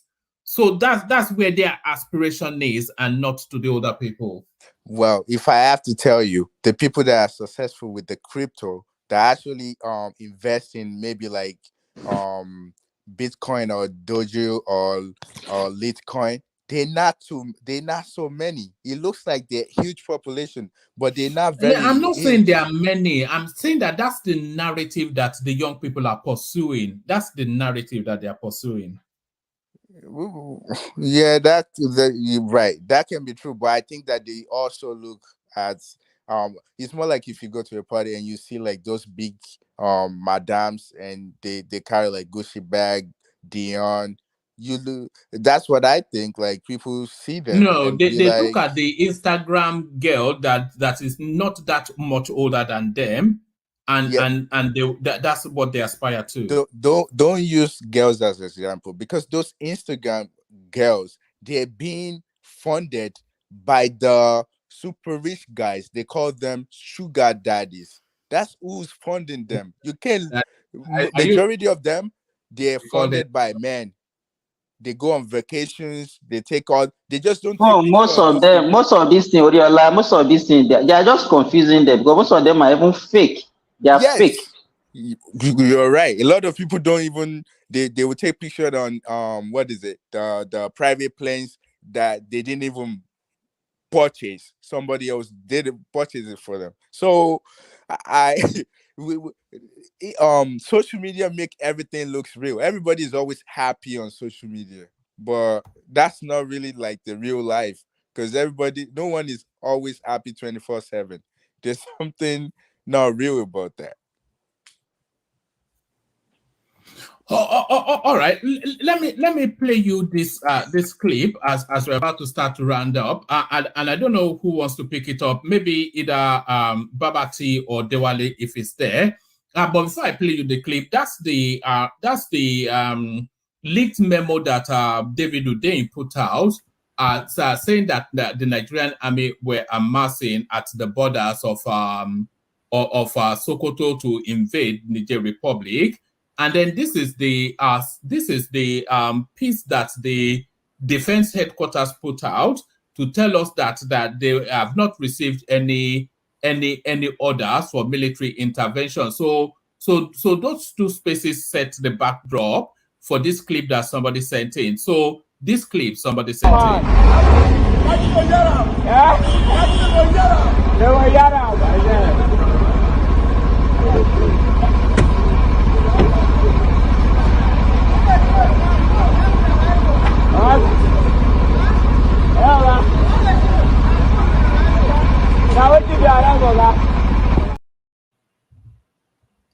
So apparently, those are troops of Nigerians amassing for the launch at Niger Republic. Babati or Dewale. I think we need to start asking some questions here. Like, is David the clown? Is he truly independent? At some point, is he truly an independent journalist? Who is giving? Somebody has to be funding him or backing him up. I mean, if you have sources around the place to the detriment of your country, clearly, even if it's true that they are preparing for this, I'm not a journalist, but I have friends that are journalists, and they oftentimes tell me that they only report near about one third of what they actually know, because sometimes you have to protect the people. You have to protect information that you don't deem fit for public consumption. But for you to just put everything out there, now, if it's whatever is revealing, if it's about internal politics, one man, in my opinion, it's fair game. But if it has to do with anything on a different sort that affects international relations, as a trained journalist, I don't think that should be for public consumption. So I think he's taking this too far. I've seen some videos. Somebody was, I think on Twitter, had this video that had a lot of views, close to 1 million, showing how allegedly the military forces of Niger and Burkina Faso and Mali are coming together in their thousands, and it had all these war planes. Turns out it's the video of when America was leaving Afghanistan, and it had this voiceover on it, and people were like, yes, and just leave them alone, blah blah blah, and close to 1 million views online on Twitter. So I don't know what his end game is. I thought it was just going to limit this to the elections, but leaking military information, if true, by the way, if true, is a crime. This is treason, clearly. And let nobody compare this to Edward Snowden. This is not an Edward Snowden issue. You cannot, as a journalist, leak military secrets at this time to the world. It is quite unfortunate.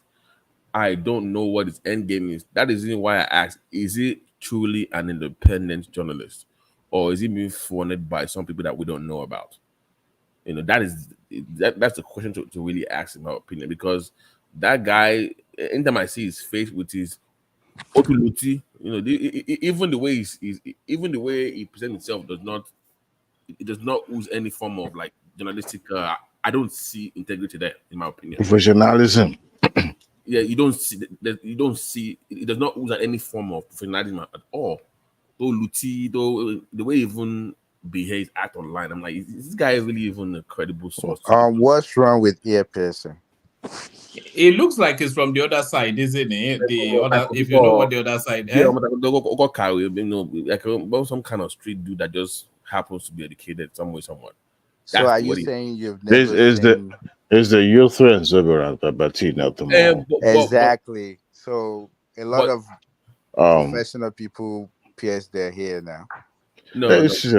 Okay. If you consider the conservative nature of Nigerians, yes, people do have their hair pierced, but Babati, continue. I don't want to. Not to, but to cap it up, I don't think the military is telling the truth. I think they're lying. I think they have something prepared just in case option A does not go through. Like I said, diplomatic means first to resolve this issue.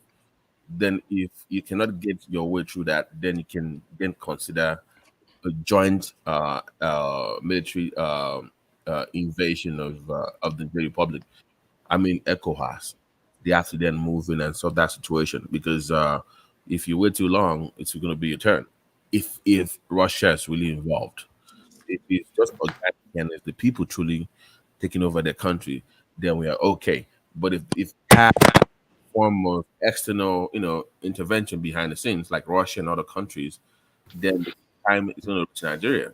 So we need to be proactive, but at the same time, diplomatic means needs to be the first option.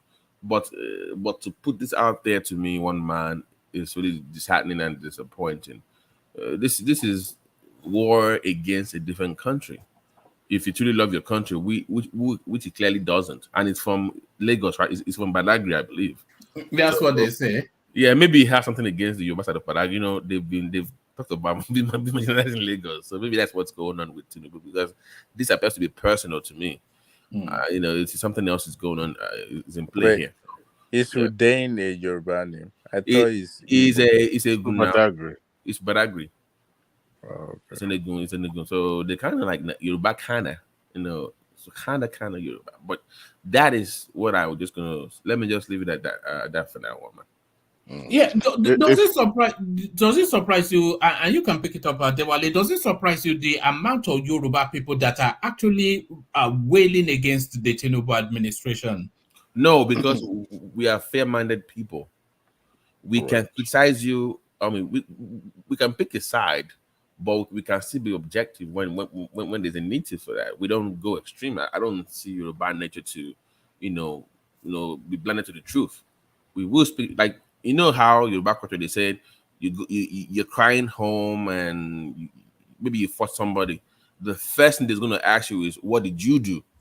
Right? They want both sides of the story, but they also want to see how culpable you are. So I think we are very fair-minded. We're not perfect, but I think that's just our nature to critique when it's needed, but also support when it's needed as well. But you don't go extreme and just hate because you want to hate or just love extreme without being objective. I think just the Yoruba nature of the way we reason. You wouldn't see this in other cultures. I wouldn't. People like Obasanjo, Dele Farotimi, Akin Oshitokun. Now this character, even though it's not fully Yoruba because it's from Badagry, but you wouldn't see this in the East. Who says who? It's anywhere any tribe, you always find different character. I mean, there are some Igbos that supported Tinubu as well, but they're just not emotionally attached, just like these folks are doing. It seems their conviction is more.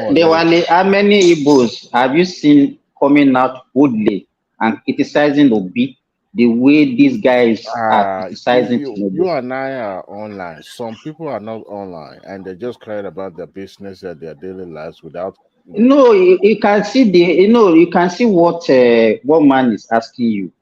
These people are coming with full force. No, they don't even mind the consequence. They are fully.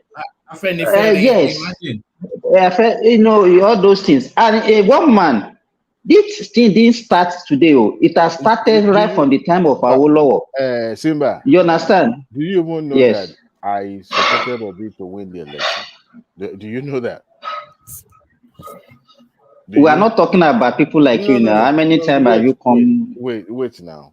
The main reason why I wanted him to win the election is simply because, at least for the first time in the history of this country, let's have at least one Shukudi or one Chukwuemeka or someone in the presidency, at least just for identity's sake, nothing more.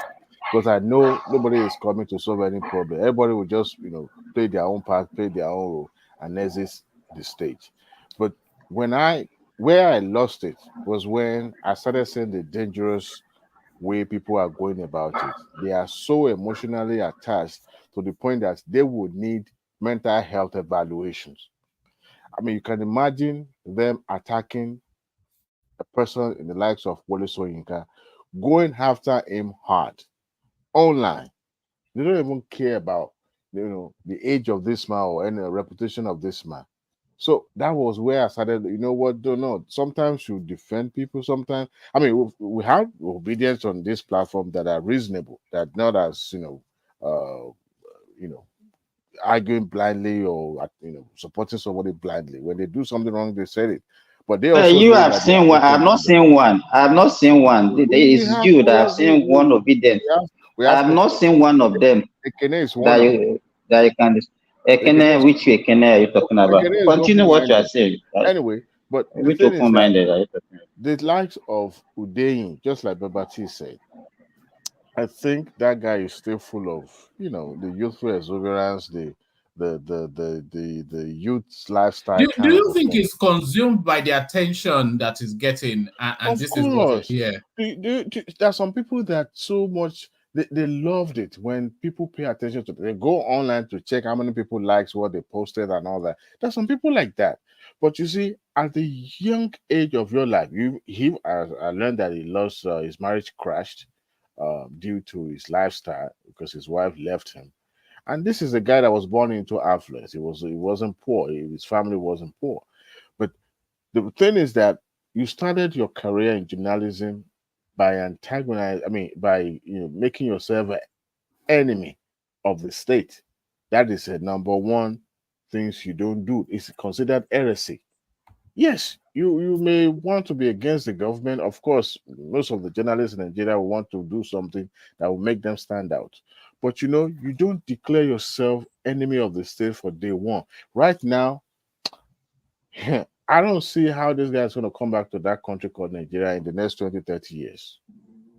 He's gone. I think they've given him Ghanaian citizenship. They see him as a small fish to fry. So why wasting their energy? Who is he? But he consistently feeding people with things that are not true. And his followers continues to follow him blindly. I went to this page. Diwali, sorry to cut you short, Diwali. Do you know Ned Media? Do you know Ned Media? Yes, I'm aware of that. Ned Media, because I used to follow him. He had about 7,000 subs. He used to cover Eco Atlantic, all those Nigerian projects. This is nice. It will get like maybe 400 views. After Obi, he's been covering Obi. The guy has over 100K subs now. All his videos, 80K, 90K. So the guy, they made him a superstar now. Mm-hmm. I think he's also making money from it. Also. That's my point. So that's money. One man, of course, he has to leave. He has to sustain himself. One man, I saw him taking photographs with Wadamaya. You know that little Ghanaian boy that hops around. Yes. Okay. Yeah. Everybody wants to write this. So everybody wants to associate with Wadamaya now. Wadamaya has almost 1.3 million followers on his YouTube channel. So it's a cloud chaser. Yeah, subscribers. Yeah, exactly. Wadamaya is totally different from him. He's just Wadamaya is not a journalist. It's just promoting. What I'm saying is that the allure of the attention. He wants to be. He wants to be a celebrity. Yeah. It's like what is this guy's name? Dele Momodu. Do you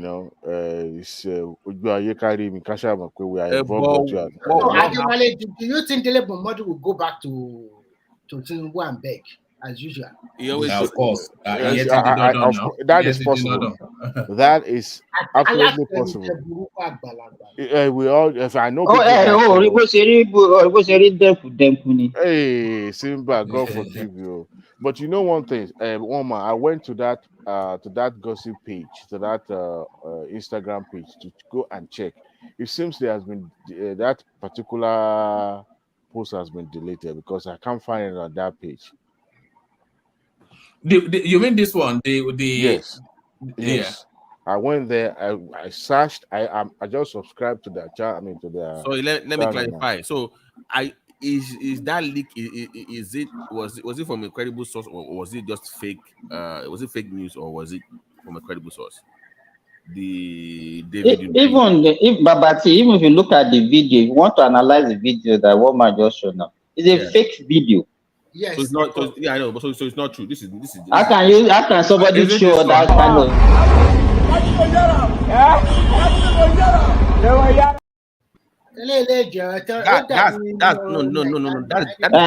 How can this one represent preparation for war? This one that maybe they are just waiting for protesters or something like that.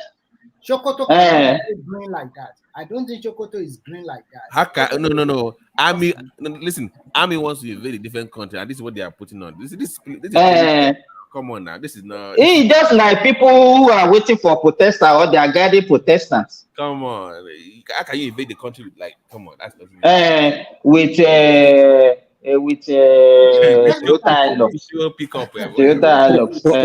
was down there that posted that propaganda. No, somebody one of our guys just sent it. A random video. Yeah, but you see, earlier I was trying to ascertain if their particular leak was actually confidential, secret, or top secret. There's some things that just like Babati. There's some things that once you are Agbawo, you are not supposed to know. Abibeko. So it's for the for the initiated, right? So if you so if you know, number one, you are now the enemy of the state. It's as simple as that. There's no one and I also think the Nigerian military, they should verify. I mean, they should check their word very well now, because bringing in a lot of new recruits, and some of these guys, they are very excited with their phone. They are pro-IPOB in that army. They are pro-IPOB in that army. On TikTok, of course. This guy is not today. What about Vin? Vin Max, that guy Vin. The guy hate Nigeria and he's anti-Nigeria. Well, he was in the Nigerian army. And I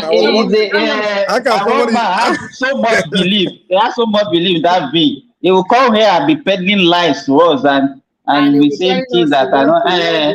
He was in the military, and just because he was a former military man, we believe everything that he says. Is it a Ghanaian military or Nigerian military? Because I don't. He's a Nigerian military. I think he has one of his parents as a Ghanaian. I think his mother is a Ghanaian, and he's presently living in Ghana. The guy is a very pro Biafran, and he was in the Nigerian army. I'm like, no, it makes sense when they. I don't think he peddles lies, so Vin. It doesn't strike me as somebody who peddles lies. If it does not peddle lie, then he had a little bit to sweeten it.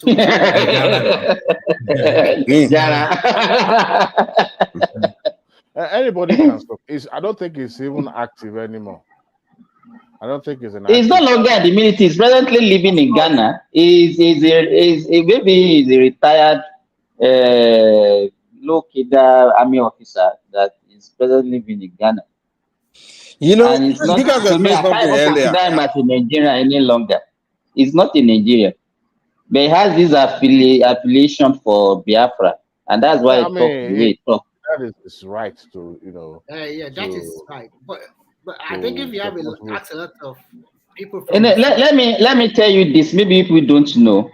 You know, when Agi Rosie took over in 1866, then that was the same time they had the coup. Sorry, Simba. Mike, check your Instagram. I sent you a DM. Yeah. Earlier, I was just now. Okay, that was the same time they had a coup in Ghana also when they dethroned Nkrumah.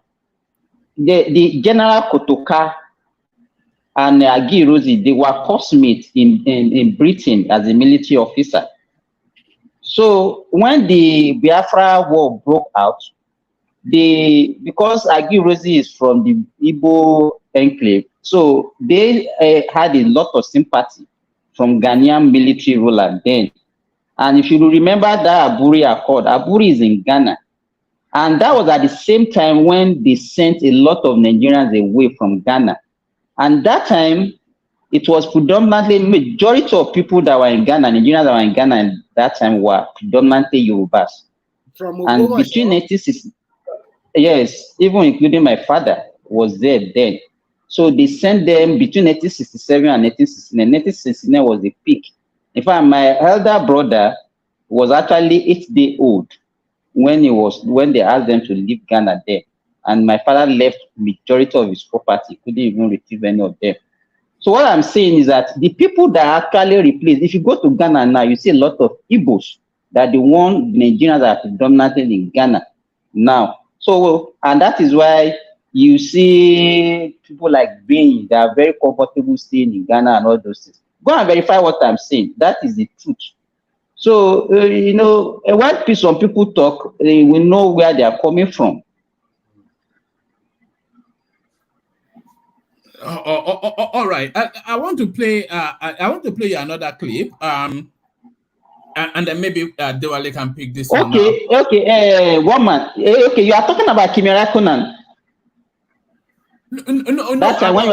No. I was actually talking about Mika Häkkinen, but Kimi Räikkönen, he's also from Finland. I know Kimi now. Kimi raced recently. I think he's still racing, if I'm not mistaken. I think he retired last year. Did he not? Last year. Okay.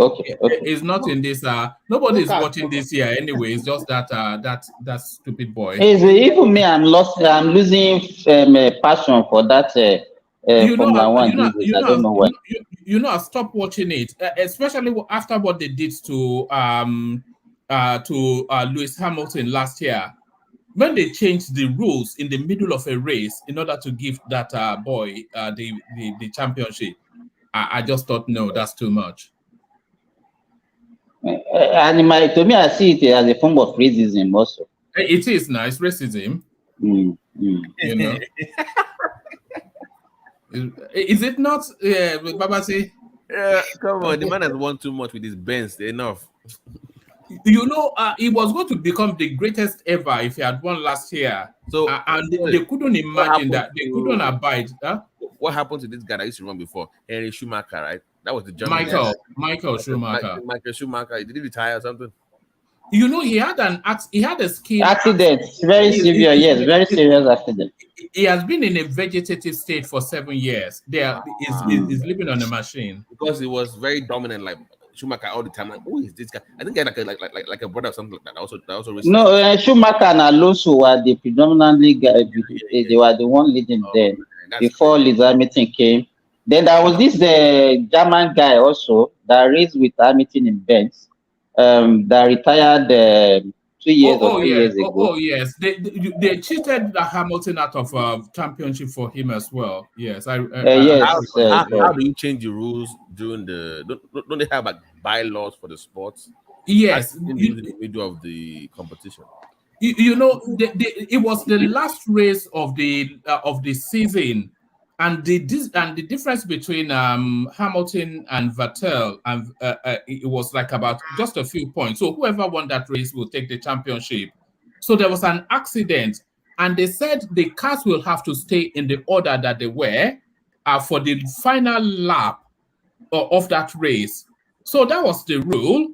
And then so they were moving all the debris from the track, and they were going around slowly. So when they then came to the formation lap to kick off the race, they suddenly changed the rule. So this guy, that Vettel, he was about 5 cars behind Hamilton, and Hamilton was at the front. But because the rules were as they were, Hamilton did not change his tires. Rosberg, yeah, that's the name of the German guy that used to be. So Hamilton did not change his tires. But now, when they had cleared the debris and they wanted to do the formation lap to kick off the race, they suddenly changed the rules that no, cars can now go to their original position. So this guy now went from about 7th to right next to Hamilton, whose tires were dead, and they could have changed that. Anyway, they cheated him. It was quite awful what they did. The whole world was angered. The white man, or when they want to do their ojoro, they will just do it with closed eyes. That's all. And they will hide under one stupid law or something like that. At the end of the day, start quoting you law. That's how they cheat here. Not in Nigeria that we usually do. They will do jojoro and they will hide it under one law. They are very formal of it also here in Kenya. And they'll just bring out section blah blah blah blah blah. But, the guy that you said they rigged this for, what country is he from? He's a German. No, it's Scandinavian, I think. It's not German. It's not. Hamilton is. Vettel is not German. But Hamilton is Dutch. I think he's German. No, he's Dutch. Hamilton is British, right? Dutch, okay. Yeah, Hamilton is English, yes. Okay, but who runs the sport? Like the governing body? Are they mostly like what is the? Are they mostly? Do you have influence? I think they are mostly European. Oh, not like English dominated like officiating. No. I think maybe Germany we have more people there than the rest. But the guy writes a German car now. Is Benz now? Is it not? Yeah, but sometimes there is also this. Yeah, but it's black. It's black. Is the thing. Around the rest. Okay. There is big rivalry between them too. All right, gentlemen. Let me bail out. I think I've put in a shift. But then I'm bailing out, but the session can still carry on. Mike takes charge, so brace yourself. Takes no prisoner, Mike. But before I bail out, Ayo with the super chat, of course. Prince Daddy, he dipped in there as he always does. His on making commentaries via that. Liz, she came in calling me a hawk. And then just as I'm about to depart, Thomas Adedeji, he says, greeting to you guys, one man, well done. So thank you, one and all. So indicate that you're ready, Mike, and then I'll bail out. Before you go, why don't you have an intro video for Mike? Does he have any intro? What is his own intro song? Do I look like somebody that needs an intro video? Look, that is his intro video. Look at that.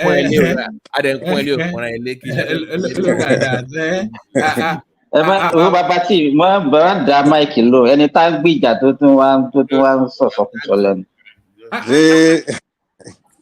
actually, let me play you this clip on my way out. This is a clip that somebody sent in. This is an interception of yet another oil vessel that is stealing oil from Nigeria. So we're now seeing this coming out just on a weekly basis. And we never saw one instance under the Buhari administration. So I'll play this clip, and then, of course, I'll bail out under the clip. The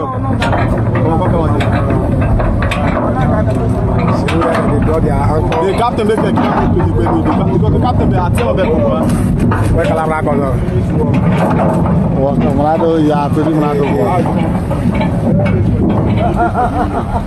now two, now one they drop. Now one, and I make us say that they drop the anchor.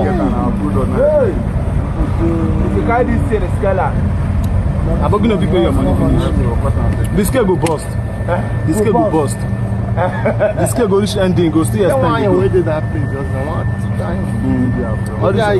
Also, I condemn my own self by booking scrap.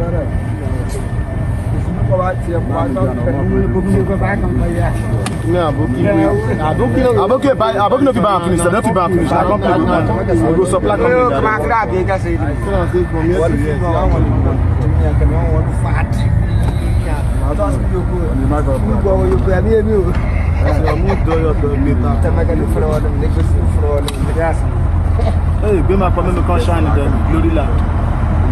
They really black, the videos. I'm about yes. Yes. These are the products. A lot of pure. You can see this is a different model. No, I'll tell you. Transport 2. 1, 2, 3, I'll tell you. You seen it? Look at it. No, me they won't get some.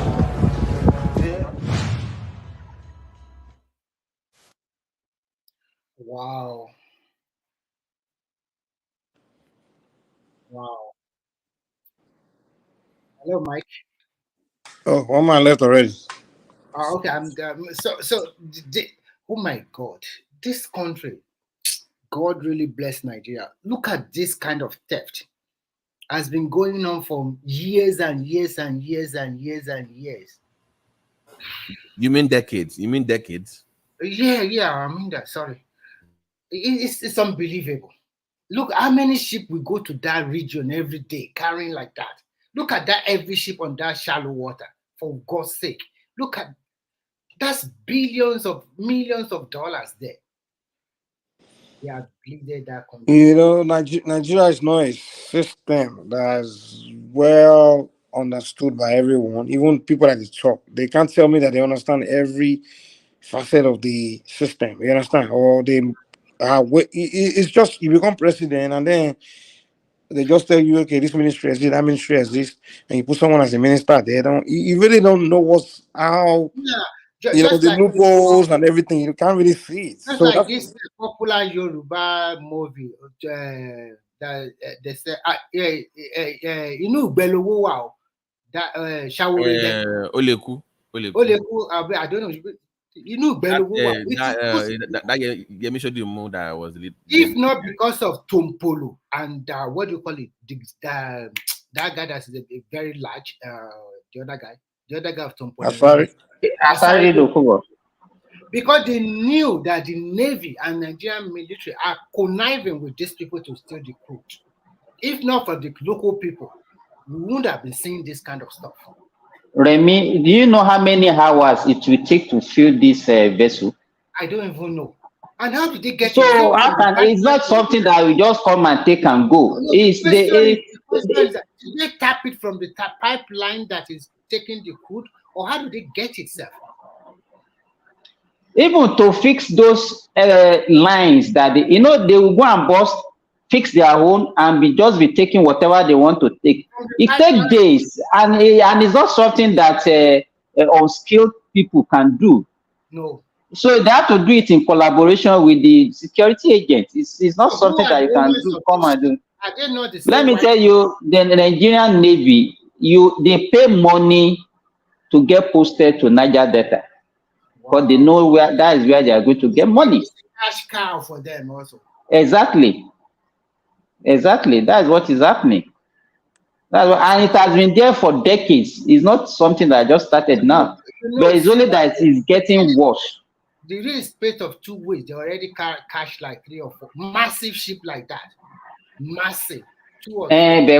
But what is the consequence? What is the consequence? They are burning there. Why? It's not burning. What are the culprits? What are the culprits? That is if you don't get the culprits and deal with them, then people will still continue doing it. Let me tell you one, Remy. I think around 2008, 2009, I used to have a friend, a journalist. And then this guy is from the Niger Delta. Then around 2011, 2012, I went to Warri in a private hospital to go and do locum when I was on leave. Then this guy came and brought his daughter to me to see in the clinic.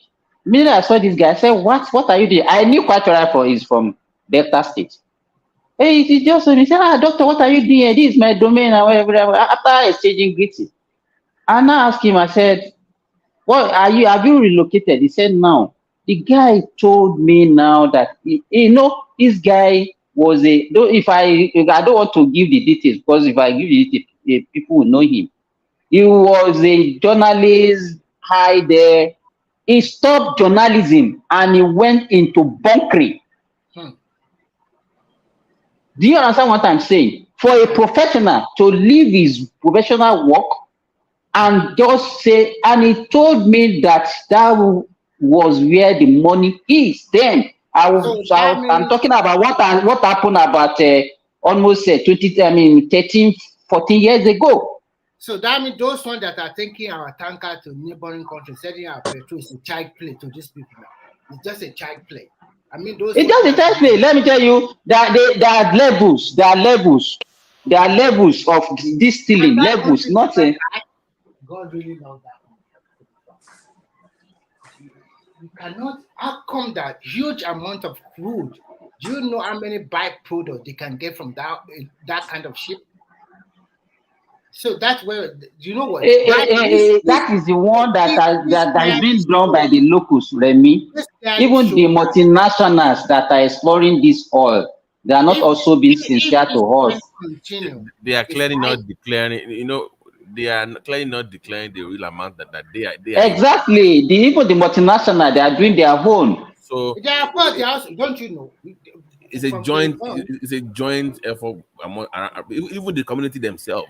They have their own share too. Their obas, even their them for that everybody, even the Tonkpolo and the Kubo too. They know they've been part of that system before.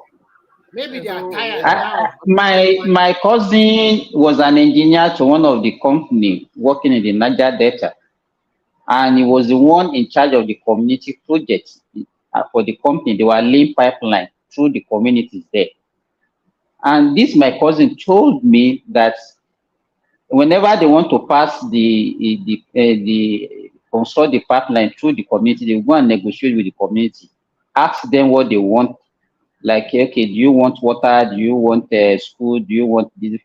He said most of the community, what they will ask for is cash, or they should build town halls for them so that they can go there and just be flexing and be enjoying themselves. That none of them will ask for something productive that can even liberate their people. They won't ask for schools, they won't ask for hospitals, they won't ask for roads. But these are the same people that will come online and saying that they are marginalized, that they don't have infrastructures. And so that sometimes when I see people talking, I get frustrated, because even Nigerians don't even know what they wanted.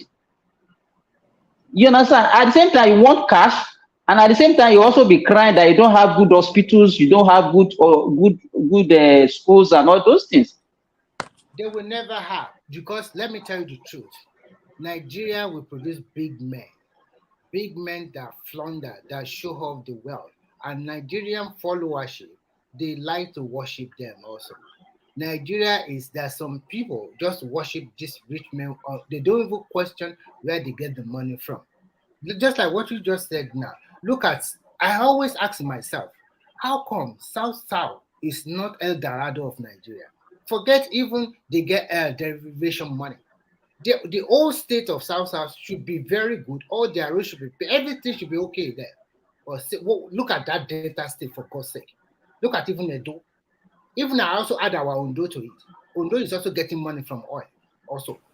So you can see the community, they will partake in it, they will support it at the detriment of their own community. And they will not come and but say, the money is not even getting to the people. Let's even say, okay, we don't think the federal government is giving us enough. Okay, community, this is your own share, which I think they should be allowed to even refine oil, even in a small scale by themselves. Anyways, they should be given license to do what they are doing. It's just illegal. But even their big boys, the money is not even getting back down to the regular folks. No, what you are saying, let me tell you, Babati, is not true. Even if they give the money is getting to them, the question is also be asking is that what did they do with the money that gets to them? I'm telling you this now. I'm telling you, that is what I gave you a practical example now. They asked the community, we want to give you this. This is our project that we have for your community. But instead of them to say, this is build school for us, or give us a hospital, or give us, they say bring the cash. Yes. And share. Let me tell you, and one thing that Nigerians don't understand is that if you say, okay, you have 1 million for, let's say, a community of, let's say, 100 people. Okay, this is 1 million naira. That 1 million naira is that Nigeria of today can sink a borehole that the whole community can enjoy.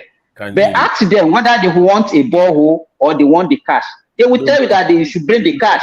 Do you know, and at night they will go to Ishewu market. Do you know of all the states in that region, the one that I cannot believe they are as poor as they are is Bayelsa State. With the kind of money that Bayelsa State, let me tell you, Babati, if they are sharing the money every month, a Bayelsa can be getting 1 million naira every month if they share the money allocation.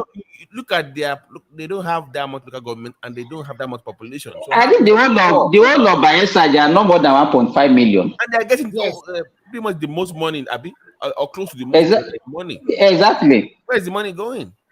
And then they have this dummy here, Jonathan. They was a president for nearly 6 years. Didn't do nothing for that region at all. And it's still backward there. I don't get it. Bayelsa is supposed to be an El Dorado there.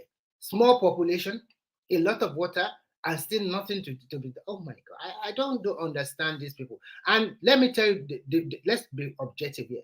In the next 10 years, nobody need oil again. It's that electric vehicle. So what else?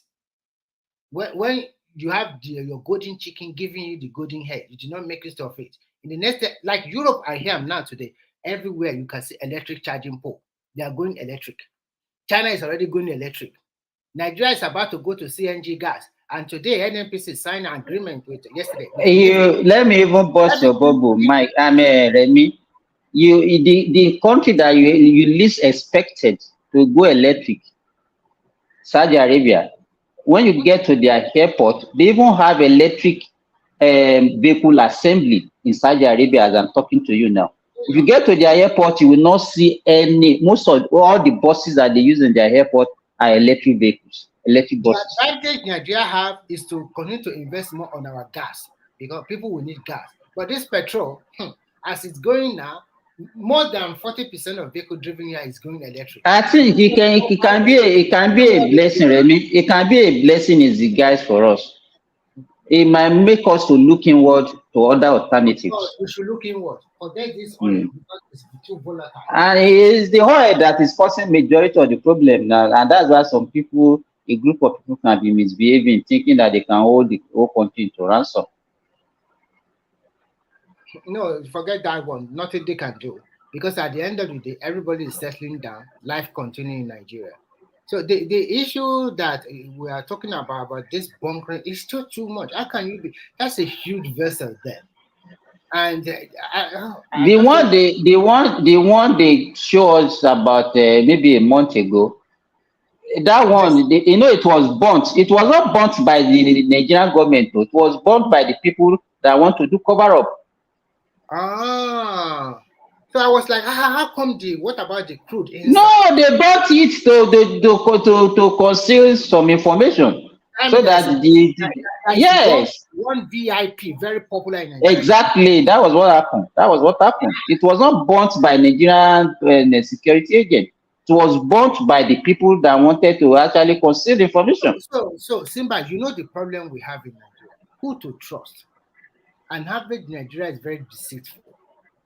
If you put people that are even have a conscience, by the time they get there, they will poison them. If they don't, let me help you. No. Let me ask you this. We not come here and blame Dangote for not hiring Nigerians for his refinery. I can't blame you. No, in every society, there are very, very few human beings that have that character of just being decent. You understand that decency?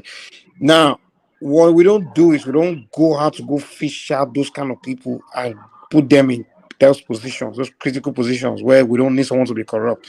That's one thing we don't do. Like Babati, Babati live in America now. If you go to banks or those places where they need someone to handle money, you always know the kind of people they have there. Usually that very humble, that nerd, that person that that's just because they make sure they look for those kind of characters. They know the kind of character they have to put in where and where. And if they are looking for crooked-minded people and all those things, they know where to hire them and put them. But in our society, we don't do that. We don't understand that people have different characters. We just say, okay, this guy is my guy. This guy is mine. Can you give this guy a job? Just hire them. So Mike, when we are growing up, I used to see people work in the bank. I dreamt that I want to be a bank at that time. Because you see, these people are honest people. But look at people working back in Nigeria today. They are even 419. They are even the one that will connive with the people outside to steal money from your account. I have an experience like almost last year. Although one of my accounts in GTV, there's a little money there. Do you know they wire it out? So they just clear it out. And when I went to the bank, the bank said they knew who. I called them when the fraud was being perpetrated. I called them, did not pick the call. I called them more than 20 times, did not pick the call. I sent email. But when I went to Nigeria, I went to the bank and they first sent me an email. They say, they know the person that took the money and they know where the person put the money into. I said, then do your work as a bank. I said, no, you have to come. I said, I'm not in Nigeria. Okay, if you're not, you are the one that have to lodge that complaint. I said, can my people lodge that complaint? They say, no, you are the one. When I went to Nigeria, I went to the bank, complained to them, and they started begging me. I said, when you know where the money is, why can't you, with that bank, block that account? You didn't do nothing. So the problem is that at the end of the day, I thank God it's not in millions. So I have to just let them, I don't touch that bank again. And it's GTB. I will never do business with them in my life again. Because so when you see even, and the banker themselves, in fact, they don't even know what to do. They were just pushing around that day. Let's call our boss in Abuja. Let's call our boss in Lagos. It's just rubbish. You know the person. Why can't you use police and arrest that person? Because you can say his name, you can say everything, but you don't do nothing. Let me give you an example. Because to cut long story short, and I went to Central Bank. They said I should went to Central Bank. I went to Central Bank in Ibadan. I went there. I wrote a letter, blah, blah, blah. Let me see the Oga there. They refused. They said I should just drop the letter. They will take it up. I should not worry. Till today, nothing is done. So one of the first thing you see when you get into a country, that's the airport, right? Where the most what do you call it? Pathetic people should be working, that love the country. That is where they should be, right? Where they love the country, they understand that first impression is everything. But what do you find in your own airport? Some of the most unpatriotic group of people that will rub you blind on the spot. The first, so you come to a country, you land. And that's the point I'm making. Like people that have no business working in airport, they are hired to work in airports. That's what I'm saying. Yeah, like you know, think about it. If I'm coming to your country, you like, what do you mean though? I must impress this person that maybe they're white or they are Asian. You must give them like, okay, You supposed a place like airport, Mamati, you have to hire people that have smiling faces. I love the You country. have Yeah, to yeah. exactly. You know, like the nature of this place is a place where this is what we're trying to aim. When people come in, they want to I want them to have a good impression of our country. So first of all, you have to give them outfits, good uniform, where they look very decent, very nice. They Smile, put on be nice, and then the people you want to hire, I want to make sure they have smiling faces, so that way. When visitors enter your country, they don't see rugged faces, people that look scary. my So legible, there's factors like that. But we don't. What people that hire people don't think like that.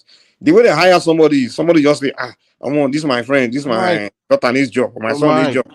Give him a job, and we just Mike, hire. when was the last time the custom officer smiled at you at the airport here in America? When In was the last America? time? No. Yeah, Are you when was saying the last time they were smiling at you? the custom officer? What do you mean? You don't even deal with custom officer. You don't even really deal with anybody in American airport, except the people that are searching. Let me ask you. In America, Everything is automatic. You deal with the airline counter, Mike, and whoever is there, You they deal smile, with they greet outside, you. you have to declare some stuff and all hold that, on. and immigration you are still going to pass through. I know. They wait. Smile at you when in you America, even if they will say, if you're American, they will say, okay, welcome back home. Welcome to It's the and they will be culture. nice You to don't you have now. to hire a smiley face. But Nigeria, you just like, what do you have for me? Because we have that beggy culture. Like, if you Well, like, exactly. You don't hire people like that. They don't Let put people like me even share my experience when I this about 4 days ago.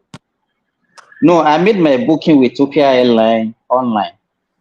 Then I pay for extra luggage. So when I got to the airport, I showed them my itinerary. And the guy, the Nigerians are the one working for the Ethiopia Airline in Lagos. And he said he couldn't find my extra luggage booking online, that I should go to their office upstairs. I went upstairs, I met another Nigerian, and he said he couldn't find it. So I said, what is the solution now? He said, hey, go and pay for another one now. And this is about 350,000 extra. I said, what do you mean? He said, I cannot help you. That's the next thing to do. If you want to go with your load, if you don't want to go with your load, then you go with the normal luggage, 23 kg times 2. I said, are you kidding me? Now, thank God, there was this Ethiopian who actually is the manager in the airport. So I just stumbled on the guy and I spoke with the guy, and the guy said, no problem. That I will send a message that I should just give him 10 minutes. You see the way this Ethiopian guy attended to me very calmly, warmly.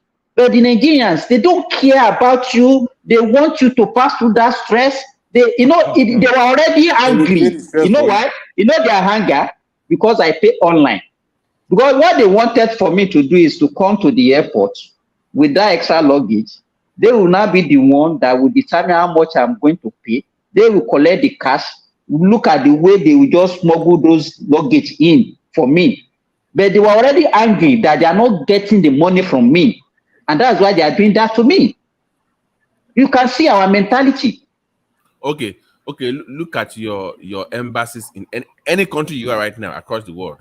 Everybody here has had an experience with your embassy. Am I lying? Everybody on this platform right now. No, if I told you what I had with my experience with Nigerian consulates in Saudi Arabia, it was a very terrible one. That's my point. Hold on. Sorry, Simba, hold on for Baba. My point is that there are, like Mike was saying earlier, there are places in your society that you have to be very.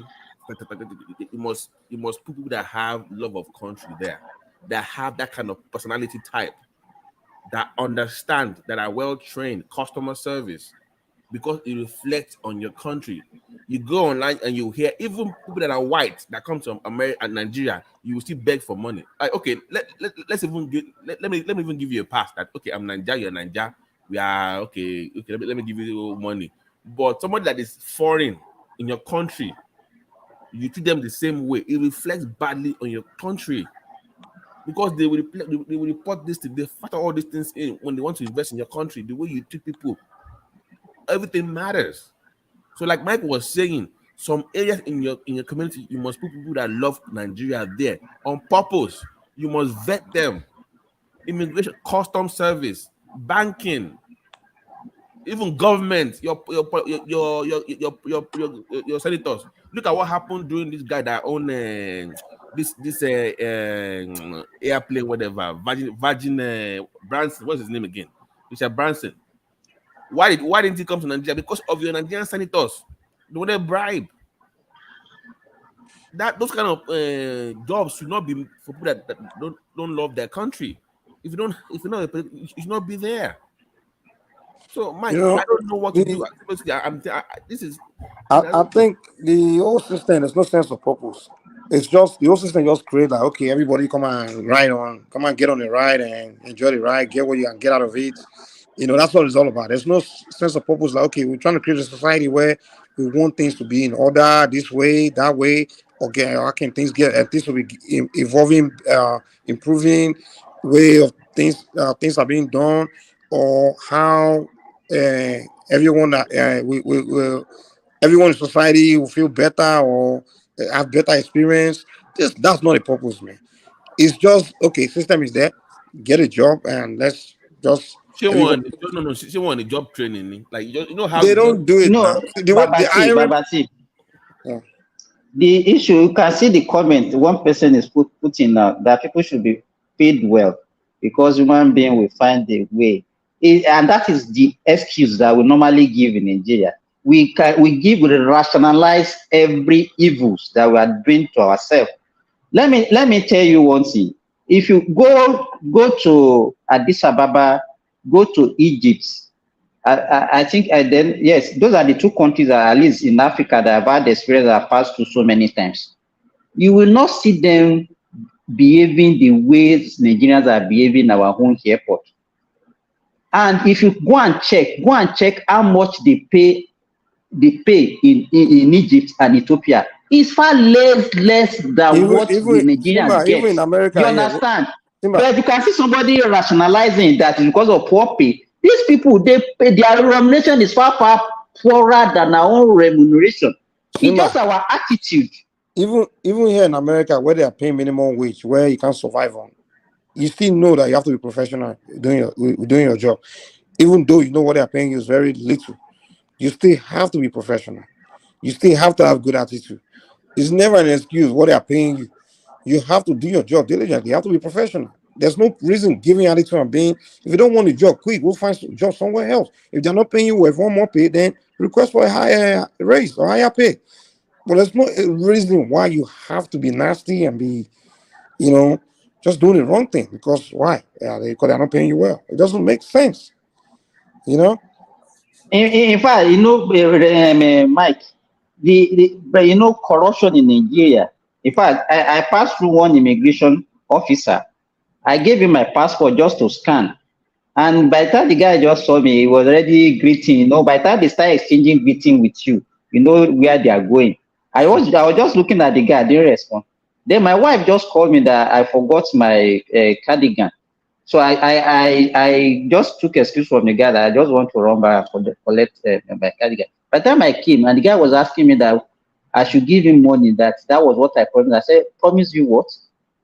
And the guy was angry. I think it was his right that I should give him money. I said, over what? You are doing your work. Why should I give you money? And he was angry. How can you be angry because of corruption? And he sees it as if it's his right. And that is the level that we are in that country. These kind of things are very easy to fix. Like in America, for example, there are places you go where you have to do, when you have an experience, you have to do a survey. They will ask you, how was your service? You understand? How was your experience? And you have to fill it out, or a place to put a complaint or something like that. And that's one easy way to fix it. Like all these places, these agencies or airport, whatever, whoever is going to attend to you, you can discipline, fill a complaint or just give a survey, or see the name. The people have to wear a name tag. Whoever attended to you, or how was the person? What's the name of the person? If you put all these things in place, all these things will reduce. Trust me. Like I corruption. agree with you. I agree with you. I agree with you totally. Because you I know that think whatever there's you no do, monitoring. There's exactly no monitoring. monitoring at all. There's Yes, no there's no monitoring. monitoring. You Let me just throw give people you an there to example. go and do Let me whatever give you want. Mike. My last trip to Nigeria. You know how once you leave customs now, before you leave the airport, they want to check your carry on again for all these ridiculous reasons. The boy in front of me, before they even said anything to him, the man already put his hand in pocket, give them something. Like he knew what to expect. Maybe That's what I do now. so. That's what I do. When it came to my turn, I say, "Oga, how far now?"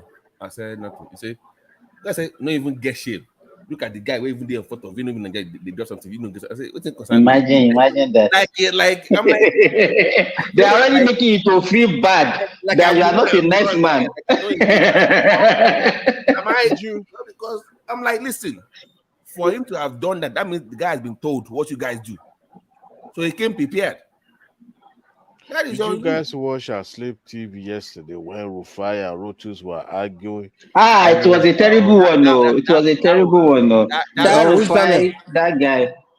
Which channel? Arise now, arise. You like Rotus and Rufai. It was in the news, so even the news carried the news. And I used to know Rotus personally. You know, the guy went to school together. The guy went to your age. That really? Rufai guy. The guy love football, die, man. But the guy can't play for Steve. Mike. that yesterday one, the guy went too far. That was it. Because that was just. Who went too far? Is it Ruto or Rufai? No, Rufai went too far. That was just because the guy said to you, he said, listen, you said the labor should increase wage. They said they should increase wage and they want to increase school fees. You said they should not increase school fees. He said, okay, so at what rate do you want them to buy the gas? He could not answer. So why are you not complaining? And you are involved in you run the refineries as a union. So why are you not complaining of subsidy, whatever? But this is my issue with Rufai, though. It's very condescending. You can't tell your co-host that you should start speaking all this American English and come to real life because you're not in the streets. That is very rude now. He was talking to Rudolph like that guy is an that's the way he talks to you now. Like the guy's very rude, man. From abroad now. It's beyond all being this foreign English. I mean, see, he sounded as if he know more. This guy knows what he's talking about. If they appoint somebody to be a correspondent on a certain topic, that means he must have done his research. He's not going to come online and just start, spewing nonsense. But here you are, arguing with him. If you are going to disagree with him, disagree, but don't make him sound as if he doesn't know what he's doing. Rogers is a very smart guy. That's what he does every day to the guy. It's like he has a beef. He has a beef with that guy. Man.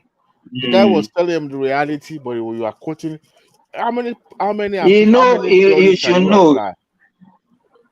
Adewale, you should know that the guy, I think he has a very whatever criticism that he has is not a constructive one.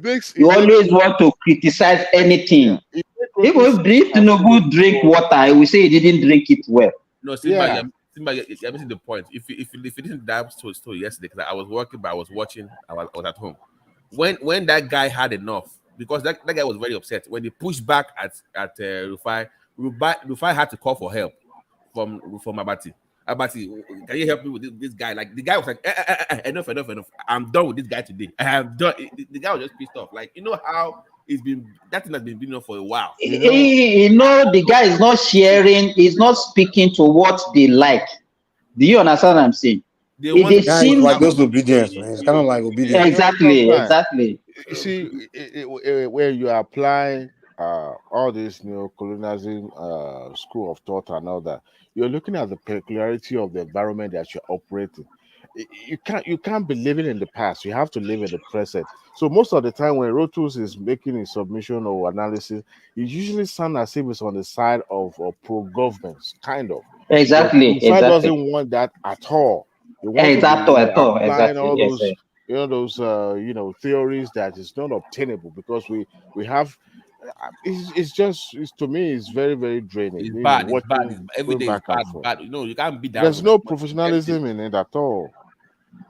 But how is he still on TV? I don't understand why they still have him. They are not. It's not journalists. It's just like you and I. We are a pundit. We can analyze. Yeah, but our opinion. No, Wale, that's my point. If I bring you on a platform and you're the expert, I will let you speak first. Then I will chime in my own opinion. That's the way it works. When you are now making it that your opinion is more superior than the person you invited, Inko. you bring somebody to make them feed little so that you can tell them, see, they don't know what they are doing, but you know answer to every goddamn thing that's been said on the show. Isn't you see MKO said acknowledge the former. Nobody knows it all. But when you claim you know it all, then people should be scared of you because you don't know jack. You don't. I verified the from within. Why? I have a question. Why all these Yoruba journalists or activists, why are they also pandering to this obedience and the hyper space? I don't know. It's like there's so much pandering. Let me help you. It's very easy. Money. You are you're the public spotlight. You need traffic. You need viewership. What is driving that viewership right now? The obedient space. So you move towards that space. That's what they're doing. You know what I'm even reading? Babati. Yeah. On the Twitter right now, it says Fashola is writing judgment for the head of the presidential election tribunal. I'm reading on the Twitter that Fashola, they said the alleged purport of Fashola writing Pep's judgment for Samani and other is shameful and condemned, coming from Peter Obi grassroots mobilization. Isn't that repulsive? No, Radiwali, they're already preparing the ground for chaos. That's what they are doing. So that whatever judgment that comes out of this election petition is not going to be acceptable to them. They know that they don't have the case, but they're already preparing the mind of the populace that by the time they give the judgment, they will say they are biased. That's what they are doing. They are already preparing the ground. They know what they are doing. Some of them want chaos. They want violence. Especially those ones in the diaspora. They want that place to burn down, They are calling for coup. Like let me tell you, I had discussion with two guys there from the South yesterday in my place of work. And they were angry with NLC for calling off their protest and the strike. I said, why are you angry? They said when they knew that they were not going to go on strike, why did they actually mooted the idea before? I said, did you want that country to burn down? Of course not. And that's what they wanted. That's what they want. They want chaos, they want everything, and that is the kind of politics that we practice in Nigeria. When you have somebody at the end of a affair that you don't like, you don't pray for that person to succeed. You want everything to go down the drain. These people winning this election, the kind of bitterness that is in the heart of many of them, it's like that's the last. And I wonder what anybody would benefit if Tinubu did not succeed. Actually, Simba, what is transparent is that even if Tinubu did not win, it is Atiku that is going to win. Obi will not. They rather have Atiku. No, Remy, what I'm even talking about, whoever wins, we should pray, because if any of them succeed, it's for the betterment of all Nigerians. But they don't know that. They don't know that exactly. People that open their mouth and swear for the country every time. They say better. I mean, what do you? The stolen mandate. Which mandate was stolen? Where was it? Yes. Where was it stolen? So the question they must ask themselves is the same election, the same day, produce winners, people that have never dreamed of winning from Labour Party. They have how many senators out of rep? They even won one state now. Is this not enough? Still, they lost this election. You did not come second. You came third. Distance of 2 million. You are now looking for frivolities. You are talking 2 million. Distance of almost 3 million. Almost 3. Who will turn that down? He won Atiku by almost 1 million. You know, even how many states election will take you to get 3 million votes? It will take you like almost 11 to 12 states. You know what, Simba? The judgment will favor Tinubu, and anybody that want to create problem, they will deal with that person massively, because they are also taking their time. You think if they don't know what they are doing. Once they have that election, let anybody, even the same they need that court judgment. Okay, once that is done, then anybody that is doing anyhow will see anyhow. That is just of course, because they have given them a lot of room already. Do you think they are also you can't fight with the government, the ruling party? No, who are you? For who? They are just tolerating you. Okay, after the appeal, the what do you call it? The verdict is okay with Tinubu. Let's say it's going to be Ryan himself. Then you will know that Tinubu is also not a small person. He is just playing. And I know what it is. A list. You know, they believe Tinubu is a farmer, so he's a coward. He can't do so you can see that's that nobody, sorry, Mike, it's very difficult to lie to a president like this. A president you talk to and you go and meet the people himself. Look at how he called the labor people. How can you lie? He's talking to the labor directly by himself. So this is the president you cannot go in front. He knows more about financial or economy more than you, or even the same thing like an expert. So you cannot just go to him like the way they dribble Buhari, like maybe they do whatever they want. Do you think anybody will just go in front of him and talk rubbish? He's politically savvy, so you cannot just go there and be talking rubbish in front of him. Look at all the ministerial candidates. Look at their CV. Come on, man. Nigerians are well endowed in everything. Just look at that. Tinubu no do well for Southwest. So why now only one person for a particular day? Shasheni. Sure. Academic. It's not right. Should be professor of religious study, history, and all those things. That's what they study. That's what they study. Garden and counseling, sociology. I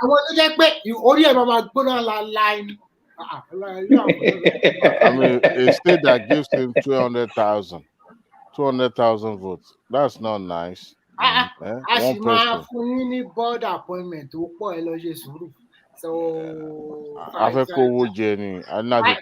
Fayemi probably will be given an ambassadorial position. No, Fayemi should go and rest. What has he done? That guy is a failure. Do you know what's funny? Do you know what's funny?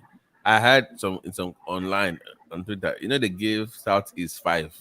Like just 5. I say, what more do you want? What do they want? If it wasn't a constitution that allows you, they are forcing to they said Northwest at 10, Northeast at 9 or something like that. South 8, North Central 8, and Southeast 5. That is enough. Why? That's a lot, man. Northwest have even Northeast also have 8. So Northeast Southwest have 9. What do you want? Ogun 3. That was right. That was a good one. Because we are more professional. You can't compare yourself with Ogun. How can you compare Ekiti with Ogun? Ogun are producing some of the most. So the land of all the brightest Nigerians. Thank you, Mike. How many Lagos and Ogun are the real brain of Yoruba land? Ekiti, you don't do it. All these Abarabo people. It's like, you know what, we're just going to dash them because as if they are not non-existent. Oh, yeah, Dele, come over. I mean, Dele is already in charge. So, I mean, it's not fair now. Oh, they promote him to be a minister now. Are you not happy with that? That guy is even more than minister. That guy is the brain of that administration. He's just too smart. And I'm proud of him. But it's going to be Minister of Information, and they give a jury, media, and publicity, which is okay. So I don't see why you guys. His job is going to be beyond information. That guy is just maybe information and orientation. They should. No, you know, they used to have if you want to, there's a super minister or super commissioner that they will say special duty. You know, with that special duty, you are like all rounder. I think they're trying to separate finance into 3. His first degree was into political science. Didi Alake's first degree was in political science. Then he went back and did journalism and public administration and all those stuff. He has master's degrees anyway and other professional courses and all that. But his first degree was in political science. You know what is funny is that he went to Ekiti State to contest for governorship, and Ekiti people are very wicked people, man. They And you are showed what him about Femi Falana also? Femi Falana is very Ekiti. If I'm in love with Ekiti, they This showed one that, Ekiti and they now. show. He They did don't get care. 100,000 votes. God, Lee, those people, these guys are mean. They don't care whether you are known or popular in the country. Even after Barola, they will show you. They're good. I mean, the light of Falana contesting for governorship, they took the Alake's money. In fact, it was even internal party issue. He had to run to Lagos because he was like, no, this is too much. Everything that he knows was out of the window. Yeah, I was asking for you should have to joy. He was to just Lagos boy. Yeah? No, take him out. He took his money. Well, Ran back home. Adewale, sorry to interject. That one of Falana is very funny. It cannot even garner 100,000 votes. Even 50,000. What about what is his name? Ganifa Wemi? Oh yes. No, Gani does not compete for governorship in Ekiti now. It's only Femi Falana. No, Gani is from Ondo State now. He contested for presidency. They did not even vote for him. Falana contested for governorship in governor Ekiti. now. He almost won. Now he came second, right? Who came second? Falana. Over Gini. Yeah, he came second now. Yeah, he came second. Yeah. No, I don't think he came second. No, he second. No, behind. Yes, yeah, go on. Look at it. National Conscious Party. Yes, he came second. No, from where? In Ondo State, there was, I think it was Labour Party by Mimiko or so. No. Yes. I'm saying in Ekiti when he ran against. Was he fight against fight? Yeah, it was close now. Seriously, yeah, go look at it. Like which party? Like was very close. No. It was PDP and APC. For Ekiti State. You see, Ekiti State, they will give you straight. They don't know how to hide. We don't hide. They will tell you straight up. That's one thing about they showed you. You can be a lawyer, they don't care. If Ekiti people can I think one man wants to play a clip for us to watch. I'm not sure what he's sending me a message that wants to play a clip. I'm not sure what clip he wants to play. Go ahead. Yeah, one man play whatever clip he wants to play. Yeah. I just thought that was remarkable. And then Labour, look, finally, the demands that they're putting forward, I feel that there's a lot of cognitive dissonance where you're trying to hold two opposing views at once. Labour's demands for refineries to be fixed, it's going to take forever to fix them. Also, you cannot have, before I was talking about modular refineries in the private sector, you cannot have profitable modular refineries in a downstream sector that is regulated. Have you noticed that on the Global Business Report, we had a CEO of a modular refinery, you've had one, Newsday has had one. All of a sudden, once fuel subsidies were removed, all of a sudden, all the players in the modular refineries are coming out to talk because their profit margins are increased. So you cannot ask for refineries to be fixed and also have fuel subsidies in place. It can't work. Doctor was talking about the fact that they want teachers to be paid more. Well, hello, the public schools are supposed to be revenue generating assets and fees have gone up. You cannot complain about fees going up, which is supposed to be able to improve the remuneration of teachers, and also want government to continue to keep fees down and subsidize education. So the FAC allocation that we just got, which by the way is as a result of the liberalization of the foreign exchange, brought in 1.9 trillion, is where you're going to get money to pay more teachers. So Labour needs to be very realistic about the demands that they're making and how they can be implemented. So much to talk about. Plenty. From Fitch rating in the United States to all the other issues. But we understand that Niyo Oyelowo, our rice correspondent, is on the ground in Victoria Island. Okay, he's not available now. Yeah, Okay, when it's available, let us know. And then we'll try to take a look at the situation in Lagos. Who wants to respond to Rotus first? No, so I'm going to respond to you first. Oh, and this please, is the argument of the Labour. Yeah. Prior to this time, the problem about subsidy has always been the transparency. And I think people get the conversation wrong. The transparency with the subsidy removal process itself and what happened. The lack of transparency, even on the part of the petroleum, the NNPC, as regards that regime and what went on. the fact that they've been saying modular refineries, we have, they've been talking about turnaround maintenance of the refineries all this while, and they keep giving deadlines, and we don't get modular turnaround, turnaround of modular refineries. The argument is, if you have your stock and refineries produce locally, you'll be able to eliminate some costs. Not that fuel price will go back to 185, don't get me wrong. But you'll be able to eliminate some costs like the landing costs and all of that. And also, do you know there are some provisions in the laws that says that to be able to guarantee energy security locally, there are some provisions that say you can also sell to the refineries in Naira as against the international price of dollars, so that they are able to produce to guarantee energy security within. At what exchange rate? If at the local as a Naira. I know, but what exchange rate is in dollars? Crude is priced in dollars. Yes. What exchange rate so in if Naira? that comes into play, Refine. What exchange rate? Now, No, Rotus, don't dodge. Rotus, please. What exchange rate in Naira? Rotus, Rufai is doing it again. I'm not happy. He's making a point and he doesn't no, want to I'm not happy about your conduct. Let me finish. Let what me finish. Exchange rate in Let Naira? Let me finish now. Just say the exchange rate. You are ambushing me. Let me finish. Just wait. Please. All right. And I must confess to you, I don't like your conduct in this. Because I put you on the spot. You try to escape these things. Listen if you're to gonna, me. If you're taking all the time, Rotus, you're taking all the time. The exchange rate. Wait. It's not realistic. That's why he's making that point. The rate.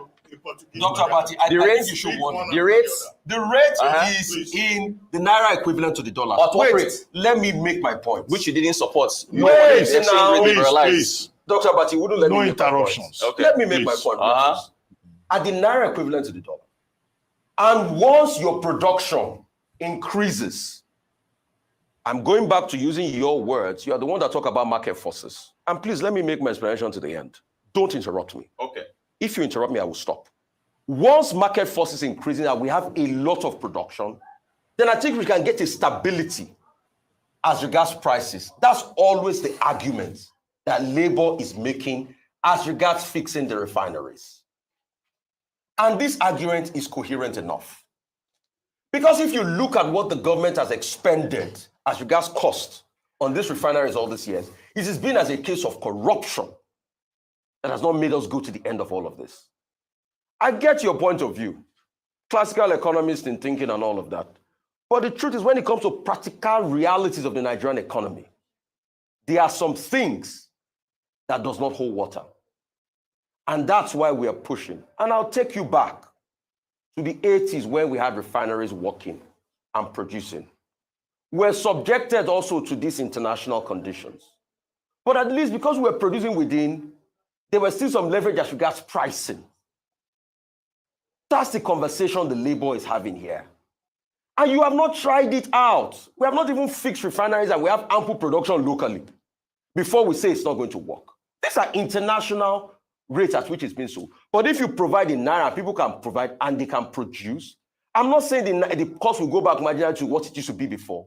But at least you're going to have a cost that is not too subjected to the international whims and caprices. And that's what we're saying. What's the cost? Pure and simple. What's the cost? The cost will be dependent on the local production. Can That's we make progress? That's what we're saying. Ayo, no, nobody can say the cost. Please, let's make progress. Then Labour has no point to make. If the cost is not, the marginal cost is not to argument is not by shouting. And you can't go again. Sorry about that. Those are saying yeah, sure. Still need to make the rates. Rufai's an idiot already now. Okay. Rufai's an idiot. I said the guy is a fool. Oh, they will fire Rufus after this one. Like, you don't know the land, you don't know the cost. What are you arguing about? I don't get this. So I'm saying, once it gets in trouble, it costs for help. Rufus and obedient now. Yeah, you just call it. That's how they talk. They just talk. They talk like they know what they are saying. You know, it's very easy to say you are speaking for the masses. Because it's very easy to whip out they know that the masses don't understand grammar. So they say I'm the one supporting the masses, the poor are suffering. You know, that one is very easy to hear. You understand? You know it's very rude to call someone that is a classical, that means that it's just textbook. Yeah, you know, insulting the guy now. That's an insult. As a matter of fact, what he's arguing about is about the refinery, and he knows that the Labour doesn't have any case there. When you are selling crude you are going to sell crude. I mean, to the are they going to be giving it at the naira? Dollar equivalent. Naira equivalent of the dollar. Rate, or how are they going to do in such a way that it will still impact? But Rufai is arguing about the landing costs, all those levies that will be on top of that. That's going to make it. It's the cost of freight. But to some extent, I don't think that's going to be, because that means we've analyzed it at the Wale. It's going to be very marginal. Just something like 20 naira, 30 naira. That's just the difference. It's not significant. No. And he's saying that, and that is what they are peddling. That is what they are peddling to the ears of Nigerian citizens. The Labour are not being sincere. They will say fix the refinery, as if by the time they fix the refinery. No, what they are making Nigerians to believe is that since you are the one producing the crude, as if we can be giving them free. No, that you can give them free to refine and be selling just like that to Nigeria. And I told them, I said, come, the exploration also come with a cost. And this thing is not being done by Nigerian industry. Even if it's a Nigerian industry, they have to make profit also. You can't run business as if we just run it for the welfareism of the people. Nigerian crude is one of the costliest to produce because of the terrain. Let me tell you, in Saudi Arabia, it takes $2 to produce 1 barrel of crude. But in Nigeria, it takes almost $20. Yeah. Do you understand what I'm saying? So if the cost of production is not taken into consideration, and Nigeria, what they are making Nigerians to believe is that since we are the one producing this thing, it's as if it is free. It's like water that you are just giving out to people and say, take. And that is what the Labour is peddling to the ears of Nigerians. That, okay, since because I don't understand this argument that fix the refinery. As if when you fix the refinery, you can be buying at 100 naira. This is not going to happen. This is not going to happen. So they are the one that are not being transparent. They are the one not telling the Nigerians the truth. Simba, and that is the. Somebody argued with me online. It would be that we should be buying it at 80 naira. Imagine. I'm not kidding you. That once they fix what they're supposed to do, it will be buying it at 80 naira. I say, how can you sell below the cost of production? Who does that? You have to make money first before you sell. Now, this is not free stuff. Now, you must factor in, like you said. Sorry, Mohammed, go ahead. Is he here to say something? Is Mohammed there? Go ahead, man. Yeah, I'm there. How are you guys? Yeah, sorry. It is my son actually that was trying to say something. So if you want me to talk about something, I can.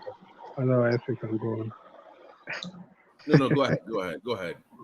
Let me yeah. my time. Go so sorry. What are you guys talking about? Before I keep it, I just joined now.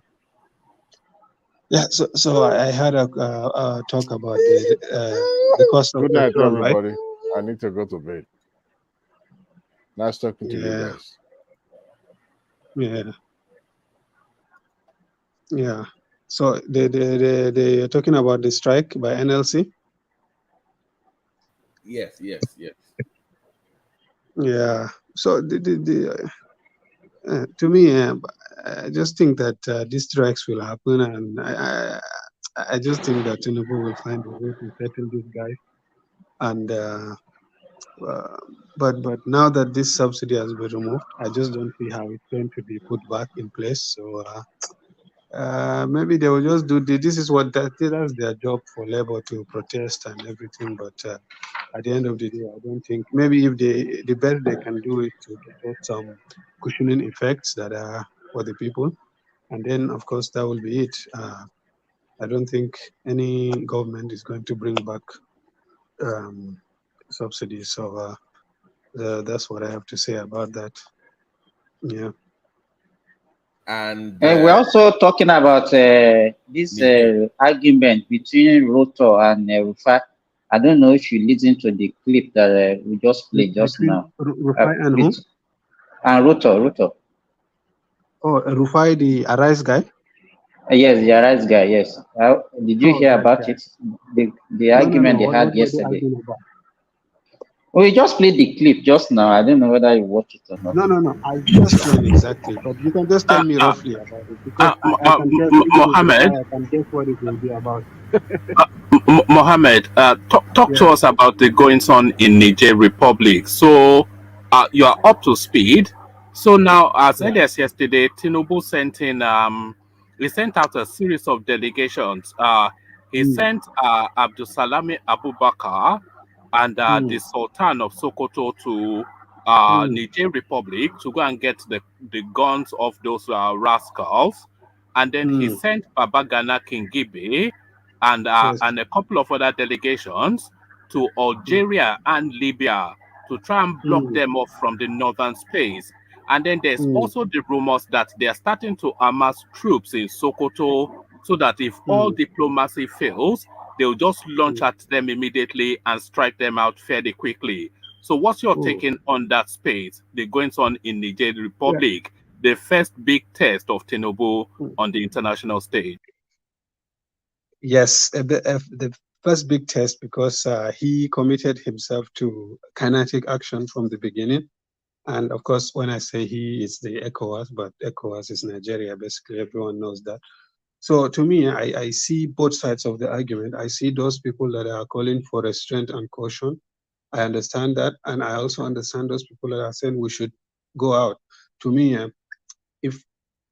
I think diplomacy under the gun of heavy barrel is the best way to go. Like if they are amassing troops, the Nigerians, the regime there knows that when they don't take diplomacy seriously, that something serious will happen to them. I think that's the best way to go. Although I hope that the diplomacy is what is going to win the day for us, because there will be negative consequences of Nigeria if there were to be war.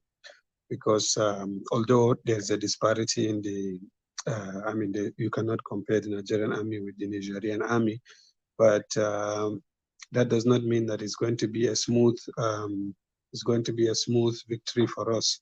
It's tempting to think that way, but the Americans thought that with Iraq, they thought that with Afghanistan.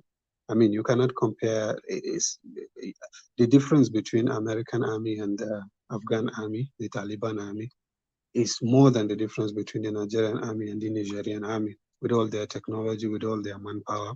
But you see, after 20 years, they lost the war. The United States lost the war. So I would not have committed myself like Tinubu did, but now that he has done, I don't think we have any choice but to proceed.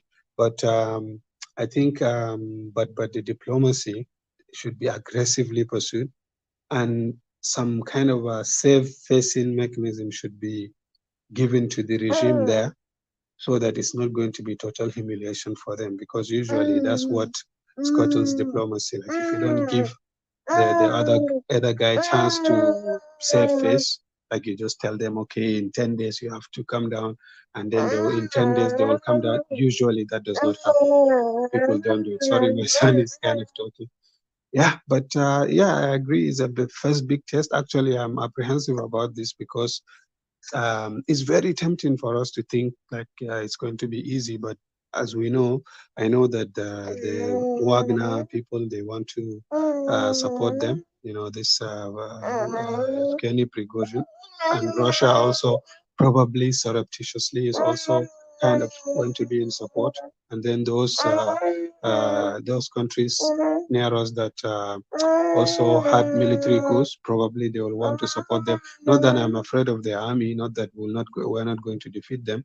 What I'm more worried about is like incursions into the border and just carrying out terroristic kind of attacks on Nigerian citizens. That's what I'm worried about. Yeah. Mohammed,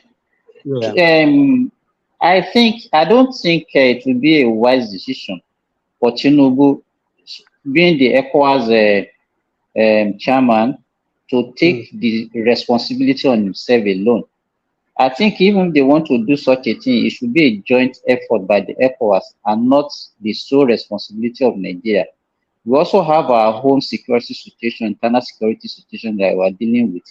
And knowing fully well that we don't even have enough resources presently. Because we remember what happened during the ECOMOG, that Nigeria took a lot of responsibility, and we know the consequence upon our economy.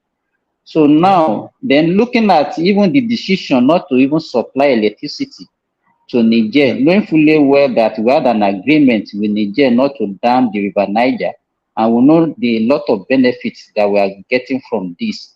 So looking at the consequence of all these action, me, I would think that Tinubu should just tread softly and should not take a unilateral decision or put the whole responsibility of Nigerian government to go and fight the junta in the Niger Republic. Yes, Simba, I have to say that I agree with you. But the reason why we say Tinubu is not that he's the only, Nigeria is the only country, but I mean, the NATO is the United States for the most part, even though there are big countries like France, Canada, and Germany, big armies like Turkey, they're all in NATO. But when you say NATO, you're basically talking about the United States. Nothing happens without their consent. I hope you understand why we say Tinubu, or even if he doesn't want to, he has to, because the other countries are looking up to Nigeria. Nigeria is the most significant country in that space. That's about whether or not Tinubu should, take a soft line. I mean, he has no choice. If the ECOWAS wants a soft line, then Tinubu will take soft line. If they want to be aggressive, Tinubu has to be aggressive. But I agree with the rest of what you said regarding the consequences to Nigeria. Like I said, I would not have committed to military action in the beginning like he did. But now that he has done it, I don't think we should walk back from that. But, when you threaten somebody with a threat, and if the threat is tangible and the person is a believable threat, and then you pursue diplomacy and give him some off-ramp, I think it's possible that that person can change their course. But I don't say that that's an easy thing. I understand what you said and I agree with it. Like we have our problems of our own. We have a lot of issues. Even our soldiers, we don't have enough even to secure our country, but we have to now commit to also securing other people's countries. Like understand all that, but there are certain responsibilities that come with. Basically, if we want, we usually say that Nigeria is the giant of Africa. But those kind of titles are earned with your conduct abroad, mostly your military conduct abroad. See, Netherlands has a lot of economic power and everything, but nobody sees them as world power. Military is what gives you power. I mean, United States, it's solely because of the Pentagon that they have power. Yes, of course, they have soft power, but it's backed by this huge army. That's why they have some influence in the world. What I would say is that I just hope and pray that the Tinubu is smart enough to give the junta an off-ramp, not just threat. Abdusalami Abubakar and Sultan of Sokoto, I hope they succeed in making these guys change their course. That's what I would say about that. Don't you think that these guys are being motivated by the external forces, especially Russia, as people are insinuated? It could be. You see, Russia. I mean, Russia is a country that I know very well. I speak their language, by the way, fluently. But it's a very strange kind of country. Like, see, Russia now, because they are kind of pariah right now. Like everyone has nothing to do. Almost every country doesn't like them. So almost anybody that reaches out to them, North Korea or whatever, even the worst countries in the world, they will just try to take advantage. And for Wagner, they want to, after the mutiny that they did in Russia, they want to kind of everyone was unsure about what is the direction of Wagner, so they want to insert themselves in this Niger space, and the government will of course accept them with open arms. So they just want to keep their international relevance. So that's why they. But if Russia is heavily involved, I'm not sure that they will be involved that way, because I'm not sure that the government will commit to publicly supporting Niger coup, because they state officially that they pursue the policy of non-intervention in other people's countries. But behind the scenes, they might be helping. Especially if the Nigerians reach out to them, especially through Wagner.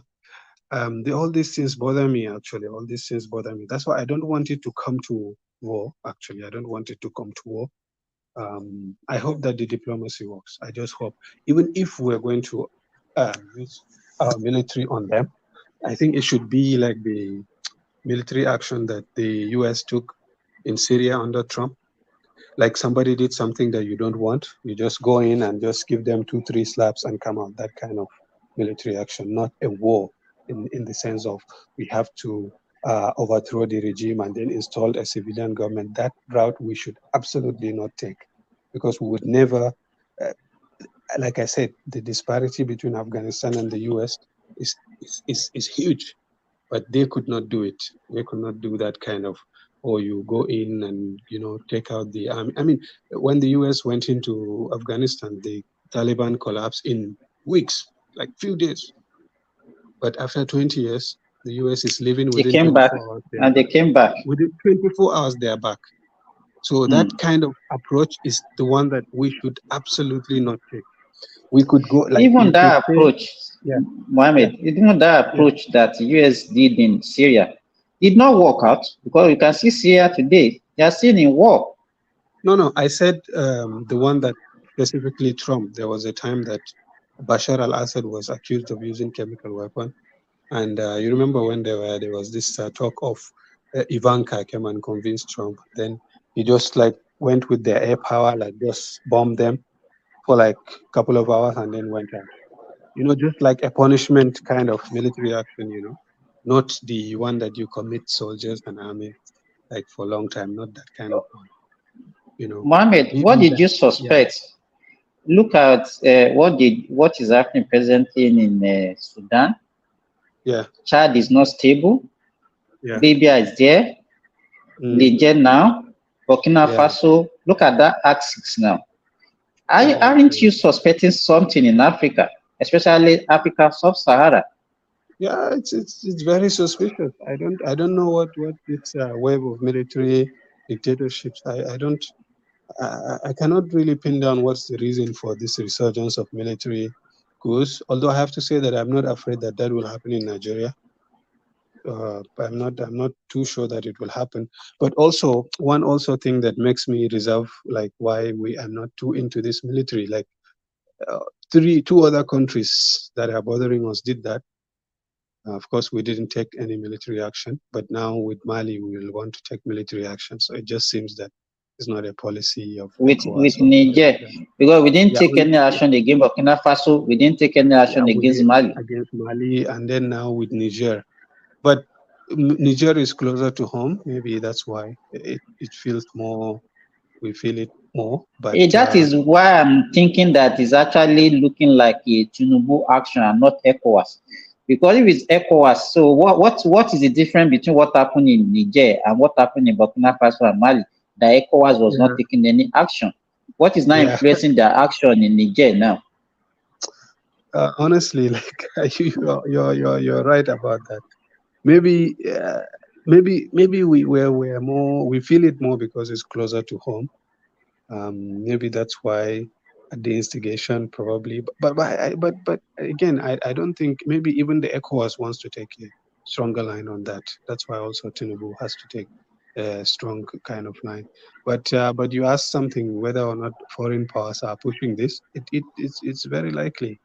These Europeans and Americans now, they are very wary of going into people's countries. Exactly, because the US has a base in Niger, France has a base in Niger, and they can't claim ignorance of this coup. They cannot say they don't have an intelligence of what is going to happen. So to me, I feel that maybe they will benefit more under this military junta than the previous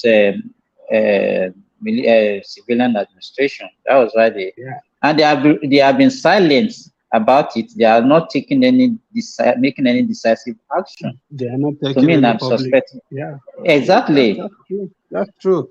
That's true. I mean, with this So, thing, and that is more reason that Tinubu, and if Tinubu is not careful, they might actually use it as a means of destabilizing Nigeria more, because we have what we are dealing with already. So we should be very careful the way I'm thinking about it. Yeah, this that's why I said really, I would not have committed, like I would not have taken tough the way that Tinubu has. But now that he has done it, I mean, we cannot. I hope you understand. We cannot walk back from it. Let's just try to mitigate as much as possible the damage that we don't want to happen. Like the diplomacy that's going on, I just hope to God that it yields something. Like even if any kind of concession or anything that Tinubu can and the ECOWAS can use to save face, I think I will take, because this military thing, even with the things that you even mentioned now, I just think that like the France, like they have a base there. Why can't they just take them out? Like, oh, if they really didn't want the junta there. But although I mean the US has a history, like they don't. It's not really the dictatorship or the democracy that bothers them. They don't believe in it that much. Once the dictatorship is subservient to them, they will prefer that, of course, to the most beautiful democracy in the world. So probably, I think you're right. Maybe they stand to benefit more from this, or maybe they're playing a bigger game. Maybe they want Nigeria to go in and use the instability in Nigeria to do something. But I really don't know. This is a very difficult. It's a very difficult decision, Yeah. really. Mohammed, in my own opinion, sorry to interject, I think the end game here is that the Nigerian coupists, they will probably submit a 1-year transition in which probably this guy will contest, the leader of the will contest, and he would have agreed to all these Western powers, especially France, and that's what's going to happen. This one is just because ECOWAS already said that military intervention is the last resort. That means after this expiration of 7 days, they are not going to go there and use military force. They are still going to be continuing to dialogue. And at the end of the day, the guy might one transition. And if he plays his game very well to kowtow to the West, if he did not, they will put him out. That is what can they also can they find a way to? I think one of the concern is that if they agree to any form of transition, they want to ensure that anybody running for office is not a Western puppet. No, that is not going to happen, Robert. No. I think they need that guys that you will not like kind of. Go ahead, Mohammed. Sorry. He has to be puppet to Russia or France or America. At this point, I don't think we should care about who is a puppet to whom. Really, we don't have that luxury. Once we can get ourselves out of this issue of war. I'm saying from the angle of the people in charge now. Remember, one of the reasons why the people are hailing this move is because they believe that the former president was a puppet to the West. So if you now say, okay, let's dialogue and bring back democracy, clearly they will not bring back the old guy. He's already gone. So then you need a new person. One of the ways is to guarantee that person will not be a puppet of the West, to reassure the people that the fight they are having right now is worth it. At least the illusion of that. I understand what you're saying now. I understand what you're saying. Is pro Niger over pro French in their own country. Yes, and then the military can go back and say, yes, we averted this. That would make more sense. Yeah, this could work. This could work, and then you can make them to commit to an election within 5 months or something, so that I think there are ways that they can save face, and also we can go and say that we stopped the coup and this and that. Everyone can win, but if the influence and if the hand of some of these Western countries, if it is true that they have this kind of ulterior motives there, then that will make it more difficult. But we can make them to commit to 3 months, like in 3 months election, or even the military head of the military, if you want, he can contest like Sisi did. Like he can contest on the election if the people want him, and then in a democratic fashion, he can come back. And like you said, the other guy, they of course they have to release the other previous president, but then maybe they give them another democratic civilian candidate that they don't think that is a puppet to the West. Sorry, Yeah, those we have to Mohammed, save can face, I and they can have to I save face. can I also Yeah. ask you about that? The issue with the CFA, where they feel Yeah. like their currency is under the control of France. Do you think that that Yeah. also comes for debate? Is that part of the concession that the West has to make for them Yeah. to go away? Oh, I don't think this is a concession that is going to be easy to secure. You know, if you think about it now, the West, they have not involved themselves that much. So it's not really from the West that.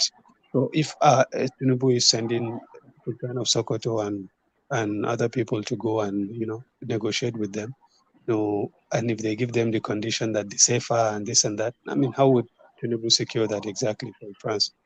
I don't think this But is a concession that Mohammed, is why really, is it yeah. that is Nigerians only Nigerians that is being sent? If it is a joint decision by the ECOWAS, why not some other people from other countries to make it look like an ECOWAS decision and not Have Nigerian any decision? Simba, you don't have any, there are no credible names out there. Nigeria is like the big brother here now. You remember? Ah, we're big brothers, to be No, honest. hold We on, want hold on now. just like calling ourselves big brother. Like I think we are. No, hold on. Let me explain why. Earlier on, you will see that the North has this historical ties to Niger Republic, and also from the cultural angle, the head of what's his name of Sokoto, Sultan also has some links to Niger. So those two are more credible because they have those close links to those people. So you use that the angle they are coming from. So you can see And people, but the initial contact will be those two. Go ahead, Mama. Sorry. yeah, I think if Buhari had gone, it would, because Buhari's father actually is from Niger. So why didn't he show up? Why didn't he Yeah, go? Buhari's father is from Niger, and his mother is from Borno. He's Kanuri like us. So Buhari actually is really half Fulani in that sense. He doesn't even, they can use that to get something. But I don't think Buhari is a good negotiator. So better Abdul Salam Abubakar, I think. Anyway, I just hope that something gets out of that. It's the diplomacy that we have to, make work under the threat of violence. But we should try to, we should at least, first of course, if you want to negotiate with people, the first thing is to know what they really want.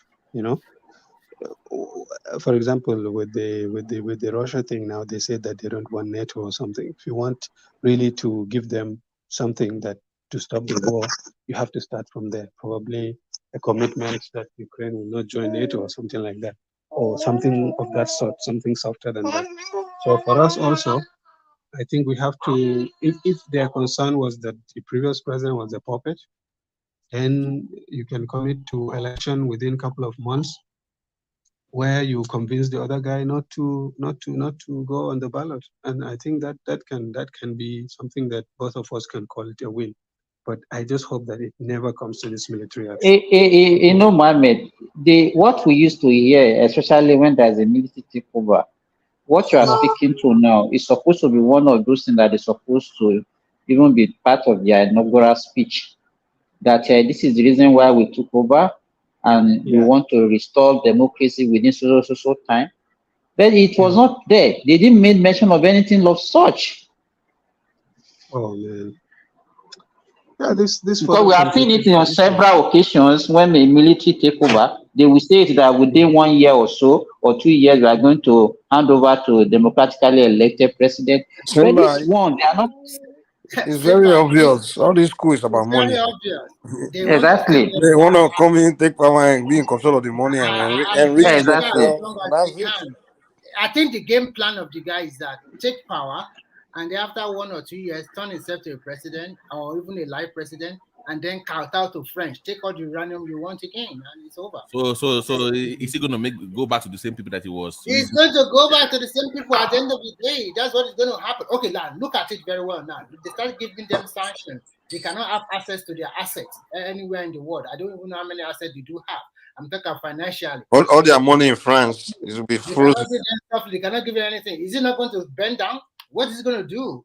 Is people will revolt against him if you cannot pay salary, you cannot do this, and everything come from France. Have you ever been to any francophone country? You will see that most of their products is from France. Clothing, food, everything is imported in. Medicine, everything. Even their doctors, mostly they are French people. So clearly, they have no leverage. They have no leverage for the long haul. Then they don't have no leverage. That is why at the end of the day, what is going to happen is that it's going to accept and probably say 1 year transition, so that probably if they give him a soft landing, he might contest, and he will be their president in the next 1 year, and the same thing goes on again. Only few African countries are really And Remy, even if that were true, we shouldn't care too much about that. If the guy that took over the country militarily now, if he wants to contest and be president, for us, all our thoughts should be how we extricate ourselves from this military commitment. That's it. Because if we say we're going to solve their problems, we don't want this guy to come back, the military and this and that. So we're going to entangle ourselves in a major way. Yeah. Mohammed, the reason why we are involved is very simple. Give and take. Before you know it, there can be a counter coup, and there'll be a big crisis in that Nigeria because not all those people in the military support this guy. Before you know it, there'll be a big crisis, and then what will happen to Nigeria? A huge refugee inflow to all of those countries. So that is what's going to happen. Because if the colonial masters are not supporting them, they will institute a crisis in the country. And who will bear the grunt? Nigeria, of course, at the end of the day. Of course, that's true. No, what I'm saying is that even like some of these other issues that have been mentioned, although there are problems, we don't like them, for our purposes now, we shouldn't care too much about them. For example, the role of the CFA with France, or whether or not this military guy will come back in a democratic fashion or something. Like all these things are secondary to our concerns. Like most of the presidents that are our neighbors, it's not that we like them or how they emerge, but we have to just try to extricate ourselves from this situation first. And any concession we get that we can go and call it a win and they can save face with, I think we should take it. If you say that something like another democratic election, which includes maybe this military guy also contesting, if the people vote for him in a democratic fashion, we shouldn't care about his return or not. Like we should just care that there's no crisis there, some kind of peace is restored, and then we go out and our military focus on solving our problems. If we can get that, I think we should be. But Mohammed, the problem with that is that anybody that can, in any African country will just come out tomorrow and plan a coup and know that exactly that is what's going to happen. Negotiate with me, I rule for 1 year, and I'll become president. And that will become the order of the day. So there are implications. So when you look at it from left and right, there are implications. Yeah. If you allow this to slide, another person will come. And who told you that it cannot happen in your country too? A coup can also happen in Nigeria the way it all goes now. And we have been enjoying this democracy for a long time. We don't want our neighbors, our neighboring country, to be ruled by military. It's not good for us. We have been there before. We have a neighbor already. A Chad is being ruled by military, and nothing has happened for years. But are they not a president that's ruling them that we already turned himself to a president? It's no more under military anymore. No, it's still military. Is it a president? It's not a president. I don't know about that one, to be frank, but the Niger have an expanse of land with Nigeria. I think the problem why Nigerian coming here is that I think the French, they did not know about this coup, or America, because if they know that something like this is going to happen and the coupists seek their support, I think Nigeria will just fold their hands. But now, Niger, if we are not careful, Niger is going to be an Ukraine, a battleground between American and also Russia. But if that happens, that pulls you in regardless of what you want anyway. At that point, if that happens, then you are forced to engage. Yes, that's what I'm trying to say. Because the people will be forced to fly to Nigeria. So 24 million people, by the way. 24 how many? Million people. 24 million million. people. Let them. No. 24 million people. Let's say 25% of them from that 24, and then to point to KB, Chokoto, Kasina, and also Kano. What are we talking here? And we are. Then that's where we have humanitarian crisis already. We have humanitarian crisis in those places already. It's a nightmare situation, and put our hands do nothing. No, we are playing. What Nigerian government is doing is good. It's a carrot and stick. Now we are negotiating. We are sending our important VIP there to negotiate with the leader. But if we continue to say no, this is what I want, we have the military might, because as a country, if you are too scared or you don't want to take the bull by the horn most time, then how can you develop? How can we? But you are missing the bigger point here also. Once you go into Niger, you must go to Burkina Faso as well. You can't. Of course, you can't stop at Niger. You must also go to the next place. You must go to Mali. And Mali too. You must go. You must go all the way. If you're gonna go in, you must go all the way. If it's possible, why not? If it's possible, why not? But now we do have Mali and Burkina Faso. They are still a little bit far away from Nigeria. But the one in our doorstep is Niger. Let's assume there is a coup in the Republic of Benin, which is very close to Lagos, and then there's a big crisis in Benin. What do you think will happen to Oyo State? Simba, tell me. And Lagos State and Ogun State. But coup is not crisis, man, Remy. Why do you keep calling what I'm coup trying crisis? to say is that if there's somebody planning a coup and there's counter coup and there's a big crisis, and when the crisis to go to civil war, which is always happening in Africa. I think if you ask my opinion, Remy, what I would they should just leave this guy alone and let them run their country they want to run. Just leave them alone, because you create problem for yourself. A long-term problem. Because first of all, the action you make, there may not be a reaction right now, but years down the line, there will be a reaction. So you don't want to create this. And Nigeria will go down in history as a country that invaded another country. You don't want to create all those things for yourself. I understand you quite. We are not. There's nothing you are getting from this country. There's no interest there or whatsoever. Look at the kind of people the Nigerian president is sending to them: Sultan, Abdul Salam, and he's also meeting other Chadian or other leaders to go and talk to them. That is negotiation. We are doing the right thing.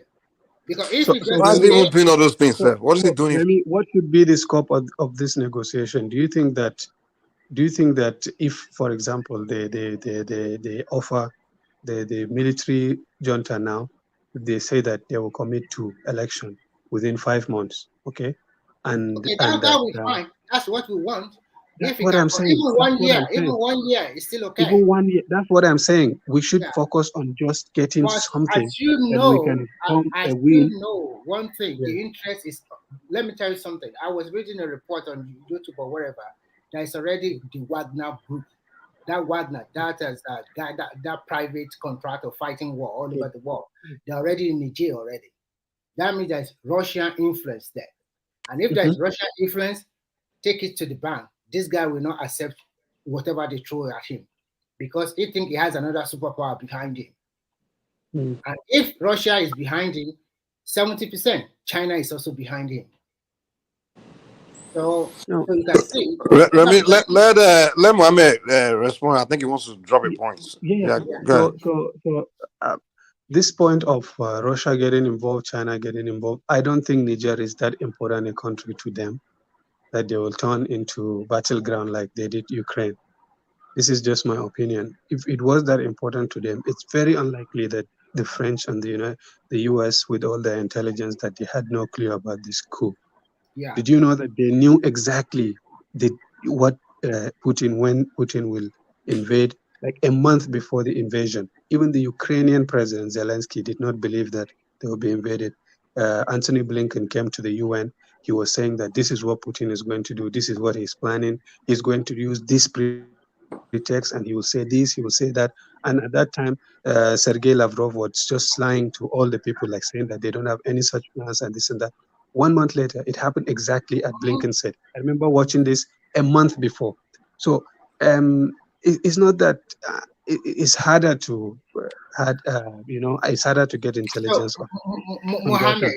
What I'm saying is, these Westerners, it's very likely that they know this, but probably they see their best interest as, not intervening, probably. And I just don't think that they will turn. It's possible that Russia might help, but I don't think that they're going to turn Niger into a battleground between Russia and the West, and probably China is joining. No, I just don't think that scenario will happen. What I'm saying is what you Let just him land. mentioned, the reasons that you gave, Remy, the reasons that you gave now, the reasons that you gave now is all the more reason why we should get any kind of deal, any kind of thing, as long as we can, because our president has already committed to military action. That is our problem now. Okay, if we can get any kind of concession from the junta that can save face for Nigeria and the president of Nigeria, we should take it as fast as we can and return home, and just don't meddle too much there, because the reasons that you gave are all the more reasons why if Russia is involved, you think is that a reason for Nigeria to get involved as well? If Russia is involved, is it not a plus for us? You are really making the case for us that we should get anything and just leave, use the excuse and leave. If Russia is involved, we want to fight with Russia. With what? What I'm trying to say that China is not going to commit a single soldier to that war. They will support financially, and they will support by giving arms and ammunition. What is going on around the world now is a new order. You can see that Russia, China, Brazil, and the rest, they are coming together under BRICS to float their own currency, or maybe use the currency among themselves, not using the dollar or the pound. And what transpired in Ukraine is a way to also that, okay, France have a big interest in West Africa sub-region. And then they support the coupists, and they are there now. And just 2 or 3 days ago, you can see the Malian leader, he was welcomed in a big way in St. Petersburg in Russia. So what I'm trying to say is going to be a proxy war. It's going to be, because apart from the huge natural resource, the ego fight is also there. If you say Nigeria should fold their hand, of course we are going to fold our hands, and let's say we fold our hand. And I want to also tell you that Tinubu is not totally committed to military. They said that is the last resort. And when they say that's the last resort, it can take months, it can take years as the last resort. We are still going to be exploring negotiation. But what can we do if there is a big crisis or snowballing into a big crisis? How do we secure our border? How are we going to turn a deaf ear if we have like millions of people knocking our door in Sokoto to come inside, or maybe in Katsina or where? Are we going to turn them back to the war zone? So this is a kind of dilemma. Nigeria have to play a big role here. Yeah, if you want to be counted as one of the big nations in the world, you have to start exercising your power and your right to. But if you Beremi, if it's between Russia, China, and the superpower, do you think we can get involved? On what basis are we going to get involved? What I'm trying to say is that we are not getting involved, but one way or the other, we also bear the brunt of it. That is the consequence, but we cannot get involved, but the consequence will affect us. So what do you think we can do? We can't put, okay, so if we want to get to who are we supporting? Are we supporting the US, or we're going to be supporting China and Russia? So I am trying we have no role in this thing. The only thing is for us to secure our own border, and then the amount of refugee we can take care, we take. That's all. So what I understand from you, Remy, is that you're saying two things. One, that Nigeria should exercise its power like we are, like the big brothers in West Africa. And two, that if there's a crisis that will affect us, that's why also we should get intervened. But the crisis will only come about, the crisis of the nature that will flood refugees to our borders will come about if we militarily intervene. Okay? Mohammed, there's a caveat. I said something. They said military intervention will be the last resort. It can take months or even years for that last resort. We are negotiating with them now, and that is the best thing we can do by sending our eminent personality to them to negotiate with them. But if Russia is backing these people, and then the military junta refuse our whatever we are selling to him, that means they will and then we say, okay, we don't want trouble. Let's put our hand. Whatever happened to Niger, let happen to them. So if Russia can get away with this, then Russia will take over from the French and control their resources there. And if Russia can do that, that means in one day, if Nigeria is in trouble too, they can also instigate a coup in Nigeria too. So what you are saying, if I understand you correctly, it's possible. It's possible too. What you are saying, if I understand you correctly, if I agree with you up to one point, up to the point that you said, if Russia is backing them and they are but tangibly, like reliably backing them, maybe that might dissuade them from accepting any offer from Nigeria. Well, yes, I agree with you, but where I where I disagree is when you say if Russia is backing them and they refuse the offer, what you seem to be saying is that then we should take military action. So if Russia is backing them, we should take military action. If it's backing them reliably enough that they will reject offer from Nigeria, which means the backing is real, then we should take military action and No, fight Russia. I did Is not that say what that. you're saying? What I'm trying to say is that if Russia backed them and you guys are proposing that we should not take any military action, we should just let them be, fine, we should let them be. But that means our ally, America, and some of these Western countries too, because we also need them. So if they also come up with some of sanctions, they're not doing business with your country like before, you guys don't complain also, because we are not in isolation. Which country? Which country are they not doing business with? America So would is they not not our be ally. for the no, Mohammed? Britain is not Don't our mind ally. Remy. These are Remy. not our allies. This is a very naive way of looking at the world. United States is not the ally of Nigeria. Britain Yes, is not an ally of Nigeria. France is not an ally of Nigeria. I think that we should get very straight. So if you who's think that our ally? United Who is States the is our ally of ally, Nigeria? Tell me. we Is don't it have Nigeria? ally, Remy. No, none of see, those this Western is countries not are allies. about The only ally. ally, See, I mean, let me say this real quick before you yeah, go. sorry, yeah, The only sorry, ally go on. of the Western countries are NATO. That's the only allies. They are NATO is NATO's ally. Everybody else, they don't care about you. They just Mark, play I will for even go further to say, even in the NATO, not every country, Turkey is not an ally of the United States. Turkey is part of NATO, the second largest army in NATO. They are not allies with the United States. So, United States is Mohammed, not. Mohammed, Yeah, are you saying yeah, that we should not be a tool that is used by the West for their own gains in Niger? exactly. That's what I'm saying, that indirectly. But also, what I'm saying is that we should be very careful about our abilities, and we should know our abilities, and we should not go and commit ourselves to things that we know we cannot handle. We know we Mohammed, cannot let me handle. even shock you now. I just read it now. Tinubu has cancelled that 7 days ultimatum, and he said he has chosen the side of peace negotiation with the junta. So he has cancelled the 7 days ultimatum. I know the guy is a smart guy. He wouldn't get himself involved in all this I know mess. Tinubu is very smart. I told you it was a mistake in the first place. Remember, that was a mistake to have said He that. has cancelled it. I'm giving you, that's the news. That's the news now. That was just yeah. So I was trying to say something to Remy, and I couldn't finish. See, these countries, we should not think of like our relationship with these superpowers in terms of this is our ally, this is not our ally. They don't really care about us that much to consider us allies or enemies or something.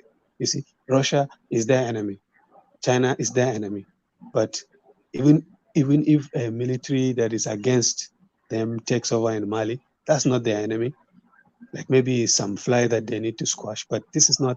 It's not an allyship that exists between us and the West. There's a relationship, like they have to engage with us as Africans, especially Nigeria, but that does not mean we're allies. Okay, we're allies. They are not even sending us weapons to fight terrorist groups in Nigeria, Boko Haram and the sort. So what kind of ally is that? Okay, they are allies with Israel, for example. They will send them anything that they want, even the things that they don't want. They will send them. If you criticize Israel, you will not be the president of America. Period. Just write it down. Okay. But guys, okay, for example, yeah, I'm about to shut but down like 2 minutes, yeah, but guys, go ahead. yeah. So that was what I'm trying to say. It's very tempting for us to think in this term of we can go in and squash them. This is the right thing to do. This argument is very, very powerful, and viscerally it's powerful. Like, yeah, there's a mutual. Nigeria cannot allow that to happen. But there are two problems with it. The first is that just two other countries, the same two other countries did that thing, and we didn't militarily. If the first country that did coup in Africa, we took that stance, yes, that will have the moral power. That could be like, oh, what if we don't take action, others will do it. That can be powerful. But two other countries did it. In the third one, we say, okay, we cannot allow that to happen. See, that's not really powerful. And Tinubu, I think, is very smart. He understands that, he knows the limitations that Nigeria has. So because of that, I don't think that he's going to. That's why I said, for me, my position, just to summarize, is he made this military threat. Whether or not he cancels it or not, yeah, that remains to be seen. But what must happen is we should go in with these Nigerians and get anything that we can just come and spin and save face and just go home and call it a day. We should not like take this threat seriously. Obama threatened to invade Syria, and then they just went and used the Congress, and the Congress took a vote. They said you cannot go in, and then he used that to cancel his threat, the red line that he gave Syria famously. So we are not, even if America can do that, we can also do that. We should just get out and just, mind our own business and focus on our problems. Yeah. All right, guys, let's end it right here, man. Okay, man. It's nice talking, man. Continue to work. I mean, show up more often, Sure. I think one man likes your voice. I mean, me too. I really enjoy your logic, man. You present really. Thank you, too. Thank you. I'll try to show up more. Thank you. Yeah. We need more intelligent contribution. So, yeah. All right, guys. Good night.